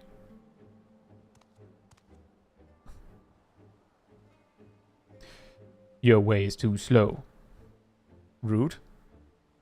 Easier to expand our territory and swallow Shalian whole. Conquer other nations through force of arms, and you're looking at a future of uprisings and bloodshed. Yours wouldn't be the first failed empire. Then we keep fighting until the mounting costs convince them to lay down their weapons, until all have grown tired of loss.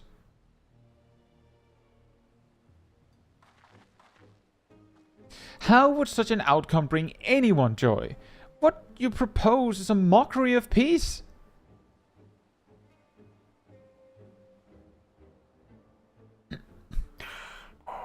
Ready Rock is a reminder of days long ago.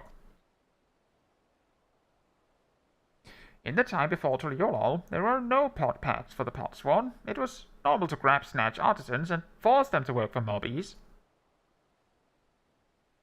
Until the day Gulul Jajar arrived, the families of the grab snatched pleaded with him, and so he came to Earthenshire. Mobbies are not a war-made people. We feared death had come for us, but Gulul Jajar just wanted to talk.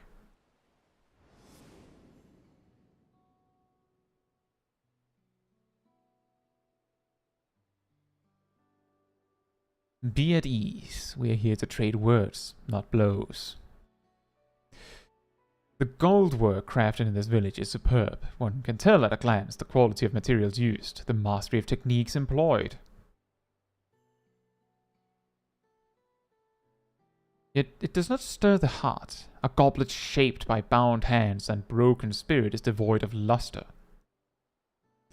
Compare that now to the works of a joyful artisan. She pours her very soul into her creations, and they shine like the newly risen sun. Have you not seen this to be true? And so began the custom of good living. Happy potsworn make good works, and good works make mobbies happy. Ulul Jaja's words were wise. Joy smiles did indeed bring fine craft and much jiggly shine. So the head of reason was behind the forging of pot pacts. Yes, reason and clever think change mobbies' way of life.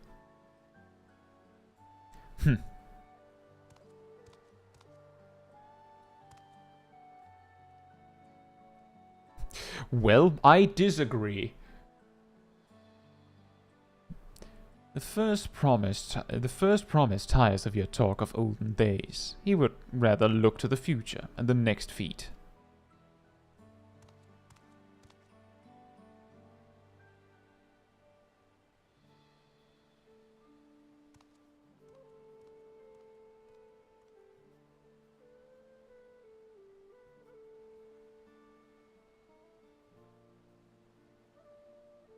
We should be getting on as well.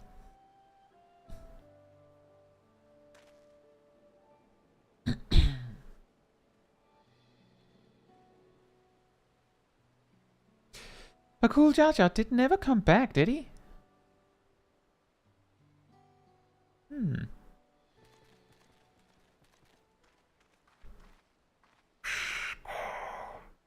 you have a moment, third promise? Ragnarok would repay you for hand-helping with Kari. He brings a tale of the Golden City. Really? I'd love to hear it. The towers, the streets, all fashioned from gold, everywhere you look, every splendor you can imagine. The young, the old, and everyone in between, they live in golden happiness, a city of eternal bliss, forever perched above the clouds. Everything fashioned from gold, eh? And just imagine everyone living in golden happiness. Now that's the city I'd like to visit. Excuse me, Ragnarok, where did you hear that particular tale? From our longtime Yakyu friends, they live up in the mountains in Urkopacha. The giants again. Seems everything is pointing us their way. This feat and everything leading up to it has taught me much about the moblin way of life. I'll be sad to leave Erdenshire and your joy smiles behind. Whee! Gobby and Mobby talk is always fun. Brings me much joy smiles. Right, we should go and see the giants next. Agreed. Golden mysteries notwithstanding, their village is featured prominently in the saga and is not to be ignored. The Okapacha highlands should be easy enough to reach from here. If we leave Erdenshire from the west, there's a road which leads up into the mountains. Let's find that first.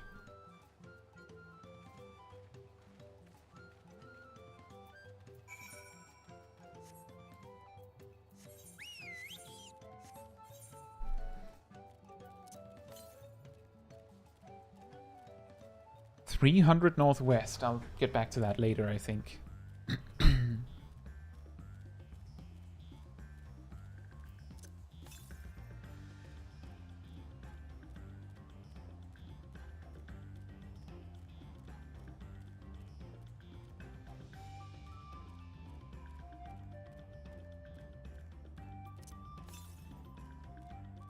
Yeah, I had a feeling it's like there, I think. Congratulations, Matthew! Scholar at 100. Nice.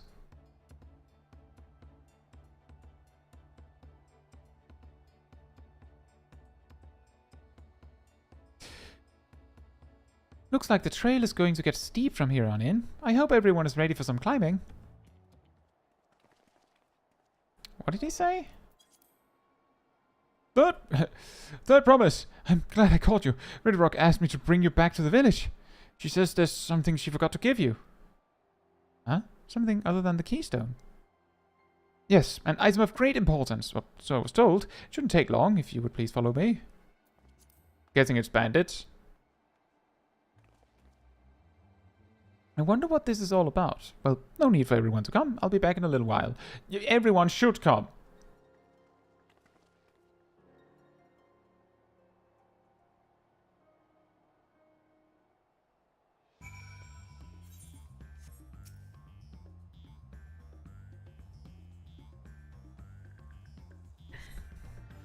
This is taking quite a while. Just keep waiting for now, I suppose.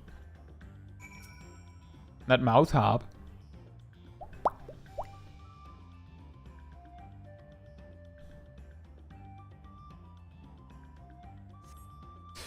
Perhaps there were complications. Well, let us wait a little longer. Yep, that was it. That was a little while longer.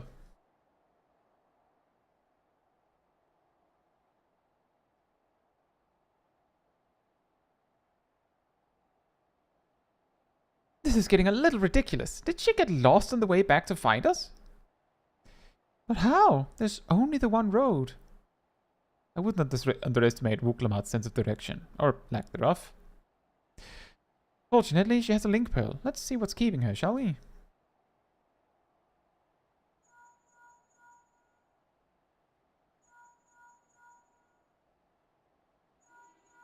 Should probably have called her, like, way sooner. She's not responding. Perhaps we should all return to Earthenshire. It was Red Rock who had business with her, yes?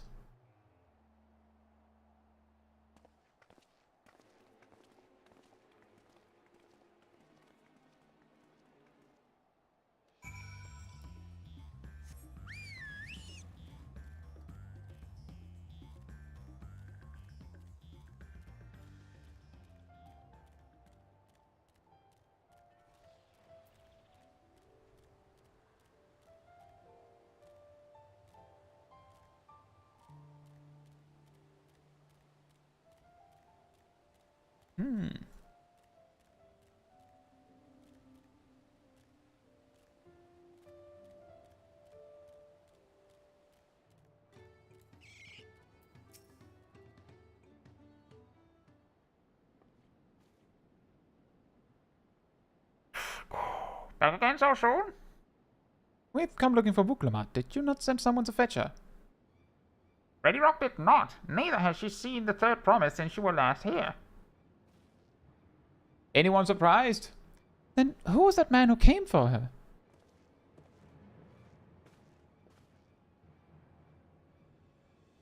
Oh, I thought you'd already left. Left already.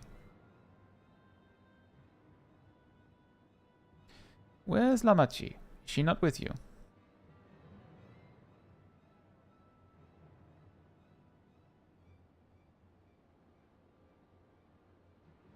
You don't know where she is? How could you let this happen?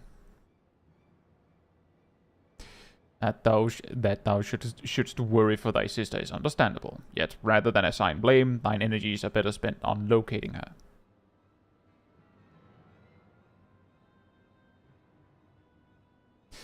I will help you search. This is not how I'd wish a fellow claimant to lose the contest, my sister least of all. In that case, dividing our forces will allow us to cover more ground. Caetsu and I should work together at least, the better to facilitate communication between our groups. Then the rest of us will split up. Report in should you find anything.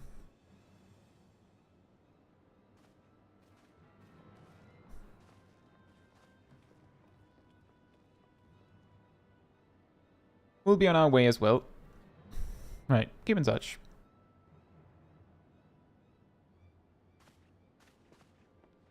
That's very good. Miss Determination crit. That's good news.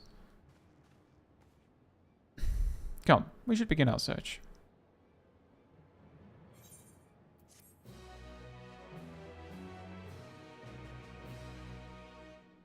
There's something funny about the fact that you can just say no, and then it just rewinds time.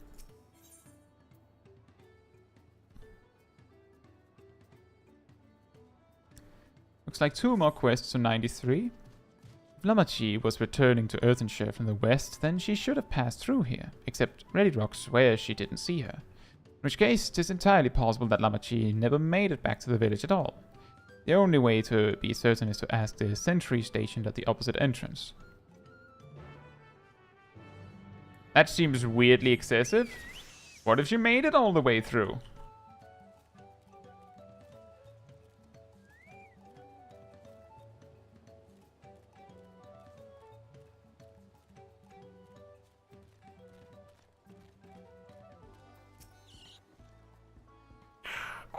The third promise.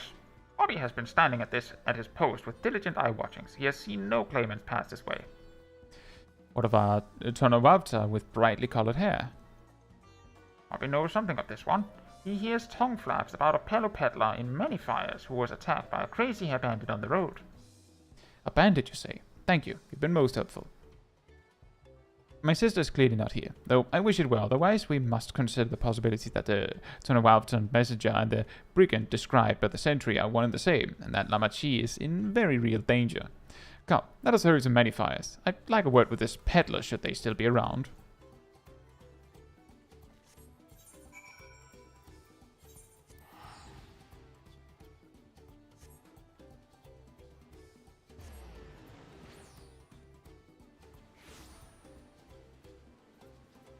Good luck, Angel.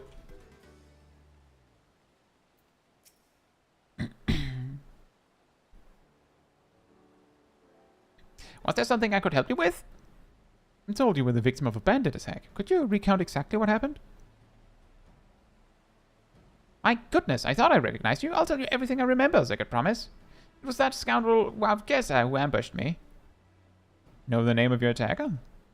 There's no mistaking that hair. All my peddler friends have stories of that notorious bandit leader and his predations. Wavgesa and his gang will stoop to any low for the sake of a few pel, and with no fresh quarry coming up the broken stairs, they've had to become more creative. Little wonder he went after Lamachi. He likely thinks to ransom her for a royal sum. I expect he'll soon make his demands, but I don't intend to wait. We'll find this villain first and deliver his deserved payment in person. What say you to a small deception? I'll assume the role of a well-to-do merchant to lure Wavgesa out of hiding. Then, when he comes sniffing about, we catch the rat by the tail.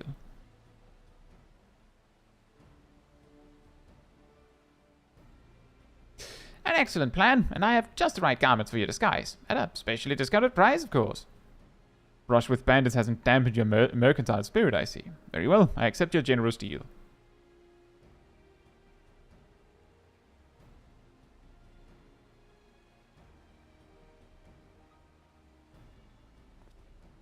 Now we lay the bait. I'll precede you into many fires to make my presence known. You follow on behind, boasting to those along the way how you paid me a hefty purse in exchange for a rare gemstone or some such. If Wavgesa is as coin-hungry as they say, then a recently enriched peddler should be an irresistible mark. We let him strike, and then we spring our trap.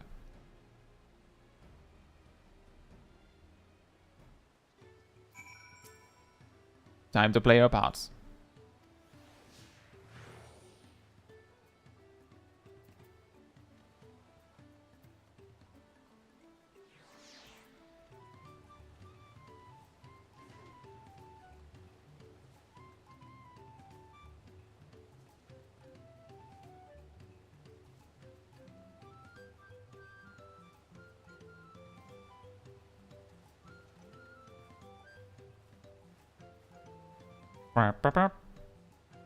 There, that Tural fellow.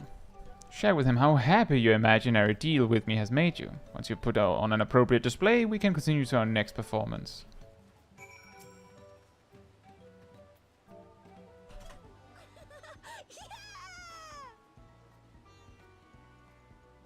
A rare gemstone from that head saddle merchant, you say? I envy the profit he must have made from such a sale. Since the stairs were destroyed, I've not been able to peddle goods at my usual haunts.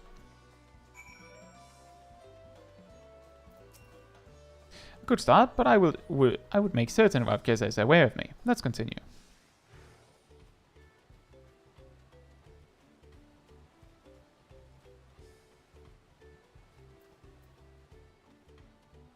The Moblin. That moblin over there looks amenable to conversation. The stage is yours, Caetsu.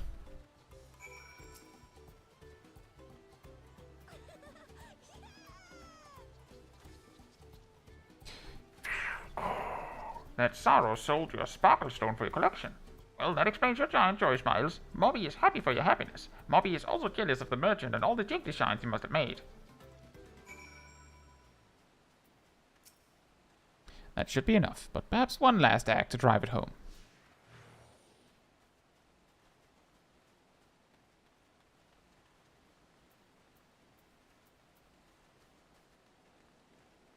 The Pelu?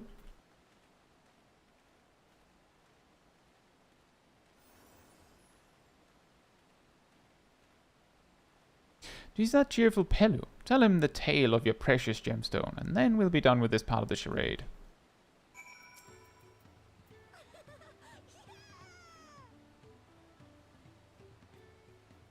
A passing peddler had the very gemstone you sought for your collection. That is a stroke of luck. And I'll wager the merchant was just as pleased to fill his pockets with your grateful coin, eh?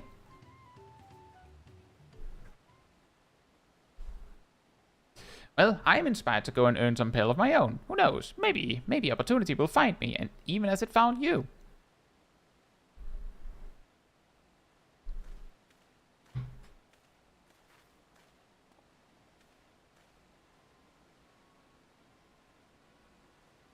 Look, there he is.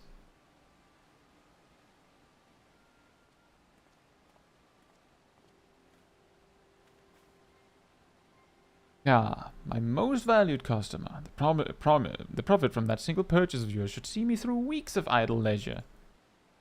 Traveling with such a fat purse and no sellswords is tempting fate, so I shall make Earthenshire my last stop and then return forthwith to Tuliyollal.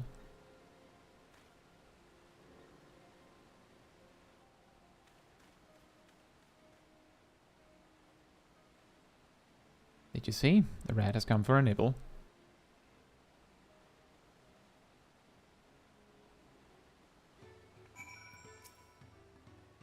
You played your part to perfection, Caetsu. A woman of many talents, just as Tancred and Urianger described. Now let us lure Vavkeza out and spring our trap. Hat. Let us execute the final stage of the plan. I will set out towards Earthenshire alone and unarmed, the better to sell the act of a defenseless merchant. Assuming Vavkeza is watching, he will likely wait for some quiet stretch of the road before accosting me. I'll be relying on you to follow closely behind, remaining hidden until the time comes to spring the trap on our bandit king. Just remember, we need him alive.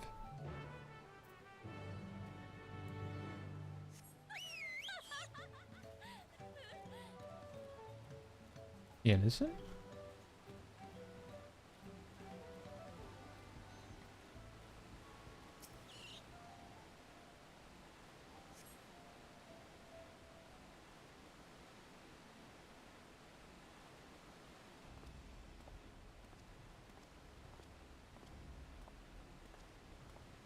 I was expecting one of those follow close behind quests.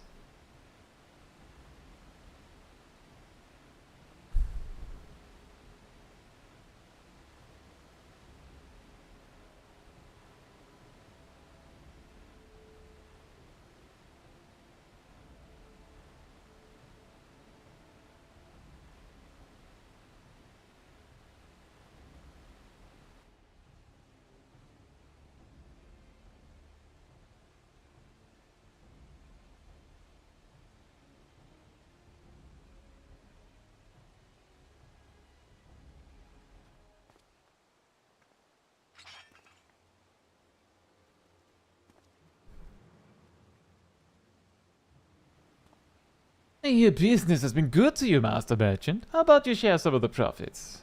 And by some, I mean every coin you have.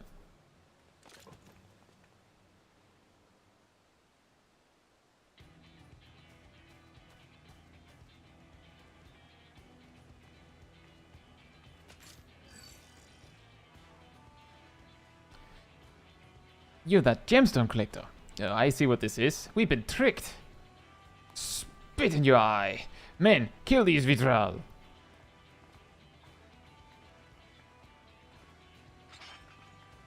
Replacement marauder. Slippery vermin. We'll have to interrogate his underlings instead. you'd be so kind, Caetsu, pray leave them capable of speech. Don't know how I'll do that with flair. I'll try.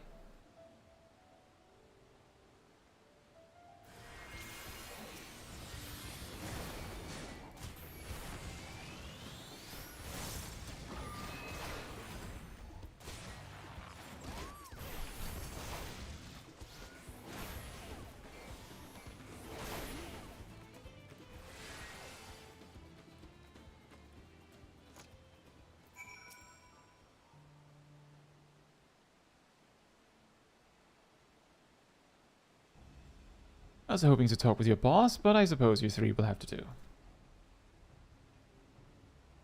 Wait, that's the second promise. What do you want with us? Think I'm scared of a fancy title? I'll take your royal ears as a trophy as soon as I get free of these ropes. Know your gang is behind my sister's abduction. Tell me where she is. Eat alpaca. Shit. Salt lover, you'll get not answers from us. That's right, we don't serve you. Do not play games with me. Where is Vuklamat?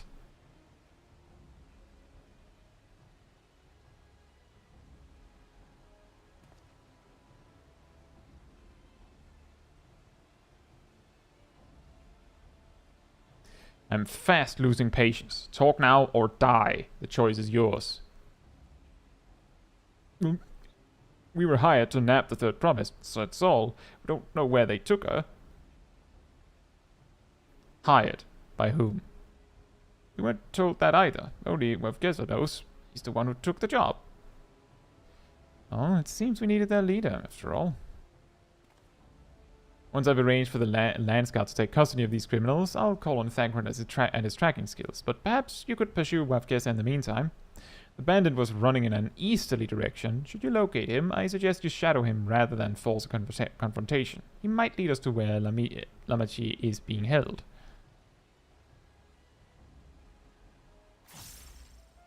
How does Black Mage feel? I think it feels pretty nice. The problem is that the thing that I feel like I've played with most that is new for the job is the kind of weird AoE rotation, which I'm not entirely sure will stick.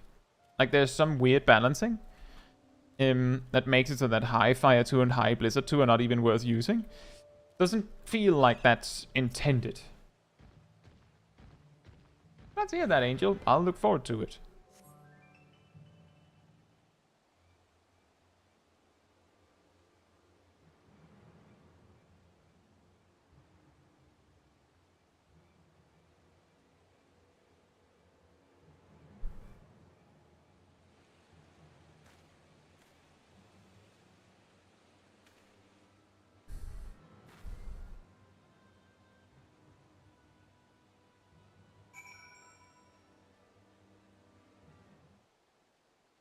Follow him from a distance, right.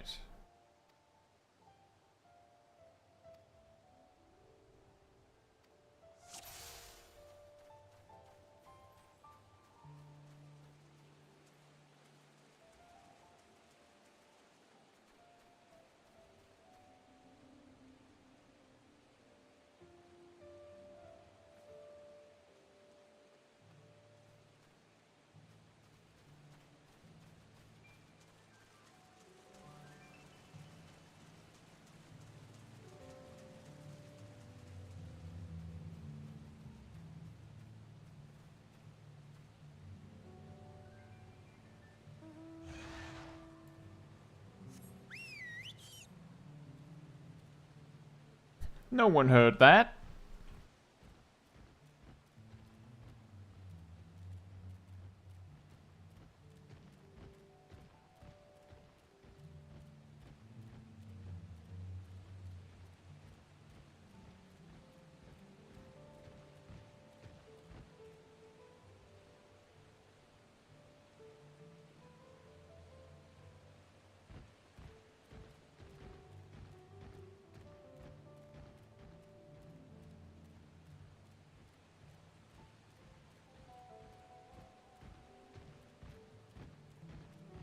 Weirdly, the thing, like, with all these additions to help with this kind of quest, I would just want, like, an outer ring telling me, like, how far away I can be while it is still okay. Like, that's the only thing I need, and I don't think we got that.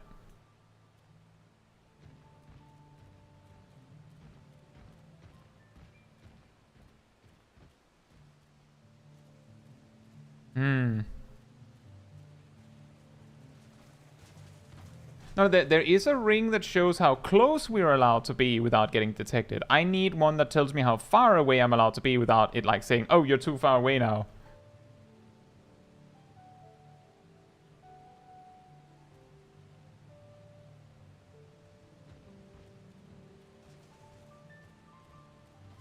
Like, that is the one thing I would find the most helpful here. Because it would allow me to go, oh, I have to hurry now, I'm falling behind. And that would also give me a better indication that, oh, you were expected to move now.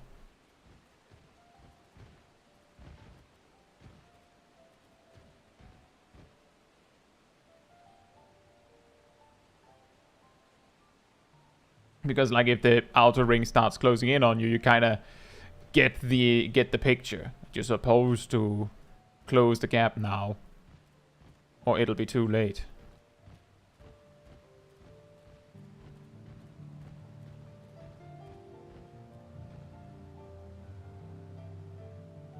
This is also very helpful. Like, no joke. That's not what I'm saying. Like, this is helpful, but I would like all this I would trade for, like, an outer ring showing me how far away I'm allowed to be. Because all of that, I kind of got that. It was good enough.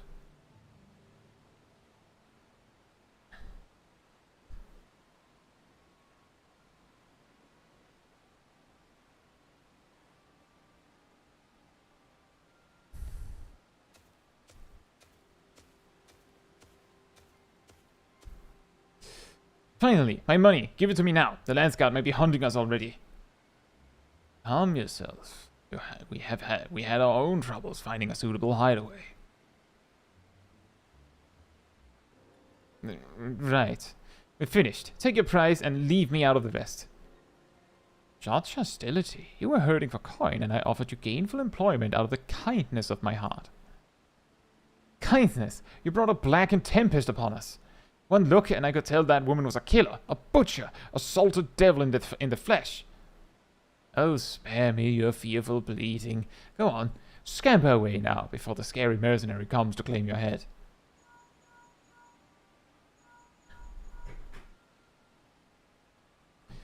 Coroner told me the news. You found the abductor, then? What's the situation?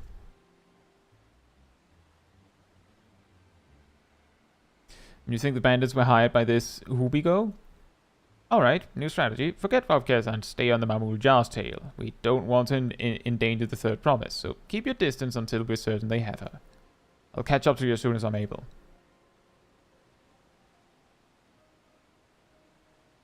That better be a checkpoint.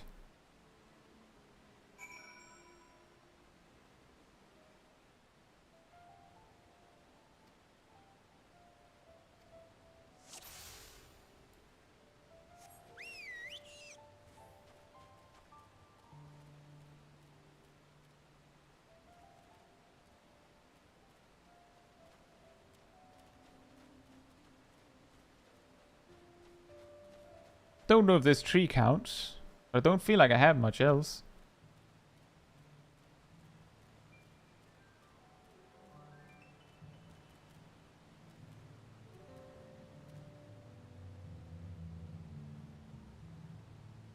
Does he just not look backwards?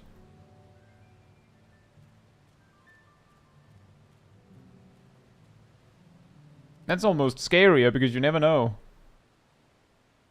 If he suddenly jumps it at you. He doesn't seem to be saying anything, which is usually like the indicator that, oh, he's about to turn.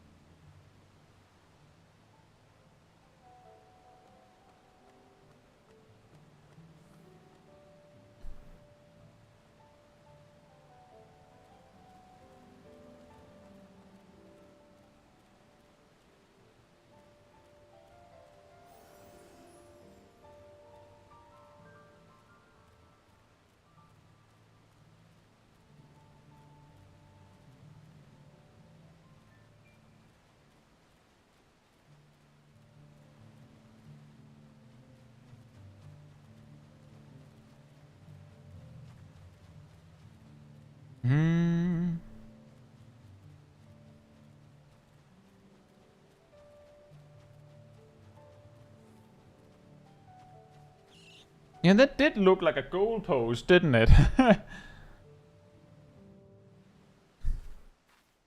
Other players in a cutscene? I wonder why. Manatee!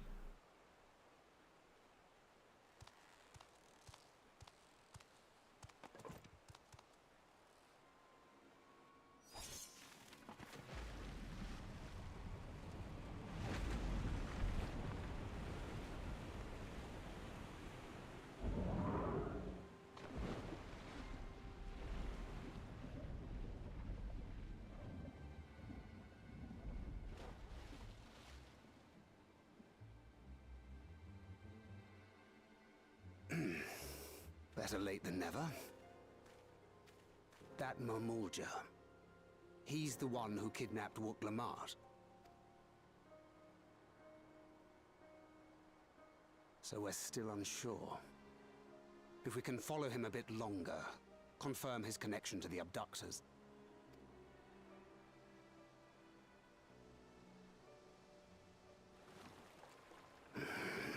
That will complicate matters.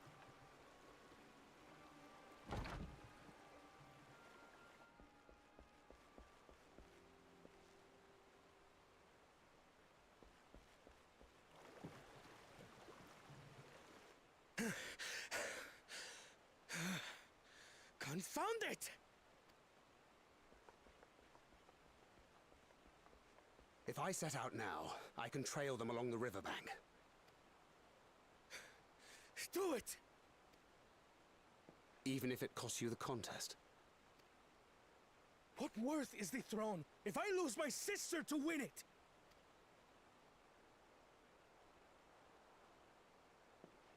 Very well then. I'll send word when I locate her. Till then, I suggest you save your strength. A rescue attempt could turn ugly.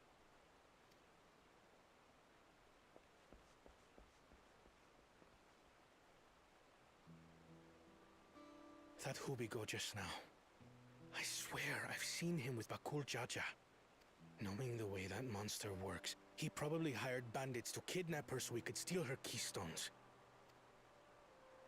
But even alone, my sister is more than a match for a gang of untrained ruffians.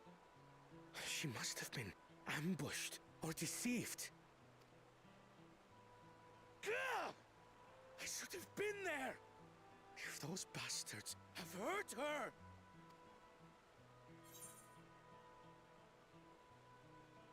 Be patient, trust in Thancred.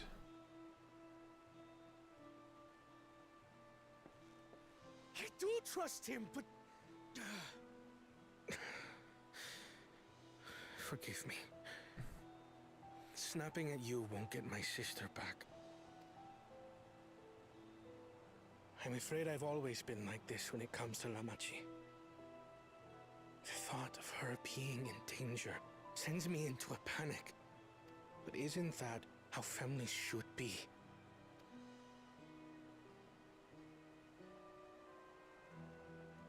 These days, Turali Mikote live however they please.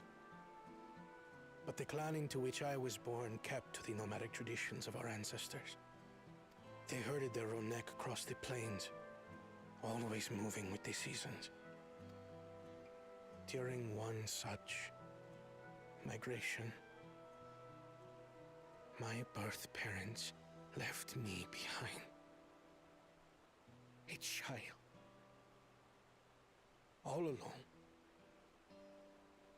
Without a single word of explanation. A chance encounter with a kind Pelu merchant was the only reason I survived. Taking pity on me, he taught me his trade that I might fend for myself.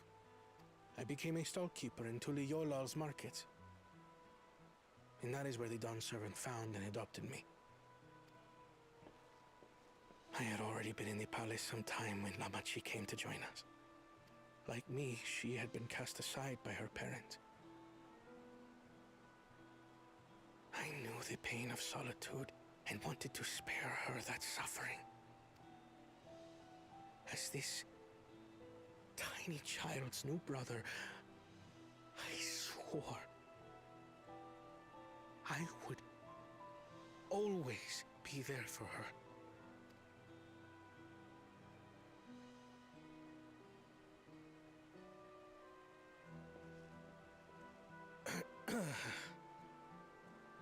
So, as you might now understand, I will stop at nothing to rescue her.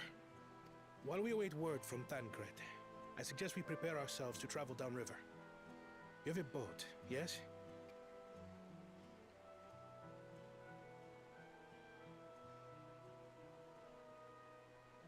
Why release the Panity if not to delay pursuit? If we were unsure of their guilt before, then this surely proves it. Before we act, however, let us regroup with your comrades. Would you mind making the call?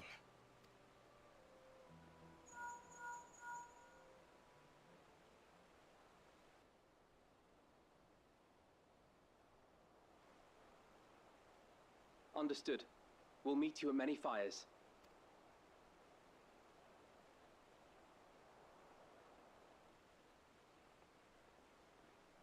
Many fires.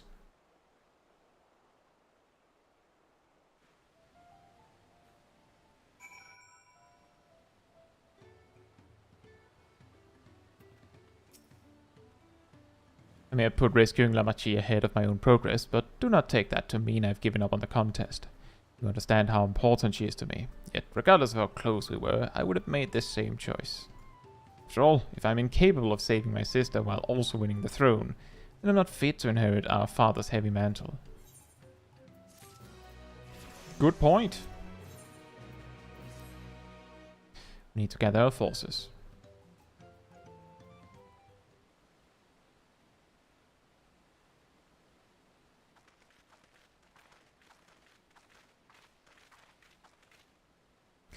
Firstly, allow me to brief everyone on our present situation.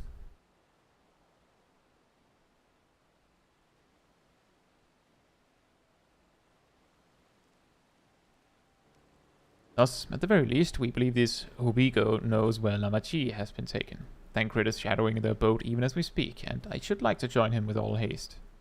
Unfortunately, our quarry had the foresight to release your Punichi from its harness, leaving us without a means to give pursuit. Ernville, as an expert on wildlife, what are our chances of recapturing the beast?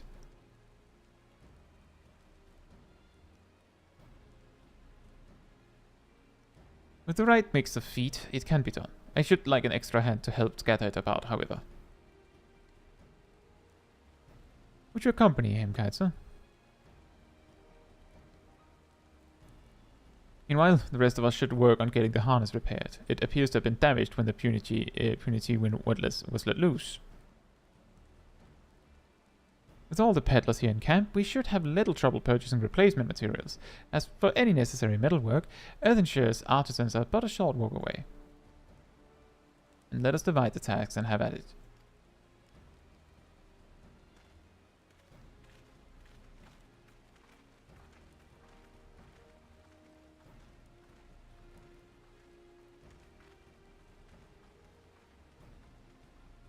There was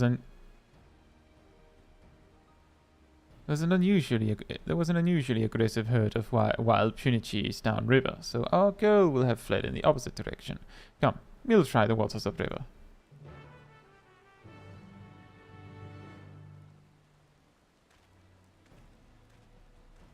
Well, I mean, Matthew, I'm sure you know the answer, but I'm guessing that was what you were thinking.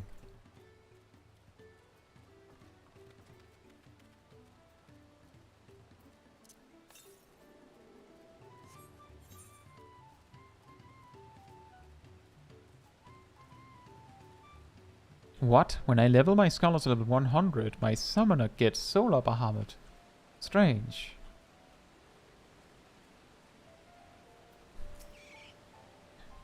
Assuming our Punichi has come this way, she'll be hiding in the depths of Marsh Ligaka.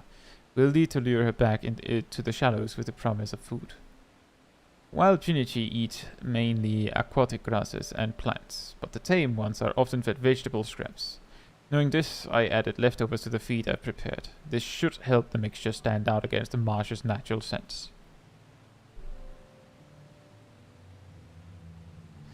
Igaka is crawling with predators, however, so I'll leave it to you to scatter feed deeper in. I'll be waiting for you near the shallows with the rest of our Punichi's enticing feast.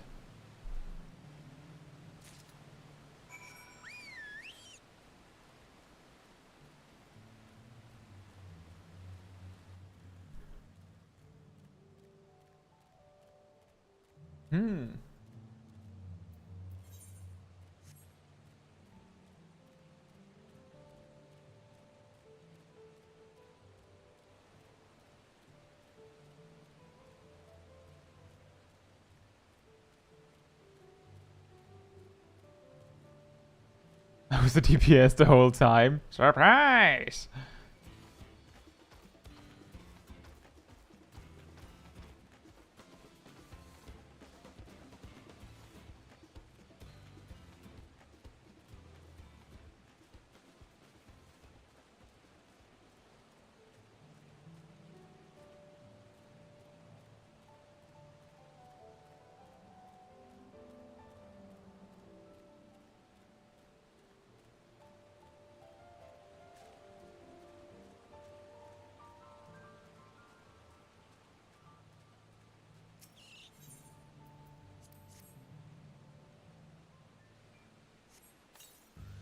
You scatter Erinville's Punichi feed along the water's edge.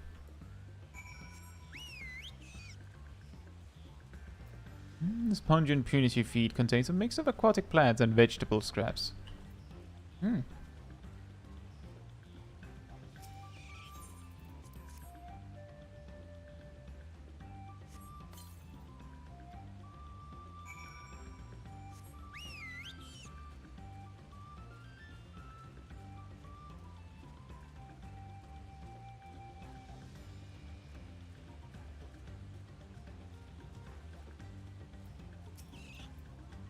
All set. I've just finished laying out the last of the bait. Step back out of sight and leave the rest to me.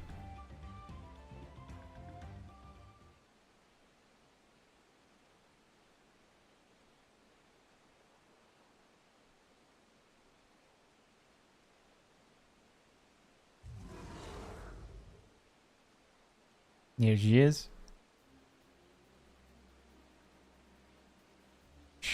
There's nothing to be afraid of. We just need your help one last time. She flies. You're hungry, I wager. Come on, come with me. It's a floaty boy. A girl. Yes, there's a good girl.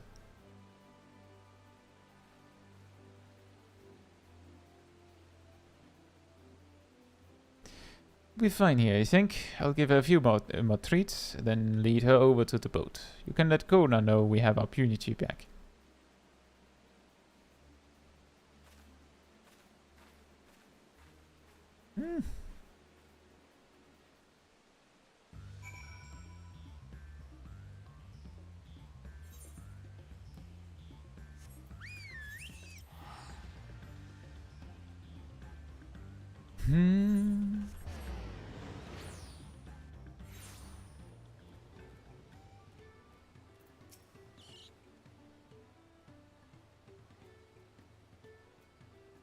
Erinville has the Punichi in hand then? Good.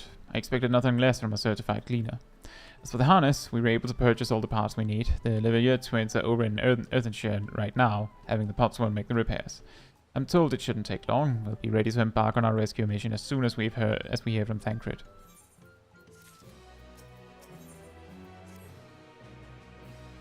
Thancred must know something by now. Correct, probably. Tana? Understood. Thank you. I had but to invoke his name. Thancred followed the Hubigo's boat to its destination and confirmed that they are indeed holding my sister captive. They, of course, being Baku Jaja and his minions. I swear I'll make them regret this. Namachi is in rich leaf tunnels. The moment the harness is repaired, we strap in the Punichi and make our way back down Ihui Katumo.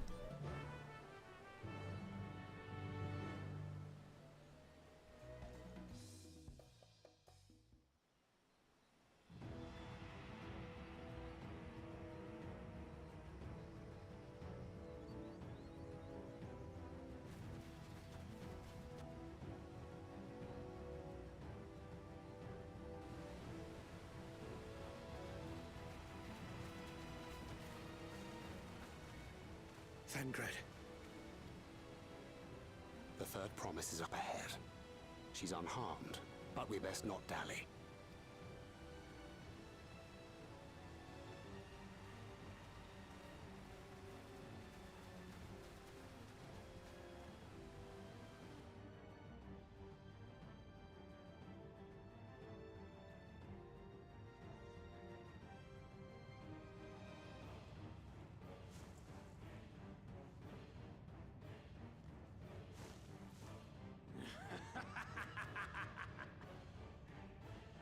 I spit on these pathetic feats. Far more satisfying to claim the baubles by force. Give it back! Fosunten poured his everything into that stone. You've no right to touch it. Oh, was that the name of your artisan? How could you allow something so precious to be stolen?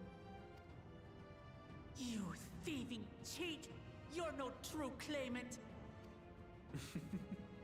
What does that make the foolish kitty who fell into my trap? If pitiful roars were all it took to claim the throne, you'd be first in line. Now, brother. You shouldn't tease her. Look, the poor thing's on the verge of tears.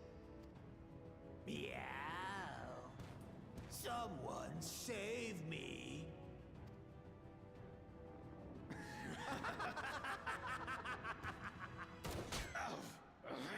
Who did that?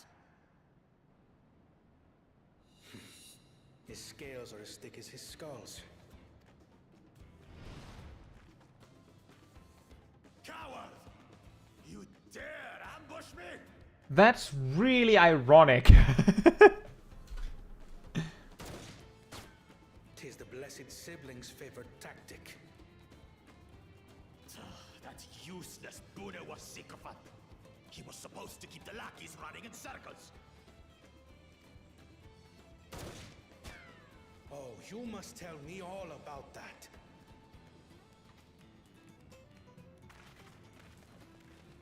Careful now. You wouldn't want to hit our hostage.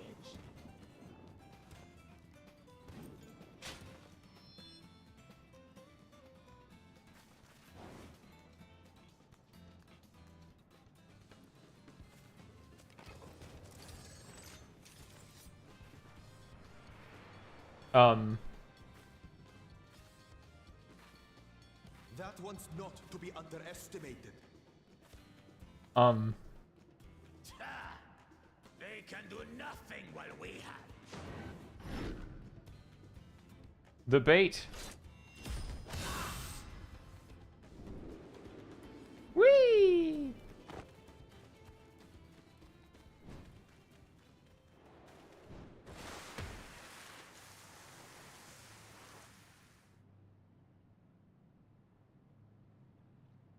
Impeccable timing.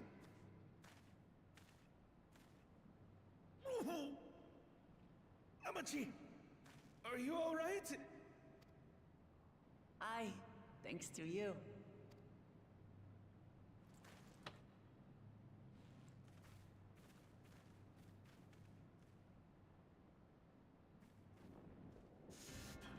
These weaklings think they can defy us? We'll slaughter the lot of them! Patience, brother. The Keystone is ours. There is no need to fight this day. And Zoralja has left us hurting. No! I won't stop until I gut these maggots and feed them their entrails!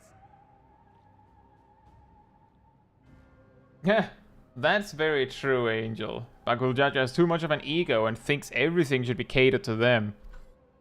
If we fall here, we fail our siblings for nothing. Is that what you want?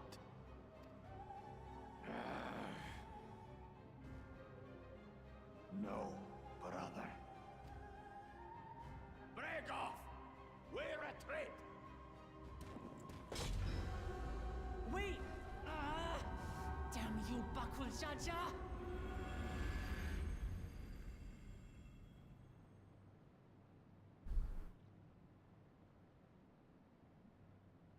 Do we give chase?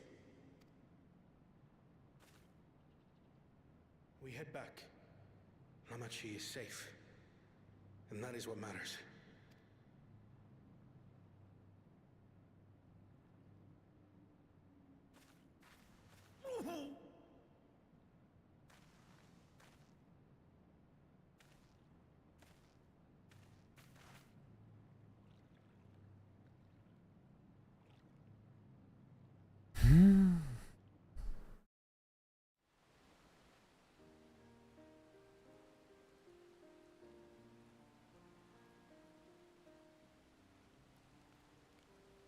I'm glad to see you unharmed, Lamachi. Thanks again for coming to my rescue, Corner. And all of you too.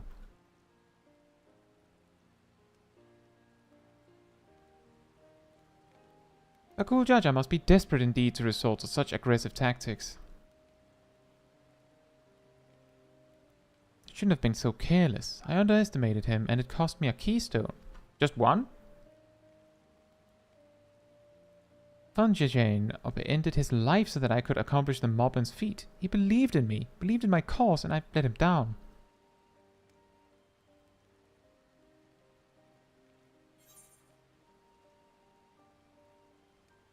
So we take back what was stolen.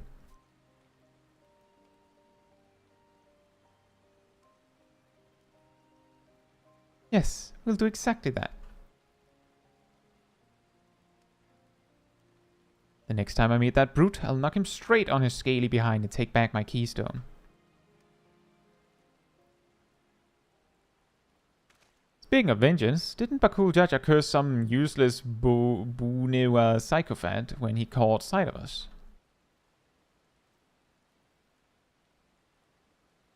A reference to Sarel Ja, I would assume. He's devoted to his brother, to our brother, and is the only Bunewa I know of participating in the rite of secession.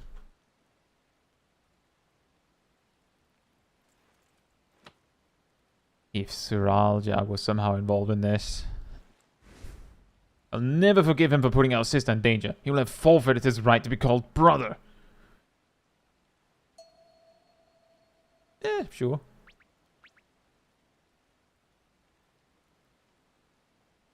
Sure.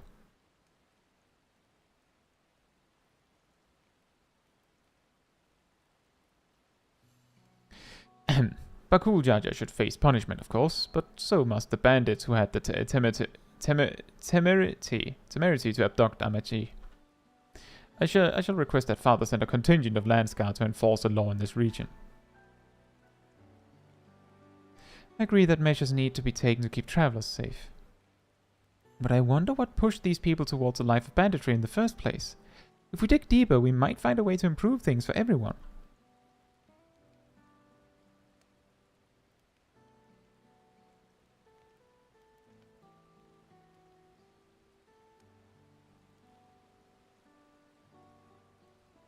There's something to think about. For now, however, the ride continues. I thank you all for your help.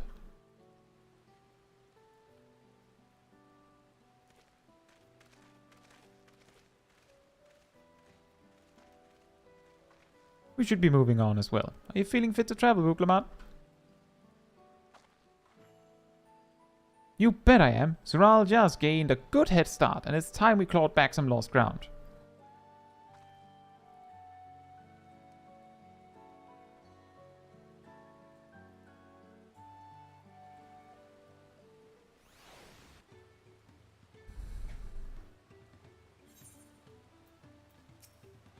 I really am sorry this happened.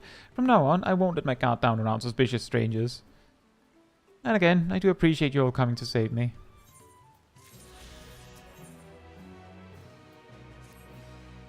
The road beckons, friends. Let's be on our way to Yokhui and inspect where the path through the mountains begins. You remember the spot where you were tricked into walking off with Wavgeza? Just going to rub my face in it like that, eh? I wonder if he's raising my hackles on purpose, though.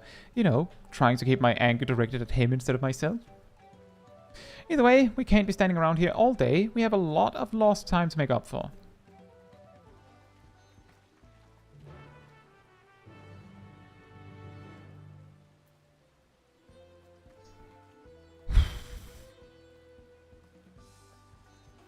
I think what we're going to do now, we've reached level 93 on the MSQ.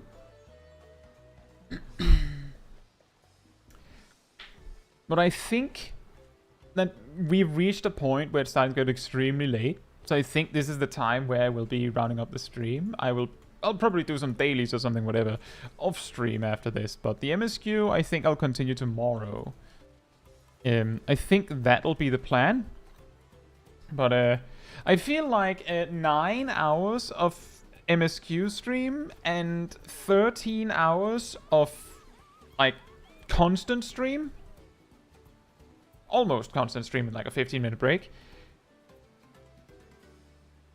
I think that'll cut it. So with that said, if you enjoyed the company of the wonderful people in the stream, there's not a lot of people, but I'm sure that it's the best ones there are, or you enjoyed the company of me, remember that there's a Discord community server that you can join. Link in the chat right now. There, you will find the weekly schedule where you can see what else is happening. We can't really see what time stuff is happening because in the next few days, I'll basically be streaming stuff like this when I am available. And, well, next week you'll start to see what else is coming, of course. You also find the announcement room where you'll actually see the links to the streams when they come out immediately. If you go to the role assignments room, you can also grab the reminder role and you'll get an actual notification when these streams and videos come out. And you'll get an extra one, like 15 minutes before stream starts, so you don't miss a second. If you enjoyed this particular stream, it helps me a lot if you leave a like on it in the YouTube stuff. That of course tells YouTube that this was a very enjoyable stream and you'd like other people to enjoy it as well. So thank you so much in advance. And if you'd like to support me more directly, or the channel for that matter, remember that you can become a member, you can gift memberships, you can use the super chat stuff, or if you don't like the YouTube's shenanigans, you can also use the Ko-Fi link in the description. It all helps me directly to afford to do all this for all of you. And of course, I'm also enjoying it. It's not like I'm saying, yeah, despite all things, if it wasn't for this stream, I wouldn't have done the MSQ. Not at all. Just to say that I do try to make sure that it is particularly also special for all of you when I'm streaming this, instead of just doing it for just my own sake. But I think that'll be that. I'm not sure when I'll start tomorrow, but it will probably be early again. And I hope that I'll have finished the MSQ before the weekend is over. So, for at least that, it means that some of you will be able to actually catch the whole thing, because it's at least in the weekend. Maybe, maybe not. Maybe you don't care. Maybe you do care. I don't know. With that said, good night. Good morning, afternoon, or evening, depending on where you are in the world, and I hope to see you all very soon. Bye-bye!